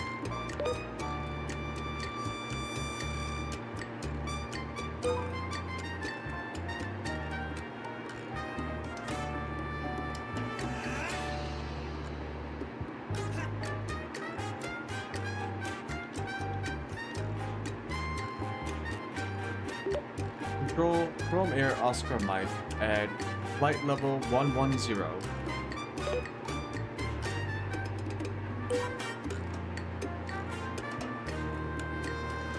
Chrome Air Oscar Mike 69, Shenyang Control, radar contact.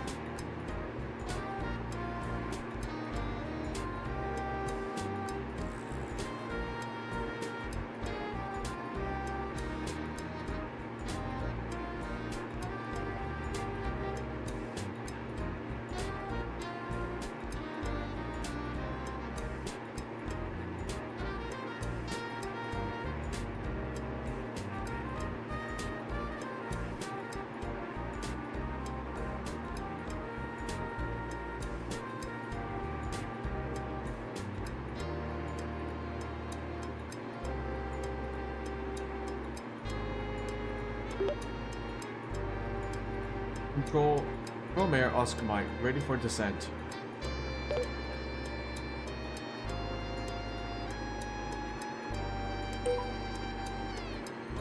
Chrome Air Oscar Mike 69, Yankee Airport, landing runway 27.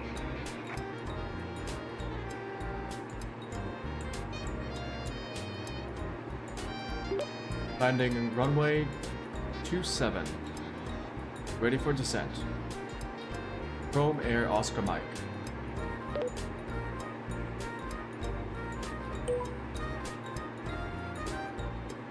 Chrome Air Oscar Mike 69 QNH, expect radar vectors for LS Yankee runway 27. God damn, they speak so quickly.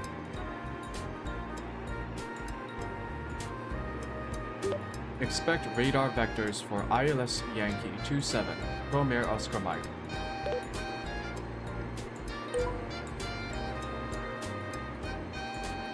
Chrome Air Oscar Mike 69, descend to 5,000 feet. Descend to 5,000 feet, Chrome Air Oscar Mike.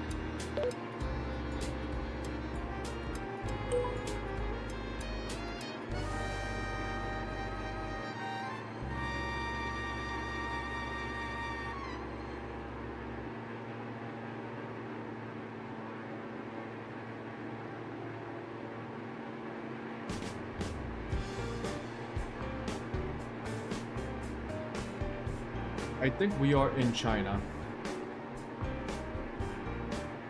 But we have successfully traveled across North Korea without getting shot or killed, which is incredible. Considering that we airdropped some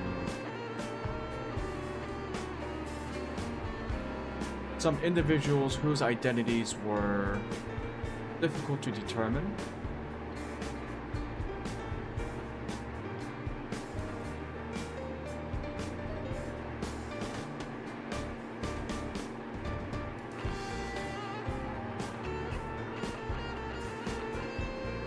Yeah, we're in China.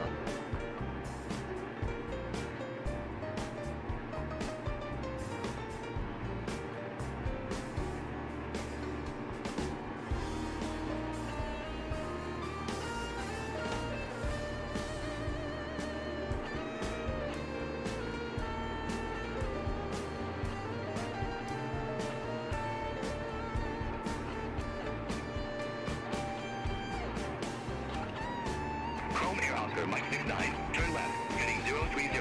Vectors for the approach. Turn left, heading 030.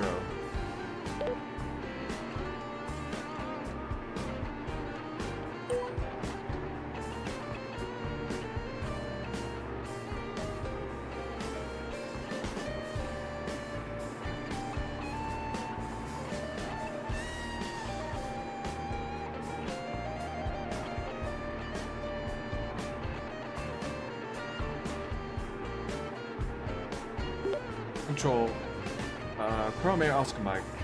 What's the altimeter reading?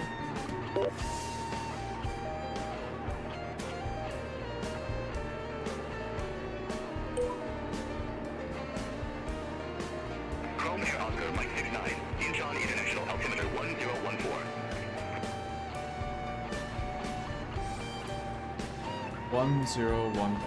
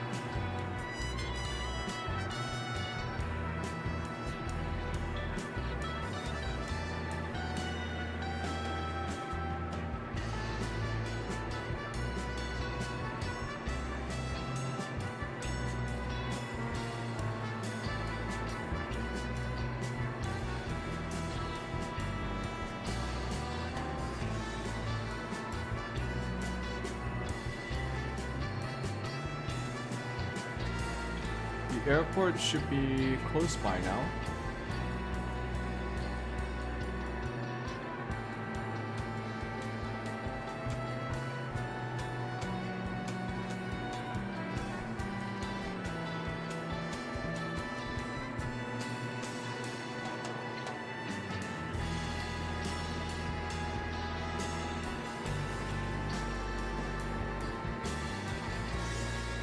Chrome Air Oscar Mike 69, turn left, heading 005. Turn left heading 005. Chrome Air Oscar Mike.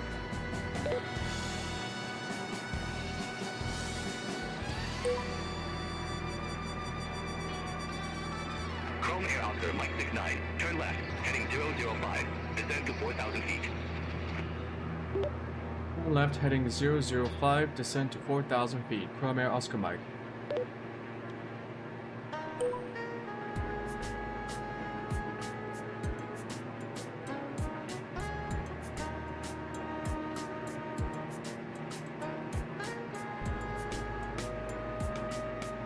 What's their ILS frequency?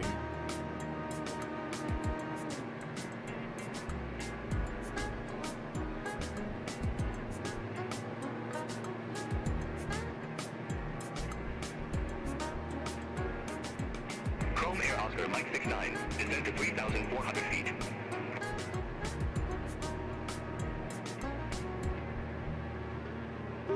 Descend to 3,400 feet. Chrome Air Oscar Mike.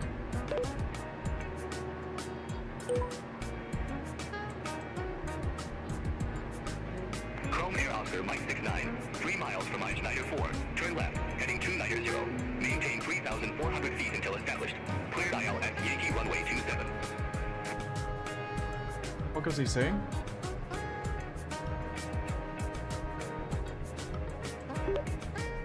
Turn left heading 290, maintain 3,400 feet until established. Cleared ILS Yankee 27.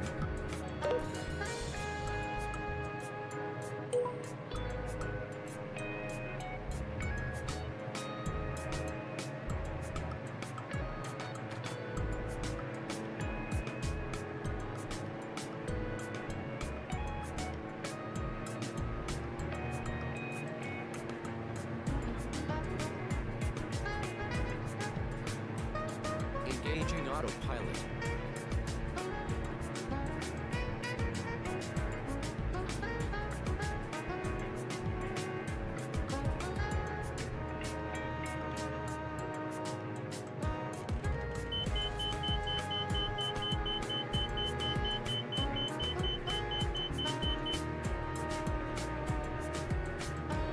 Chrome Air Oscar Mike 69, contact Yankee Tower 130.0.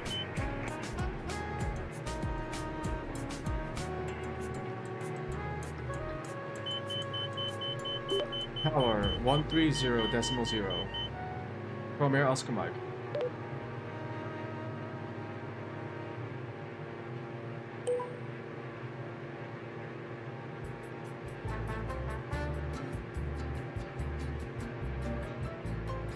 What is GA?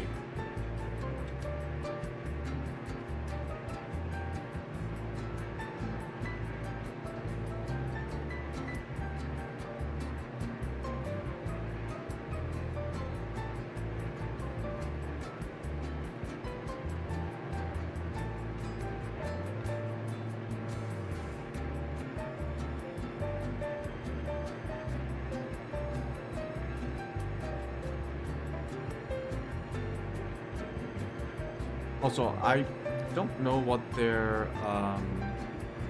landing at runway 27. Oh. Ah, fuck it.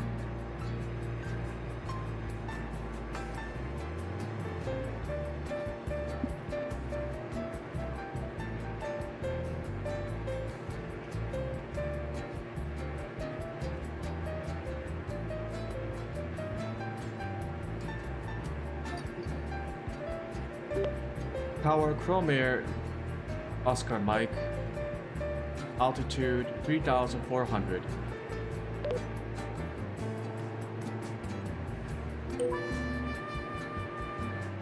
Chrome Air Oscar Mike Yankee Tower, runway 27 cleared to land. Runway 27 clear to land. Chrome Air Oscar Mike.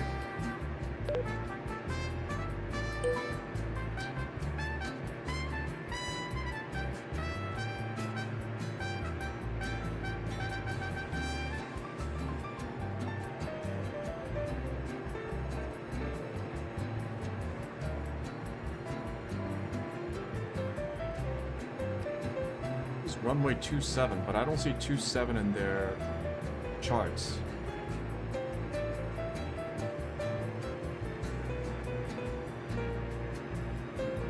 Oh shit. Nope, still don't see it.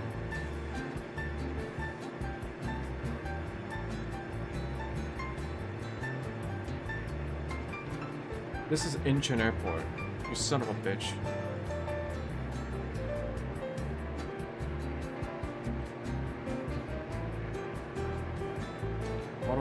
Three.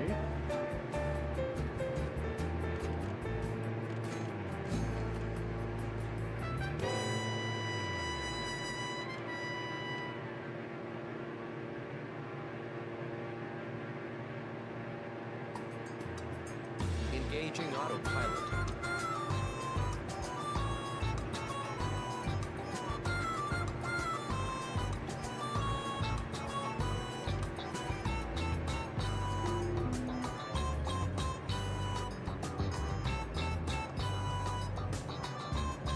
Fuck it, this was a botched ILS landing because I got confused by the game's charts, which were showing me Incheon Airport and not Yangji Airport.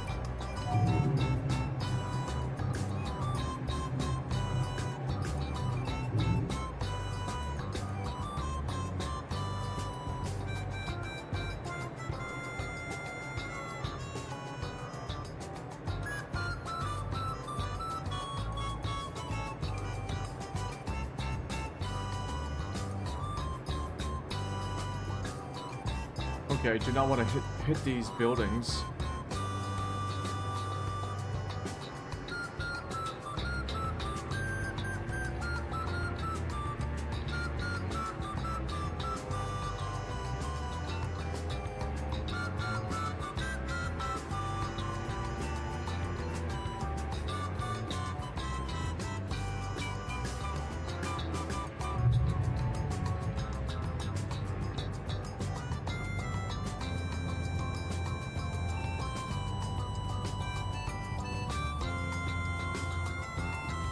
Air Oscar Mike 69, exit left at Alpha. Exit left at Alpha, Chrome Air Oscar Mike.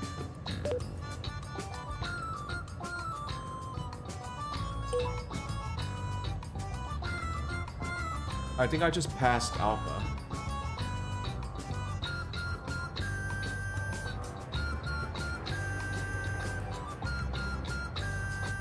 Well, we landed at Yangji Airport.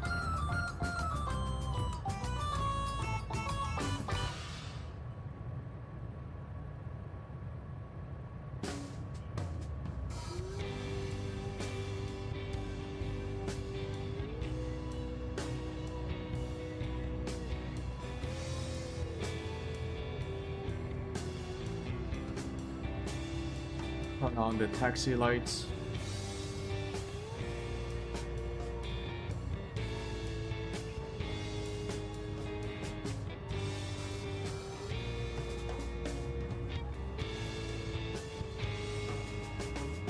Nope, this is Alpha.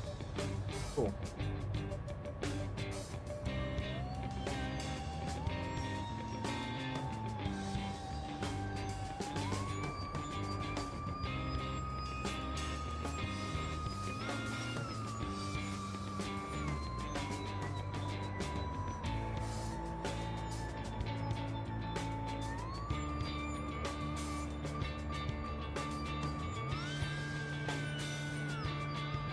Am I supposed to hold somewhere, or...?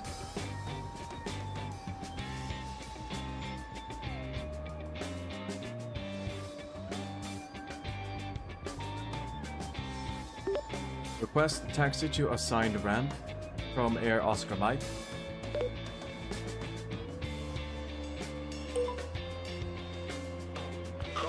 Oscar Mike 69, ramp 7 taxi via Alpha. Ramp 7, taxi via Alpha. Chrome Air, Oscar Mike.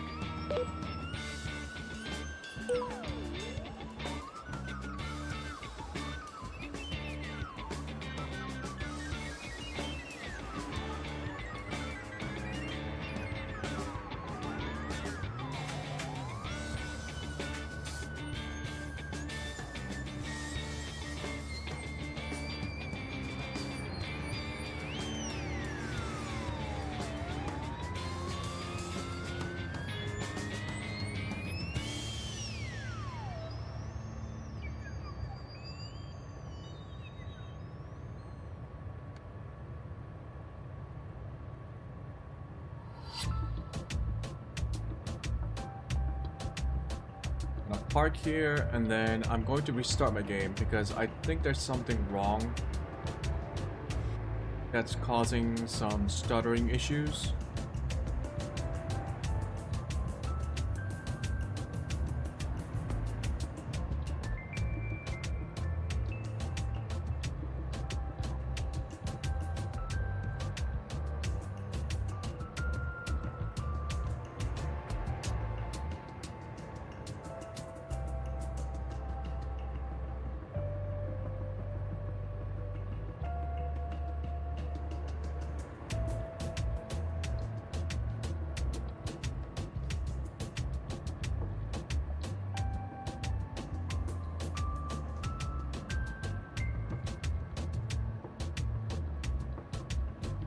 We'll just park over here.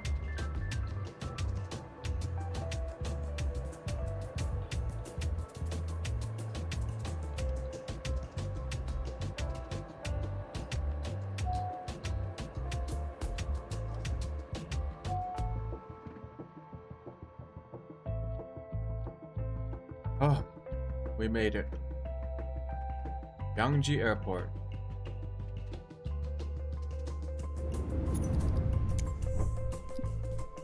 ZYYJ. I gotta remember this because we will start off from here again.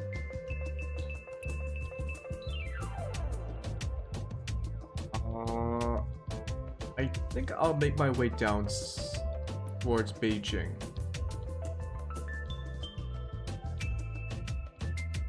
Yeah.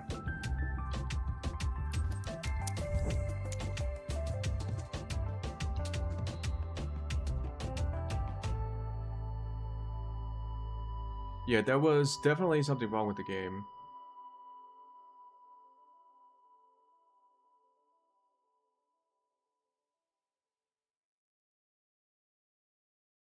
Sometimes that happens.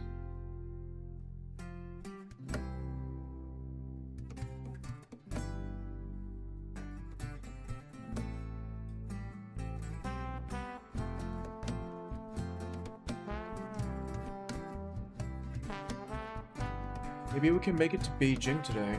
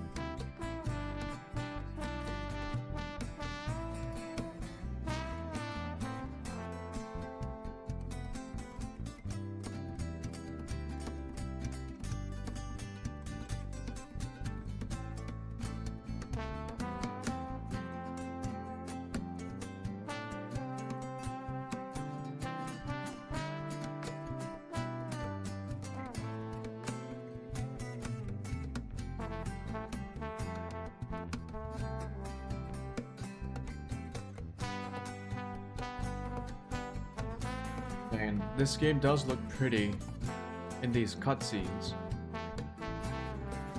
Like, I don't know if people's computers can handle this level of detail in the actual game.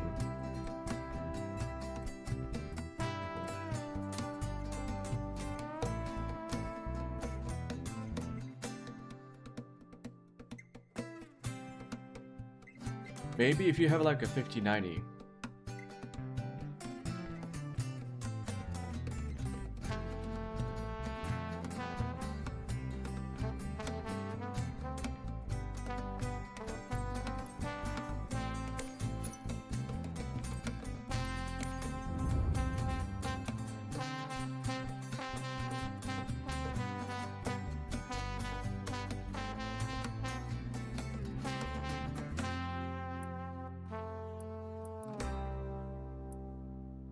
Yanji Airport.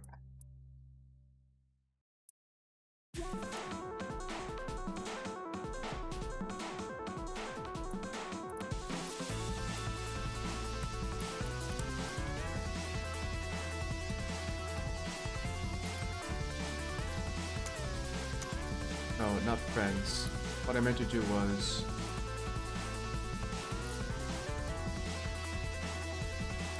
I want to get rid of my co-pilot, and one way to do that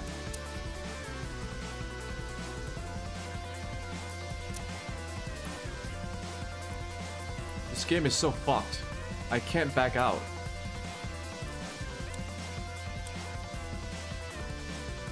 Let me leave. Son of a bitch. There we go.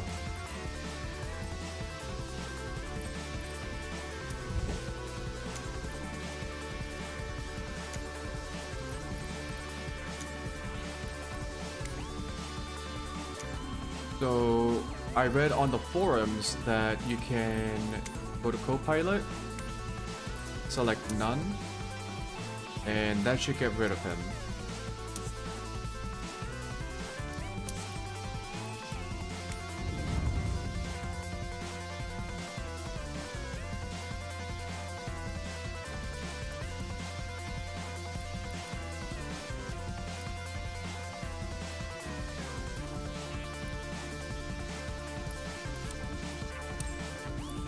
Let's jump in and go to Beijing Airport. And I think I'll call it for today. Still have a bunch of places to visit. We've only just started our journey.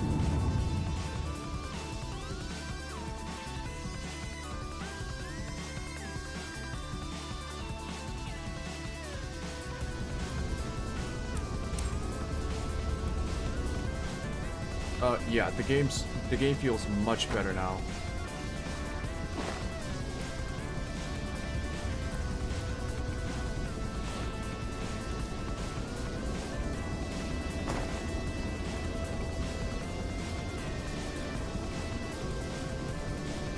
Look at those Chinese apartments. Actually, they look very similar to Korean apartments. Never mind.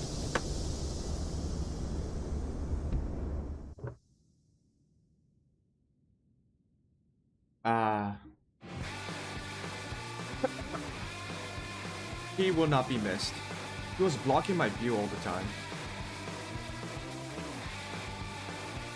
Actually, before we turn on the aircraft,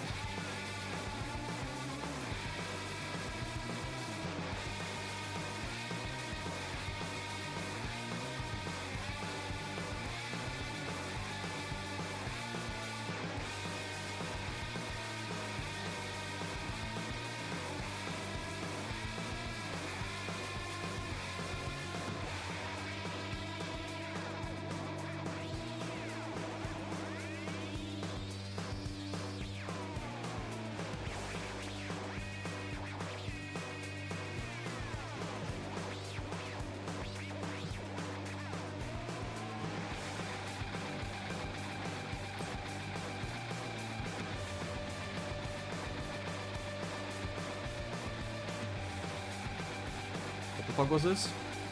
ZN, shit.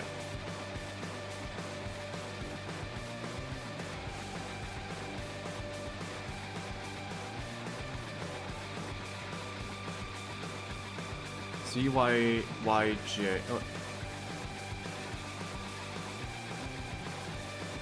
ZYYJ.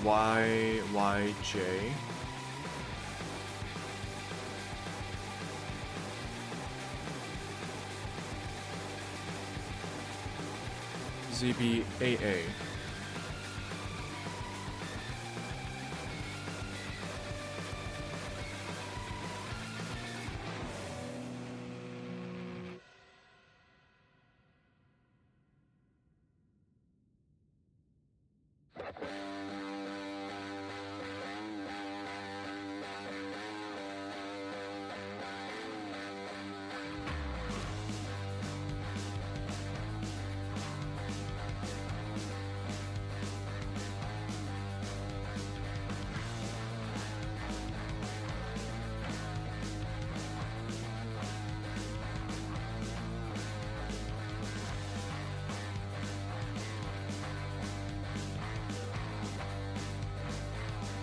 Flight exceeds aircraft range. Never mind.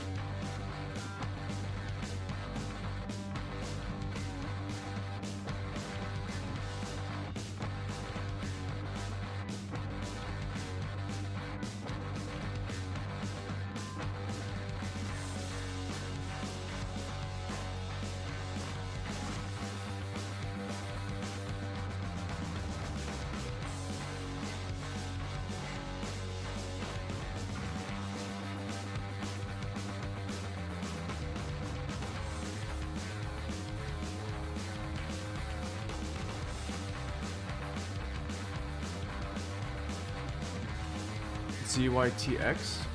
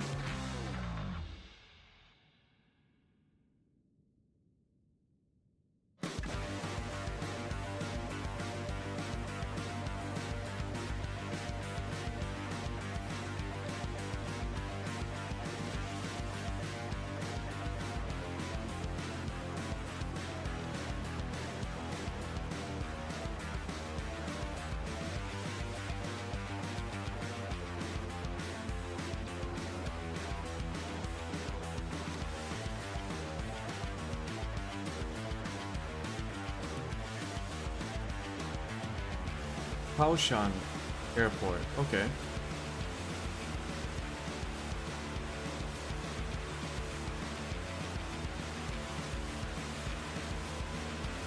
Yeah, it looks like we won't be able to make it to Beijing today.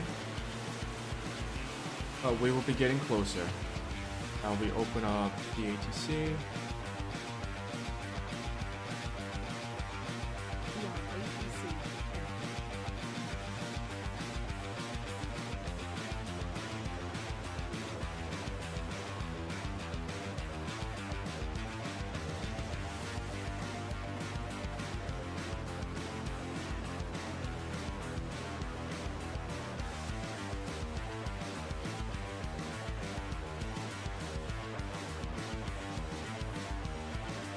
Charlie 69. And here we go again. Tower is 118750.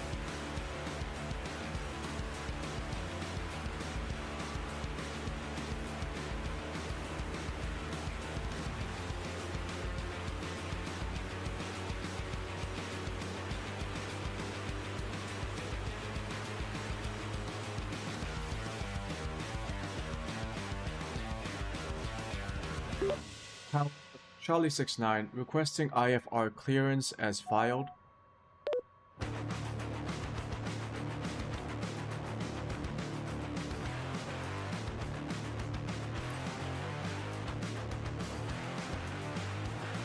Okay. 130.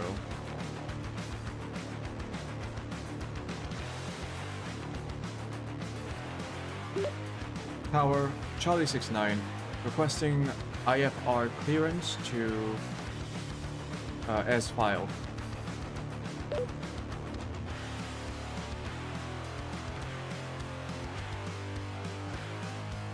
Must be a mismatch between the game and the DATC database.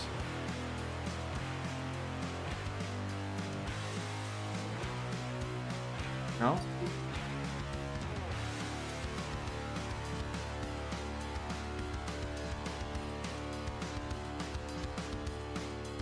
Why is the radio off?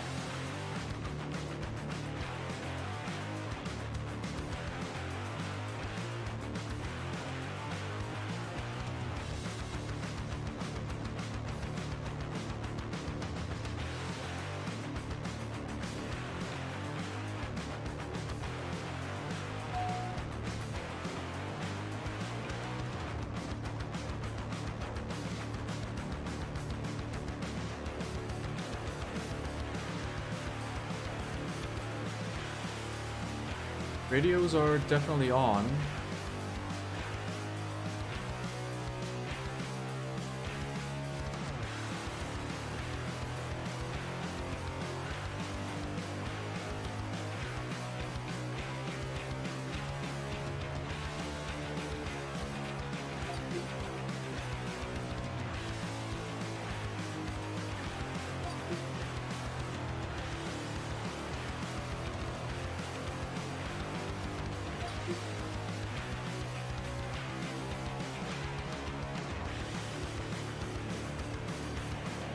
Maybe it's a bug.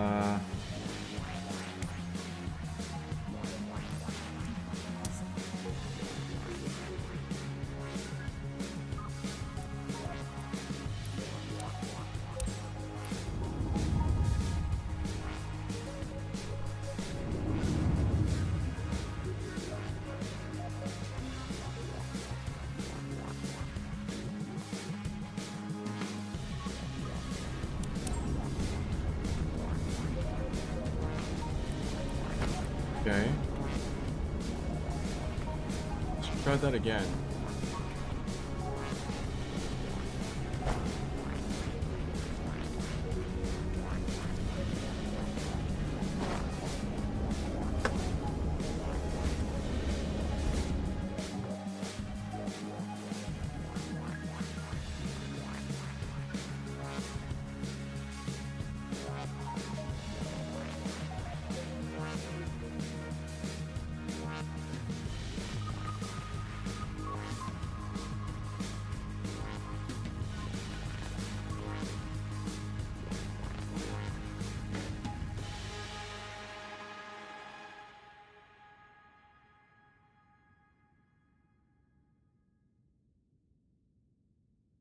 Imported and BATC connect.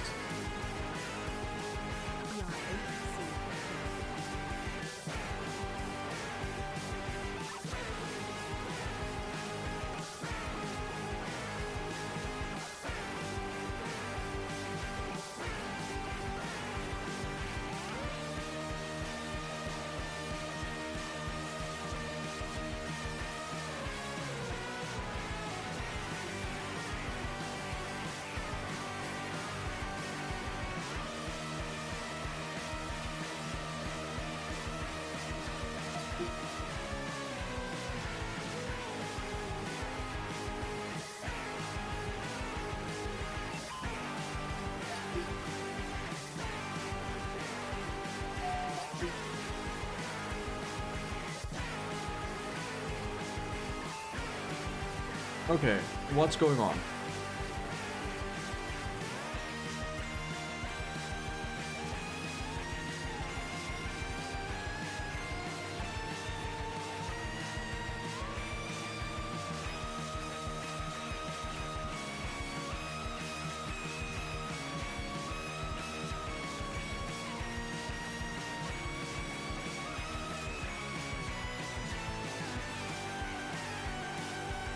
I didn't know there was a map in here, but okay.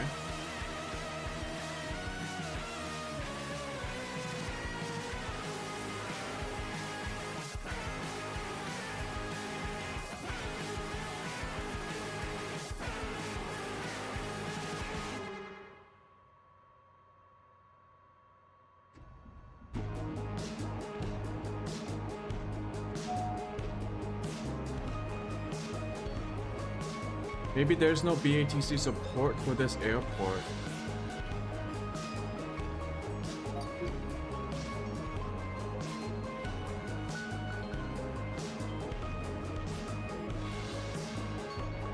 Okay, let's just take off and see what happens.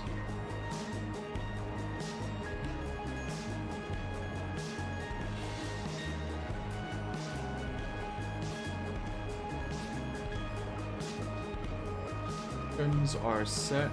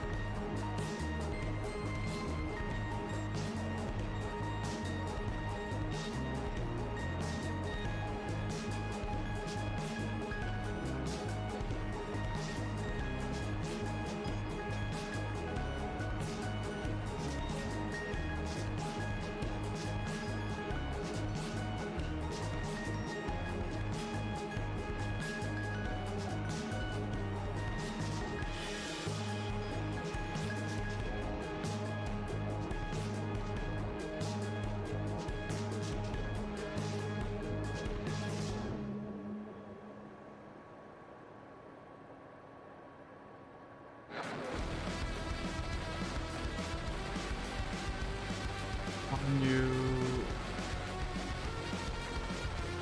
3,580.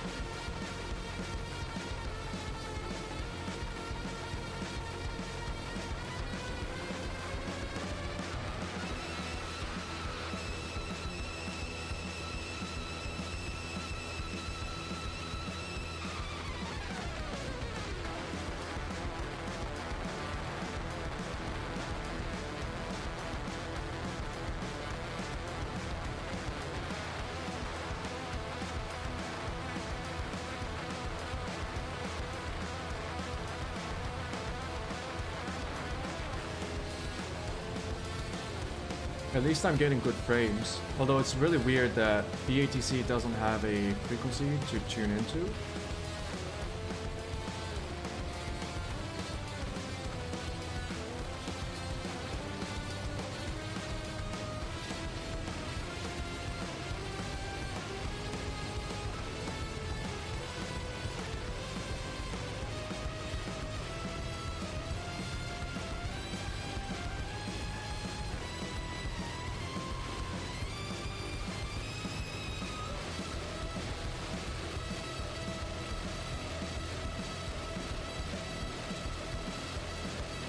This is not the airport?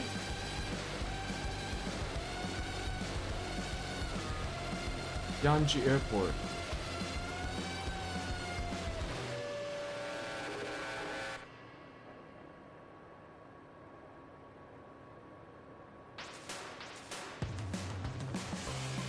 strange.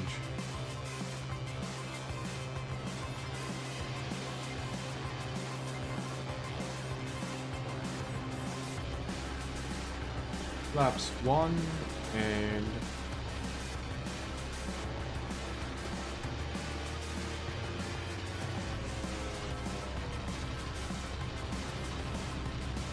let's take off.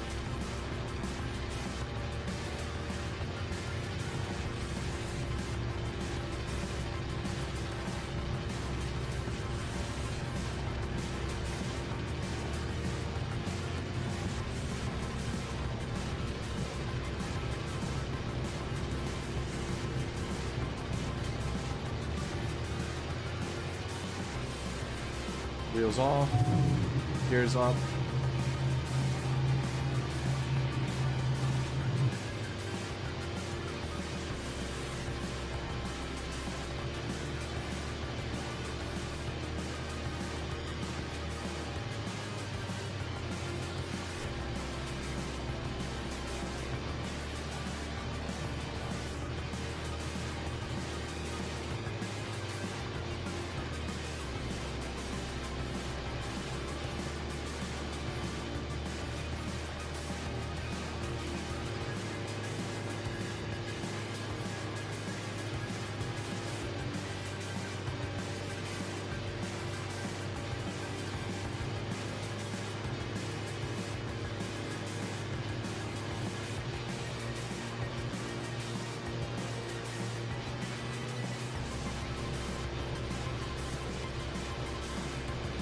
Engaging autopilot.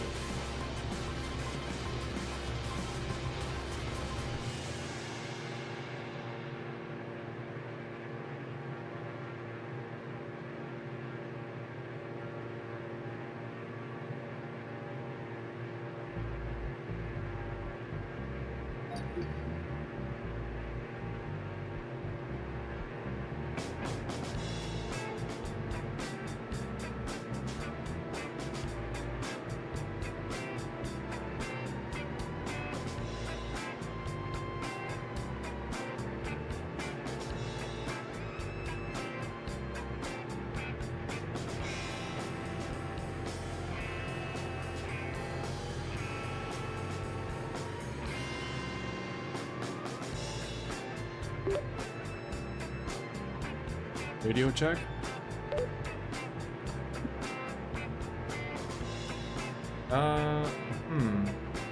I don't know why it's not working.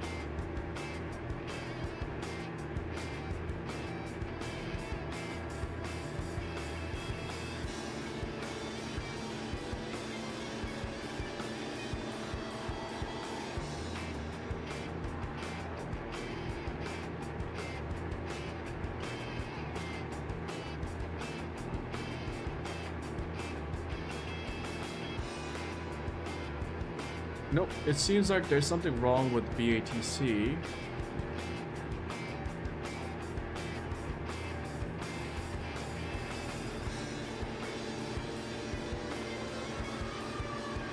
Let's turn it on again, see if that works.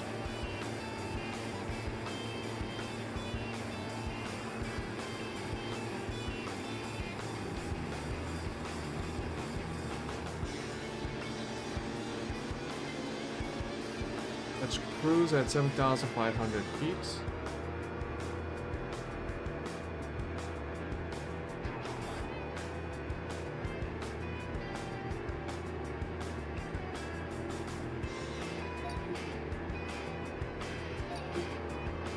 I know, it just says that the radio is off.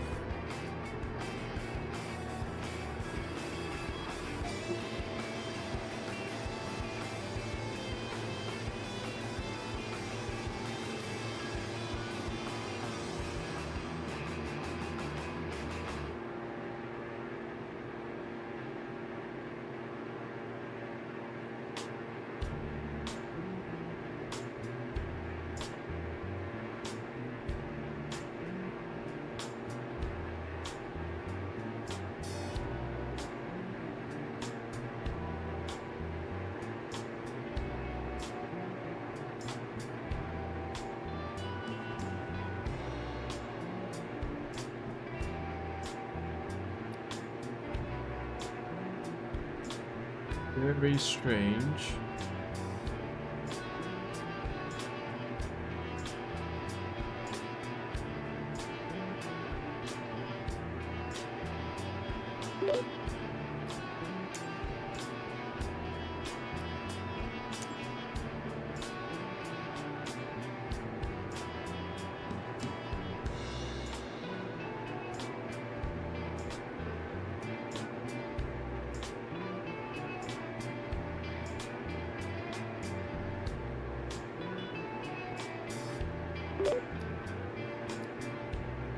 Base game system works.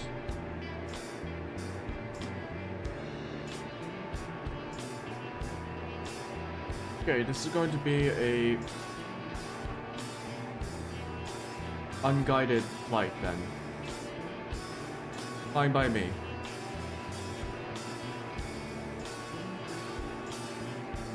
Game is running really well though.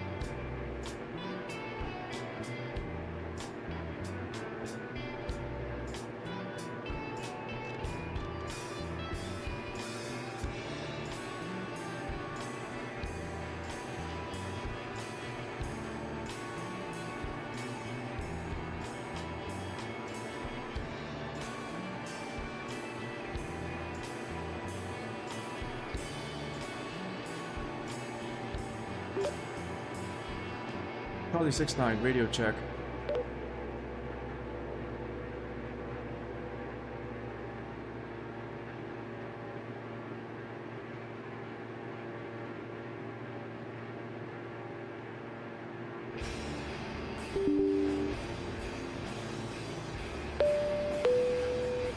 Ah.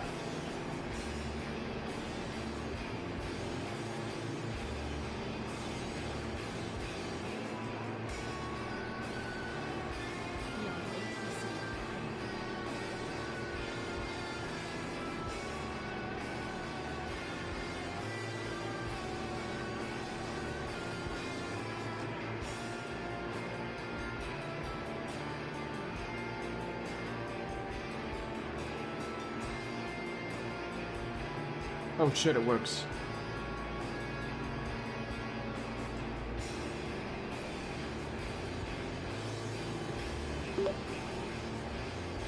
Center, Charlie 69, at 6,100 feet.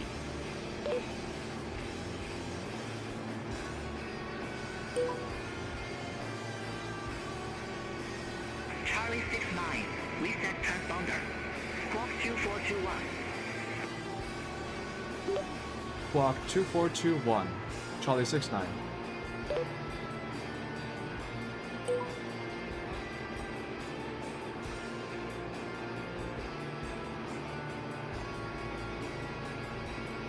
Charlie 69, Shenyang control. Identified. Climb to 10,000 feet. Climb to 10,000 feet. Charlie 69.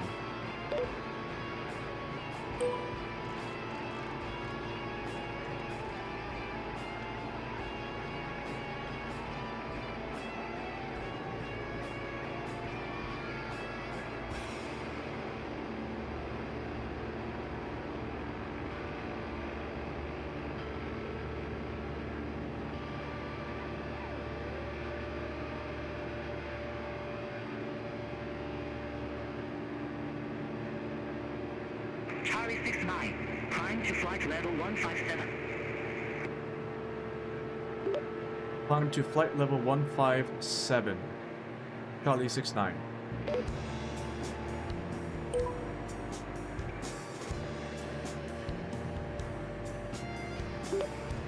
Center.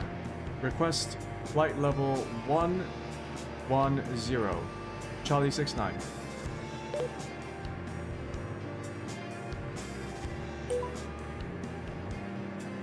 Charlie 69, unable your flight is to the west and 1,000 feet is an odd-numbered flight level.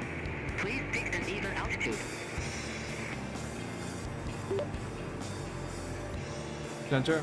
Request flight level 120. Charlie 69.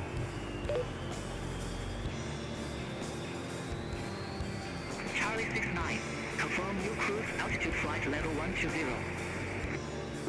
Affirmative. Charlie 69.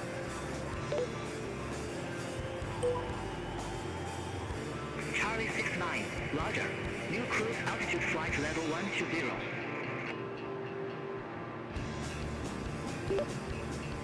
Flight level 120. Charlie 69.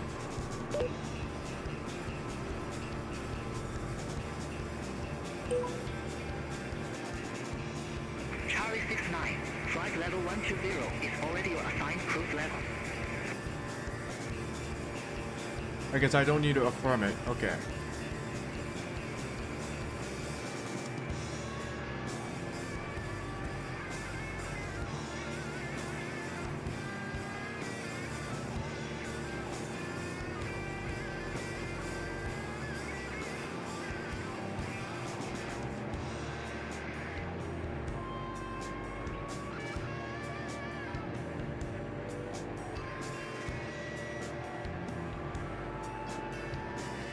Okay, we are in the very eastern part of China, bordering North Korea.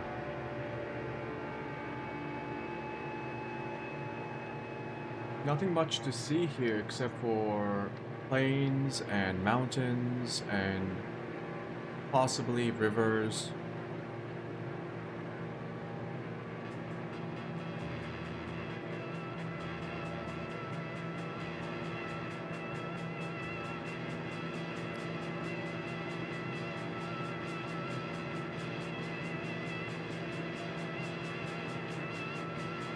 Yeah, we will be making our way down the Chinese and North Korean border.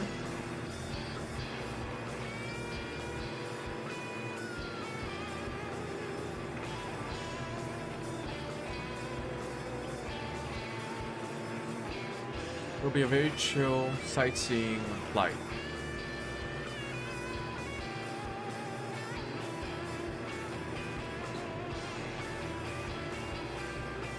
Yeah, there was something definitely wrong with my game in my last flight. Maybe like a memory leak.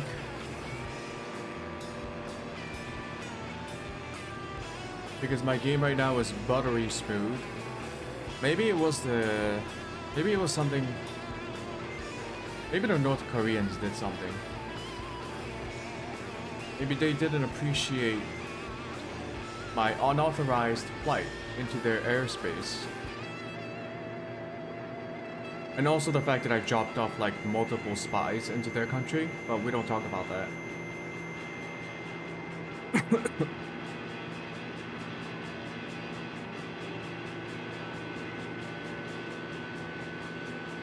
Alrighty.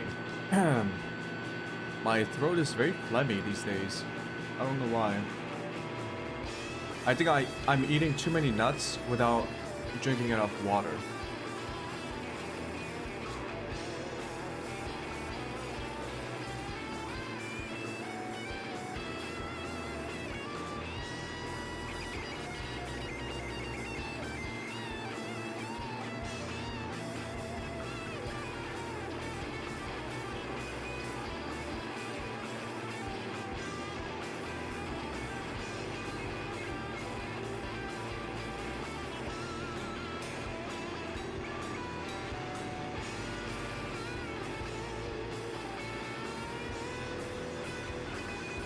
Really ain't much to see.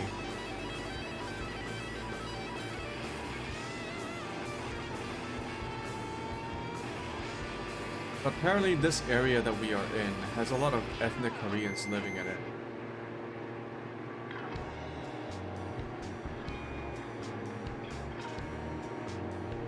Why do we go around in a circle?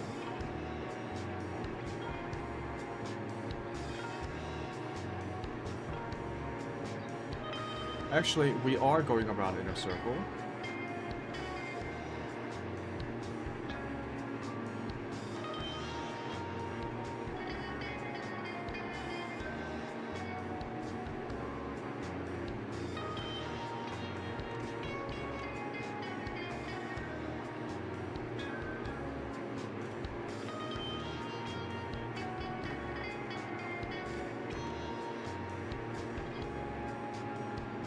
We are going backwards for some reason.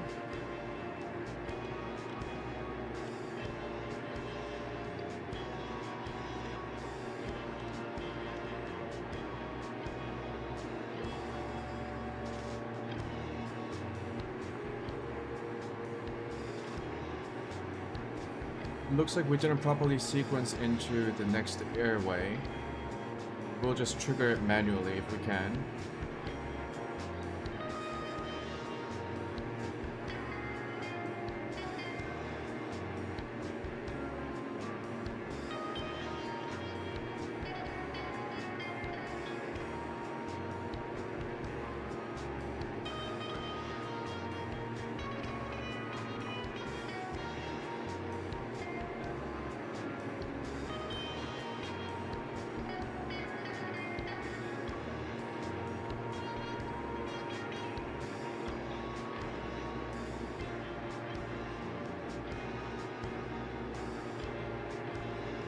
We are using 7 gallons per hour.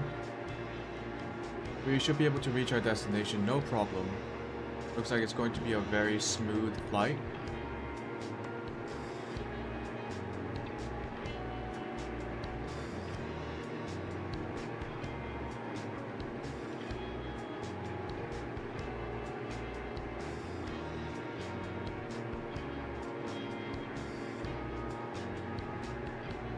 There we go.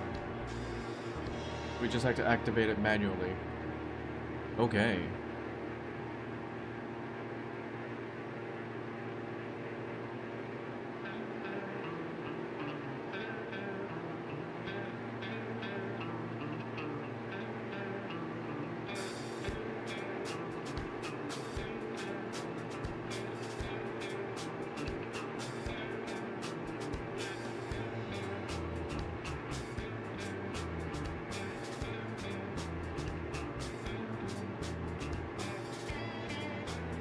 This place is really pretty.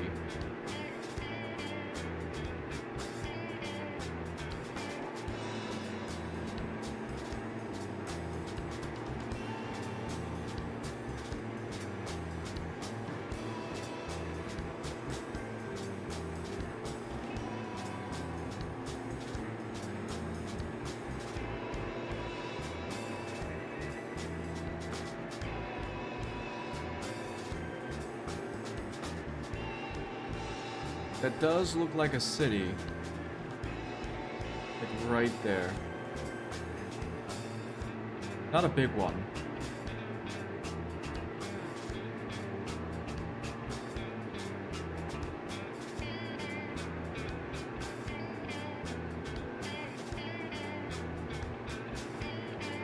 Maybe it's not a city.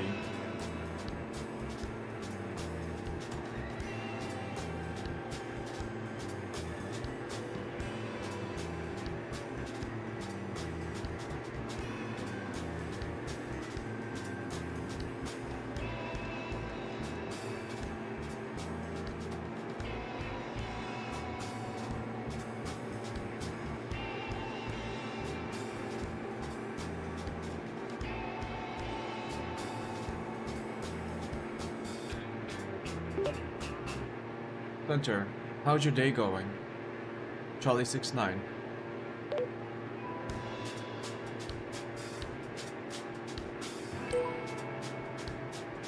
Charlie 69, clear the radio. This isn't the place for casual conversation. Okay. I see how it is.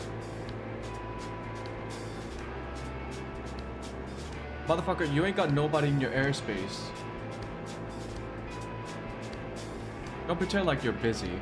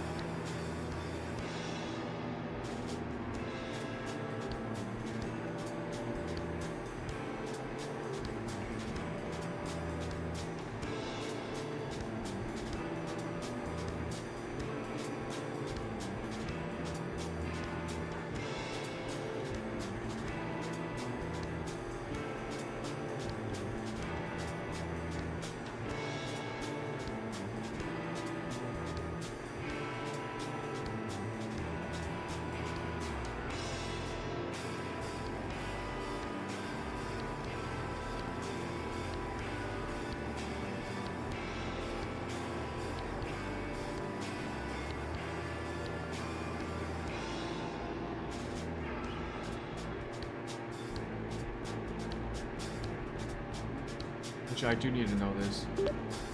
Center, Charlie 69, what's the altimeter reading?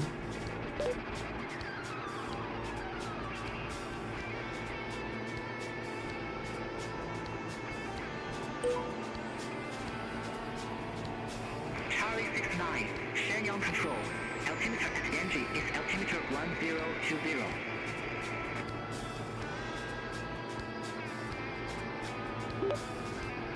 1020, thank you. Charlie 69.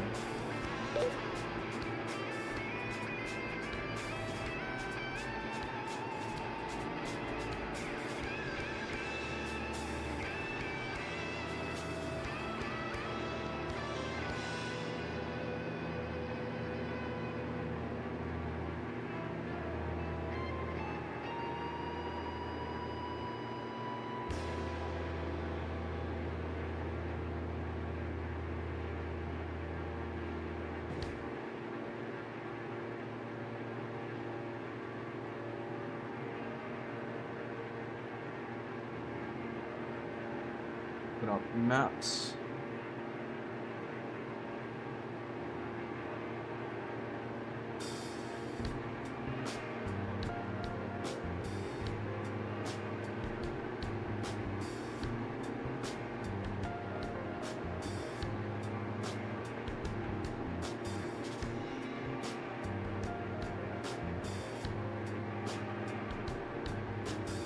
Where we headed? The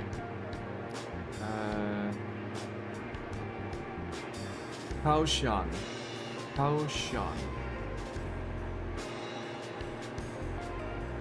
Is that in Shenyang?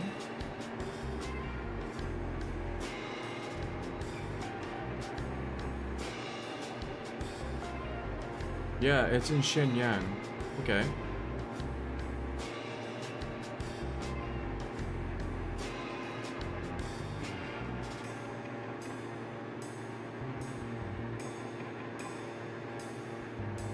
Looks like we are passing through Changchun.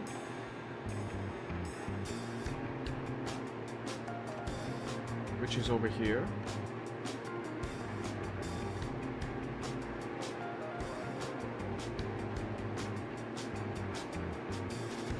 Changchun.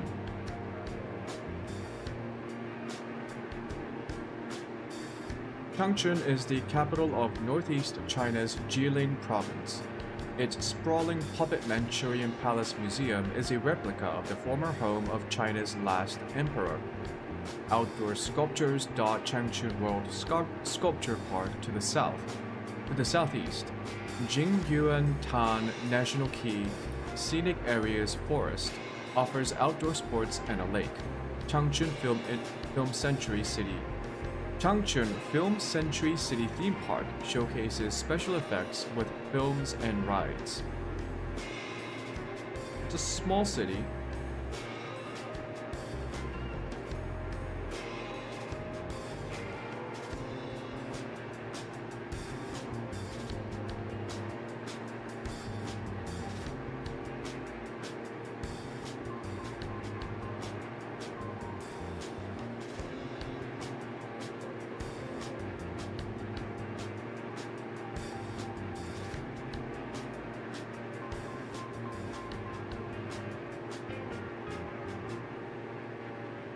Get some readouts.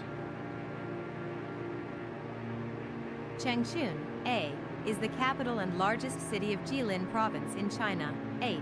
Lying in the center of the Songliu Plain, Changchun is administered as a sub-provincial city, comprising 7 districts, 1 county, and 3 county-level cities. 9. According to the 2020 census of China, Changchun had a total population of 9,066,906 under its jurisdiction. Okay, maybe it's not a small city. The city's metro area, comprising 5 districts and 1 development area, had a population of 5,019,477 in 2020, as the Shuangyang and Jiutai districts are not urbanized yet. 3. It is one of the biggest cities in northeast China, along with Shenyang, Dalian, and Harbin. The name of the city means Long Spring in Chinese. Between 1932 and 1945, Changchun was renamed Xinjing, Chinese, Pinyin, Xinjing, lit. New capital, or Xinking by the Guangdong Army as it became the capital of the Imperial Japanese puppet state of Manchukuo, occupying modern northeast China.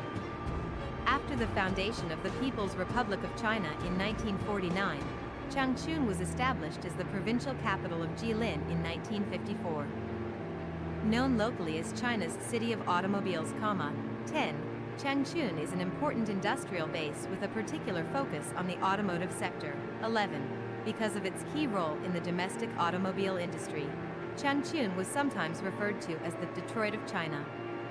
12. The FAW Group, one of the big 4 state-owned car manufacturers of China, is headquartered in the city. Apart from this industrial aspect, Changchun is also one of 4 National Garden cities awarded by the Ministry of Construction of PR China in 2001 due to its high urban greening rate. 10. Failed verification. Changchun is also one of the top 30 cities in the world by scientific research as tracked by the Nature Index according to the Nature Index 2024 Science Cities. 13. The city is home to several major universities, notably Jilin University and Northeast Normal University, members of China's prestigious universities in the double first-class construction. Oh shit. It's one of the biggest cities in northeast China.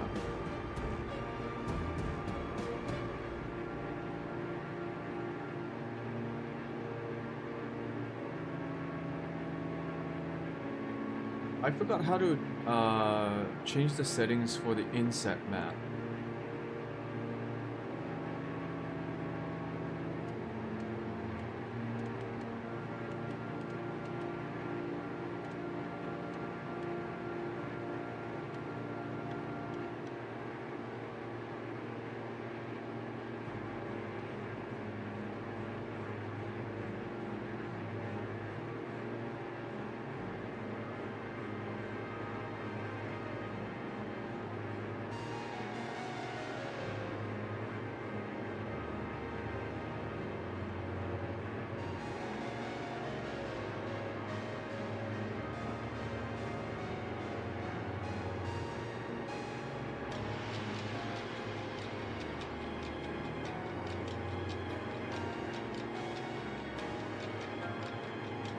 History.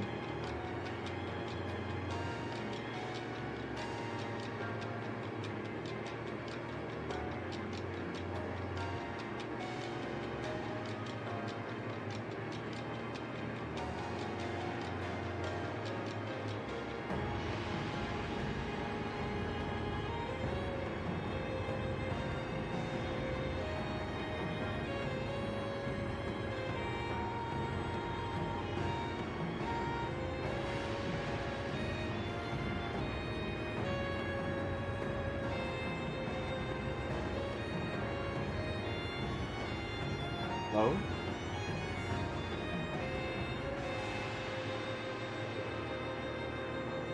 Microsoft? Why is your read aloud not working?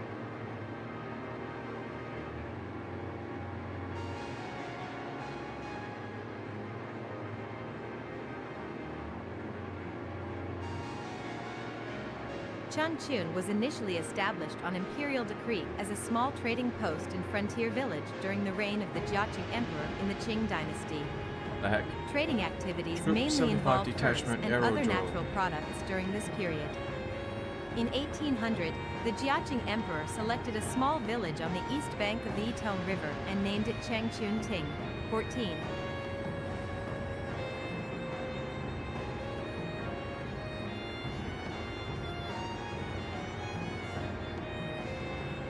At the end of the 18th century, peasants from overpopulated provinces such as Shandong and Hebei began to settle in the region. In 1889, the village was promoted into a city known as Changchun Fu, 15. Railway era. Edit. In May 1898, Changchun got its first railway station, located in Quancheng, part of the railway from Harbin to Lushuan, the southern branch of the Chinese Eastern Railway, constructed by the Russian Empire, 16. The South Manchuria Railway Office of Changchun. After Russia's loss of the southernmost section of this branch as a result of the Russo-Japanese War of 1904 to 1905, the Quancheng Station, Quanchengsa, in contemporary spelling, became the last Russian station on this branch, 16. The next station just a short distance to the south, the new Japanese Changchun Station, became the first station of the South Manchuria Railway, 17, which now owned all the tracks running farther south, to Lushuan, which they regauged to the standard gauge after a short period of using the narrow Japanese 3 feet 6 inches, 1,067 millimeters, gauge during the war. Okay, we don't need to 18. learn about the fucking A gauges of special the railway. Russo-Japanese agreement of 1907 provided that Russian gauge tracks would continue from the Russian Quancheng Station to the Japanese Changchun Station, and vice versa. Tracks on the gauge adapted by the South Manchuria Railway, i.e. the standard gauge, Now, these would continue Wikipedia from Changchun contributors Station to sometimes Quancheng. put in the most random shit about the place. Why are there 2 paragraphs talking about the railway gauges of this region's railway system? Quancheng Station, 17. An epidemic of pneumonic plague occurred in surrounding Manchuria from 1910 to 1911, known as the Manchurian Plague, 19. It was the worst ever recorded outbreak of pneumonic plague, which was spread through the Trans-Manchurian Railway from the border trade port of Manzhouli, 20.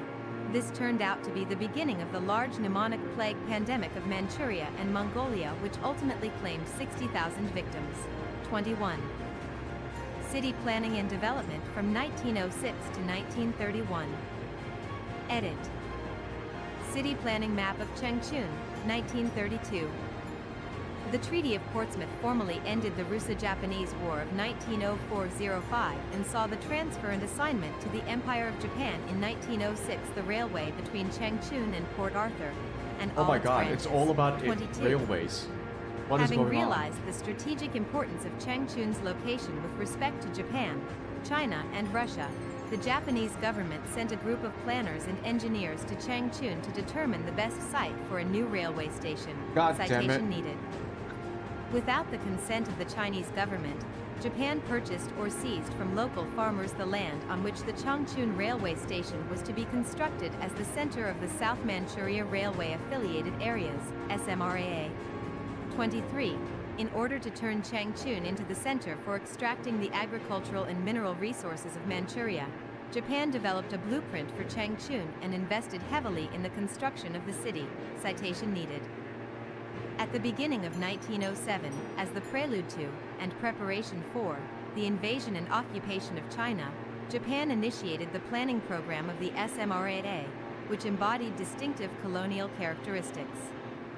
The guiding ideology of the overall design was to build a high-standard colonial city with sophisticated facilities, multiple functions, and a large scale. Citation needed. Accordingly, Nearly 7 million yen on average was allocated on a year-by-year basis for urban planning and construction during the period 1907 to 1931. 24. The comprehensive plan was to ensure the comfort required by Japanese employees on Manchurian railways. Build up Changchun into a base for Japanese control of the whole Manchuria in order to provide an effective counterweight to Russia in this area of China. Citation needed. The city's role as a rail hub was underlined in its planning and construction, the main design concepts of which read as follows.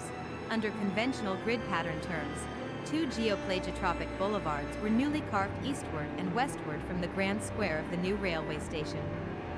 The two helped form 2 intersections with the grid prototypes, which led to 2 circles of south and west. The 2 subcivic centers served as axes on which 8 radial roads were blazed that took the shape of a sectoral structure. Citation needed. At that time, the radial circles and the design concept of urban roads were quite advanced and scientific. It activated to great extent the serious urban landscapes as well as clearly identifying the traditional grid pattern, by whom.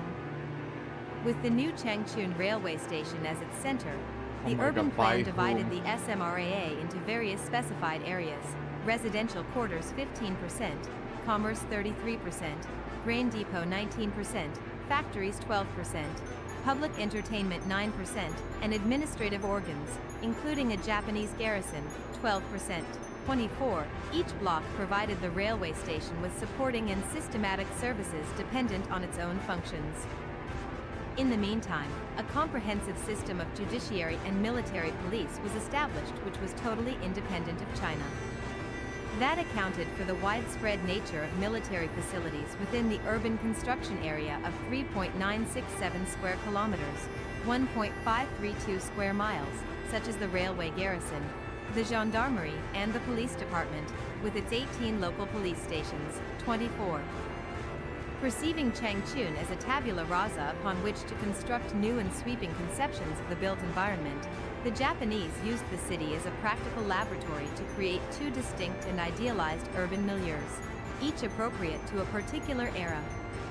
From 1906 to 1931, Changchun served as a key railway town through which the Japanese orchestrated an informal empire. Between 1932 and 1945, the city became home to a grandiose new Asian capital. Yet, while the facades in the city and later the capital contrasted markedly, along with the attitudes of the state they upheld, the shifting styles of planning and architecture consistently attempted to represent Japanese rule as progressive, beneficent, and modern, by whom? The development of Changchun, in addition to being driven by the railway system, suggested an important period of the Northeast modern architectural culture, reflecting Japanese urban design endeavors and revealing that county's ambition to invade and occupy China. Japanese architecture and culture had been widely applied to Manchukuo to highlight the special status of the Japanese puppet. Urban planning clearly stems from a culture, be it aggressive or creative. Changchun's planning and construction process serves as a good example, by whom? Changchun expanded rapidly as the junction between of the Japanese-owned South. Wrote all this stuff about the railway and the Japanese occupation, and like there are other Wikipedia editors who are like, who the fuck is making all these contributions?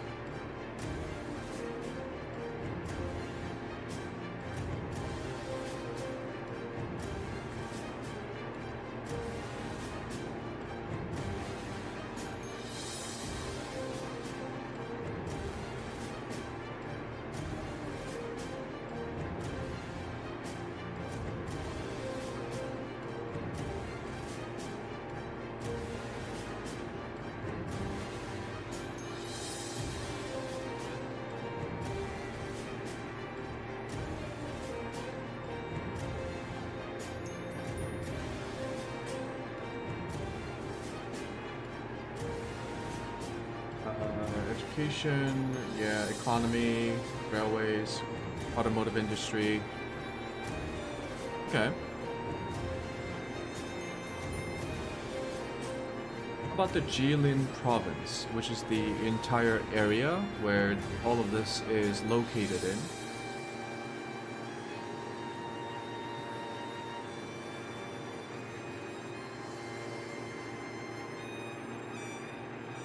Jilin, A, is one of the 3 provinces of northeast China.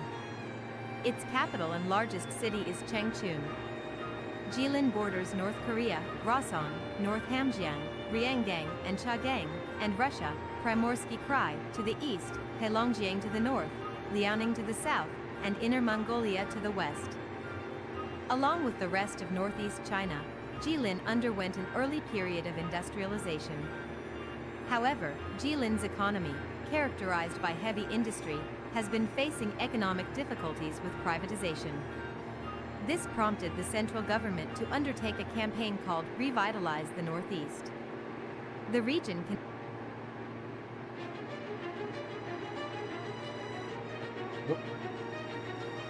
The region contains large deposits of oil shale.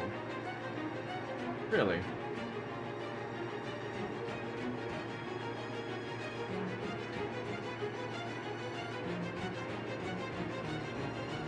In ancient times, Jilin was inhabited by the Xinbei, Susen, the Mo, Jurchens, and the Wuji. 7. The kingdoms of Bio and Goguryeo ruled parts of this area. The region then fell successively under the domination of the Xiongnu Xinbei state, Goguryeo, Balhi, Khitan Liao dynasty, the Jurchen Jin dynasty, and the Mongol Yuan dynasty. 8. During the Qing dynasty, much of the area was under the control of the general of Jilin, Jiranai Jiangyan, whose area of control extended to encompass much of what is Russia's Primorsky Krai today. After the Primorsky Krai area was ceded to Russia in 1860, the government began to open the area up to Han Chinese migrants, most of whom came from Shandong. By the beginning of the 20th century, Han Chinese had become the dominant ethnic group of the region. In 1932, the area was incorporated into Manchukuo, a puppet state set up by Japan. Changchun, then called Xinjiang, capital of Jilin today, was made the capital of Manchukuo. After the defeat of Japan in 1945, the Red Army captured Jilin after Operation August Storm. 9. The region, with the rest of northeastern China, was ceded to the Communists by the Soviet Union. Manchuria was the staging ground from which the Communists eventually conquered the rest of China in the Chinese Civil War. In 1949, Jilin province was smaller, encompassing only the environs of Changchun and Jilin City, and the capital was at Jilin City, while Changchun was a municipality independent from the province. In the 1950s, Jilin was expanded to its present borders. During the Cultural Revolution, Jilin was expanded again to include a part of Inner Mongolia, giving it a border with the independent state of Mongolia, though this was later reversed. In recent times, Jilin has, with the rest of heavy industry-based northeast China, been facing economic difficulties with privatization. This prompted the central government to undertake a campaign called Revitalize the Northeast. Geography. Edit.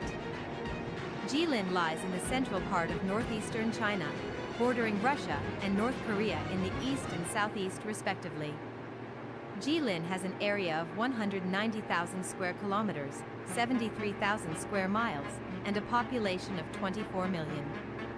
Its capital is Changchun, which lies 113 kilometers, 70 miles, west of Jilin City.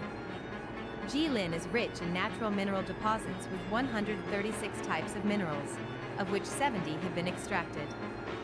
Jilin has an abundance of traditional Chinese medicine resources, with approximately 27,000 kinds of wild plants and 9,000 kinds of medicinal herbs. 10. The province is rich in large reserves of oil, gas, coal, iron, nickel, molybdenum, talc, graphite, gypsum, cement rock, gold, and silver. Its reserves of oil shale are the largest in the country. 11. Jilin is highest in altitude in the southeast and drops gently towards the northwest.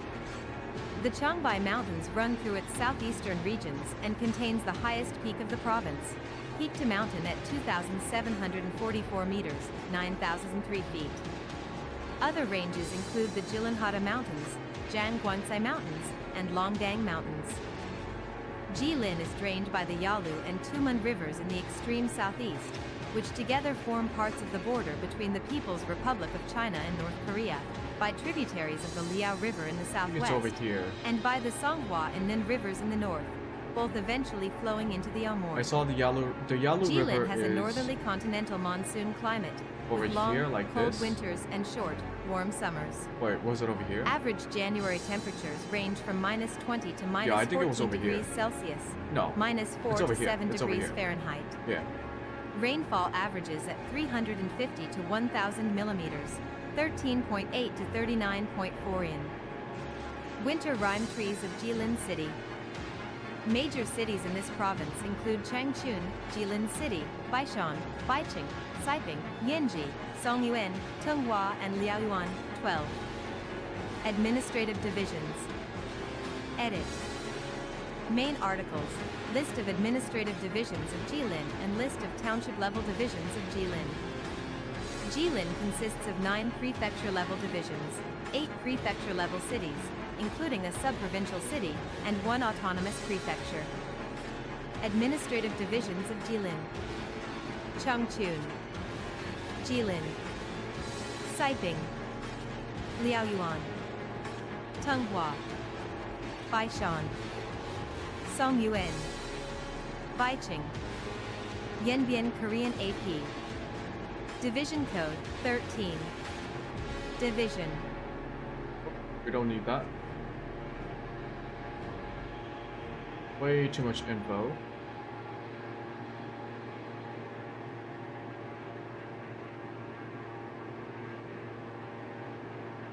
In 2011, the nominal GDP of Jilin province totaled 1,053.1 billion renminbi, 167.1 billion US dollars. Its GDP has been rising at a double-digit rate since 2003, growing 51% from 2003 to 2007.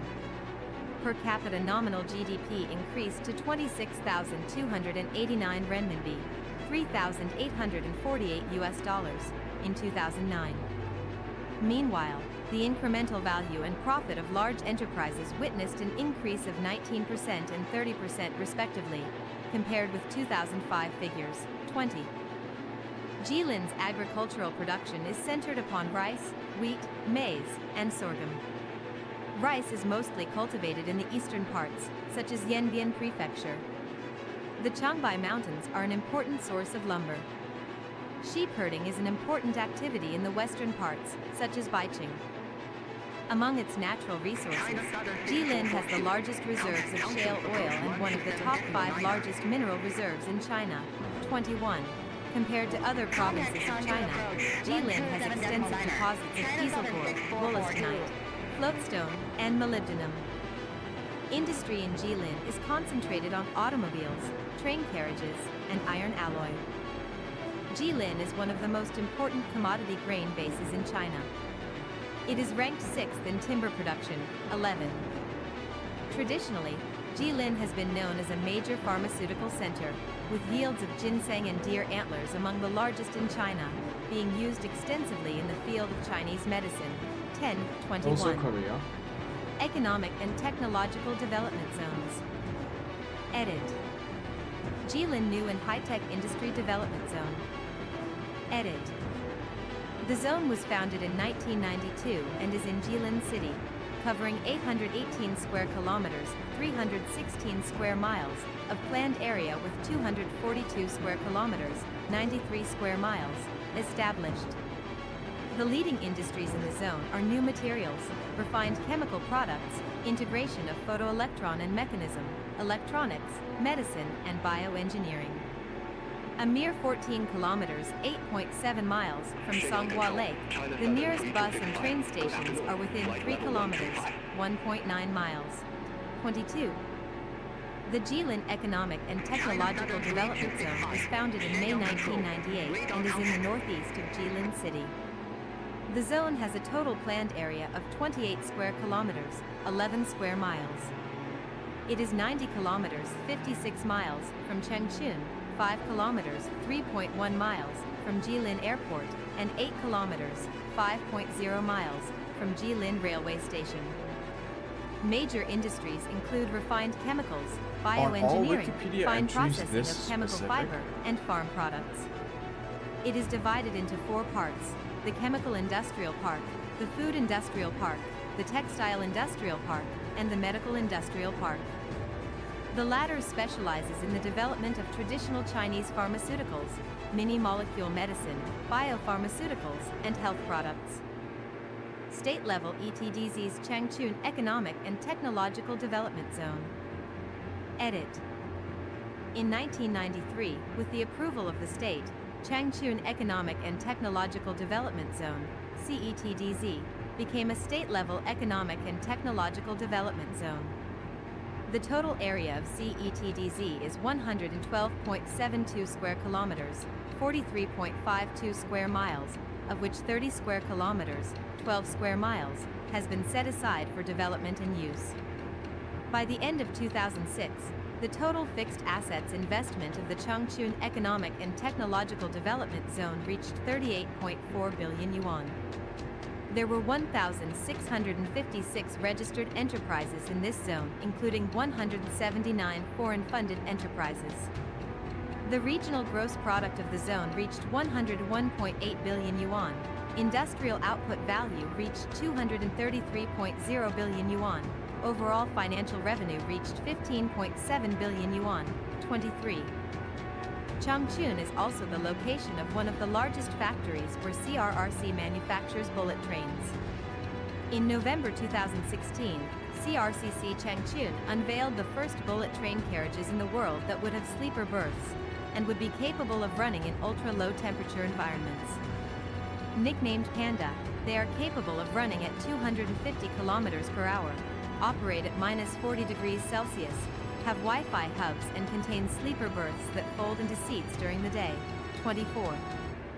State-level HIDS's Changchun High-Tech Industrial Development Area.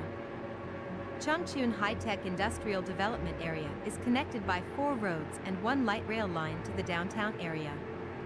The nearest train station, Changchun Station, is 20 minutes away by light rail. In 2002, Changchun HDA became the first area in northeast China to qualify for the environmental certification of ISO 14001. Its landscaping ratio reaches 38%. 25.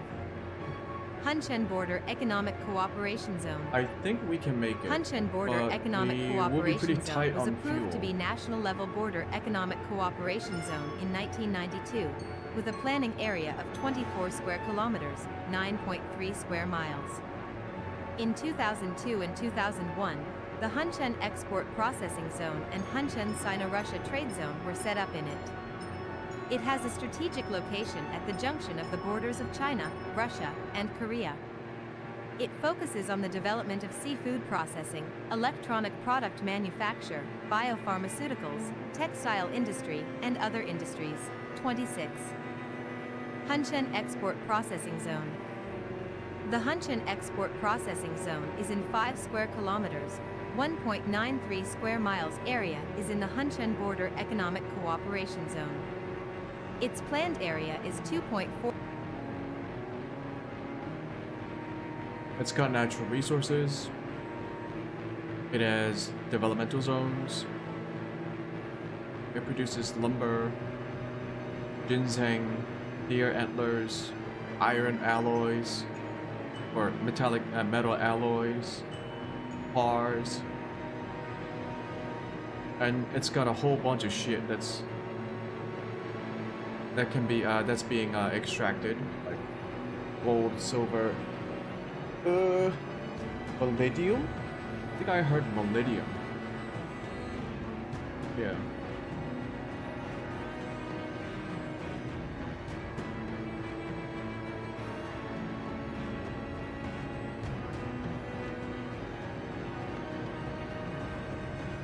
Huh.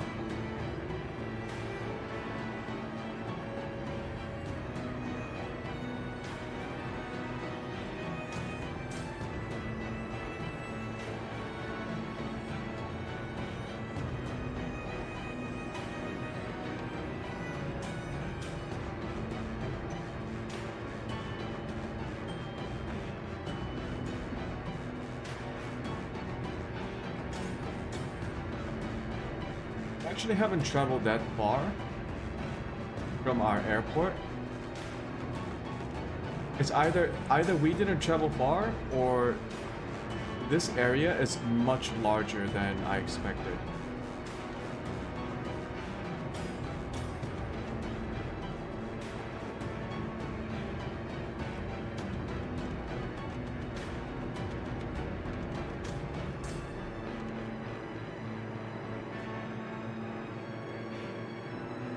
The route planner did say it's 356 miles total.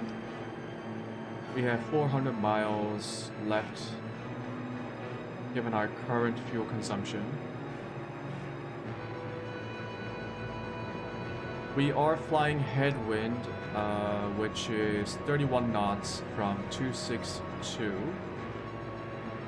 So once we reach, I believe this is Changchun, we will turn southwest. So that should help us with our fuel efficiency. I hope.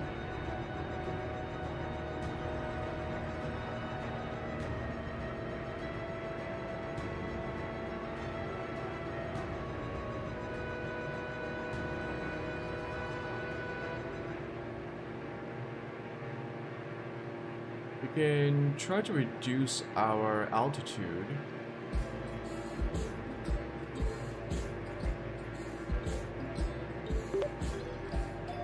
Center, Charlie 69, request flight level 090.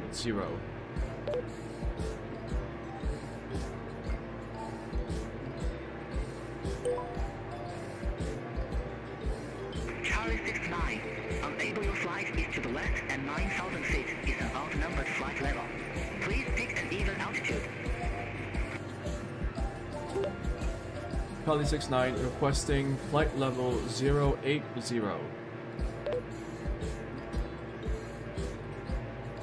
Charlie 69, confirm new altitude 8,000 feet.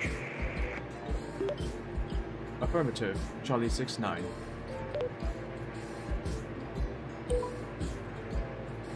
Charlie 69, Roger, descend to 8,000 feet.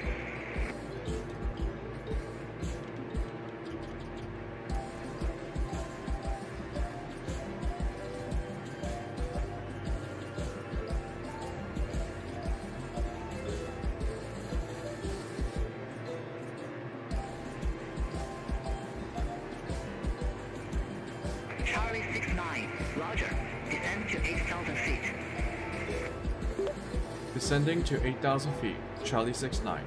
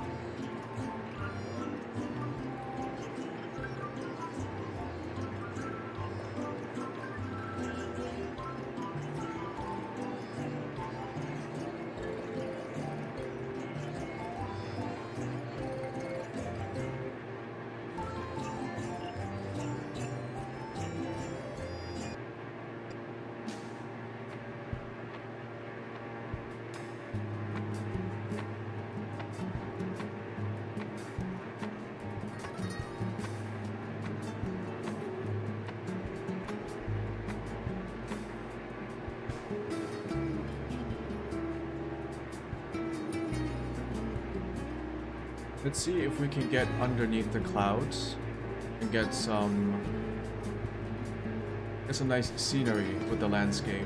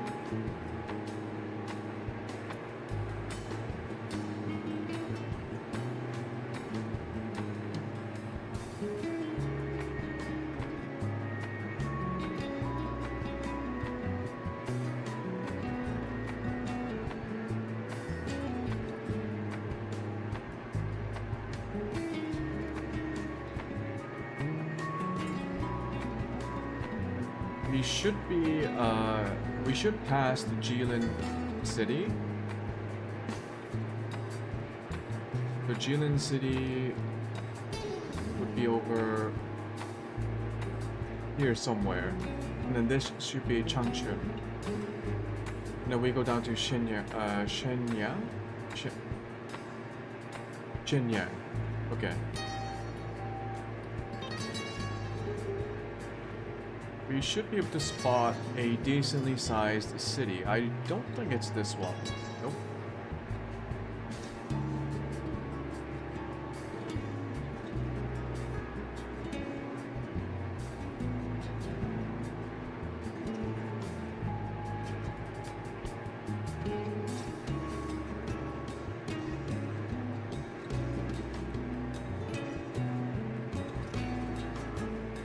No, it is Jilin City. Holy shit. We are right over Jilin City.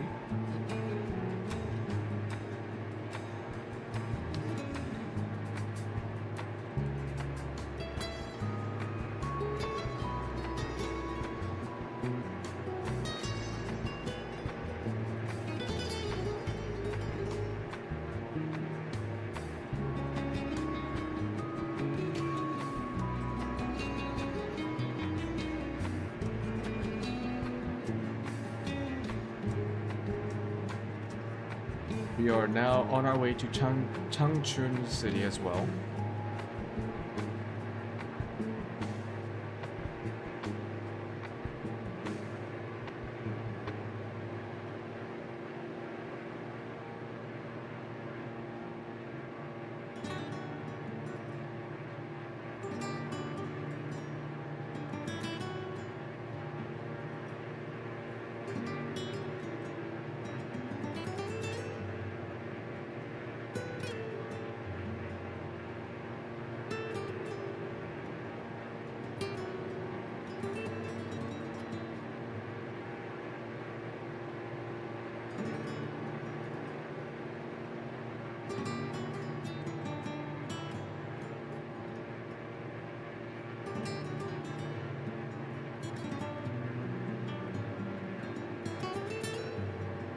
Kind of funny that the capital city of the state of Jilin is not Jilin City, but Changchun.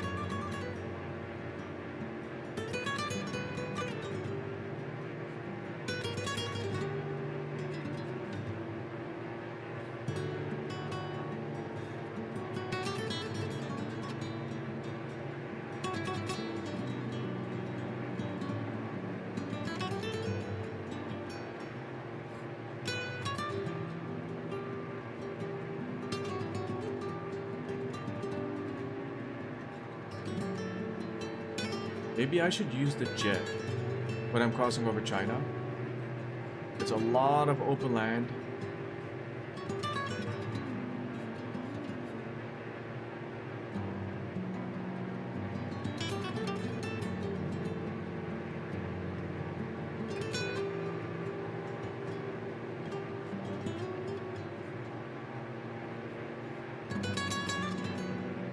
It looks like some of those industrial factories, maybe. It looks industrial. I don't really see a lot of like residential areas yet.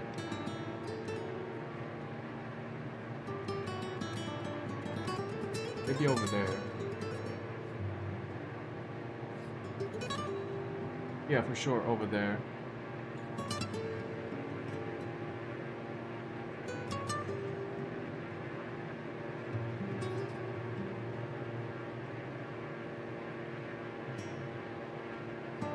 Yeah, this place is deceptively large.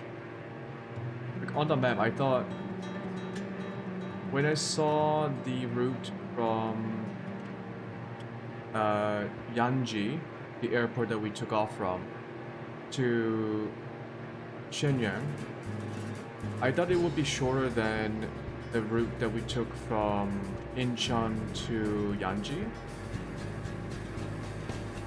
Unless I was like so excited about doing the first leg of the trip that I just didn't realize how long it took. This is taking a lot longer than I expected. I thought we would have reached the halfway point by now, but we're not even close. We haven't even reached Changchun yet.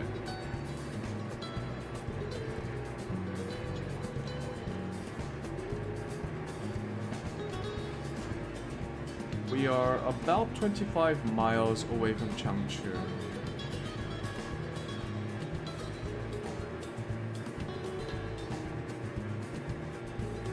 We are still using quite a bit of fuel.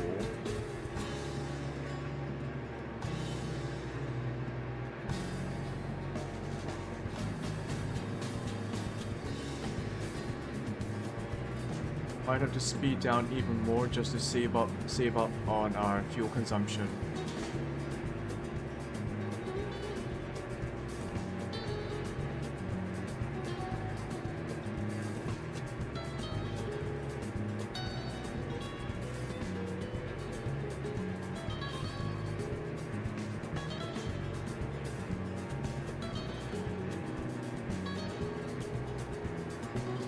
Hold on. Why do I have so little fuel?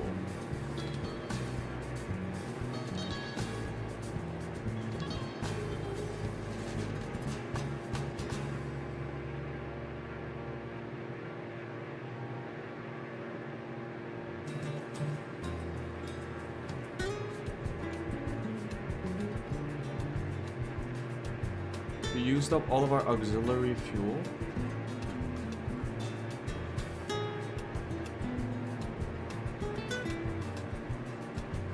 Or did we not start off with auxiliary fuel?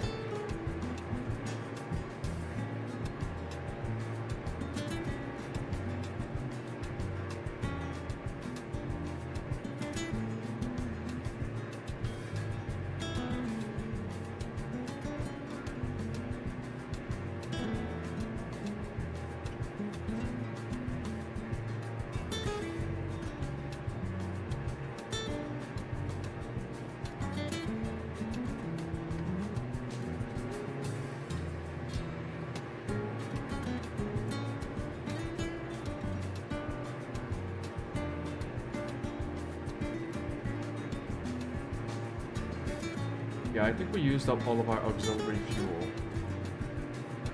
Damn.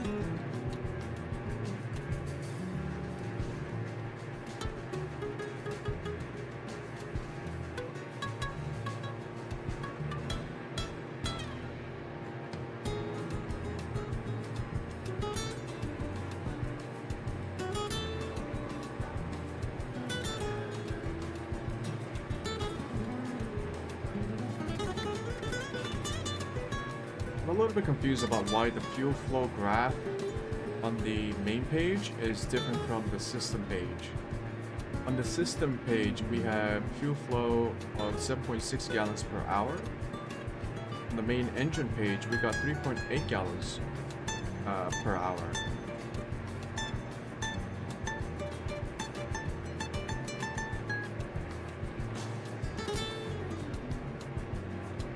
I don't know why those two are different.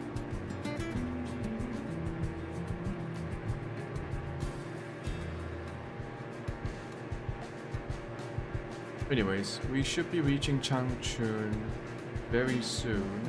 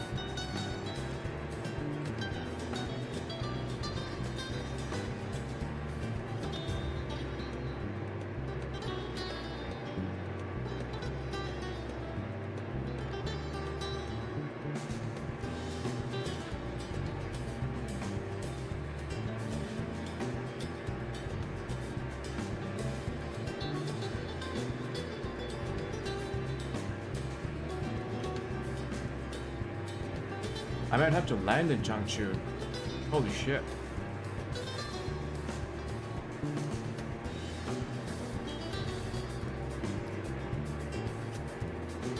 It's getting pretty late for me, and I need to stop. This trip is taking a lot longer than I expected. So I think I'll make an emergency landing here. Wait, is this not Changchun? Did I misread the map?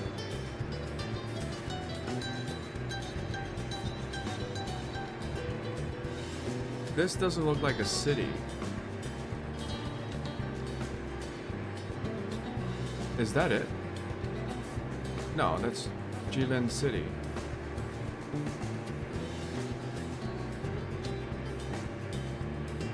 Oh, this is Changchun. Okay.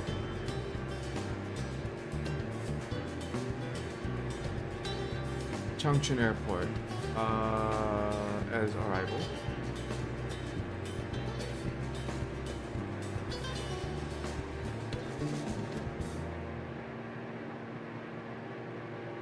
We're gonna have to switch up because I do need to end my stream soon.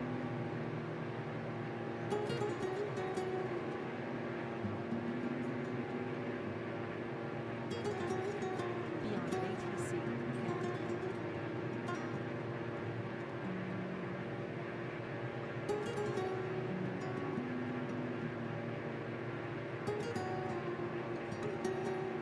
We are in cruise. Control, this is Charlie 69 at 8,000 feet.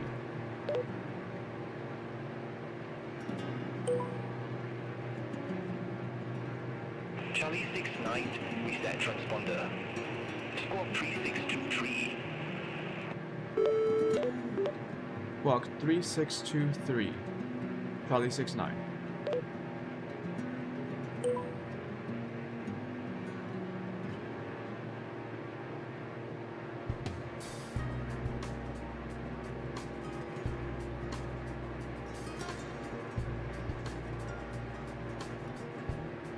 Charlie 69, Shenyang Control, good afternoon. Identified. Continue climb to flight level 157.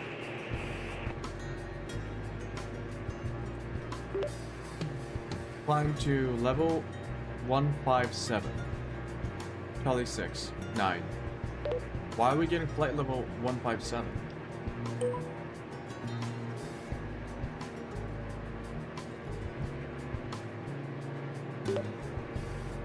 Control Charlie 69, request flight level 090.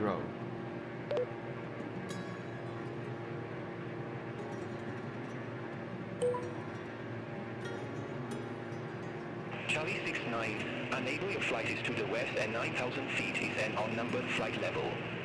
Please pick an even altitude. Request flight level 080. Charlie 69.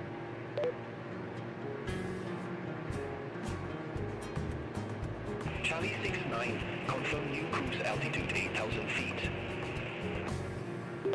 Affirmative, Charlie 69. Charlie 69, Roger, new cruise altitude 8,000 feet. Affirmative, Charlie 69.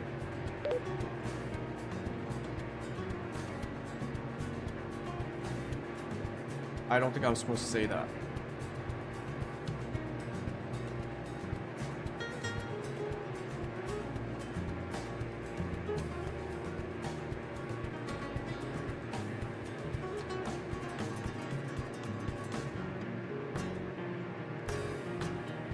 Let's speed up and get to this runway.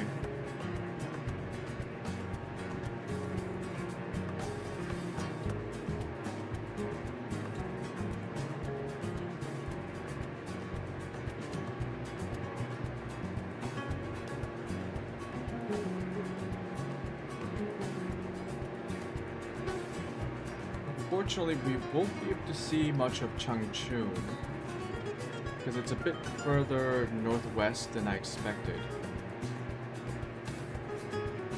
We might be able to get a glimpse of it from the distance while we are landing.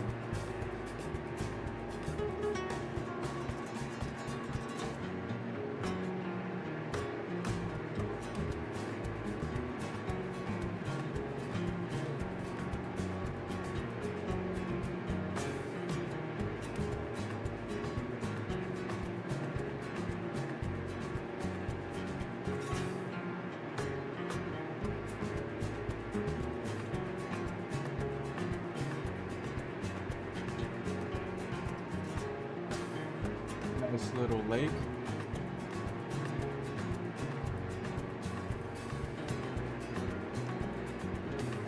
Well, it's not little, it's kind of huge.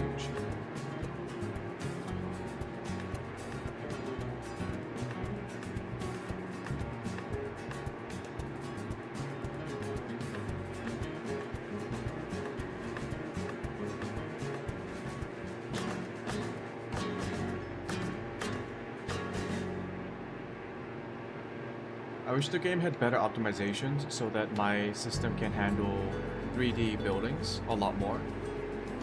Sometimes the game does spawn in 3D buildings, but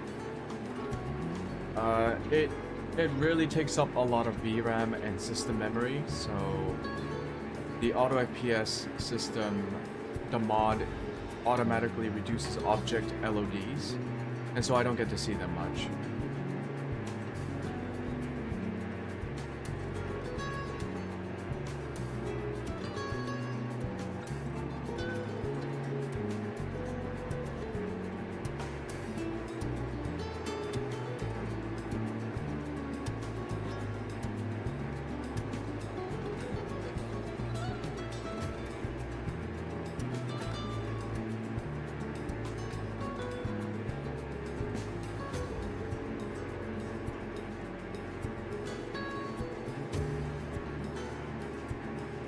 Maybe we are too slow because we are at a lower altitude, so why don't I try climbing higher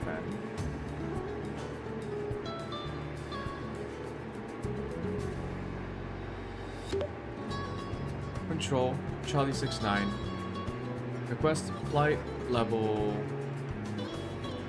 127.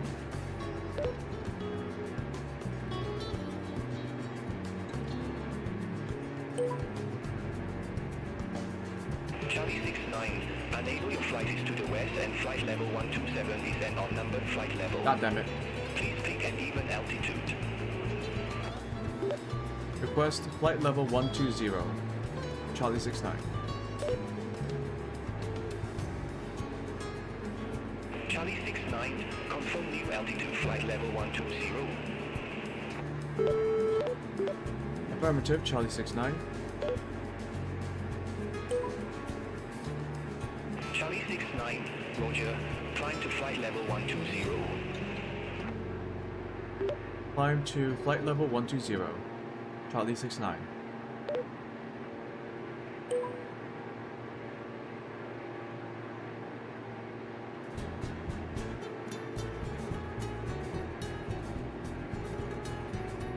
Yeah, we'll go a higher altitude just to make this leg towards approach a bit quicker, because I should have higher ground speed at higher altitudes.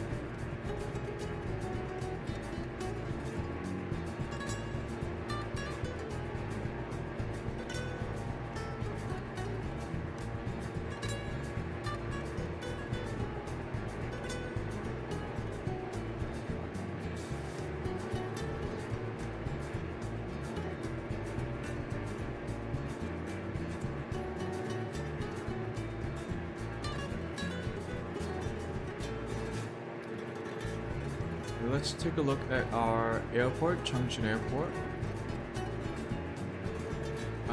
06 right, 24 left. No frequencies available.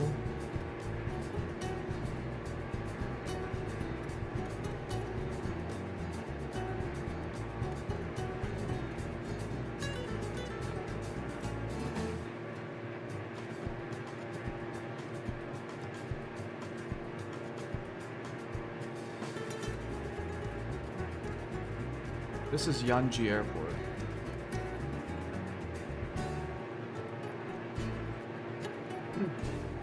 Yep. there isn't a approach available. But if we go here, United Eagle 2227, contact Chongqing approach 127.9. oh shit, it's a visual approach. Okay, haven't done that in a while. Contact Chongqing approach 127.9. United Eagle 2227.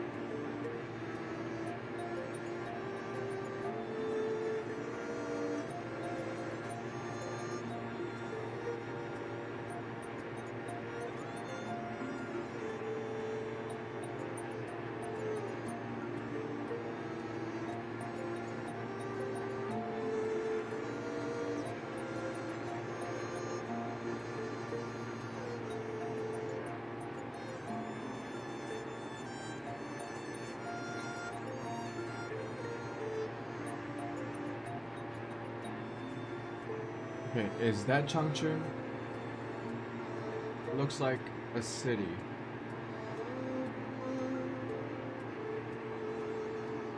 I think that actually might be it.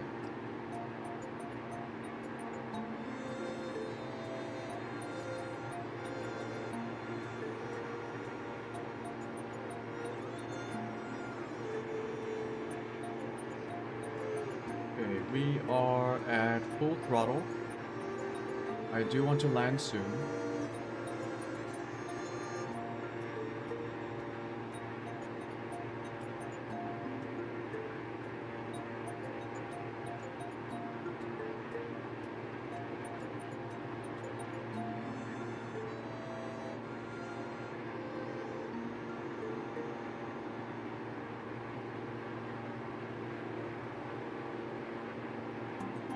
We are currently cruising at 204 knots, true airspeed.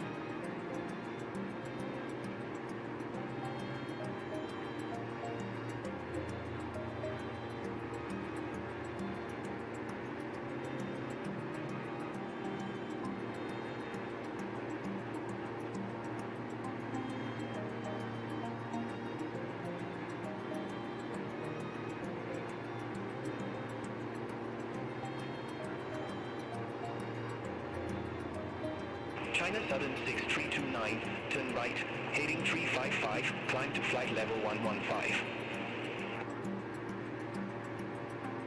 Turn right, heading 355. Climb to flight level 115. China Southern 6329. I thought the wind would be more in our favor once we switched directions or heading. But it looks like the wind also changed a little bit. But we are still kind of we're still kind of going toward excuse me. We're still flying into headwind a little bit.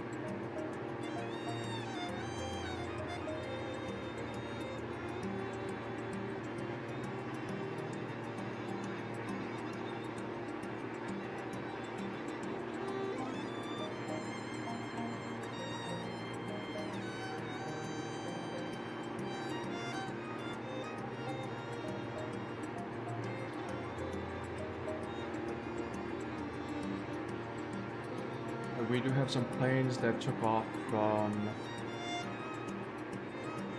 Chongqing Airport, actually. I believe the negative sign means that they are below us.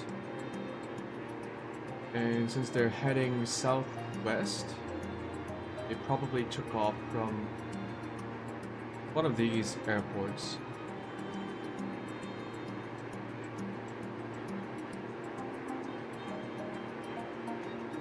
Lots of farming, lots of farms. Just lots and lots of farms.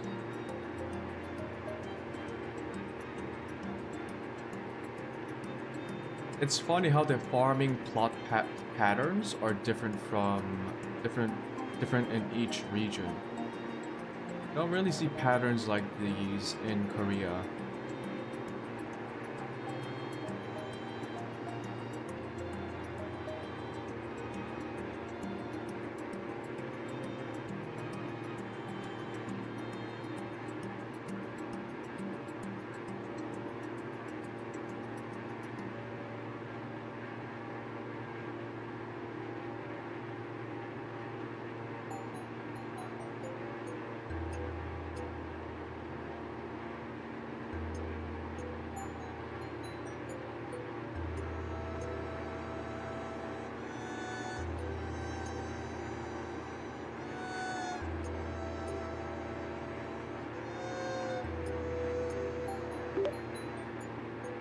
Center, Kali 69.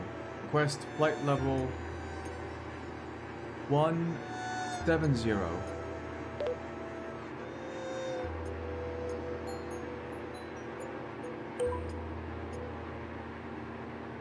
Charlie 69, enable your flight is to the west and flight level 170 is an unnumbered flight level. Fuck, I always Even forget. altitude.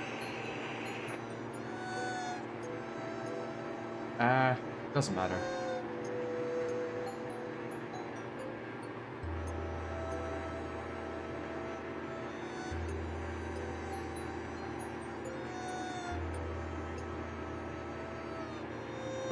Center, Charlie 69. What's my approach to Chuncheon Airport? Or Changchun. Charlie 69, you broke up. Say again altitude. Flight level 120, Charlie 69. I'm just gonna say that just so the request gets cancelled. Charlie 69, flight level 120 is your current altitude. Maybe check your equipment. Center, Charlie 69. What's my approach to Changchun Airport?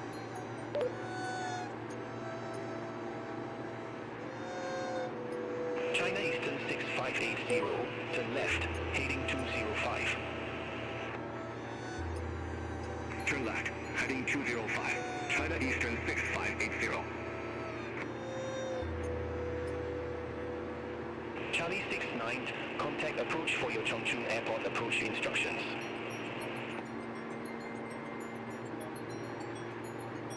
China Eastern 2597, contact Harbin approach 127.75. Contact Harbin approach 127.75. China Eastern 2597. Oh shit. It's still set to Kaohsiung. China Eastern 6580, Shenyang Control, expect Laren 01 Alpha, runway 05 left.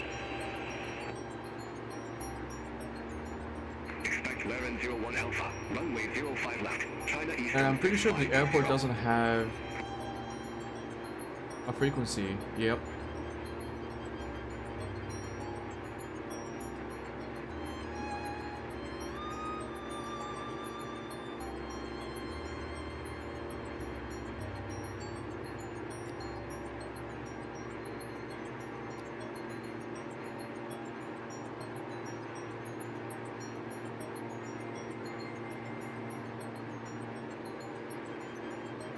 Fuck.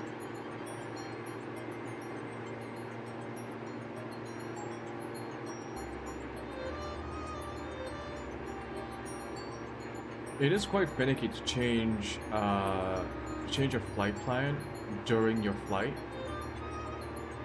I guess that's kind of... You're not supposed to do that anyway. If you're into like flight simming, I guess.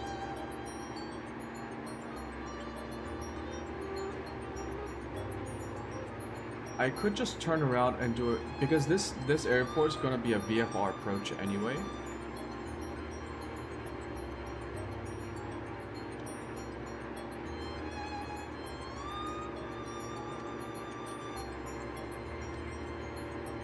No arrival. Okay. No.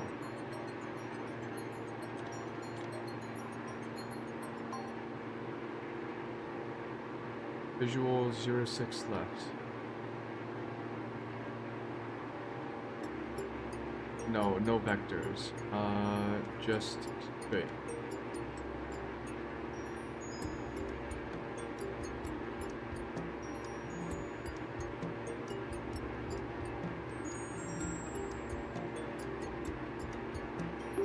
Center, cancel IFR, Charlie 69.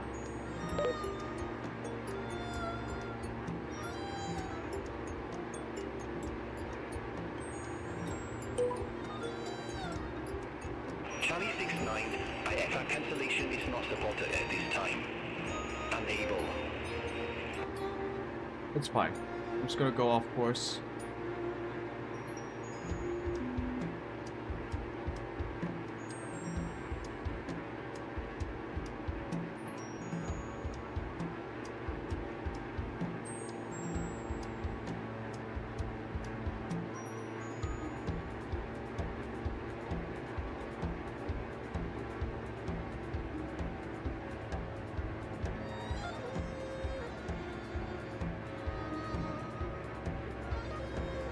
Charlie 69, you were assigned flight level 120.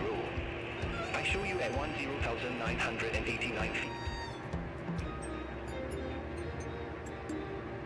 He's gonna be mad, but it's fine.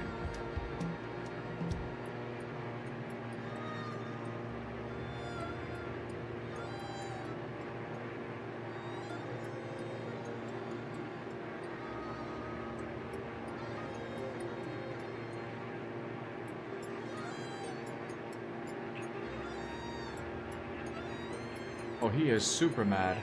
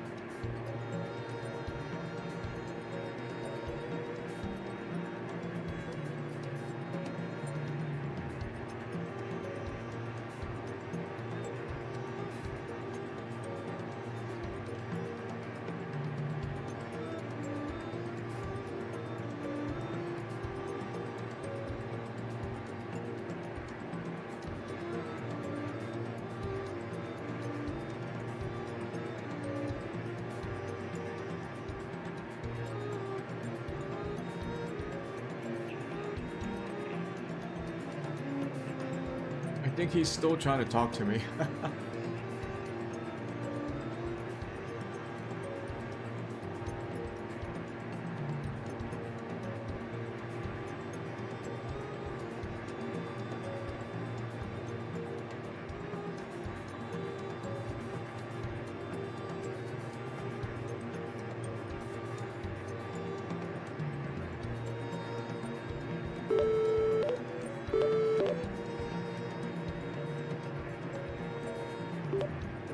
Center, Charlie 69. Eat my balls.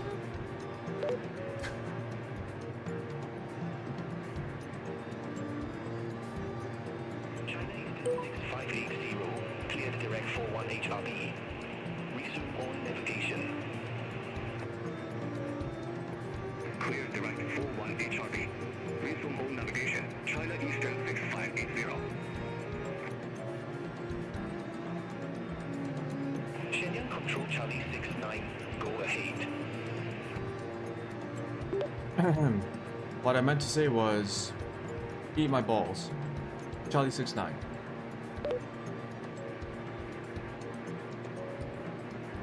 China Eastern 6580, contact Harbin approach 127.75. So Beyond ATC has a locally run LLM, a proprietary LLM, that enables like basic conversations. I want to see if the system can make a retort. Charlie 69, you're off course. Clear direct lemon. Resume on navigation. Hey. I think it's more concerned about me being off course.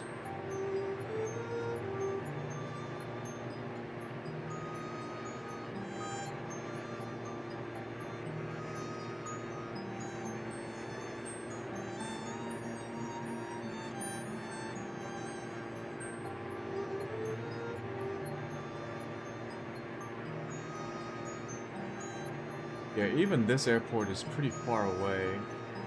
15 miles.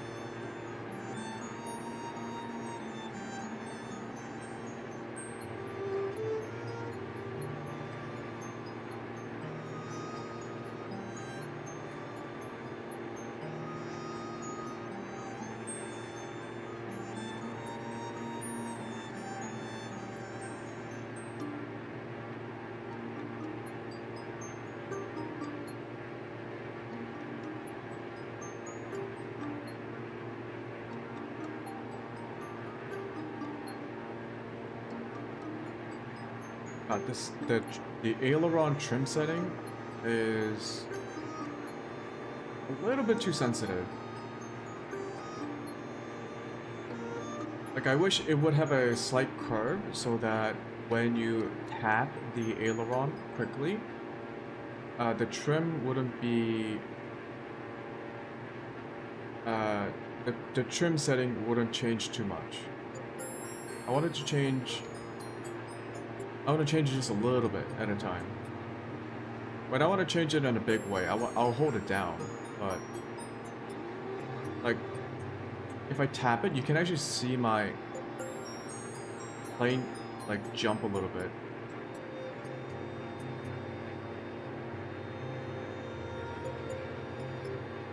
I guess there are people who have like separate levers for all the different trims.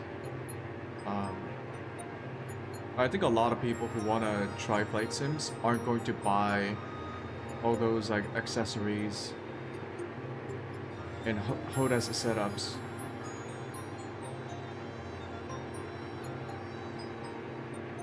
They'll do something like I did, which is buy like a really cheap, simple joystick, which only really has a thrust lever, and everything else is just like switches and buttons.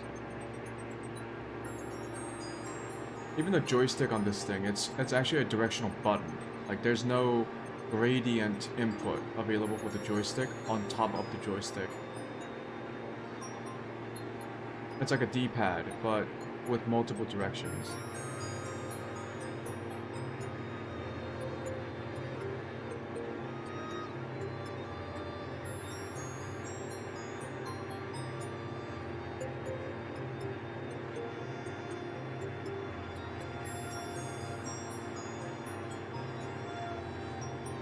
Damn, how far away is this airport?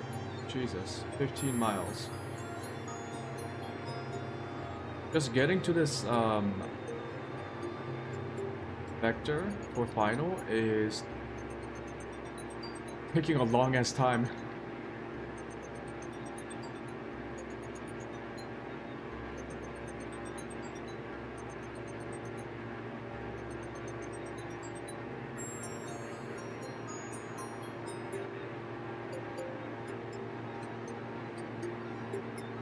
Okay, I do see the POI, Chungcheon Airport.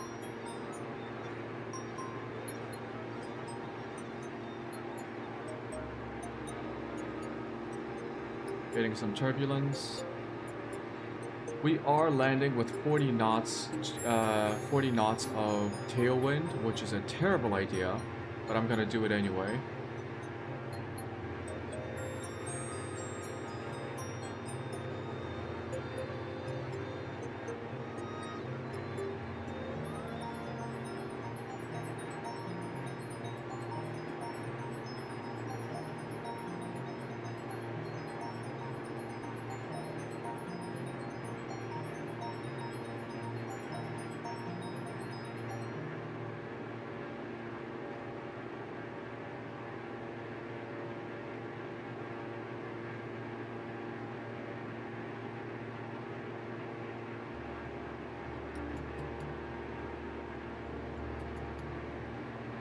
Okay, almost to the vector.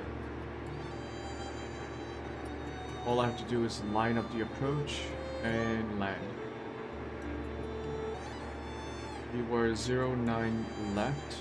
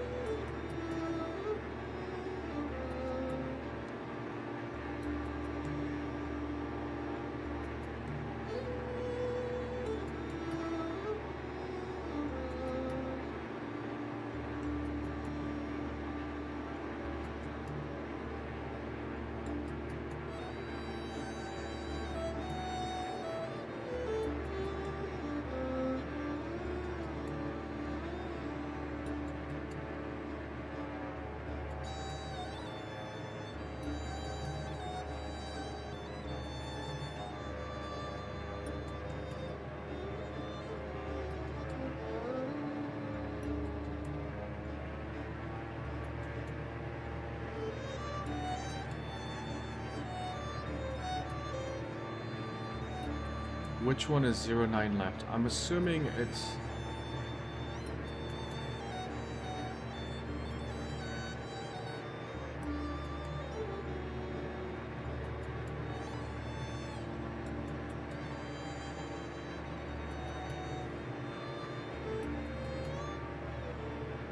I will follow the flight director because it is set to 06 left. So I guess that's it. 06 left.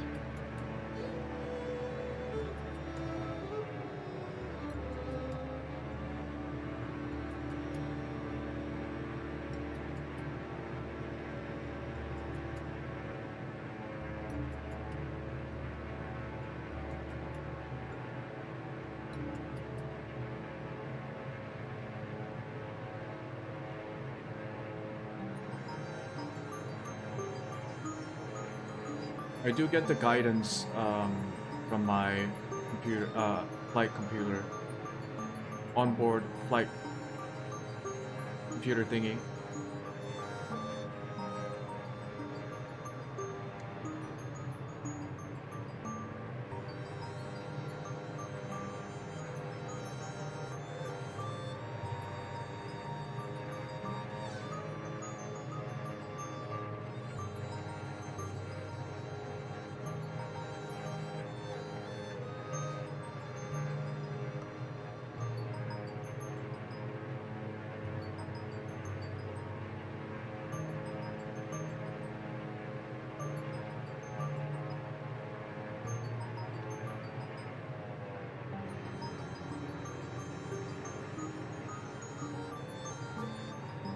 Engaging autopilot. Nope.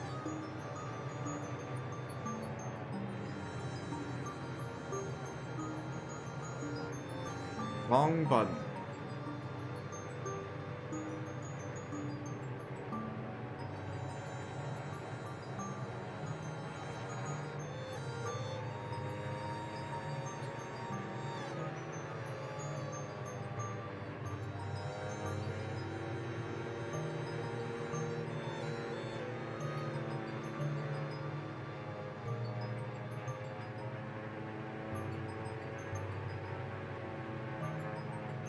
I need a lot of manual input to the rudder.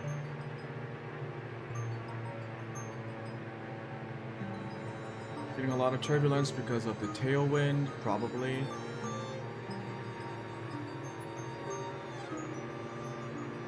Let's not stall. Oh, it's a short ass runway, holy shit.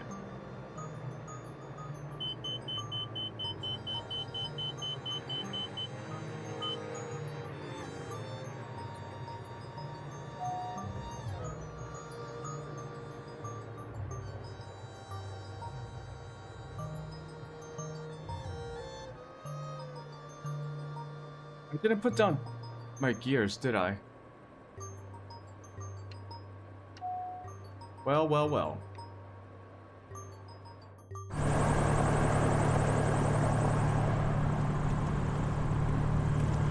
Nope.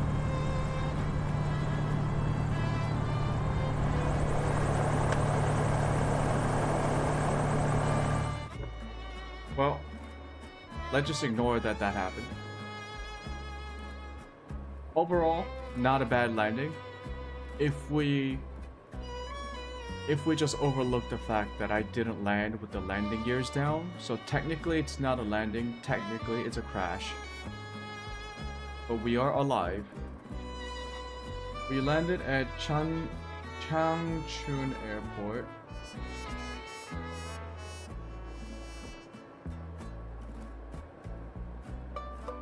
And we are now on our way to Beijing.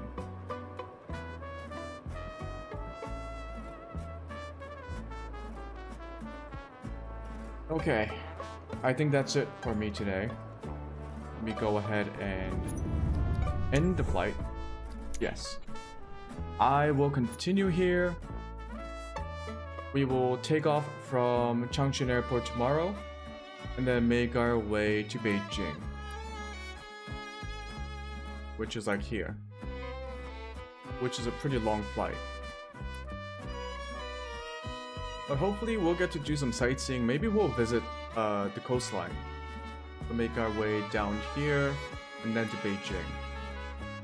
If we don't have enough fuel, we'll make this trip first, land, refuel, and then continue to Beijing on a new flight plan. And I think from there, I will continue down along down the coast and then visit this island, which I will not say anything about, which is definitely its own country, but we will visit that island as well. Taiwan, which is an independent nation. Whatever. Yep, from Beijing to the coastline to Taiwan. I don't know if I want to skip over to... I believe this is like the Philippines, right? Unless I want to go down to Vietnam and then move over into South Asia and then travel along the Polynesian islands. That's right? The Polynesian islands.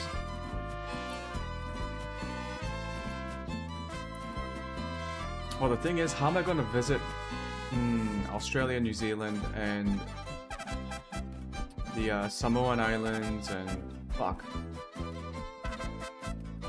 We'll figure it out. I do want to visit these islands though. Don't want to leave them out. Maybe I'll take the jet and try to move quickly between the do some island hopping. Yep, that's the plan. Okay, well, I gotta go. This has been fun. It's been a long day.